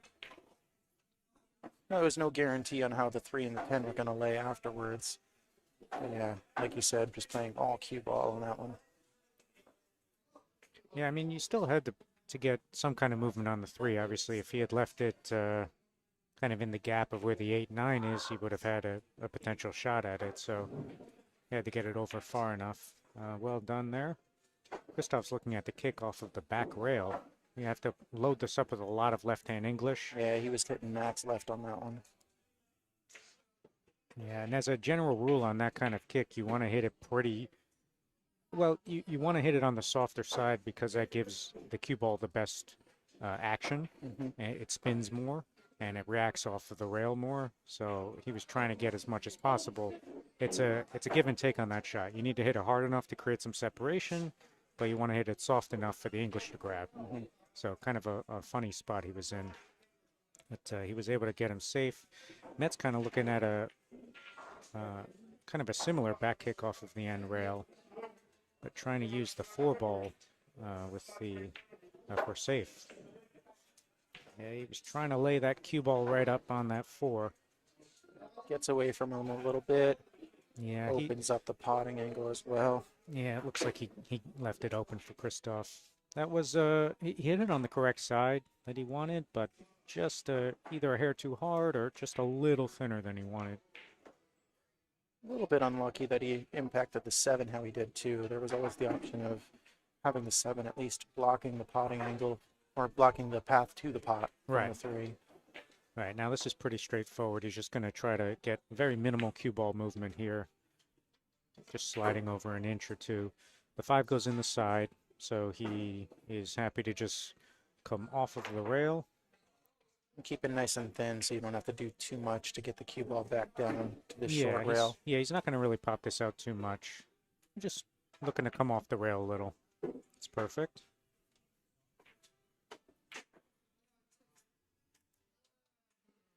Yeah, on this 6 ball, with how close it is to the rail, also you want to make sure that your cue ball ends up far enough off the rail where you have a sufficient angle. So this is the correct way to play it. Into the rail and out.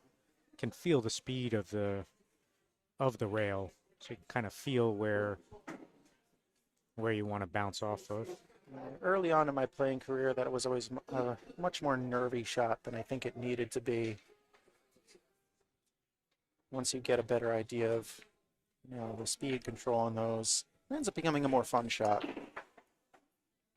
Yeah, being able to kind of push a ball and just sort of play the speed like that is something that more kind of amateur players struggle with at times, but as you kind of get further on in your game, you realize it's actually an easier shot once you kind of figure out how to do it. So Doesn't even require any additional skills, just time at the table. Exactly. Christoph is pretty straight on this ball, so it looks like he's just going to maybe stop or maybe pull back an inch or so. Yeah, 8-ball goes in the side. Now with the angle he has, he's not going to stay on that side of the 9. He's going to end up going into the rail and back towards center table. Maybe just a touch of left spin. Yeah. I don't think you want to put too much on it being this close to the rail, but exactly. just a little bit. Yep. That was nice speed right there. It's very easy on that shot to kind of underdo it and end up a little thinner on the 9 and then kind of have to travel. He got pretty full on this where he can, he has an option. He can either just go down to the end rail or he can pull it to the side rail. That's the best way to do it. He gets his first lead of the match, I believe. Yes, yeah, I think Met had opened at 2-0, if I'm not mistaken, right? Yeah, so. It's been a long day in the commentary booth, and some of these matches are starting to run together. How did you play in the event, Matt? Honestly, I felt like I played some pretty good pool. A little bit of nerves got to me at some inopportune times. I had a bit of a tough draw, though. I had Justin Muller, who is now in our winner bracket semifinals in my first round, and my first match on the loser side was Net himself. But I surrendered a few more wrecks than I really should have. Had some good runs going, just couldn't finish them. Well, it was a tough field. It's going to be difficult to navigate through all the players. And as one of the lower rated players in this, I had no delusions about making it to the money. This was all about experience. Sure, I mean, well, if you're trying to improve, which I know you are, getting out there and playing against tough competition is always something that you have to get used to. Definitely a confidence builder, because I did learn that in terms of playing ability, I have the necessary skills to compete. It's just about putting those skills together on every shot and not taking anything for granted. Yeah, it takes a lot of focus. That's where a lot of players lean on fundamentals for kind of physical consistency to be able to execute things consistently, and that is certainly a part of it. But the mental side, focus, and mindset, that kind of thing is super important for competing. Oh, look at this! Oh, he caught that a little bit thinner than he wanted, and he ended up almost scratching. This makes her some awkward cueing that might be a bit of a blessing in disguise for Matt. Might be forced to go all the way to that top short rail around the 3-ball. Yeah, he's looking at it. That the 3 is a little bit in the way of the natural path, so he's looking at at it with a little bit of left spin. Yeah, you either have to go around the 3 and kind of shorten it with a little bit of inside English, or you have to go to the left of the 3 and try to open it up with a lot of right English. So he played the first option, and it looks like it's going to work out pretty well. He was able to hit it, and technically there is a pocket for the 1, but cue ball was almost assuredly scratch off of it. Yeah, I don't think there's any way to go at it from the right side without scratching. Yeah, now funny little shot here that I think he's going to end up playing. If you shoot to our side of the side pocket, just about as far as you can go to the point, with a left spin, you can clip the 1 very thin and then send the cue ball sort of towards the left-hand side of the table. And the 1 wouldn't really move too much. And sometimes you can actually get safe behind the 3-ball. Certainly looks like what he's eyeing up here. Just like that. Now, he got a lot more movement out of the 1 than he wanted, but he was definitely trying. You saw how he controlled the cue ball quite well. That was exactly the direction he was trying to go. And unfortunately, that 1 lines up right in front of that 10. Yeah, that's unfortunate. But truthfully, I think he contacted way too much of the 1. I think he should have tried to actually thin the 1 much more, and the cue ball would have went closer towards the 3, but he wouldn't have sold out a shot on the 1. All right, so But this is certainly not a gimme. He's got to back cut this. And that's no, he's actually Oh, playing oh, with there the we cue go. ball. Playing- Yeah, playing I was cue going to say ball, it's yeah. so thin. I don't know if he's going to play that way, but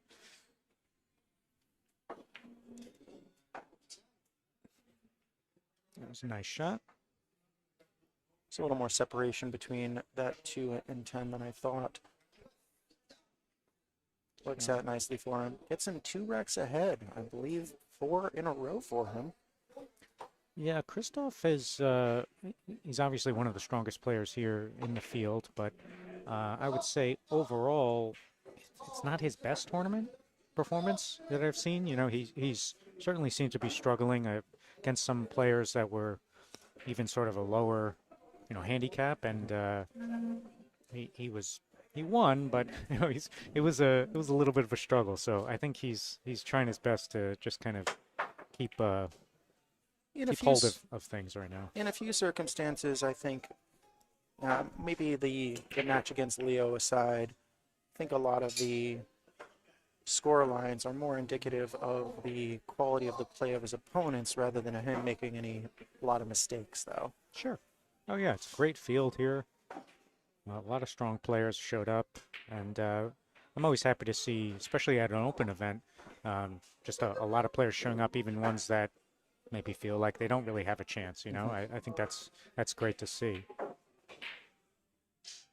And I think Christoph is the only person in the field that regularly turns up to professional level open tournaments. Maybe Rafael Debreo is doing a little bit of that. But yeah, Rafael does, and Met does as well. I see him oftentimes going to whatever higher level events he can. tends to do more of the local and regional ones rather than traveling for the match. Sure. It's the way that Christopher does, or Christoph. Not to say that the others aren't capable, but travel expenses do add up. Yeah, I mean, life gets in the way a little bit, right? Yeah, both of these players, great players. They certainly can win this event, no question, but they're threats in any one of those events as well. Yeah, Christoph was a little flat on the 1, so he had to try to go 2 rails around, and because of that, it was just such a full hit that he didn't really get the speed on the cue ball.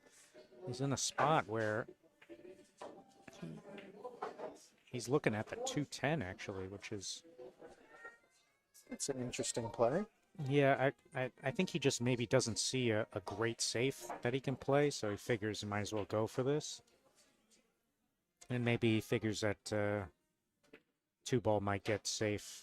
And this is me being a little bit more amateur, but the thing I would have lined up is maybe trying to play that 2 in the left corner with a bunch of draw, come around for that 3, potentially in the cross side, or you end up safe with the 2 in ball the left coming. corner? Yeah, Or the right corner? The left corner. Oh, I don't know if he had enough of the right side of the 2 to do that. Gotcha. From my angle, it looked like he could have, but Maybe he again, did. Maybe he did. he had a better look at it than I do. Yeah, I mean, from just based on the way that he started looking at the 210, I figured that he didn't have that side of the ball, because I don't think that he would have even considered the 210 ever if he had the pocket, but maybe not. Maybe not. But I would say a little bit of a fortunate roll after missing the combo. He had a ball come and kiss the cue ball away from the 9, and pretty fortunate to not leave a hit on this 2-ball. And Met is actually in a little bit of a tough spot. I think either way, he's in a similar situation to what Christoph was in, I think, last rack, where that 10 ball is now in the way of the natural kick path, so we'll have to either bend it with. I think the safer shot is to bend it with left. I don't think he's going one rail at it at all. I think he's going to be going 2 rails out of the top left corner, potentially even 3 rails. See, I was thinking 2 rails as well, but I still don't know if that is like if it's natural Well, without playing with a little bit of bend on it. I mean, the 3 rail is definitely more natural, but he might figure he has a better chance to get safe with the 2 railer, which if he goes 2 rails, we're talking about going to this left side and then end rail. If he clips the left side of the 2 as we see it, he's got a good chance to slide down here with the cue ball. Oh, he missed it completely. I mean, he contacted it off of 3 rails, but you can see based on his speed that he was not playing for that third rail. Yeah, he was not playing for the 3rd rail hit. He was trying to go right into it off the 2nd rail and trying to get safe. So I guess I believe the 6 ended up touching the rail after contact, did, yes. right? So that's actually kind of fortunate based on how he hit it. I've done that many times and just given up ball in hand. Certainly makes a mess of things now. Even if Chris does have this 2 ball on the side. Yeah, he's eyeing it up real good. I mean, doesn't look like it to me, but the way he's looking at it, oh yeah, I guess he did. Yeah. It was an attempt to break out that 6 as well, but I don't think he got it. Made contact, but then I think it just ended up right back on that rail. Yeah, it is kind of on that point though. I don't know if he can get down table towards the camera view here, but if he can then shoot the 4 off of the 6, it looks like. With maybe a little bit of elevation, I think he could pull that off. Just try and pop it around the 9. Yeah, he's eyeing it and kind of making some faces, so I kind of have a feeling he's pretty straight on this 3. So that might not be very doable.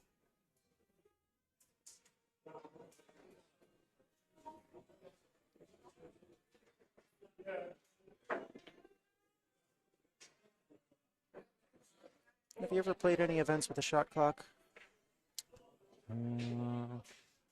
Played events with the shot clock.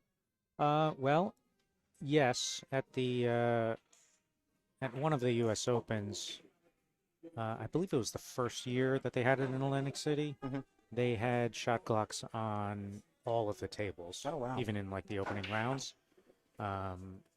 But since then, since that year, they kind of went away with that, and it's only on the TV table. So I did there. Oh. Wow, that's unexpected.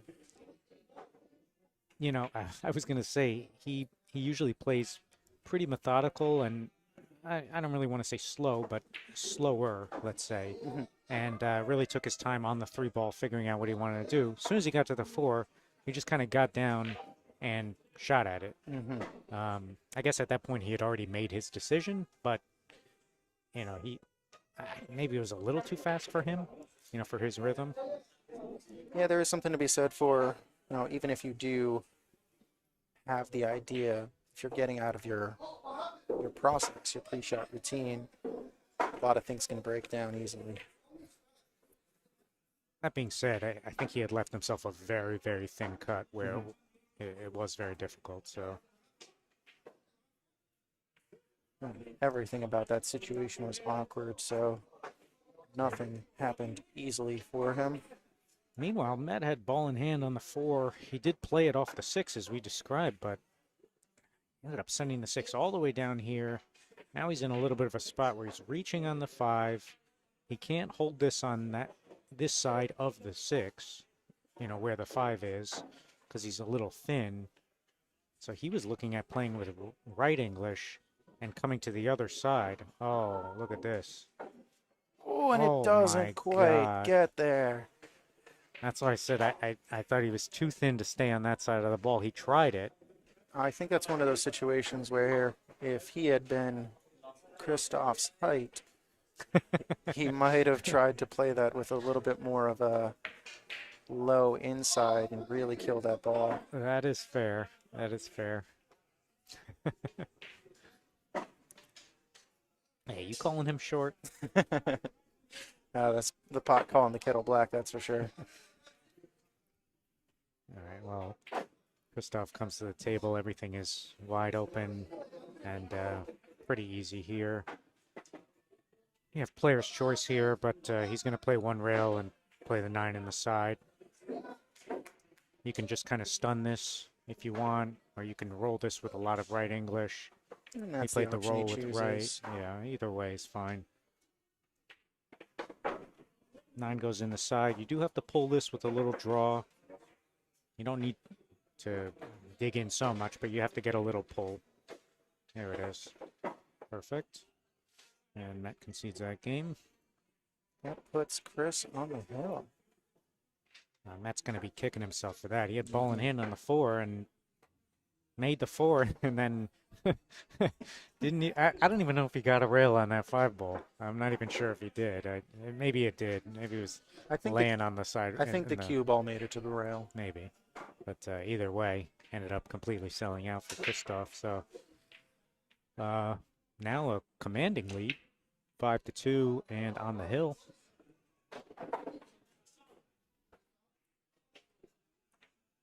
This match started out seeming like it was going to be a slugfest, but some of these have gotten away from that a little bit. And I have to say, unexpected fashion most of the time.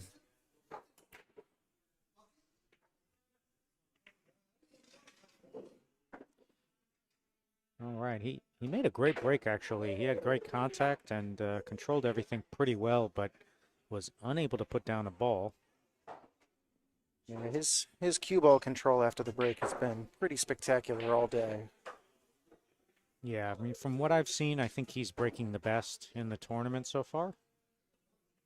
And as we know in any rotation game, that the break is super important. So definitely gives him a little bit of an edge. But because he played such good position off the break and didn't make anything, gave Met an open table. Nothing's tied up here. He's just trying to make this 2, stop. He's got I can't tell if he's got the angle to draw or if he can go into the rail, but he's just going to want to come over to the right side of the 8.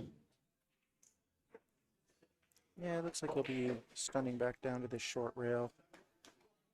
Outside spin, wants to hit between that 2nd and 3rd diamond on the right line rail.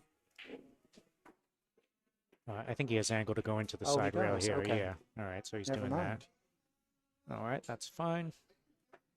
He just got far enough, not only past the 8, but just got the angle where he can play with low right.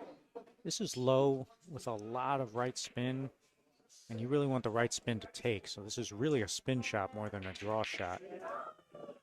So even though he is cueing it low, that's the English that takes you back on that shot. So he got pretty good here. 6 does not pass the 10 though, so he's going to have to go back to the other side of the table again. Keep it nice and simple. Yeah, he got center table. It's not bad, but I think he has to draw into the rail in between the 7-8 to try to avoid contacting anything. Yep, nice shot. That's certainly a shot that he likes anyway. Now a lot of options here. The 8 goes in a lot of pockets. Both side pockets are good. He elected for this one. And I've been saying to this to a couple of my co-commentators throughout the day. I don't know how you feel about it, but sometimes I kind of prefer when I have fewer options at the table. I feel like I'm less inclined to second guess myself when it's like the thing that I need to do is obvious. That's fair. But I think having the options is fine. You just, if you know what to do on each of the options, just figure out which one feels most comfortable to you, right? If well, you can play to this side or that side, which feels more comfortable to you when you look at it right now. And sometimes there's a shot where one is just way easier than the other, right? That's pretty obvious. But if they're both the same, then sometimes it's player preference, you know, and everyone has their own kind of preferences. Some people like playing, you know, high inside on certain shots, and some people like, you know, drawing the ball. So this is where it comes down to your game, your stroke, knowing how you play. Exactly. And that's really what it is. You want to play into shots that are correct, quote unquote, right? But you have to play to your strength. So your correct shot may not necessarily be the next guy's. And it's best not always shot. going to be the same every day. Some days you're just feeling certain shots more than others. Oh, sure. I mean, I couldn't hit the broadside of a barn today, so I mean, if it wasn't hanging, it wasn't going in. I'll tell you that much. I did see some frustration happening a little bit in that last set. Yeah, I stink. Might be overstating things a little bit with that one. All right, well, let's see Met to the break here. Kind of fluked the ball in there, but made nice contact. Does look like I think the one goes by the 4 here. One passes the 4 for sure, but he looks to be slightly on the top side of that potting angle. So probably No, I has think to he can draw punch back. it. I think Will he he can have to punch it in between the balls, yeah. Never mind. Eyes deceiving me again. Now when I looked at the 3-7, it does kind of look like it's aiming right at the pocket, or pretty close to it at least. So this may be very, very doable.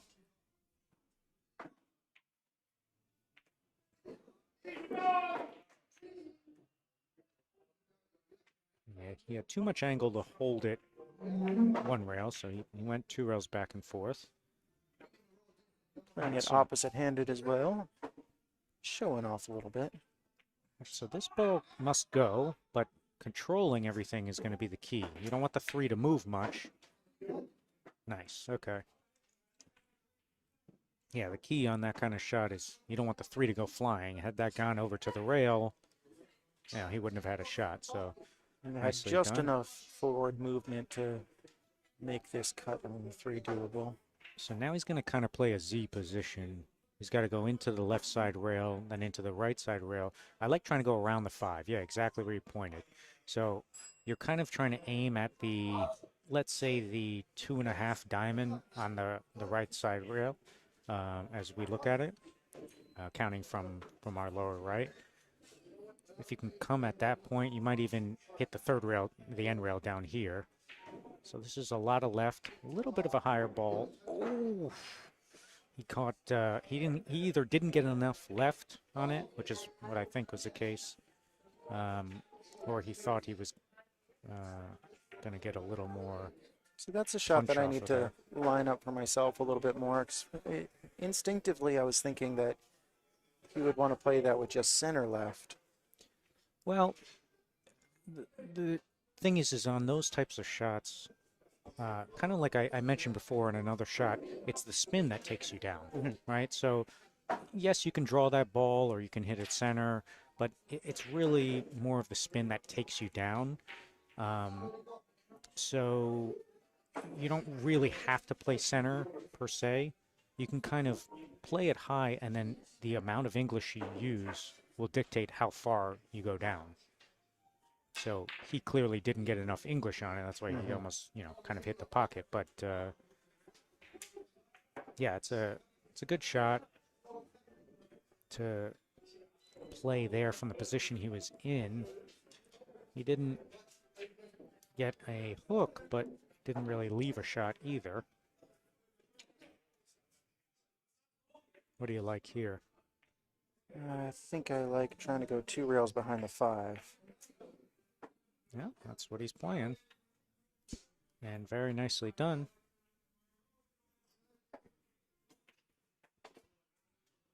No direct line at the 4. But don't expect a ball in hand. Yeah, this is a fairly easy kick. However, by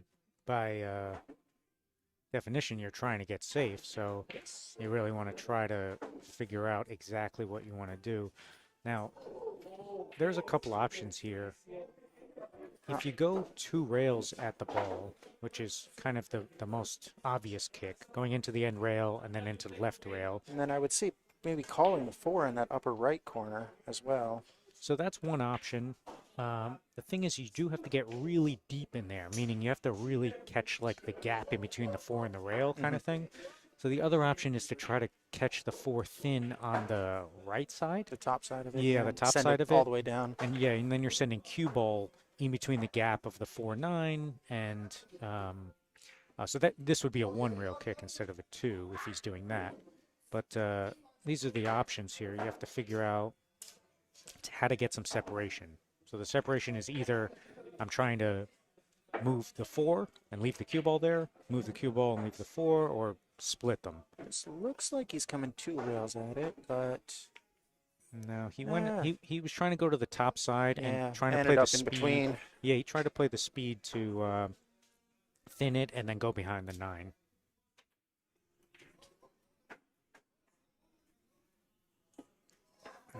Gets away with it a little bit. Yeah, I can't quite tell if maybe this 4 goes. Maybe it goes off of the kiss of the 9. I'm not sure.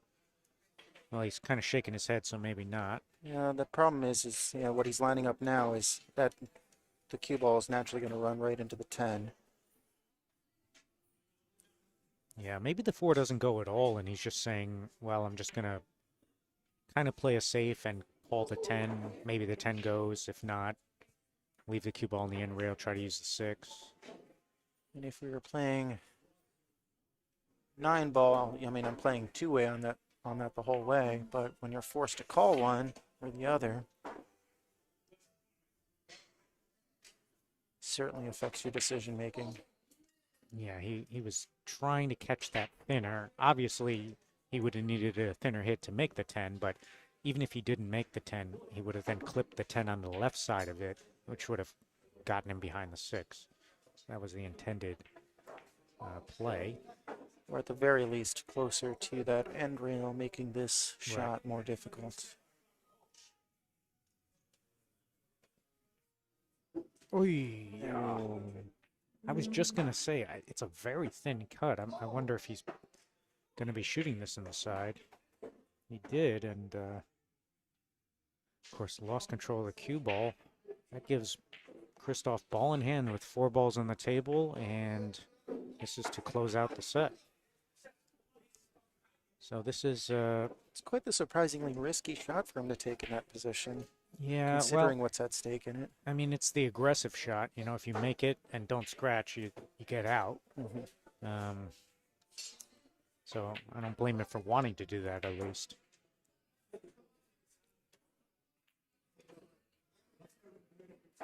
All right, this is pretty tic-tac-toe here. The 9 goes in the side. You just want to... As close as we're going to get to a roadmap here. Yeah, you just want to get pretty much close to straight in on the 9. If you had angle, that's fine, but it's just going to go into the end rail or pull back an inch. Especially with the position of the 10, you're not really in danger of getting out of position on this layout. Whatever you like there. Just make this in the side, 10's in the corner, and that should close out the set.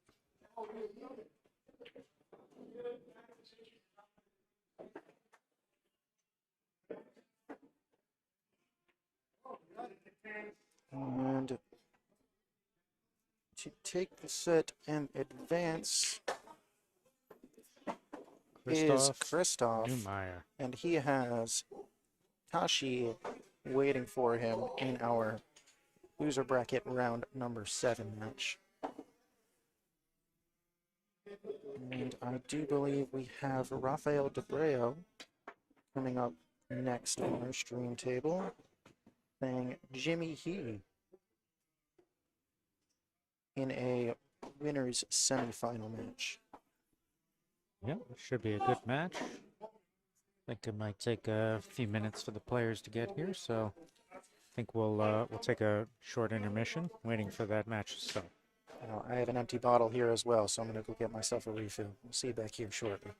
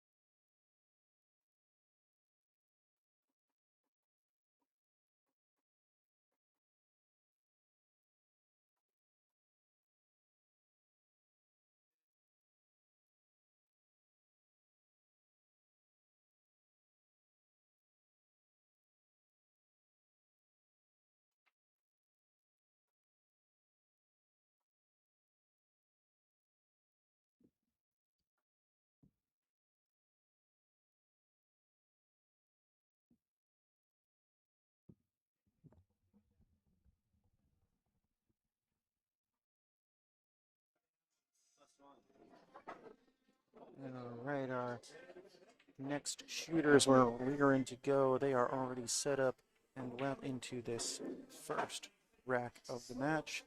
We have Jimmy He at a 673 taking on Rafael Dobreo at a 725. Rafael, I think, recently just flying in from Japan, but still doing quite well so far. Yeah, and this is a winner side match, so race to 7, but the winner here is also going to get a place in the hot seat match. So pretty important match for both players here. And for anybody who's just now joining us, we have myself, Matt Lucas, and Max Watanabe back in the commentary booth for this one. All right, great opening break from Rafael. And he's well into this rack here.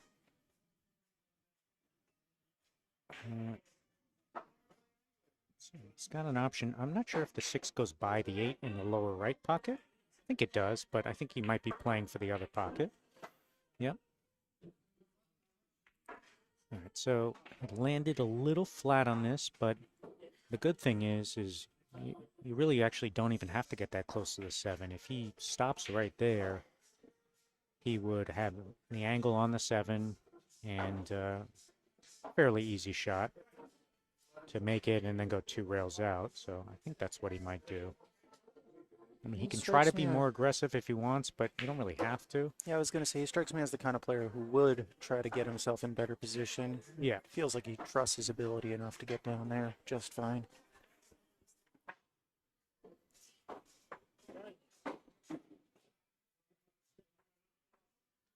All right, so this is a shot he's going to go 2 rails with. Now he went short of the second rail, just fine.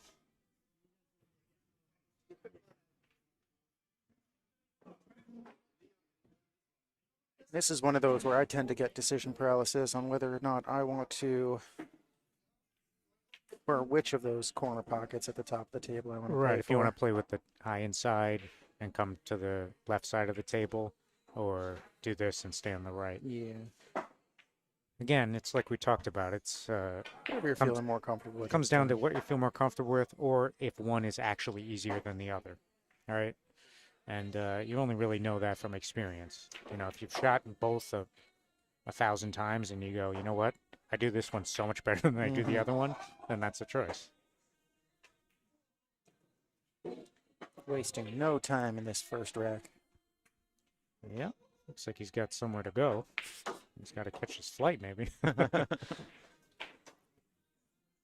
Knowing him, he's probably got action matches after this.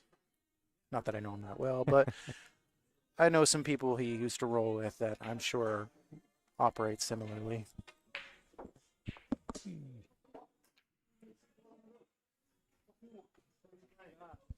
Him and Chris Kelly, who came to a Monday tournament a little while back and cashed, go way back. Oh, you know Chris? Yeah, I mean, I started playing over at Society. Oh, okay. How long you been playing, Matt? 2.5 years, give or take. Very nice. Wow. A little unfortunate. Yeah, Rafael has always had one of the more powerful breaks in the area. He got great pop there, but just kind of caught it on the side and ended up scratching. Cue ball and another ball were fighting to go into that pocket almost at the same time. So even though he's down 1-0, this is pretty appetizing for Jimmy. Everything's pretty open. This is kind of like player's choice for how he wants to get on this 2-ball. It goes in a lot of pockets, and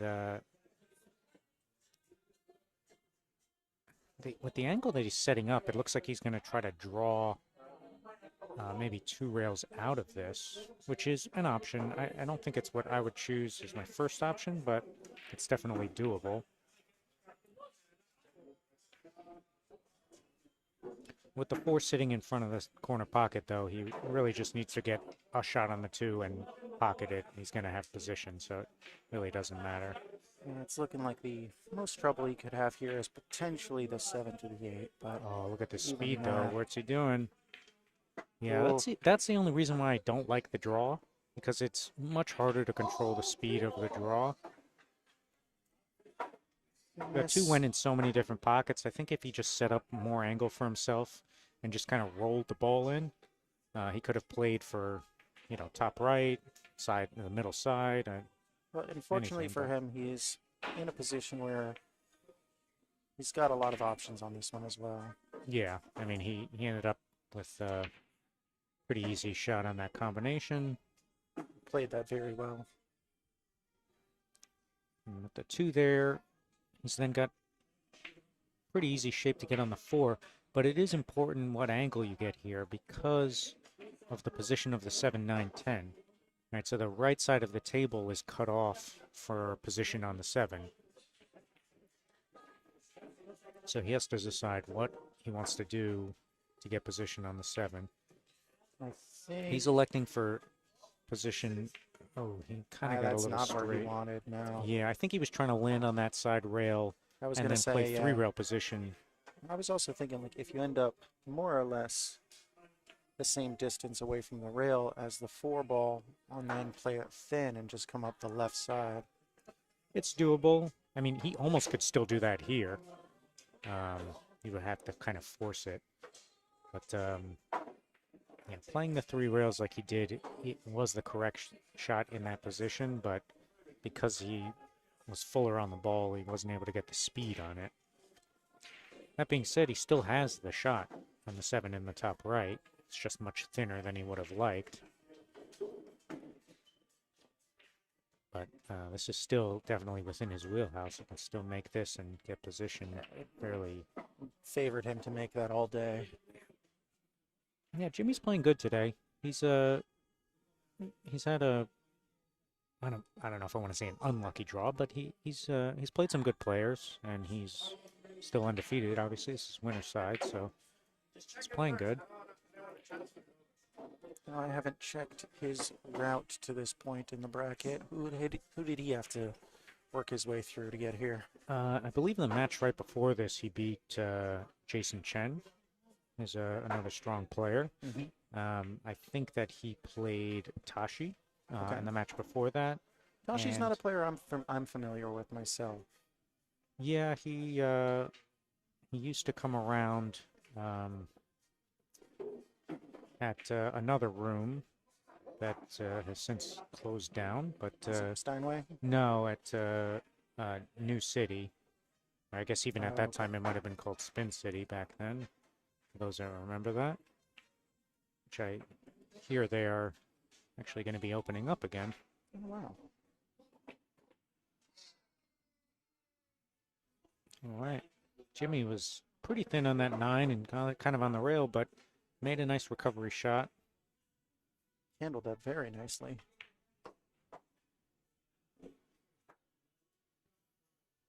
Two rails low left here. He's going to hit this fairly firm.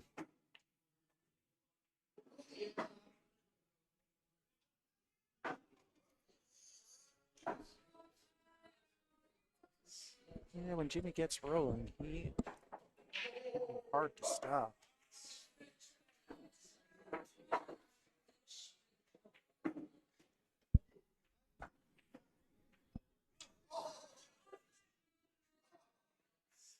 Yeah, he's a pretty aggressive, offensive kind of leaning player. That does seem to be the vibe of this room in general, though. A lot of aggressive players here at Carom.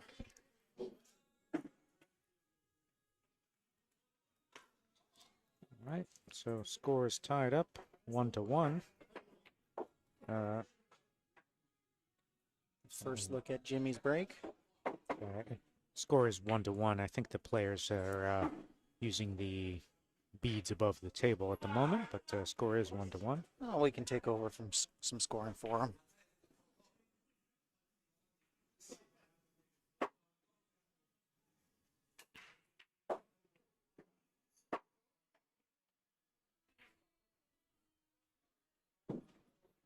This one's looking dry. and there is position here on this one ball for a shot.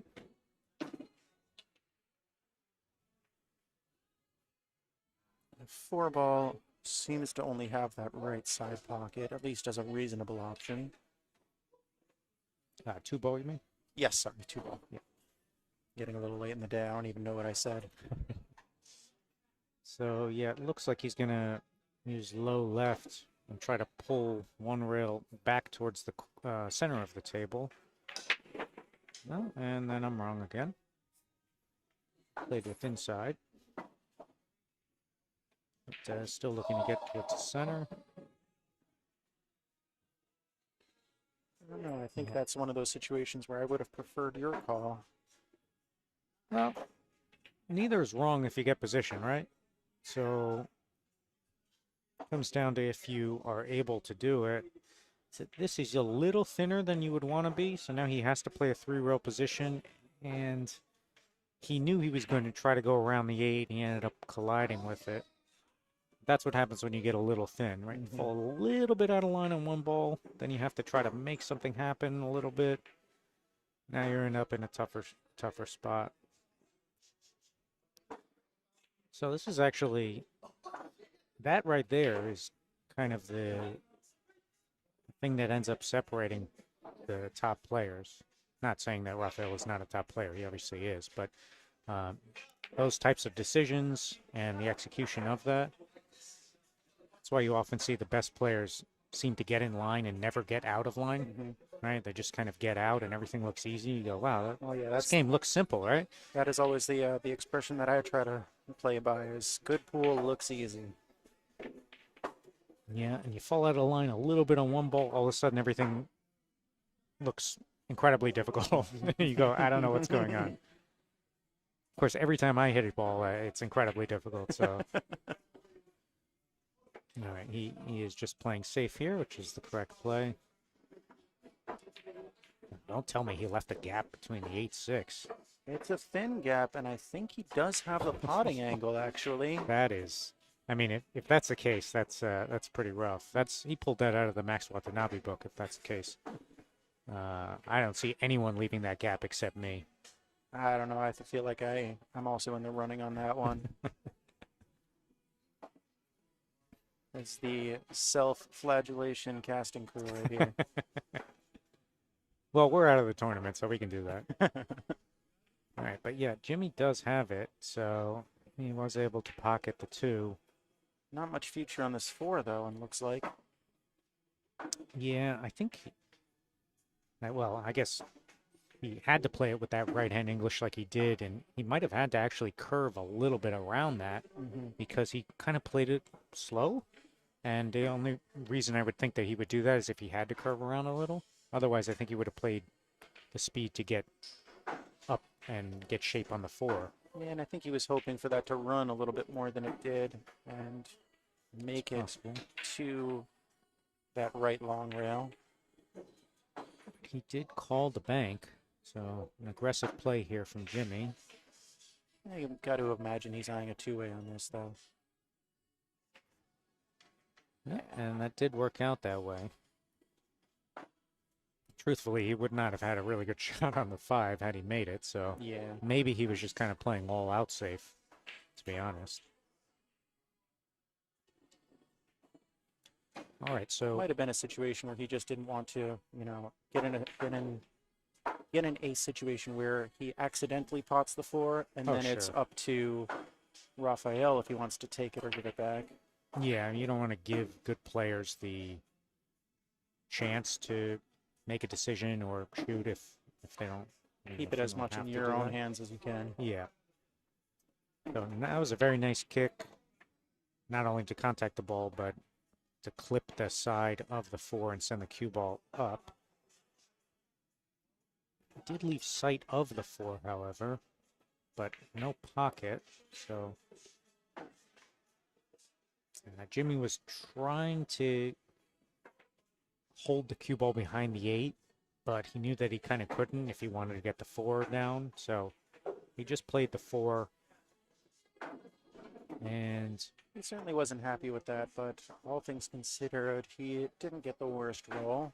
Yeah, it went by the 7 to the point where Rafael doesn't have a pocket for it, but he does have sight of the 4. So I think he's going to be looking for a safety here. We'll probably just clip this 4 so it goes straight up and down the table. Try to send the cue ball behind the 9, I believe. Yeah, he might be. That is the general play here, but you do have to be wary of the 7, right? If you bank this, oh, did that he was a make a good foul. hit there? I'm not sure. I think that's ball in hand. Well, it was certainly very close, and Not that it really matters much. He's yeah. got such a clear shot at this 4, but I would want to take a look at that again. Well, Jimmy did not have the referee called for the shot, so goes towards the shooter there. Certainly not sure myself, but seems to be into this pretty good. Actually, it looks like he landed perfect on this 5, where he can either draw back for the 6 on the side, or he can punch over to the right rail about at the 3rd diamond or so, and then shoot the 6 in the bottom left corner. Both are an option here. Yep, Goes for the ladder. That's what he did there. Good shot.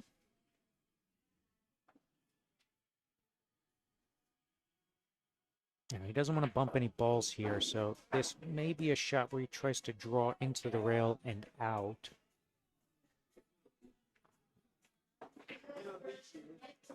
I trust your view on this one more than mine. Personally, I would be a little bit scared to do too much, and I would probably just try to draw back maybe an inch or 2. Well, that's also an all the way option to the too. rail. Yeah, that's an option too. Kind of depends. I can't see exactly how much angle he has.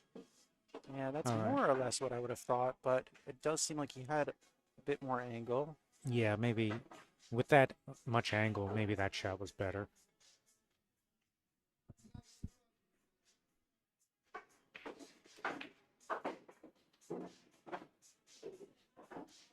Cue ball is pretty close to the rail, but it's not too bad.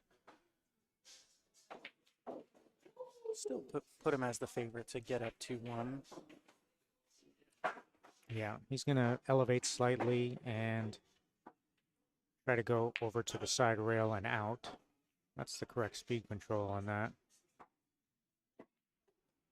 Some players will try to just hold that, which is doable, but sometimes that into the rail and out is easier.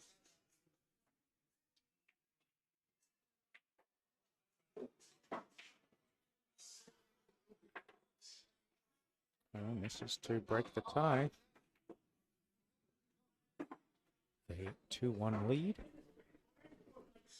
for Jimmy. I think flirting with that side pocket a little bit more than he would have liked, but still works nicely. Yeah, I was, well, not, I don't know if I'd say surprised, but I thought he was just going to play one rail position off of the 9, but he elected to use the second rail. I think he maybe just wanted to make it a little exciting for us. We're all about excitement. He's a showman.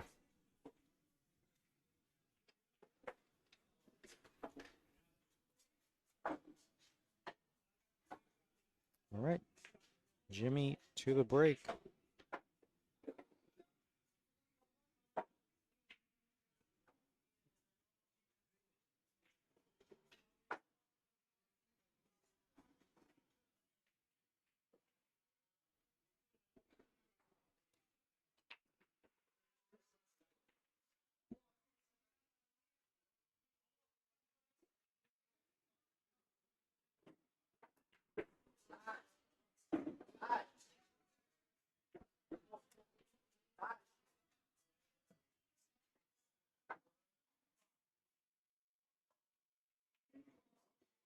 Pretty nice break there from Jimmy.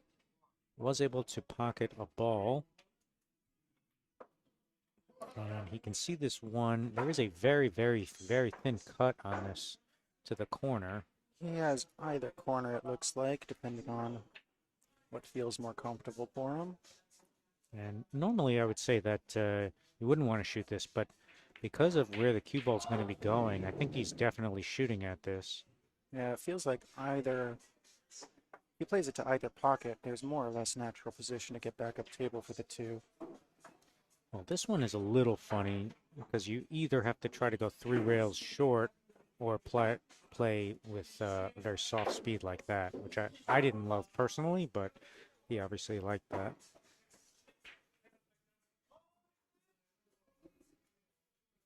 And just some updates from around the room. We had Justin Miller advancing to our upper bracket finals, defeating Leo Gamboa 7-5.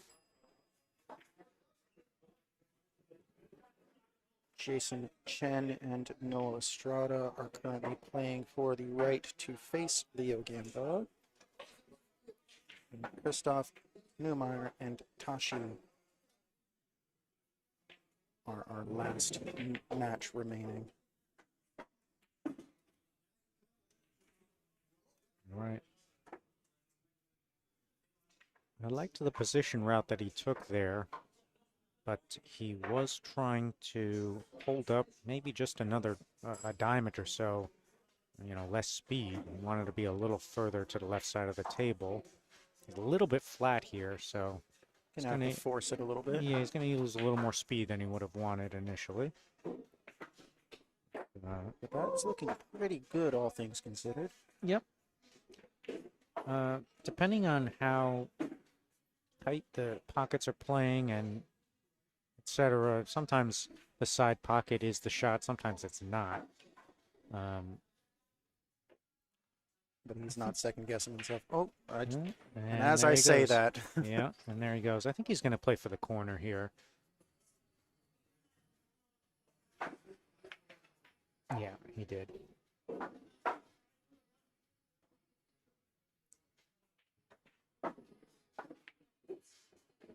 And he's pretty he's open looking to here. keep Raphael off the table. Yeah, this would extend his lead 3-1, and Raphael has not done a ton wrong.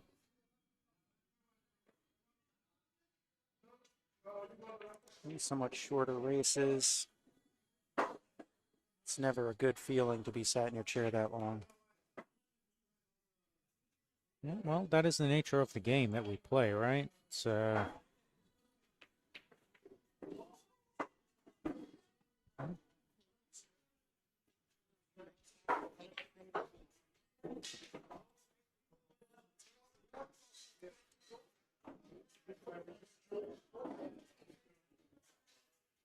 Jimmy gives himself a pretty routine 10 ball. Extend this lead. 3 racks to 1. Yeah, Jimmy's playing good today. I said before, he's played some good players, but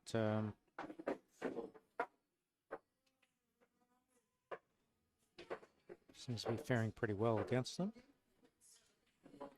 It seems to be a trend on our TV table today that the player who draws first blood seems to get the worst of the next few racks after that. Is that right? Yeah, if I'm remembering right, I believe the winner of the first rack in the last 3 matches went on to lose the set. Interesting. I know it's not the case with mine. Oh, that's true, yes. Not to bring up bad memories. Bad memories. I'm having a good time here. My goal is to make sure everyone else is having a good time. So if they're not doing good, you're succeeding admirably. Listen, if you're not playing well, you just need to play Max Watanabe. All of a sudden, you're going to start stroking the ball good. Things aren't going your way, I'm your guy. Well, to be a little bit of a contrarian, I'm gonna talk you up a little bit, because I was my preparations for going to the expo. I was looking at some past results from years prior, and saw you had made it to the money match, or to the money maybe last year, I think it was.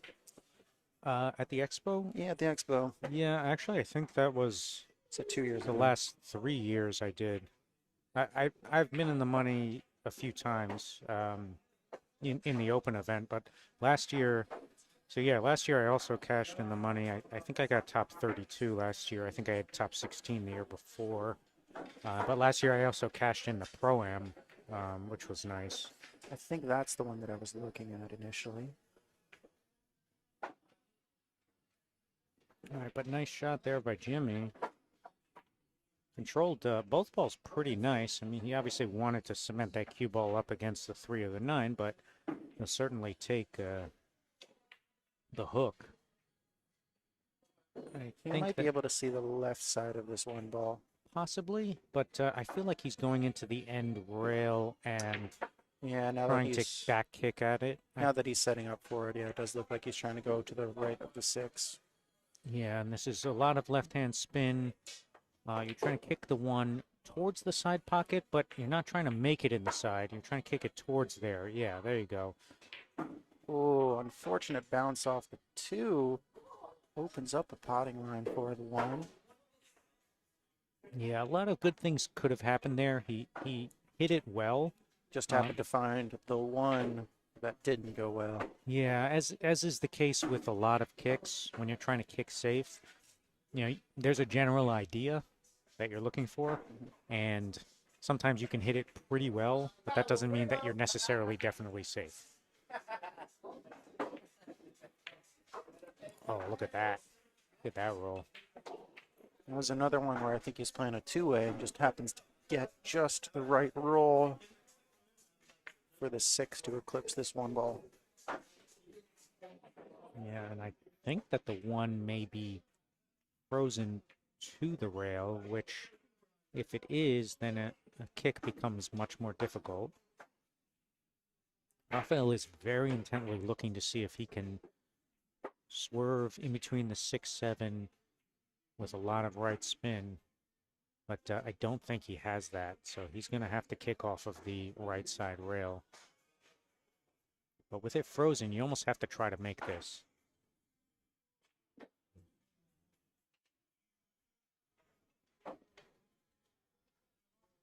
And he did call that 1 in that left top corner.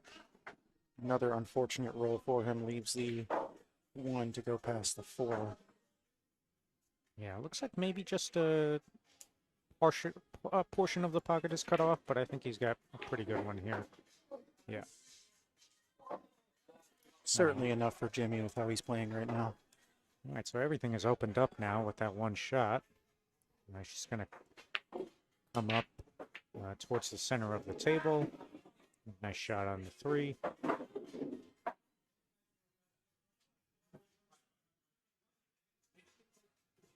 Not quite the path I was expecting him to take, but a lot of options there. Well, when you're a little thinner on those shots, sometimes playing it with that inside English helps you. Because if you try to just slide up 1 rail, sometimes it's hard to hold it, right? So you can play with a lot of English and let the rails kind of kill your speed. And that's what he did the approach that I tend to take. However, I've seen more often than not, a lot of players take the opposite approach. So I kind of assumed that I was playing the more conservative, amateurish approach, but maybe I'll just keep doing that.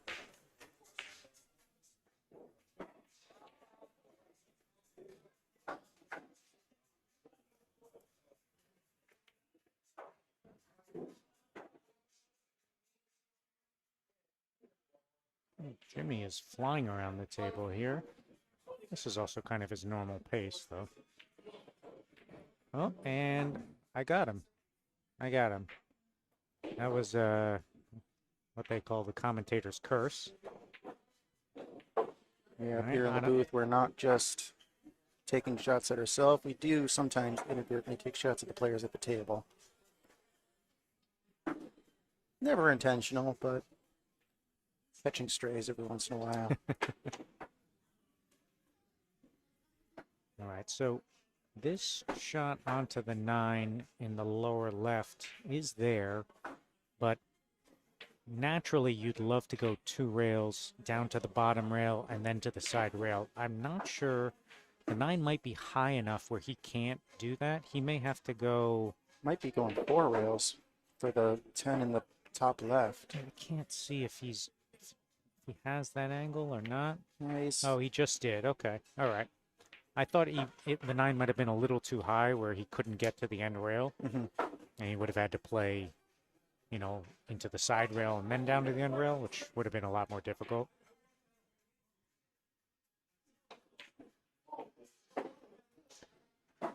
But of course, he stroked it very well. I've always been a huge fan of the way that Rafael comes through the ball, especially on a shot like that, where you have to play with follow. But the timing and action that he gets off of the ball is tremendous. And we positive the score on this one? I feel like I thought Jimmy was at 4-1, but No, I believe it. No, I believe it was 3-1, so it should be 3-2 now, if I'm not mistaken. Yeah, the players are keeping score there, yes. and I just double checked. Should be we're 3-2. good. We're good. Yep.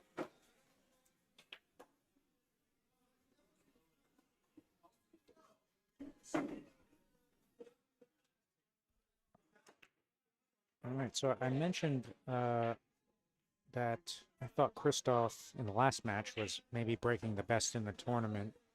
I think that Rafael is breaking probably the second best in the tournament, if I had to say. And that being the case, he did not make a ball this time, but I still like the way that he's breaking. It was sort of a preemptive caster curse on that one. You thought it, willed it into existence. Man, I'm good. If only I thought I could make a ball. It doesn't work that way. If you think It doesn't. If you think you're going to make it, then you're going to miss. Oh, okay. That makes more sense now.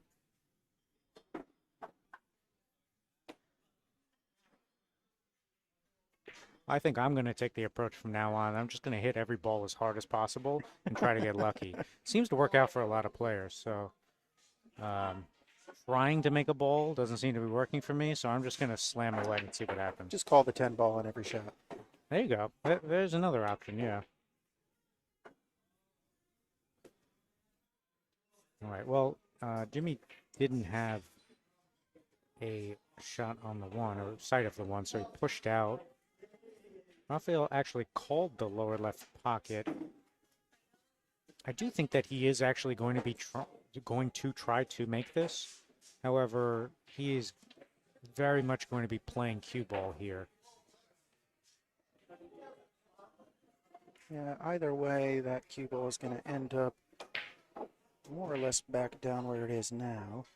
Yeah, well, you have to miss the 9. That's the big ball. You just saw he went and looked at it.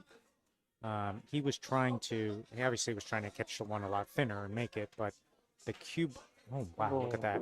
The cue ball he was trying to go around the 9 ball.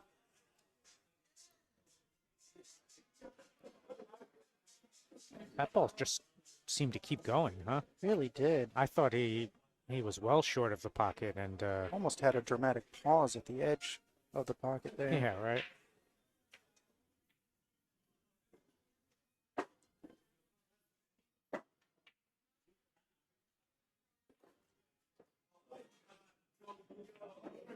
All right. Well, Jimmy had ball in hand on the 1. He elected to draw back off of the 1. Personally, I think he should. I would have preferred to shoot the 1 into the top left and follow into the rail and out. Yeah, exactly. Anytime you have ball in hand position, a more reliable option is playing follow. Yeah, but he was fine, but I feel like he got a little bit fuller on the 2 than he would have wanted, and decent recovery though. Yeah, I mean he's okay still, but this is the way that position goes. One shot leads to the other, so if you're a little out of line in one, then you might be a little out of line in the next. And now look at where he is. He's shooting this shot on the 4. Certainly doable, but this is also certainly missable. Yeah, all of his shots up until this point were all doable, but they tended to compound the errors to make each successive shot that much more difficult. And now it feels like he finally has put himself in a position who doesn't have at least a clean look at a pocket. Yeah, he is calling it though, so I think he's going to be Looking to swerve spinning around this. it. Yeah. Wow, he was able to do it. Great shot. Great shot. I was looking down the line as he was looking at it, and We definitely could not see that cleanly. yeah, yeah, he had to do what he did there. Very nice. The nice thing about playing that shot is not only does the swerve get you to see more of the ball, but then the spin throws it in. Right.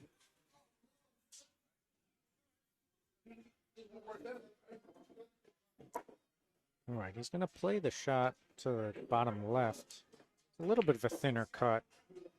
Wow, just absolutely drilled it, but he got into the cue ball maybe a lot more than he wanted to.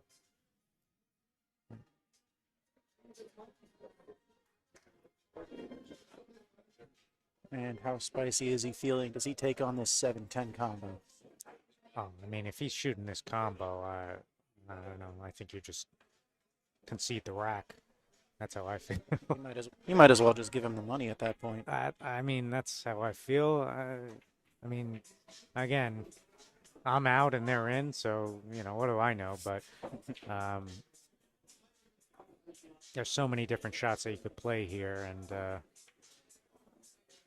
I'll put it this way. I'd be happy if my opponent is shooting the 7-10, no matter who they are. Get yourself a fake Fargo, play in the lower bracket. You'll see a lot more of those.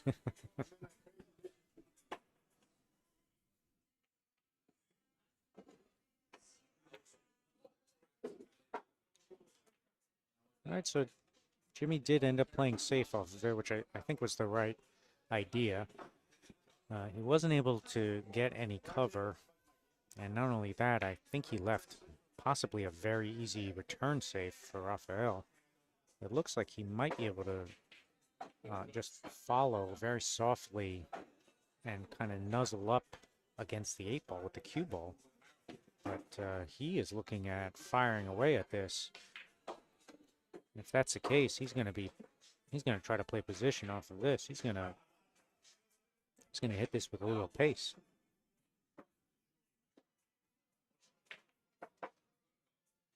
And that's what he did. Very nice shot. Very nice. That 9-ball got me scared for a second. Yeah, when the cue ball hit that rail, it kind of looked like it had the pace, but it held up. It was a great shot.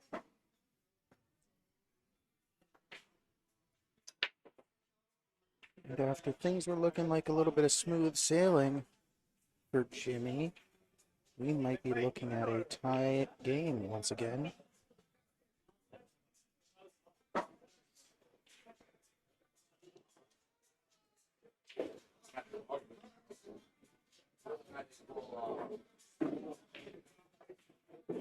And we are level at 3 racks apiece.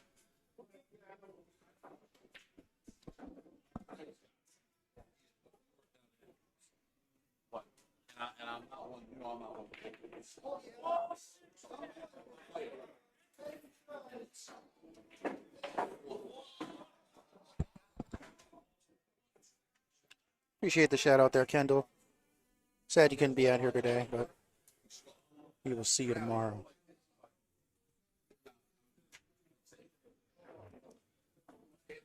Yep, we'd like to thank all the members of the audience watching online. Kendall, Paolo. And if you are liking what you see, please feel free to give a like on the stream. Yep, keep in mind the like is not for us, it's for the stream in general, so if the commentating is hurting your ears, please still like it. Oh, I am liking the stream just for you, Max. That's a first for everything, right? All right, Rafael to the break here.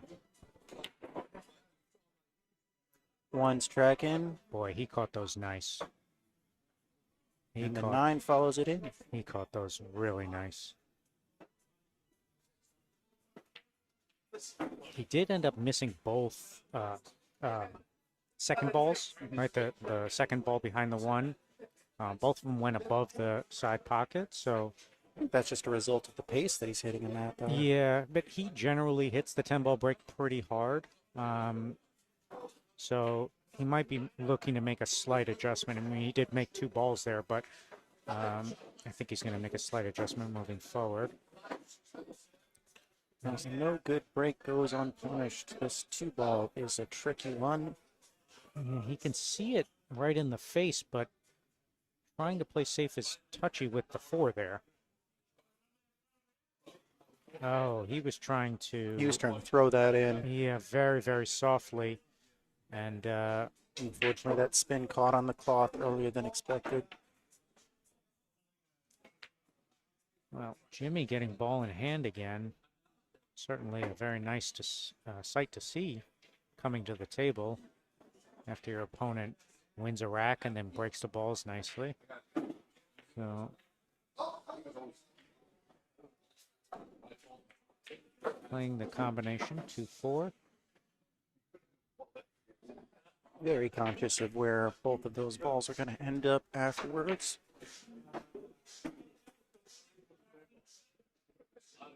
And yeah, you'd like to get nice and full on this 3 ball, pretty close to straight in.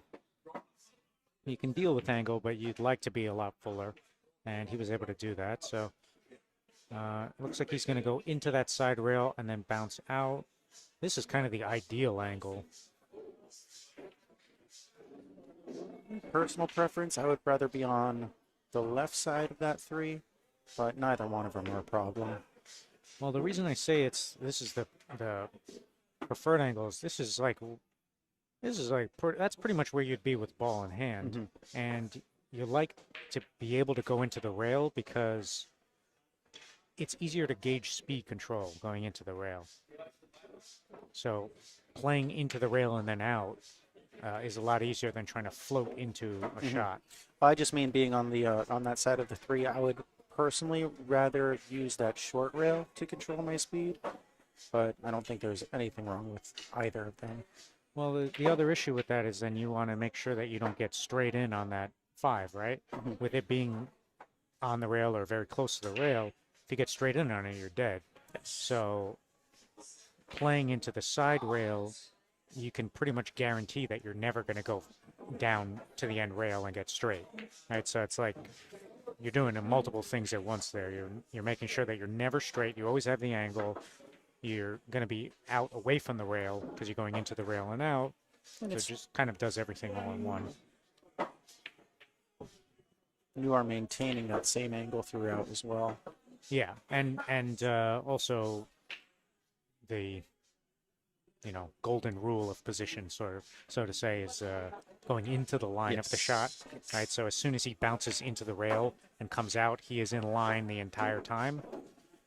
So that is something that should always be looking to do.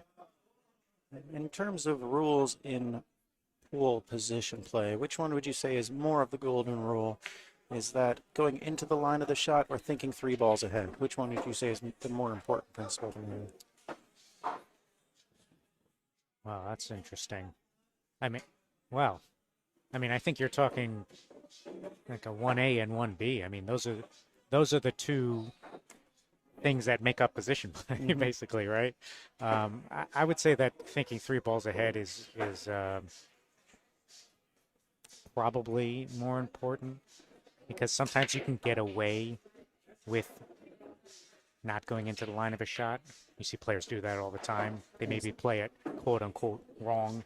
And sometimes you're just not going to have any other options than to cross your position line. And if you play perfect speed, then you land perfect anyway.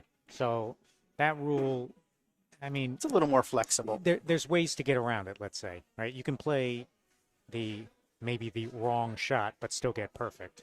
Whereas if you're not thinking 3 balls ahead, you're going to just not get a shot at all. There are certainly some ways you can bend going into the line if you're, crossing the largest part of the position window, for instance. Jimmy's got a situation here where the 4 is blocking some of the path to draw this back. he was able to pull above it. It looked like I thought he had a little bit more angle where he was not able to do that, but I was mistaken. Certainly not part of the plan to make contact with that 5, but might have been okay. Yeah, this looks like another shot where he's going to be swerving a little bit.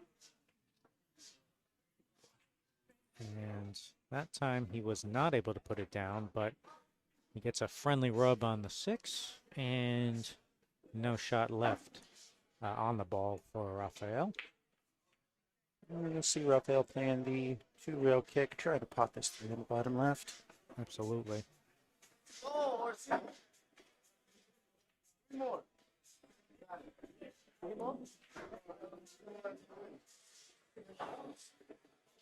Should be playing this with medium to light speed. Yeah, I mean, you want to create some separation between these balls, because in general, the 3 is probably not going to move very, very far, and you'd like to get the cue ball back up table, either for position on the 4 if you make it, but also as a safety option. Wow, look at that roll. And while it's certainly possible to scratch off of the 3, scratching off of it like that is pretty rare. It's certainly not a thought that crosses your mind when you're taking that shot. Yeah.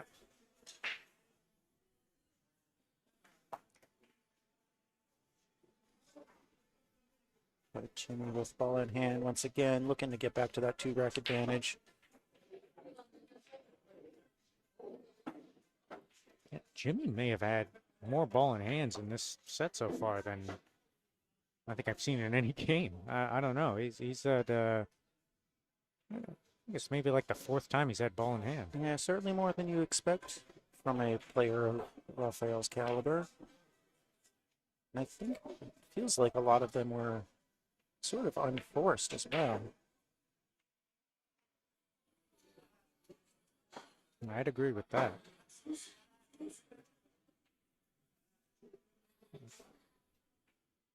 Jimmy got just about straight in on this 6 ball, but elevated over the 10 makes this shot immediately tougher. The good thing is he really doesn't have to do anything with the cue ball. You just stop the ball right there, but it does make pocketing it a lot more difficult.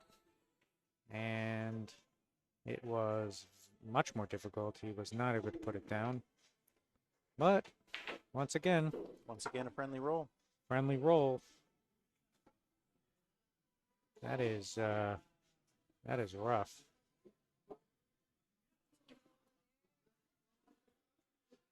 And Rafael looks like he's doing pretty well to hold it together, but you know that definitely does cause some frustration for anybody who has to experience that much bad luck. Mm-hmm. Yeah, well, that is true, but at the same time, you know, it goes in and out. You're going to get that kind of luck going for you sometimes. Mm-hmm. So even if you have an entire set where everything doesn't go your way, that just sort of is what it is. You have to play the shot as it lies. So. When you play as much pool as he does, feel like you learn to not take all of those rolls too personally. Yeah, well, you can't. You know, it's especially if you're trying to perform well. You know, one of the things that always helped me as far as a mindset was to just take every incoming inning as a chance to try to execute whatever shot is available. So even if my opponent leaves me like this, regardless of how it happened, well, this is a chance for me to try to 3-rail kick this in. Or this is a chance for me to try to kick off the end rail and try to play safe off of this. You know, and I would look at it as kind of like a maybe a test or like a chance to see if I can do this. Let's see if I can do this. Yeah. Hey, this is an interesting shot. You don't see this come up every time. Let's see if I can kick this in. Try to boost your ego a little bit. Give yourself a highlight reel. All right. Well, at least that gives you a little bit of, more of like a positive mindset. You know, Exactly. I'm trying to do something as opposed to, oh, everything is going against me and, you know, my opponent's getting all the rolls. And it's so much easier to have the memory for the negative experiences at the table. Mm-hmm. You almost don't even notice or acknowledge the little rolls that go your way. Right.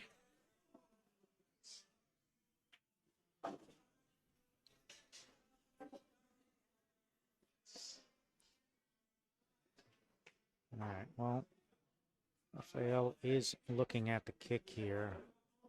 It's a 3-rail system for this. I think he's also using a little bit of the spot on the wall aiming system. You can see he's got his reference point there off of the first diamond, and then this is a old trick. Do you know the spot on the wall? I do. Unfortunately, haven't utilized it much, but it is one that I'm familiar with. And he hit it pretty well. Hit it pretty well. And obviously he would love to have made that 6, but he did the best he could in given the circumstances, and he didn't leave a shot. So the thing with that system is you do have to play your reference shot ahead of time. So unless he's had the chance to really sit and try that before, you're never going to know exactly how you need to adjust for the rails. Jimmy's in a spot here.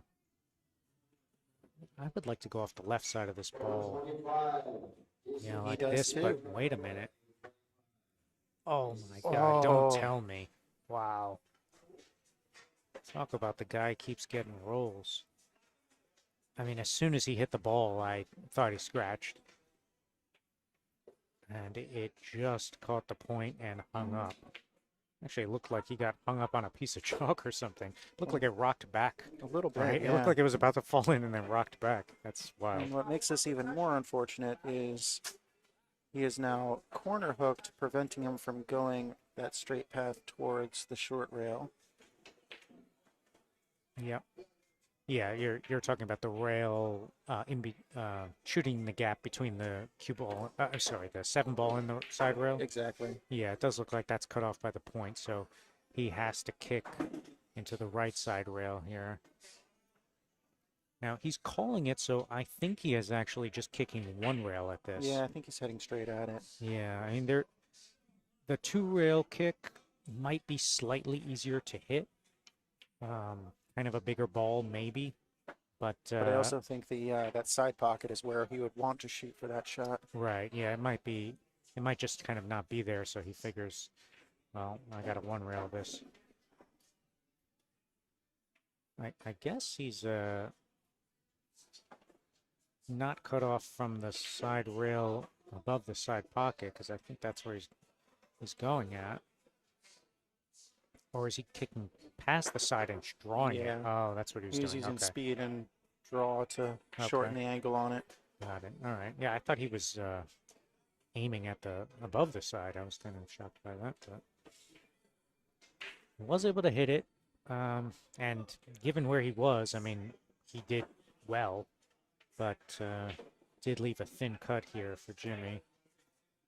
He's going to play a couple of rails on this position. He didn't want to bump that. Didn't want to bump that.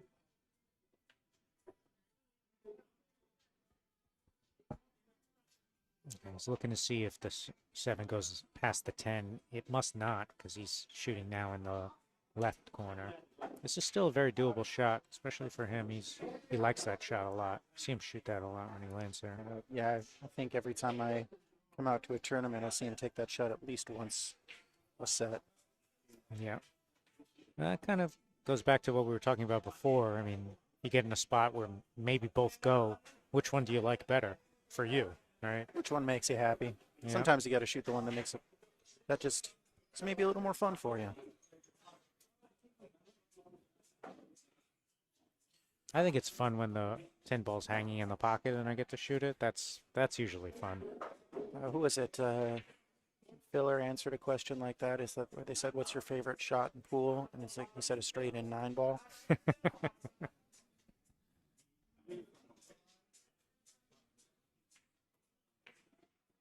Oh, he chunked that one.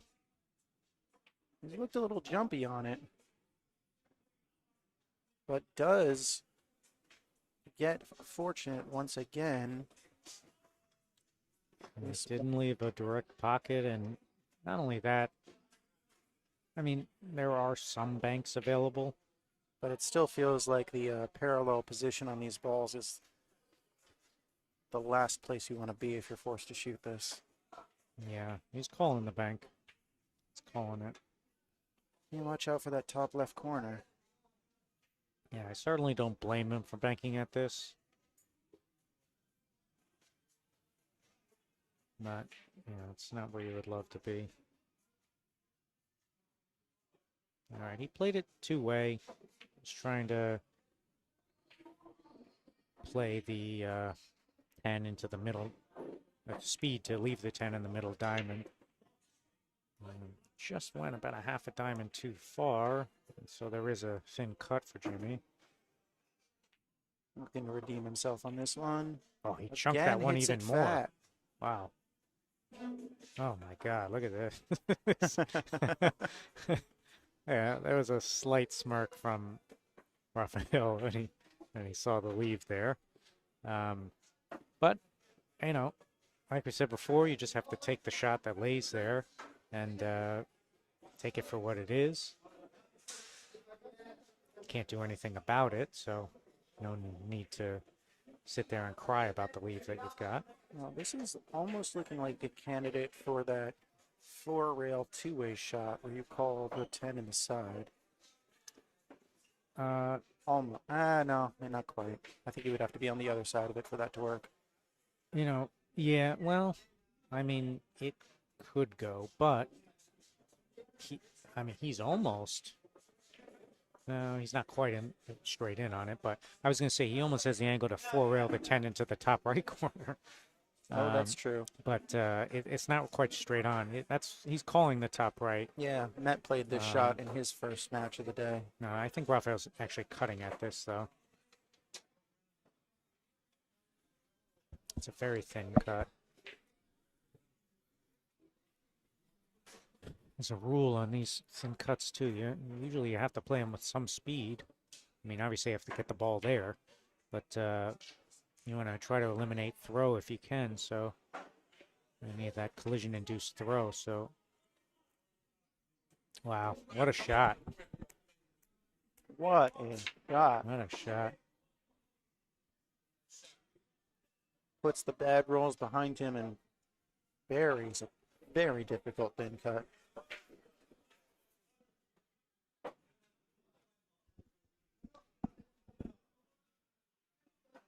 Yeah, and that's a ballsy shot, too. I mean, you miss that. It's possible to get safe, but you can certainly just hang that up or leave it quite easy for your opponent. Absolutely. Yeah, it feels like any way you miss that, you're going to leave the shot for your opponent. Mm-hmm. But I think that's going to tie it up now, 4-4.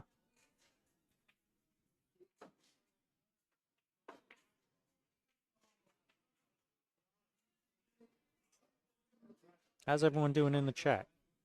Everyone feeling good? Why are you not here? What's going on?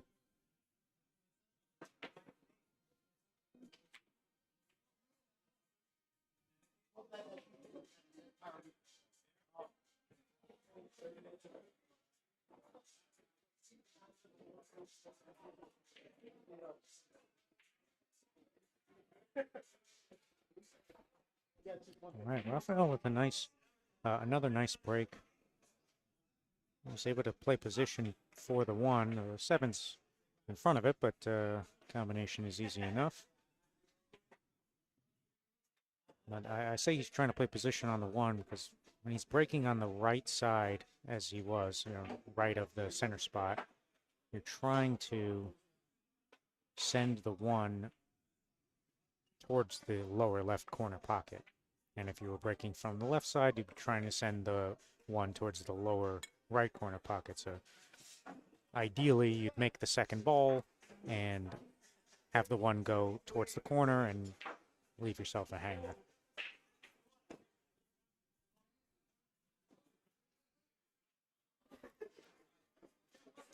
Right, he's a little thin on this 2 in the side, which is not so much of a problem to pocket, but cue ball's going to run a little, and he doesn't want to go into any of these balls, so Yeah, it feels like the way you would naturally want to play this. That cluster is certainly in the way. yeah, I mean, he can avoid it, but it does make it just a little touchier. I wouldn't be surprised if he shoots in the corner because of all that. That's what he's looking at right now, actually. Potentially trying to draw with some spin between the 4 and 5. No, you're just Or going to just punch punch into back the rail around and then, before. yeah, back to the left of the Yeah. 4. Just like that. There you go. Yeah. It's a little bit of a harder shot to pocket, right? But the position is so much more easy, so you can focus a lot of your attention and energy on just pocketing the ball. And you get to hit it with a nice crisp stroke, so I think that was the right choice there. He's going opposite hand on this one. Yeah, he might be a little flat where he has to play the 4 up. Yeah, that's what he's doing. Also playing opposite-handed, he didn't want to put any speed on that, but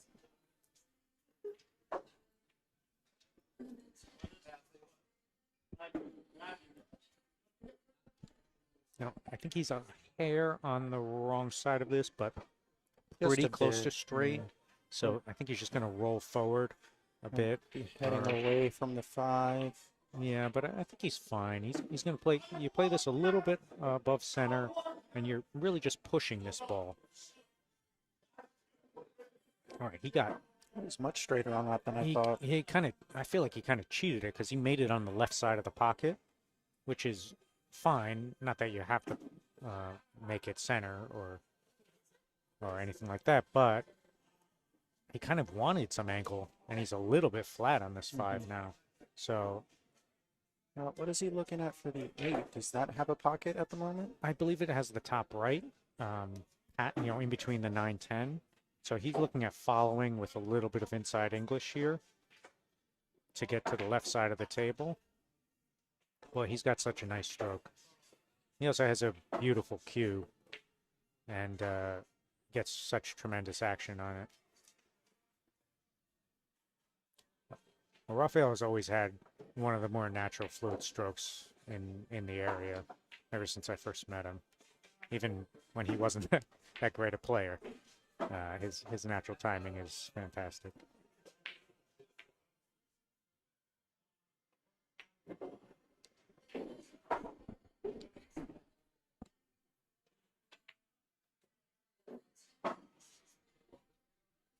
And a nice straight in 10 ball here.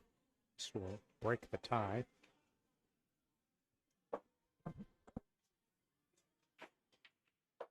Not only does that break the tie, it gives Rafael his first lead since it was 1-0.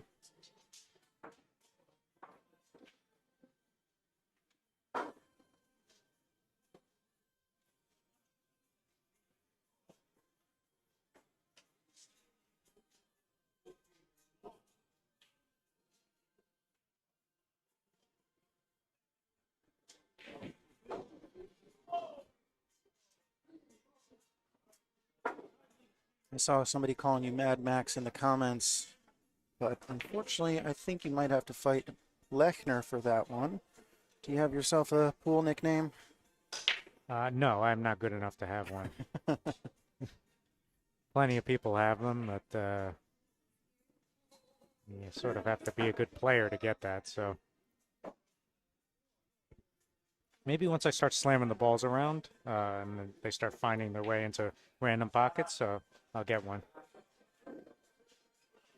Well, sounds like we need to be putting Kendall up there in the higher bracket with you then, if you're saying he's a better player than you.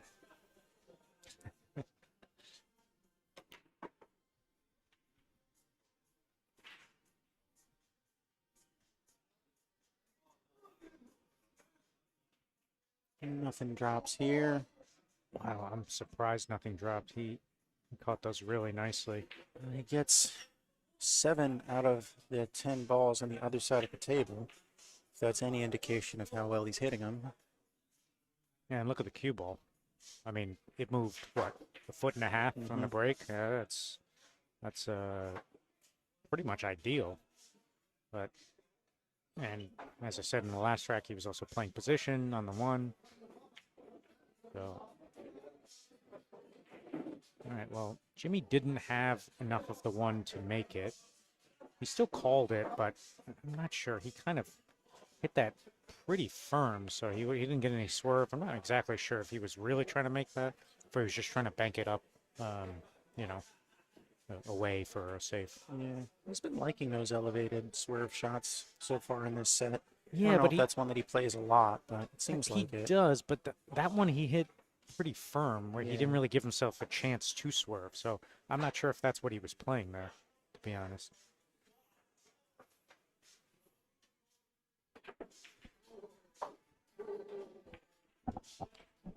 All right, so the one does not go in the top right, I don't believe, past the 7. So he has a shot in the side, but being as thin as it is, the cue ball's gonna be moving here. So he's got to go. He would have to go into the end rail at the bottom, and likely he'd have to come back down to the bottom rail too. I think he's going to be putting as much outside on this as possible. That's what he did. I don't know. I mean, maybe it's just me, but I didn't like that at all. I didn't like the outside at all. I don't feel like that was gonna work out for him. I think what he was hoping is that I would catch a little bit more off of that end rail and put him closer to the center of the table, but I think that was just for sure. optimism at that point. For sure. I mean, that's definitely what he was trying to play, but whether or not it was ever going to happen, you know, perhaps if he could have seen more of that cue ball go full left without any high. All right, how's his speed here? He's trying to get behind the 10. Doesn't quite get there. And he drops his shoulders. He didn't get there. He left an edge on this 2.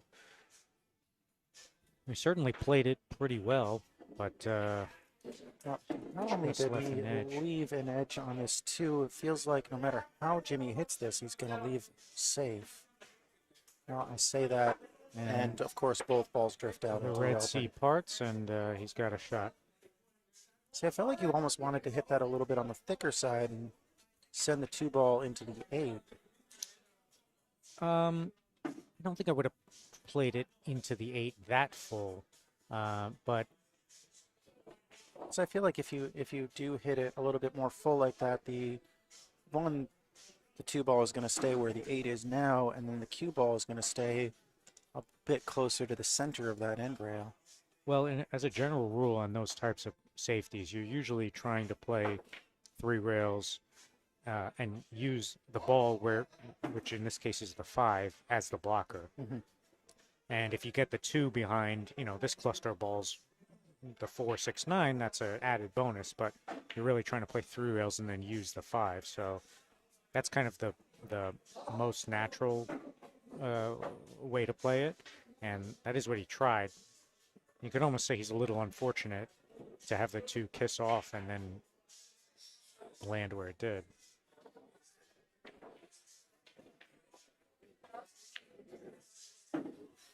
Ooh. That was a very touchy position. He was trying to drift just an inch forward. Yeah, that was quite the bold decision. I mean, it would have been a bold shot, but I thought he would really try to dig into that and draw back. Yeah, I mean, it was a very long shot, and to do that would have been quite difficult. But, I mean, what he tried was also quite difficult. To play the speed to, you know, like that distance to make the ball and just drift a half a rotation forward, you know, it's... I mean, it's a shot, the one I'm suggesting, that is certainly something that a person of my level would screw up, but he has the stroke that I feel like to pull that off. Sure. Well, I mean, you know, when we play this game, it always comes down to the decisions that you make in the moment and how you go about executing them. So sometimes you may just feel that doesn't look right to you, doesn't feel right to you, and whether or not that's right or wrong, you know, you have to go with what you feel. So he might have just looked at it and said it felt too difficult to do. I think the thing that gives me a little bit of pause, and, you know, because obviously I'm just not at his level, I wouldn't even have thought of the shot that he chose to play. So and especially in hindsight, it feels a little low percentage. But he knows his play better than anybody else. So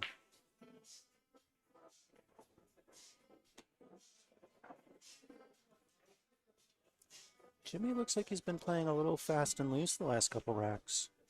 Yeah, well, that's kind of his style, and at the beginning of the set, it was working out real well. He had open shots, and he was just kind of running around the table getting out. But as everything has progressed, Rafael has maybe slowed the set down a little bit and tightened it up a little, let's say. So, got to play a little bit tighter from here on out.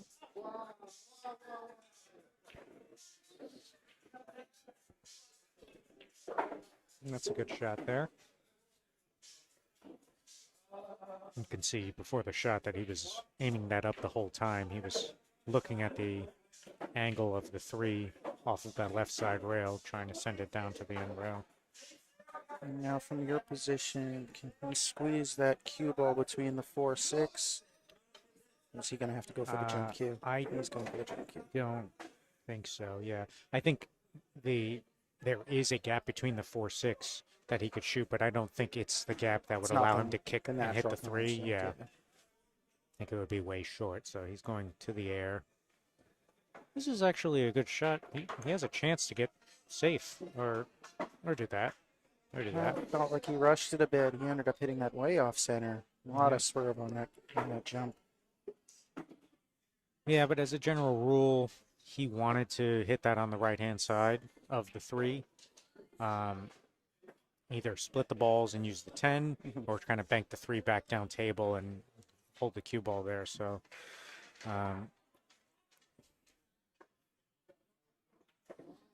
More just felt like there was a rush in the alignment. Saw that cue ball curve in the air. Had a pretty decent amount of right spin as it was hitting the ground.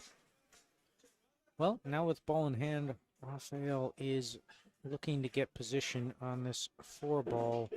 I'm guessing based on the way he's playing it, the 4 obviously must go by the 9.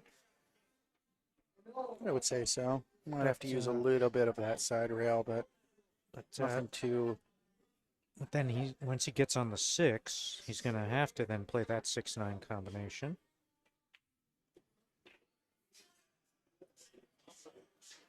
And he's got a slight angle on the 5, so he's going to be punching off of this ball. And you'd like to get, I mean, on most combinations, you want to get pretty full on them just because you don't really want to have to cut them unless a ball is kind of like hanging near a pocket. So he doesn't have to slam this, but he does want to come out far enough to get fairly close to or fairly straight in on this.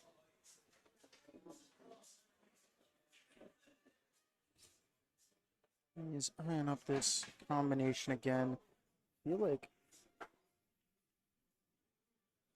looking at where balls are going to end up after contact based on how he's setting it, I would be worried about this 6 ball getting frozen to the end rail. Well, that's actually what he's looking at. So he just pointed his cue kind of towards the right of the 6-9 combo. If he lays there, he can make the combination and have the cue ball float towards the left side of the table and then have a shot on that potentially. Yeah, I think that's the better way to play it. Just how he was lining it up at first, I was a little worried he wouldn't have that because of the 8 ball. But now I don't think he quite has that angle. I could be wrong. This might, I don't know, he might have landed in a spot where he has to actually kind of roll this. I mean, you don't really want to roll anything. Yeah, the 8 ball really complicates this for me. But I can't quite tell how full he is on this. He also could try to power this and move the 6. I mean, he did try to. Well, unfortunately, that 8 ball did come into play for Jimmy now. Yeah, Rafael missed the combo. I mean, he was definitely thinking about a lot with the cue ball and trying to play both balls. And Oh, look at this. Look at this. The luck comes back to him. How do I do that? Although I do have to, I'll give him that one because he was a little bit unfortunate to get in the position he was in that shot. Little tit for tat, but I do think that Rafael is maybe owed a few in this set. Yeah. Well, he's going to the air here.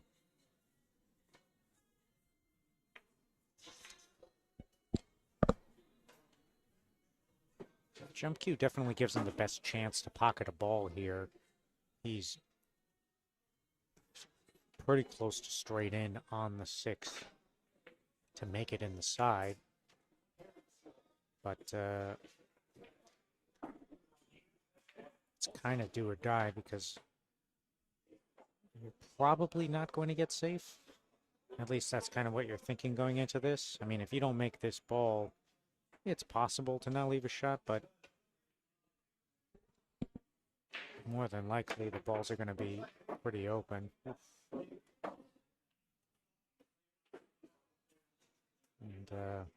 we did miss it. Kind of a funny position there that the balls, the 6 ended up going into the point and then came back and hit the cue ball. It's something you don't see every day. I think you'll see Jimmy going 3 rails, trying to go between 8 and 9. Yep. Everything's pretty open from here. So he can go into the end rail a little bit. He has a choice here. I would go into end rail and then left side rail.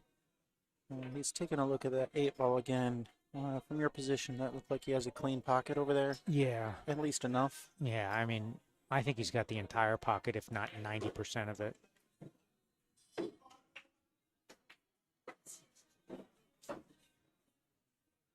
Yeah, I mean, you got easy here. You have your choice. You can either play to lay the cue ball on the right side rail, or you can bounce out and try to get kind of like a half table position, like cue ball on the half of the table there. I like that he's taken his time a little bit more in this last inning. Felt like he was getting a little quick with it. In some previous innings, yeah. Yeah. And he is 1 ball away from evening out the score once again. We have been tied at 1-1, 3-3, 4-4, and now 5-5.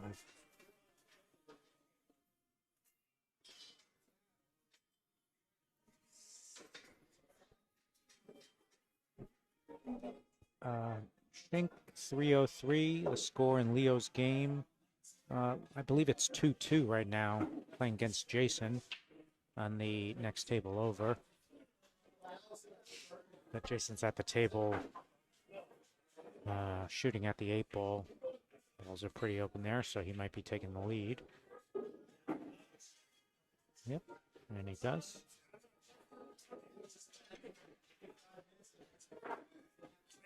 So again, with our match here, players are taking a quick break, but this is winner side. And the winner here will get a chance to play in the hot seat match against Justin Muller, if I'm not mistaken. I believe he won the other. You are correct. Winner side match. So. And that gets me feeling a little bit better about myself. The person I lost to initially did go on to be in the upper bracket final. Yeah, sometimes that feels good, right? Yeah. I mean, not too good, but built-in excuse. At least I don't have to beat myself up too much.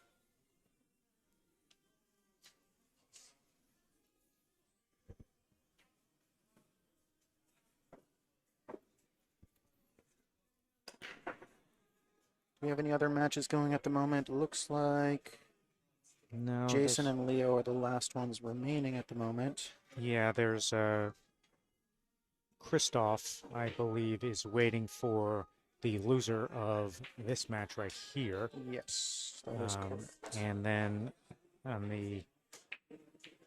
And Justin waiting for the winner of this match. Right.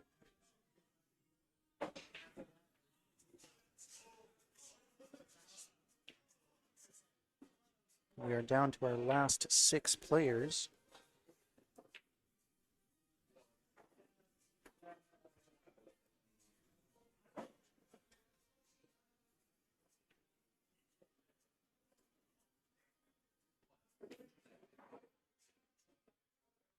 And just a reminder for any shooters in the area, if you weren't able to make it out for this tournament today, we do still have a Monday night 9-ball tournament tomorrow. Free play opens at 6:30. And unlike this event, that is a handicap event, so don't worry, you won't have to come play these killers even up.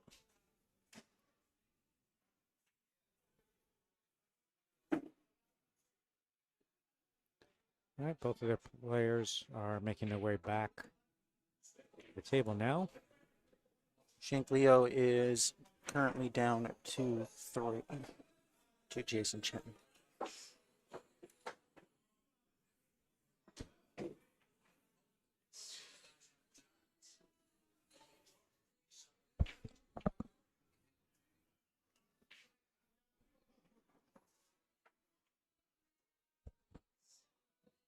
Players are back from the break. Getting ready for Jimmy to have the break in rack number 11. It's an even race to 2 at the moment. Winner of this rack will break on the hill.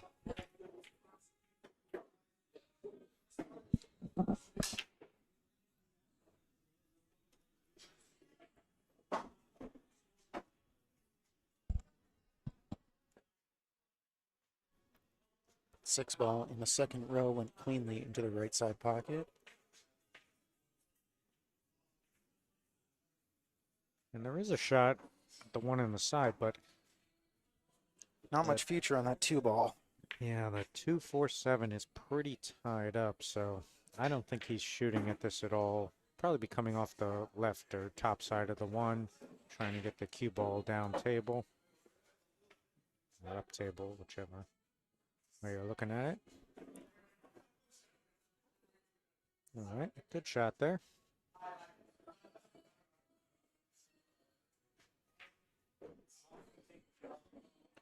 Yeah, with the 8 there, doesn't look like there's a real jump option available, so I think he's going to be kicking. So there is a 1 rail kick off of this bottom end rail. I don't like the look of the kick off the left side. So yeah, I would be looking at potentially even a 3 rail kick going off the right side. Yeah, that's also another option. There's a 2 and 3 rail kick that way, but it looks to me like the safest option. Well, you definitely want to make sure that you hit the 1, right? So that's first and foremost. If there's one kick that looks a whole lot better or easier than the other, then you definitely want to do that. Well, he's reaching for the short cue. A little bit of a surprise. Maybe the 8 is not quite in the way, unless he's trying to double jump over it, but maybe there's a slight gap in there. Is he pointing for the 8 in the side pocket? I think he just called the 10 ball on the side. I'm not quite sure exactly. Interesting. All right, so so there was a little bit of a gap there. All right. Well, he was able to hit it. He leaves a pot on the 1, but then locks up another ball in a. And there's still no future on this 2 ball, so. And honestly, I think that's a miss that Jimmy can be happy with. Yeah, I don't even know if he fully had a plan there. I mean, maybe he got himself into position to have exactly, have sight on the 2. Maybe figure it out once you get there, but right.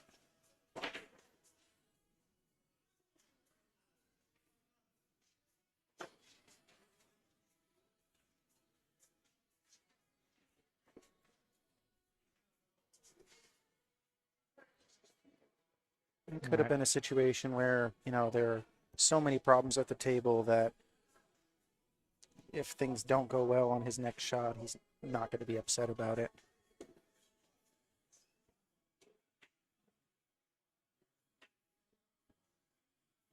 Speaking of clusters, this makes kick safes a little easier. Just trying to hit the top side of the one like that. Trying to hold behind these balls. Well, he leaves a clean look at the one, so I would expect he's going to have a bit harder of a time at it in his next inning.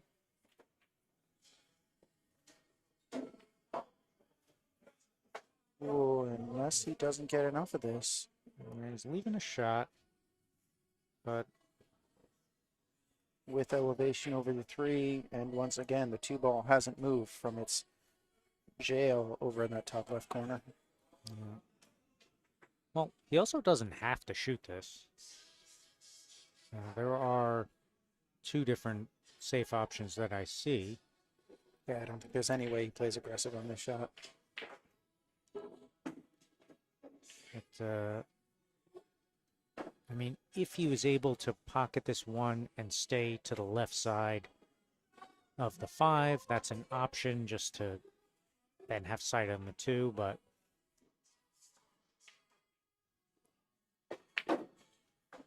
he's revving up on that. And I think he's just put himself in a worse position now. Yeah, I mean, he pointed there on the right side rail. I guess he was trying to get there. Maybe there was a 1 ball spot where he can get and make the 2, but that seems so I'm not low sure. percentage, though. Yeah, that's it was going to be tough to lay there. And now I think the only option he's going to have is at least a 2 or 3 rail kick, and none of those options look enticing. Yeah, it looks like the 310 all cut off that left rail by the 2. I mean, the only option that I'm seeing at the moment is going off this short rail between the 9-5, catching that long rail close to the first diamond. Yeah, well, there's also a 3 rail kick where you're trying to go left rail, bottom rail, right rail, and then left rail again at about the first diamond. Yeah, and bumping a little bit shooting between the 9-5 directly. Yeah. I mean, that's what he's eyeing up. I mean, none of them are great options. Yeah, nothing's though. great. So I mean, you just have to try to hit it, right? I mean, you're just trying to hit it. The terrible thing about it is, any of these kicks, if you hit this 2, there's a chance to scratch off of it, right? I mean, you can make a fantastic shot, hit the 2, and then just scratch off the side of it anyway. I feel like in this position, you're more likely to scratch than you are to get a clean hit. That looks a little short there. Yeah, that was a little short. Well, the silver lining on that is he bumped the 7 into potentially a worse position for ball in hand. Maybe. Jimmy's looking to see if maybe the 2-7 goes and if he doesn't have enough. But with the layout of this table, I'm not sure why you wouldn't just try to 3 foul in this position. Well, the 3 must go. It must go by the 10. So if that goes, then everything is kind of open. I guess he had enough to make the 2, and 3 goes, and then 4. Yeah, I mean, everything kind of opens up from there. But I guess that 3-10-8 is not laying as poorly as might have looked from this angle. Yeah, kind of looked like everything was tied up, but there must be enough of a gap there. Of course, if there isn't really between, let's say, the 8-10, he could possibly go into these 2 and just shake them up a little bit. But yeah, the 8 must go in that top right pocket.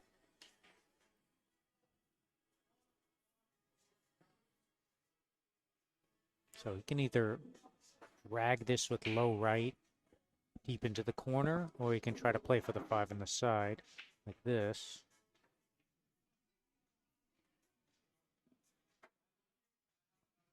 He's a hair short of where he wanted to be. Yeah, it doesn't quite cross that pocket line. I could see him loading up with some top right and trying to spin around catch the right long rail. Oh, he didn't. Not nearly as loaded up on it as I would have thought. Yeah, I think he didn't want to compromise pocketing it or anything like that. But the problem is it leaves a lot of a thinner shot on the 7, and he's trying to hold for the 8, Yeah. and this is what happens. Just sometimes with that, when you're playing that inside spin on a shot into the side pocket, it can sometimes maybe help to put a little bit more stroke behind it. 'Cause you never want to let up on it and then, end up with an incorrect amount of swerve on it. Well, that's certainly true. All right, well, I think, like we said, the 8 obviously must go in the top right. So he's going to end up playing this pretty thin. And he may check this with a little bit of inside English as well.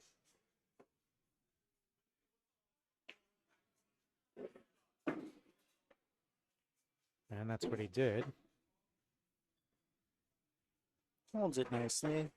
Looks from here like he got on the correct side of it. Yeah. He's going to have to go forward here. Well, I mean, you don't have to. There is an option to go back, but he's going to go forward, I believe. And more than likely, I think he's going 2 rails out of this.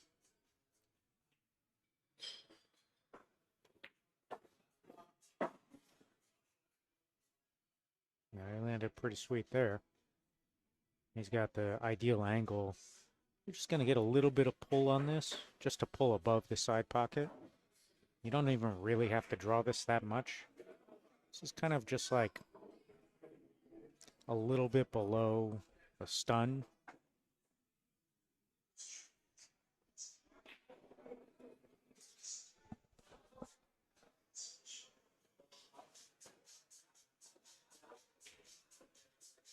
Oh, wow. Sorry, I was just watching what was happening on the table next to us. Yeah, that was crazy. Leo missed a shot on the 9 ball, and it went up table and then almost went back down table into the pocket that he called. And even as it is, he's left his opponent snookered behind the 10. Looking at a rail first shot.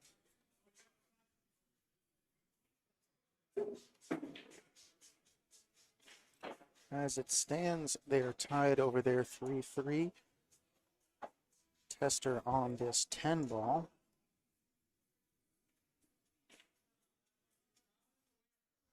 Both of the matches currently going on have racks to break ties.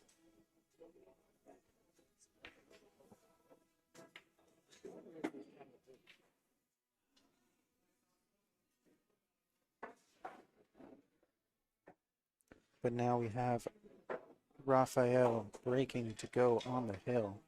Or sorry, breaking on the hill, I should say. Justin says that I'm sitting with the king of the lower bracket. Well, it's nice to be in the presence of royalty. He's too kind, too kind. Although lately I feel like I have to abdicate that throne to somebody who was in our comment section earlier. Eric Edgardo Garcia Molina. Feels like he is cashing every week these days. Wow, very nearly scratched there. Cue ball was hanging in the side pocket there, but it did not, and there is a shot left on the 1.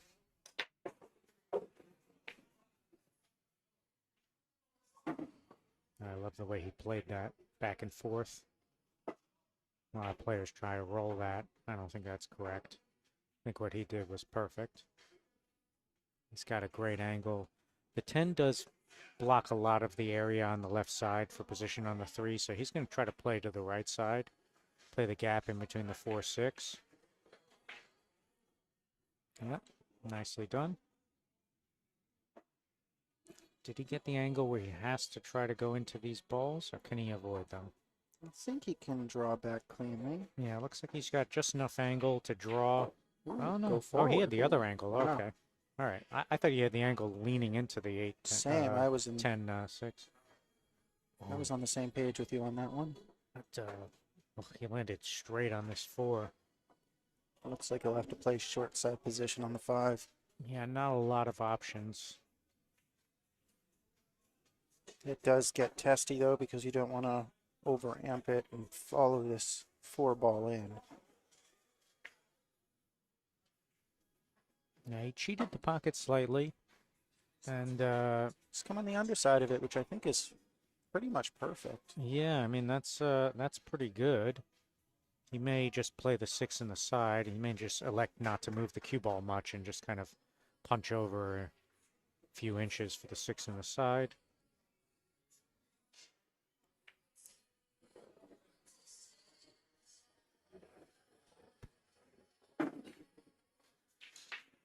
Yeah, that's what he's doing. 5 balls on the table, everything out in the open, everything's got a pocket. He's a little. He got a little flatter on this 7 than I would like. I mean, it's not bad, but it's a So, little. oh, and he's initially lining up for draw on this one. I would favor the high inside. Well, as a general rule, you're usually trying to play the low on these types of shots to come back to the center of the table.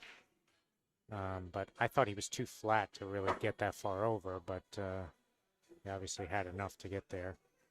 He has a lot of power in his stroke, so even with a little bit of angle, he's able to kind of generate that. He's got a quality compact stroke. Doesn't need a whole lot of backswing to get some good movement out of the cue ball. Oh, he underdid that. He was trying to play to the right side.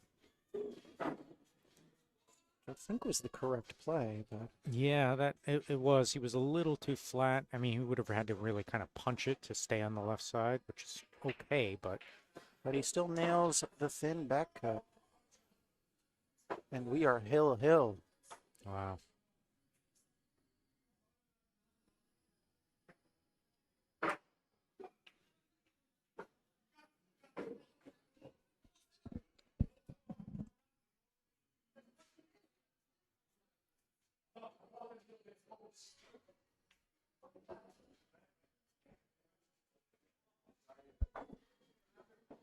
Meanwhile, we have a safety battle brewing at the table next to us.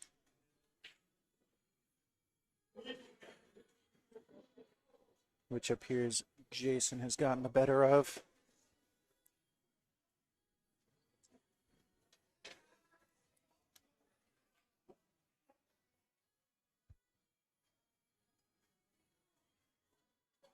All right, hill here. Jimmy breaking.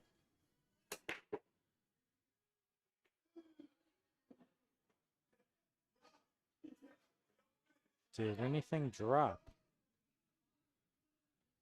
Don't Didn't think hear it did. anything find a pocket. Yeah, I don't think it did.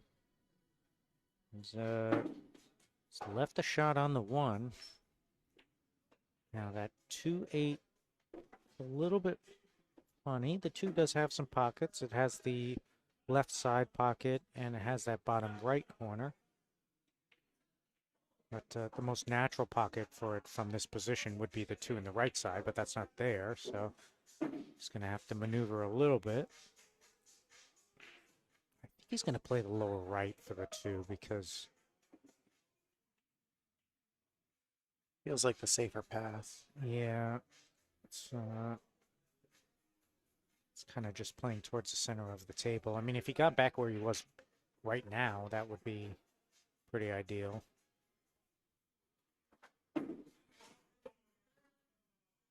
I mean, if you land good on this 2 ball and able to get on the 3, everything else lays pretty good. He put his hand over his head as he was lining up this shot. I'm happy with the way something is lying on the table. Not sure if it was this first shot that he was looking at that was causing him some strife. I think he did great there. Yeah, not much of a problem I can see with that one. Yeah. think he just landed on the correct side where he can just punch over to the left of the 9. He's still going to stay above this, though. He's not going to float down at all. Oh, he floated down. I just said he wasn't going to do it. Why are you proving me wrong? I think that was the plan, was to not float, but maybe let up on the stroke a little bit. Well, on that one, he wanted to make sure he had enough power to get over past the 9, right? I mean, you never want to underdo that and then leave yourself hooked. Yeah. So if you overdo it, you're still going to have a shot. So maybe that was part of the idea. But he still got a shot. Just has to move the cue ball a little bit more than he would have wanted ideally, but pretty nice recovery. Pretty nice recovery. I think you can This is a shot catch enough of that side rail. Yeah, you can hold this ball. So you just play this with a low and a touch of left spin just to kind of hold it. Stroke that you put on this is important. You don't want to let up on it. You still want to make sure that you get a little bit. And what I learned on that shot is it's all about tip position. So you use the tip position to control the speed. Instead of trying to roll it or hit it softly, you hit lower on the ball. The lower you hit on it, the more you'll slow up the cue ball. Sort of a variation on a drag shot there. Yeah. Yeah, just if you know, if you kind of don't really dig into it enough, the cue ball can take off. So he's in pretty good line here.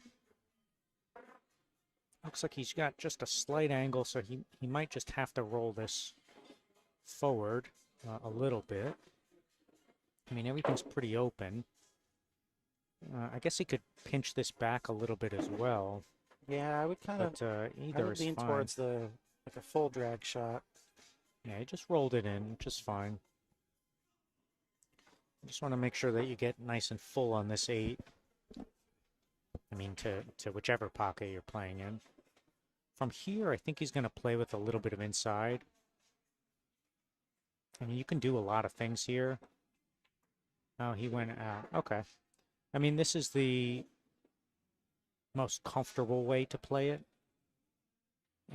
As far as pocketing the ball. You're never going to miss anything like that, so...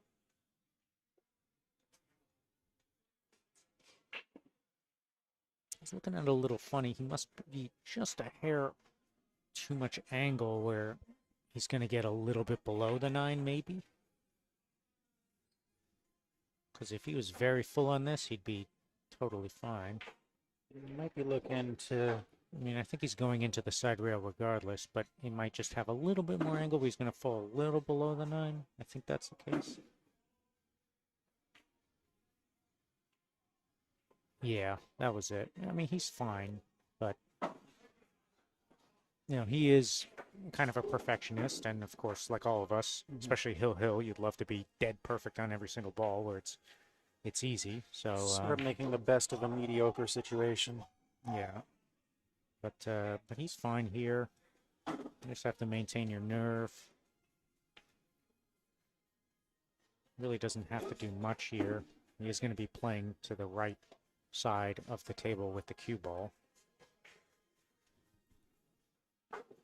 I saw him play another shot earlier where he played 1 rail off of this, but I would like to go 2 rails, hit that second rail like this, and then bounce out. It gives me my best speed control like that. I mean, he landed ball in hand position. That's perfect.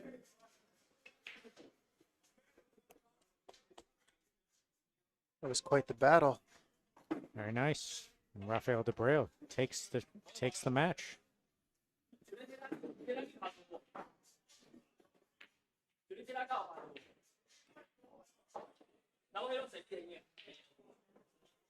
And it looks like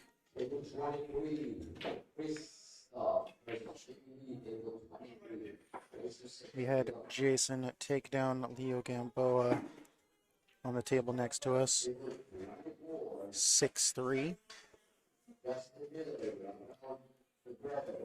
All right, so next up on the TV table here is going to be the hot seat match of our event, which is Justin Muller versus Rafael de Breo.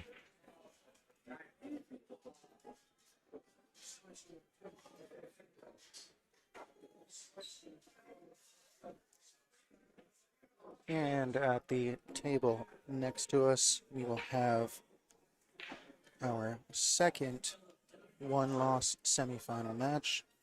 Chris Newmeyer taking on Jimmy He.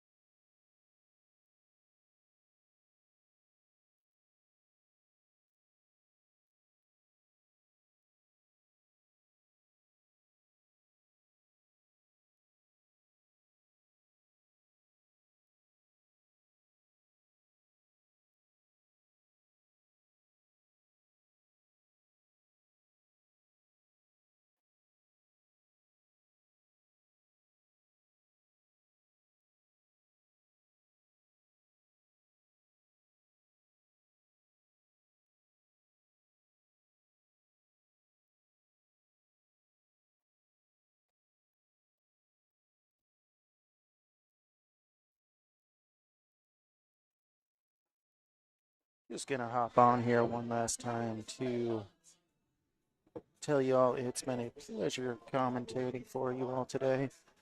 I hope you all enjoyed all the matches you got to witness. I am signing off, getting myself out of here for the night.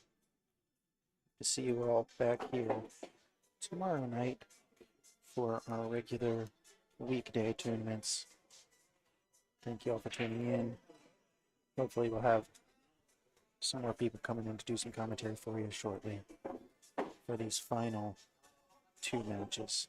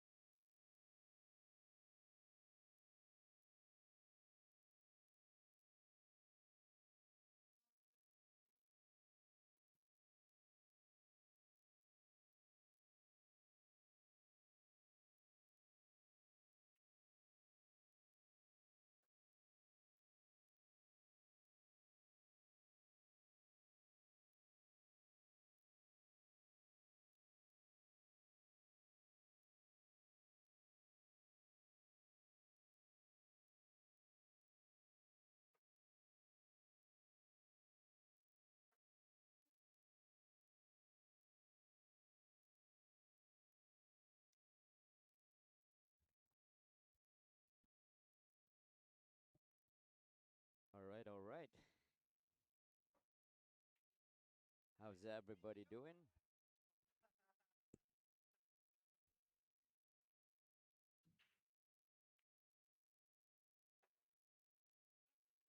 Oh boy. All right, guys. Hope you guys are enjoying our live stream. And if you do, please, come on, guys, hook the brother up. Hit that like button.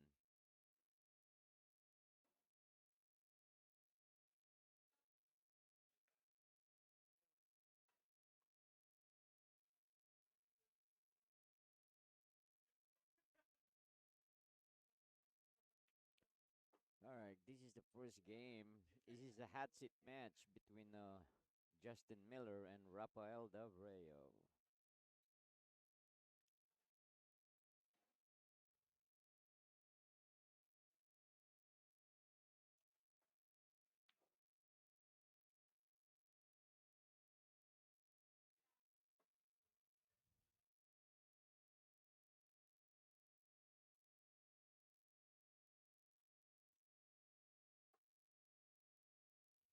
And on the one loss side, Christoph is playing Jimmy He.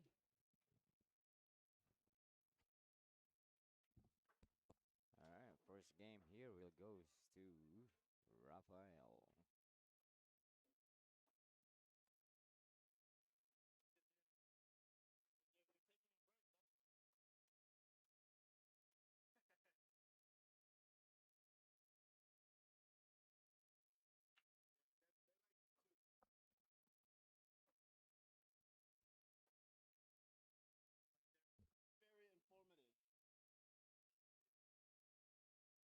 Very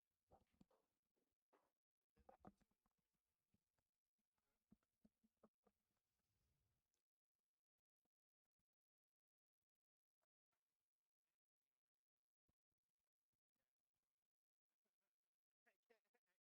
Hey, I'm out of here.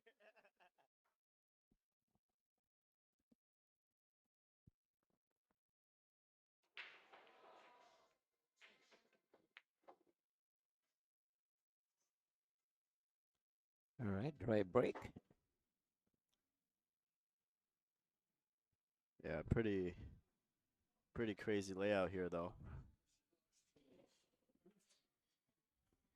Well, the good thing about this, it's easy to play safe. Right.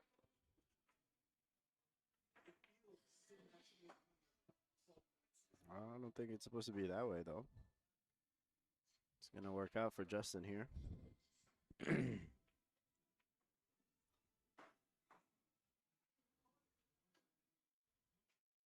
All right, shout out to HR Biggs. Whoever you are, the Mr. Ree. Yeah, he's always watching us. Tashin. Tashin, Connecticut. Who's this? Our Tashin? Yeah, Mujib? that's Tassin, yeah. Hey, how you doing? Man, I can't even read. I can't even see, man. What's going on? All right, we're gonna see Rafael jump this, maybe even double jump, or is he jumping into a kick? Yeah, jumping, just one. Oh, kick. Oh yeah, jump kick. Oh, that's a good shot actually. Very nice shot there from Rafael.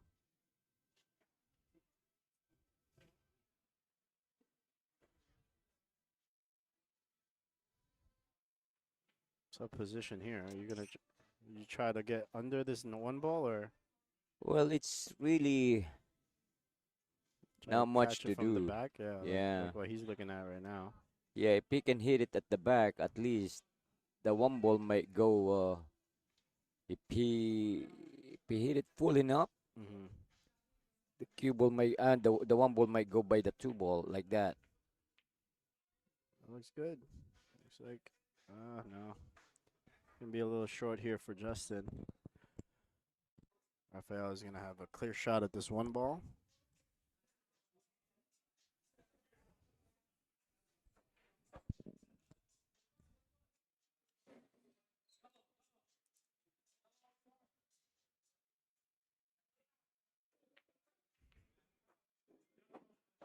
All right, nice shot there from Rafael.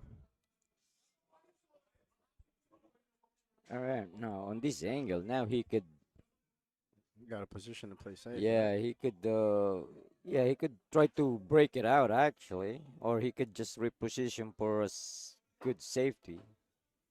But I think if I were him, I'm gonna try to bump it Bump the just 3 like out or that. just the 5? That's not bad. He has a shot. Now that 7, 9, 5, 6 is all Yeah, he clustered got up. a lot of work to do here. He can actually try to make this 3 ball and in the corner and disturb the 5. I think he's looking at it right now. Yeah. He doesn't want to hit it too full though. 'Cause No, he doesn't want to hit it under. You know what I mean? Kind of has to catch it at the top of this 5. Yeah. Oh, that's Yeah, not good. Yeah. I'm just That's what I meant, but you can't hit it under. yeah. Yeah, the that shot it should supposed to be, if you hit it, you hit it. Yeah. You know what I mean? Don't like really. Don't try so hard Yeah, to break it up. don't try it so hard, because this Yeah, is 'cause what he could have happens. used the 4 also to bump those out. Uh-oh. Uh, I think that's doable enough, I think, for Justin here. oh yeah, it needs to go forward here. Position. 2 Make rails. sure he got an angle. Did he? Might be too much of an angle. Too much. Opposite side. Got on the Yeah, wrong too side much. here. Now he could just push this, press the cue ball behind the 6 and 7. Oh, just play safe here. Yeah, just play safe. I would. Yeah, and then maybe you can bump the 6 ball out for the out. Correct.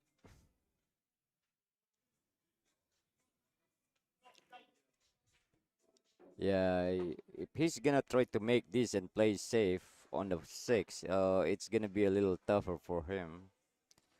So I think the shot here is play safe behind the 6 and the 7, just like this. All right, just roll. Ooh, oh boy. Yeah, now he's the one who's in trouble here now. Put Yeah. You still have the Mazura?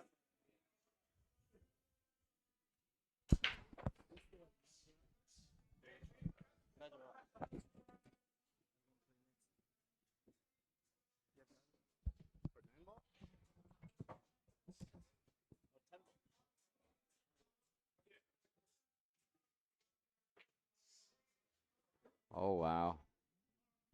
Nice bank, but still not out of the weed.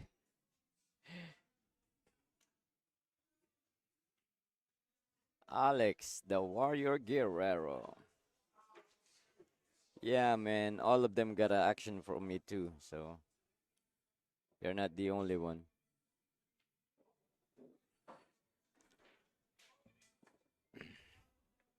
Oh.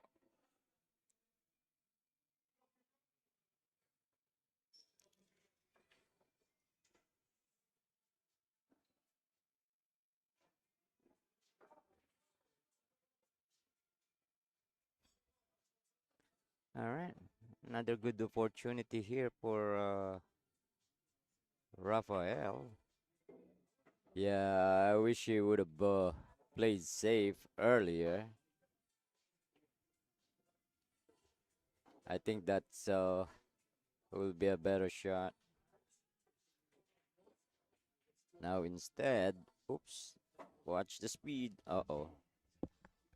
All right, now both 9 ball and the cue ball are frozen, so we might see him playing position here for a bank.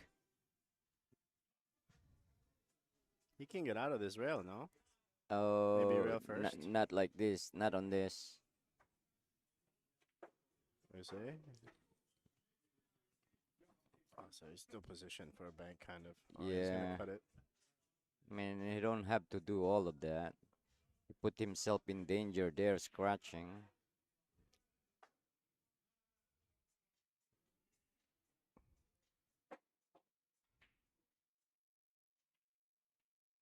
But he got there, so he's good.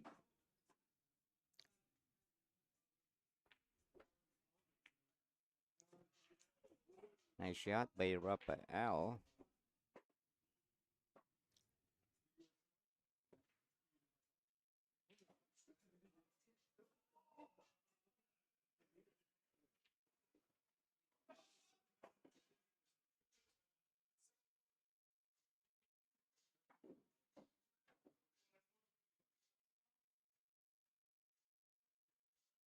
Well, it looks like these guys are not. This is it's 2-0, right? Yeah. Doesn't seem like these guys are keeping score. So. Oh, that's because the tablet is dead. Yeah, the tablet is dead. All right, 2-0. Favor of Rafael.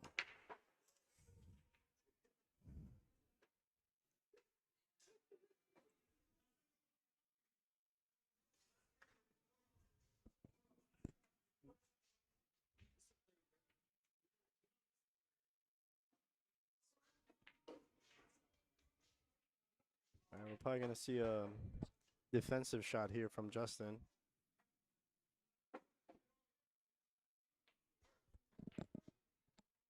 You could actually call a bank here. Not sure if that one ball passes though, right? Because it's gonna be this. Ooh, watch the cue ball. It licked Not out. good. Yeah. I don't know. Now Rafa kind of has an out here. Are you going forward here, or are you just gonna Yeah, draw? just draw or punch. Punch it out. Punch draw a little bit, you know.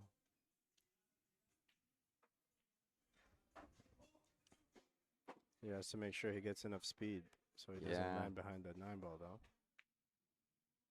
All right, which he does. Good shot. Yeah, it's better to do a punch on that one. Only because you have to, you can use a short stroke, more accuracy. Yeah, for this one, he's just gonna roll this up, I think, right? Yeah. He has a perfect angle to get to the 4 ball. I rolled few inches. Oh, I don't like that. Yeah, it was a little too much. Yeah. As you can see, he's shaking his head. Yeah, just couple of inch. Or Yeah, I think he's a little straight here. I think he might go 2 rails forward, I don't know. It depending depends. on the kind of angle he has. Mm-hmm. I think he's looking to draw this. No, it might go forward here. Force forward. Yeah, it looks like he's gonna go to 3 Yeah, rails. but Yeah, these big pockets. Hard to miss that point.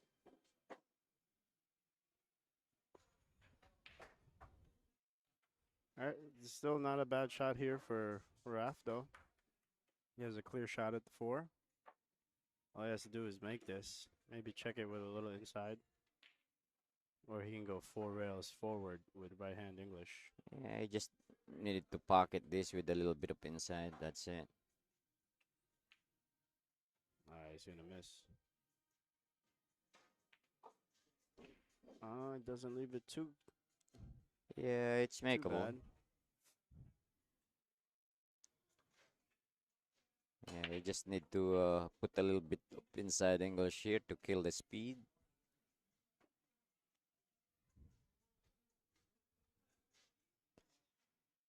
Oh boy.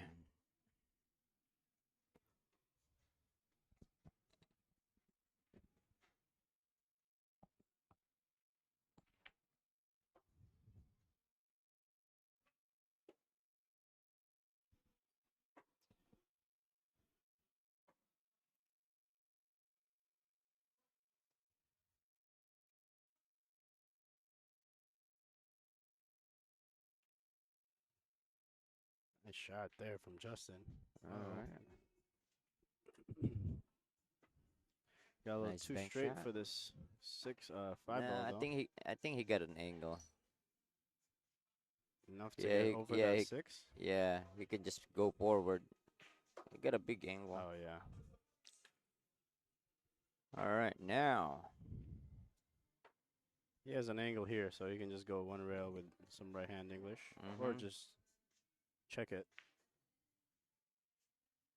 Okay. As long as he's not straight here, he's okay.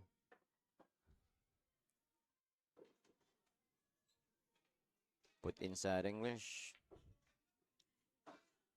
Good shot.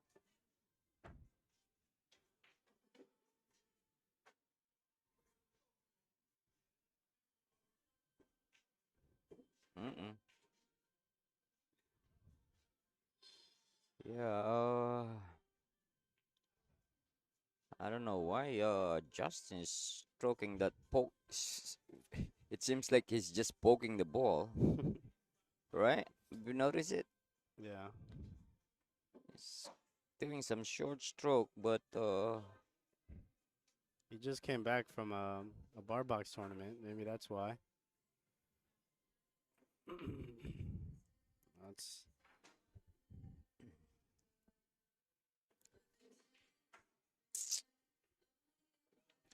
all right. That's a gift, pretty much.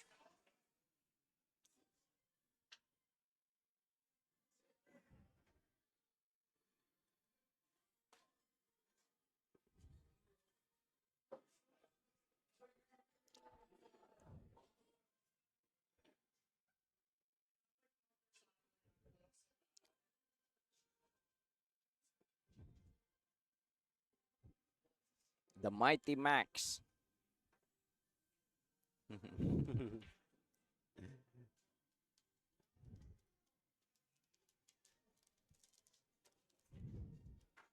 All right, guys, 3-0. 3-0.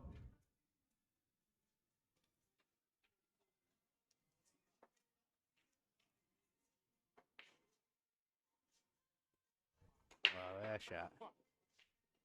What a shot by Christoph there. That's sick. That was a sick shot. Can't believe that. No, he's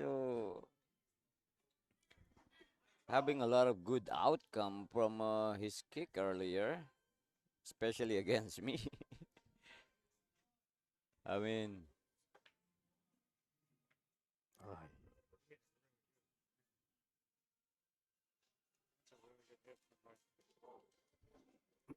All right, Raf can see a piece of this 2 ball. Think we're gonna see him. Oh, he's gonna push out. Interesting. yeah, he wanna have a little more ball here. Wow, that's just surprising. Why he gave it back? Now Rafael can just shoot this behind the rail. I mean, in between the rail and the 5, and just roll it.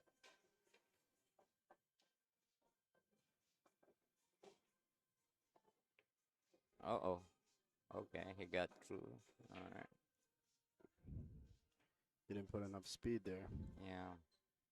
All right, now Justin, he can kick this like, you know, not too full. Right. All right, so the cue will stay here or hit the 5 and send the 2 ball all the way downtown. He hit it too full. That's not too bad though. Still. Now Rafael can do some damage here.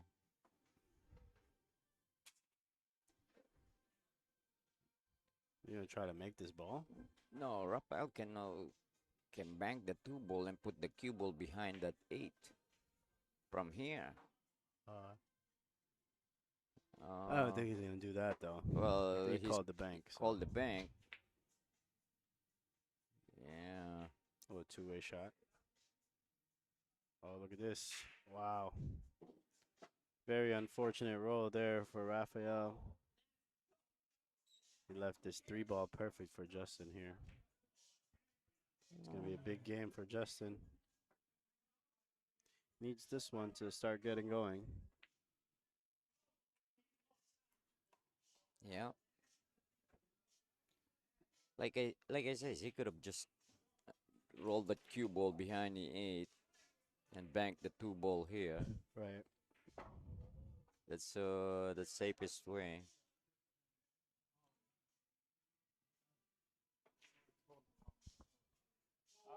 Yeah, tell him to play me. I will. I'll let him know.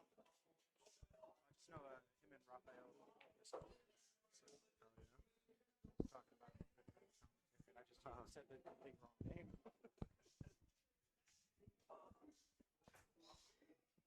Right. Justin should be able to make this 7 with no problems. A little bigger angle than he wanted, I think, for this 8. Might have to move this cue ball a little bit now, no? Nah, I just have to roll it. Automatic position as long as that's all you gotta do.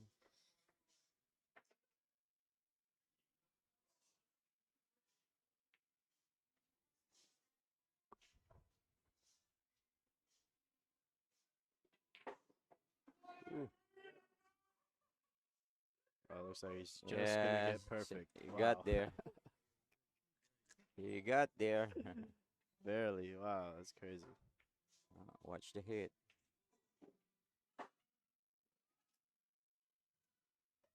Good hit. Yeah, good Puts hit. Justin on the board, ladies and gentlemen. 3-1 in favor of Raphael. Yeah.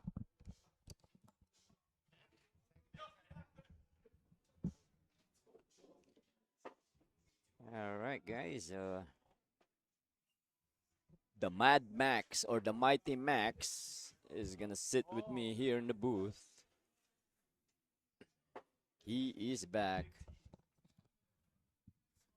And I'm back.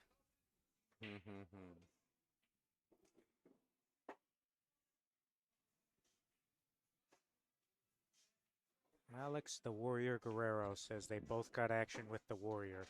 I don't think they want any smoke. I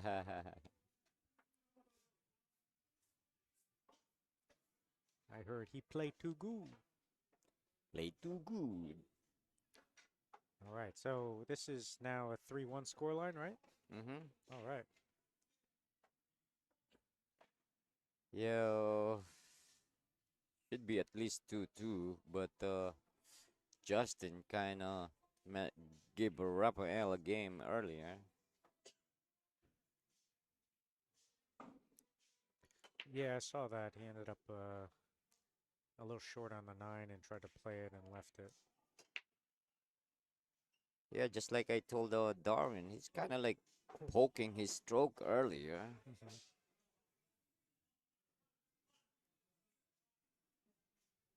Seems Justin got kicked in there. seems like the hands getting heavy, you know.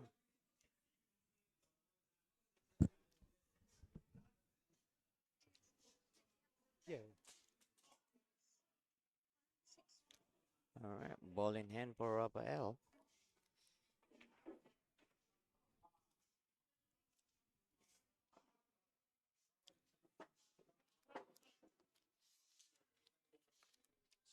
Thank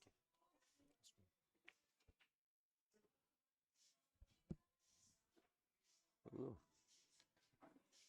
All right, now the problem here, maybe not really, because the 8-9 combination is available, and they're not that hard. Not unless I'm the one who's shooting. Yeah, I wouldn't love to have to play this combo, but before we get there, he's shooting the 3 now, and it doesn't look like he's really got a good angle to get over to the right side of the table for the 5. So he may have to play the 5-7 combo. Oh, he was able to go in between. I thought he would have had to contact at the 8 to No, do that. not even close on the 8 ball. But it's a tricky shot. Not really tricky, but not too easy, especially if you're putting a lot of spin. All right, now. Well, now for the 5, a lot of times you'd want to play it with inside English and kind of kill it, but that makes pocketing the ball a lot Seems like harder. he's gonna draw this and Yeah. 2 rails. Try to come out to the center Yeah. of the table. It's easier to pocket the ball that way. When you try to play it with that inside English and hold on the left side of the table, it's very easy to miss that ball. Oh yeah. I missed like 3 of them today. Well, I missed everything today, so it doesn't matter. But I missed like 3 of those today, and so he decided to play with the outside and try to pull it. All right. Got in good line. So yeah, he's got the choice. If he's gonna want to try to land on this combination, he can do that. Yeah. There's a very small. He can try to play a combination, but what he can also do here is try to go rail first. Not unless you don't want to gamble with that, but he could he Right. could he could go by the 8 over there if you go rail first. Right. You can possibly land short side, Yeah. you're saying, yeah. Yeah, it's possible. I was going to say he has a very But, small window to land short side, yeah. but But- he's pretty good on the combination here. No, like I said, it's not laying bad. You know what I mean? It's pretty easy. So why gamble on that one if you can do this? You know what I mean? Right. He may be able to just kind of stop his cue ball or roll forward and then play the 8 in the left corner. Uh-oh. Maybe it's not easy. I thought I'm the only one who will miss that, but I don't know if I've ever made a combo, so. back in the day when my eye's still okay, I love combination, but now not anymore. Scared to shoot that thing. All right, that's a good return shot from Justin. Shink. Uh, it's 4-0 4-0. in favor of Christoph. Yeah, between Christoph and Jimmy He. 4-0 Christoph. All right. All right. Nice shot from Rafael back. He didn't have much there, and you don't want to hit it any harder and move the balls and kind of Right. open things up. So he rolled on top of it. All right. It means that Justin's going to have a pretty easy return shot here. Just going to thin off of this. Oh, but did he go too far? He might have gone too far here. I think he ended up leaving a shot. It looks like the 8 might have passed the 9. I think it will. In which case, this is Yeah.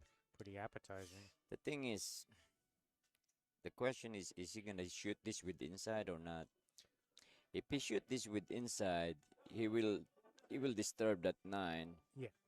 For sure. It's easier to make the 8 with the inside, Right. but you can use outside and avoid both balls. Yeah. All right. Well, he avoided the 9, but he didn't avoid the 10. Caught it a little thinner than he was hoping. But he still has a bank on this. This ball still does go. Oh yeah. I mean, this is not a difficult bank, so. Oh, it went long. Oh, wait a minute. Wait a minute. Wow.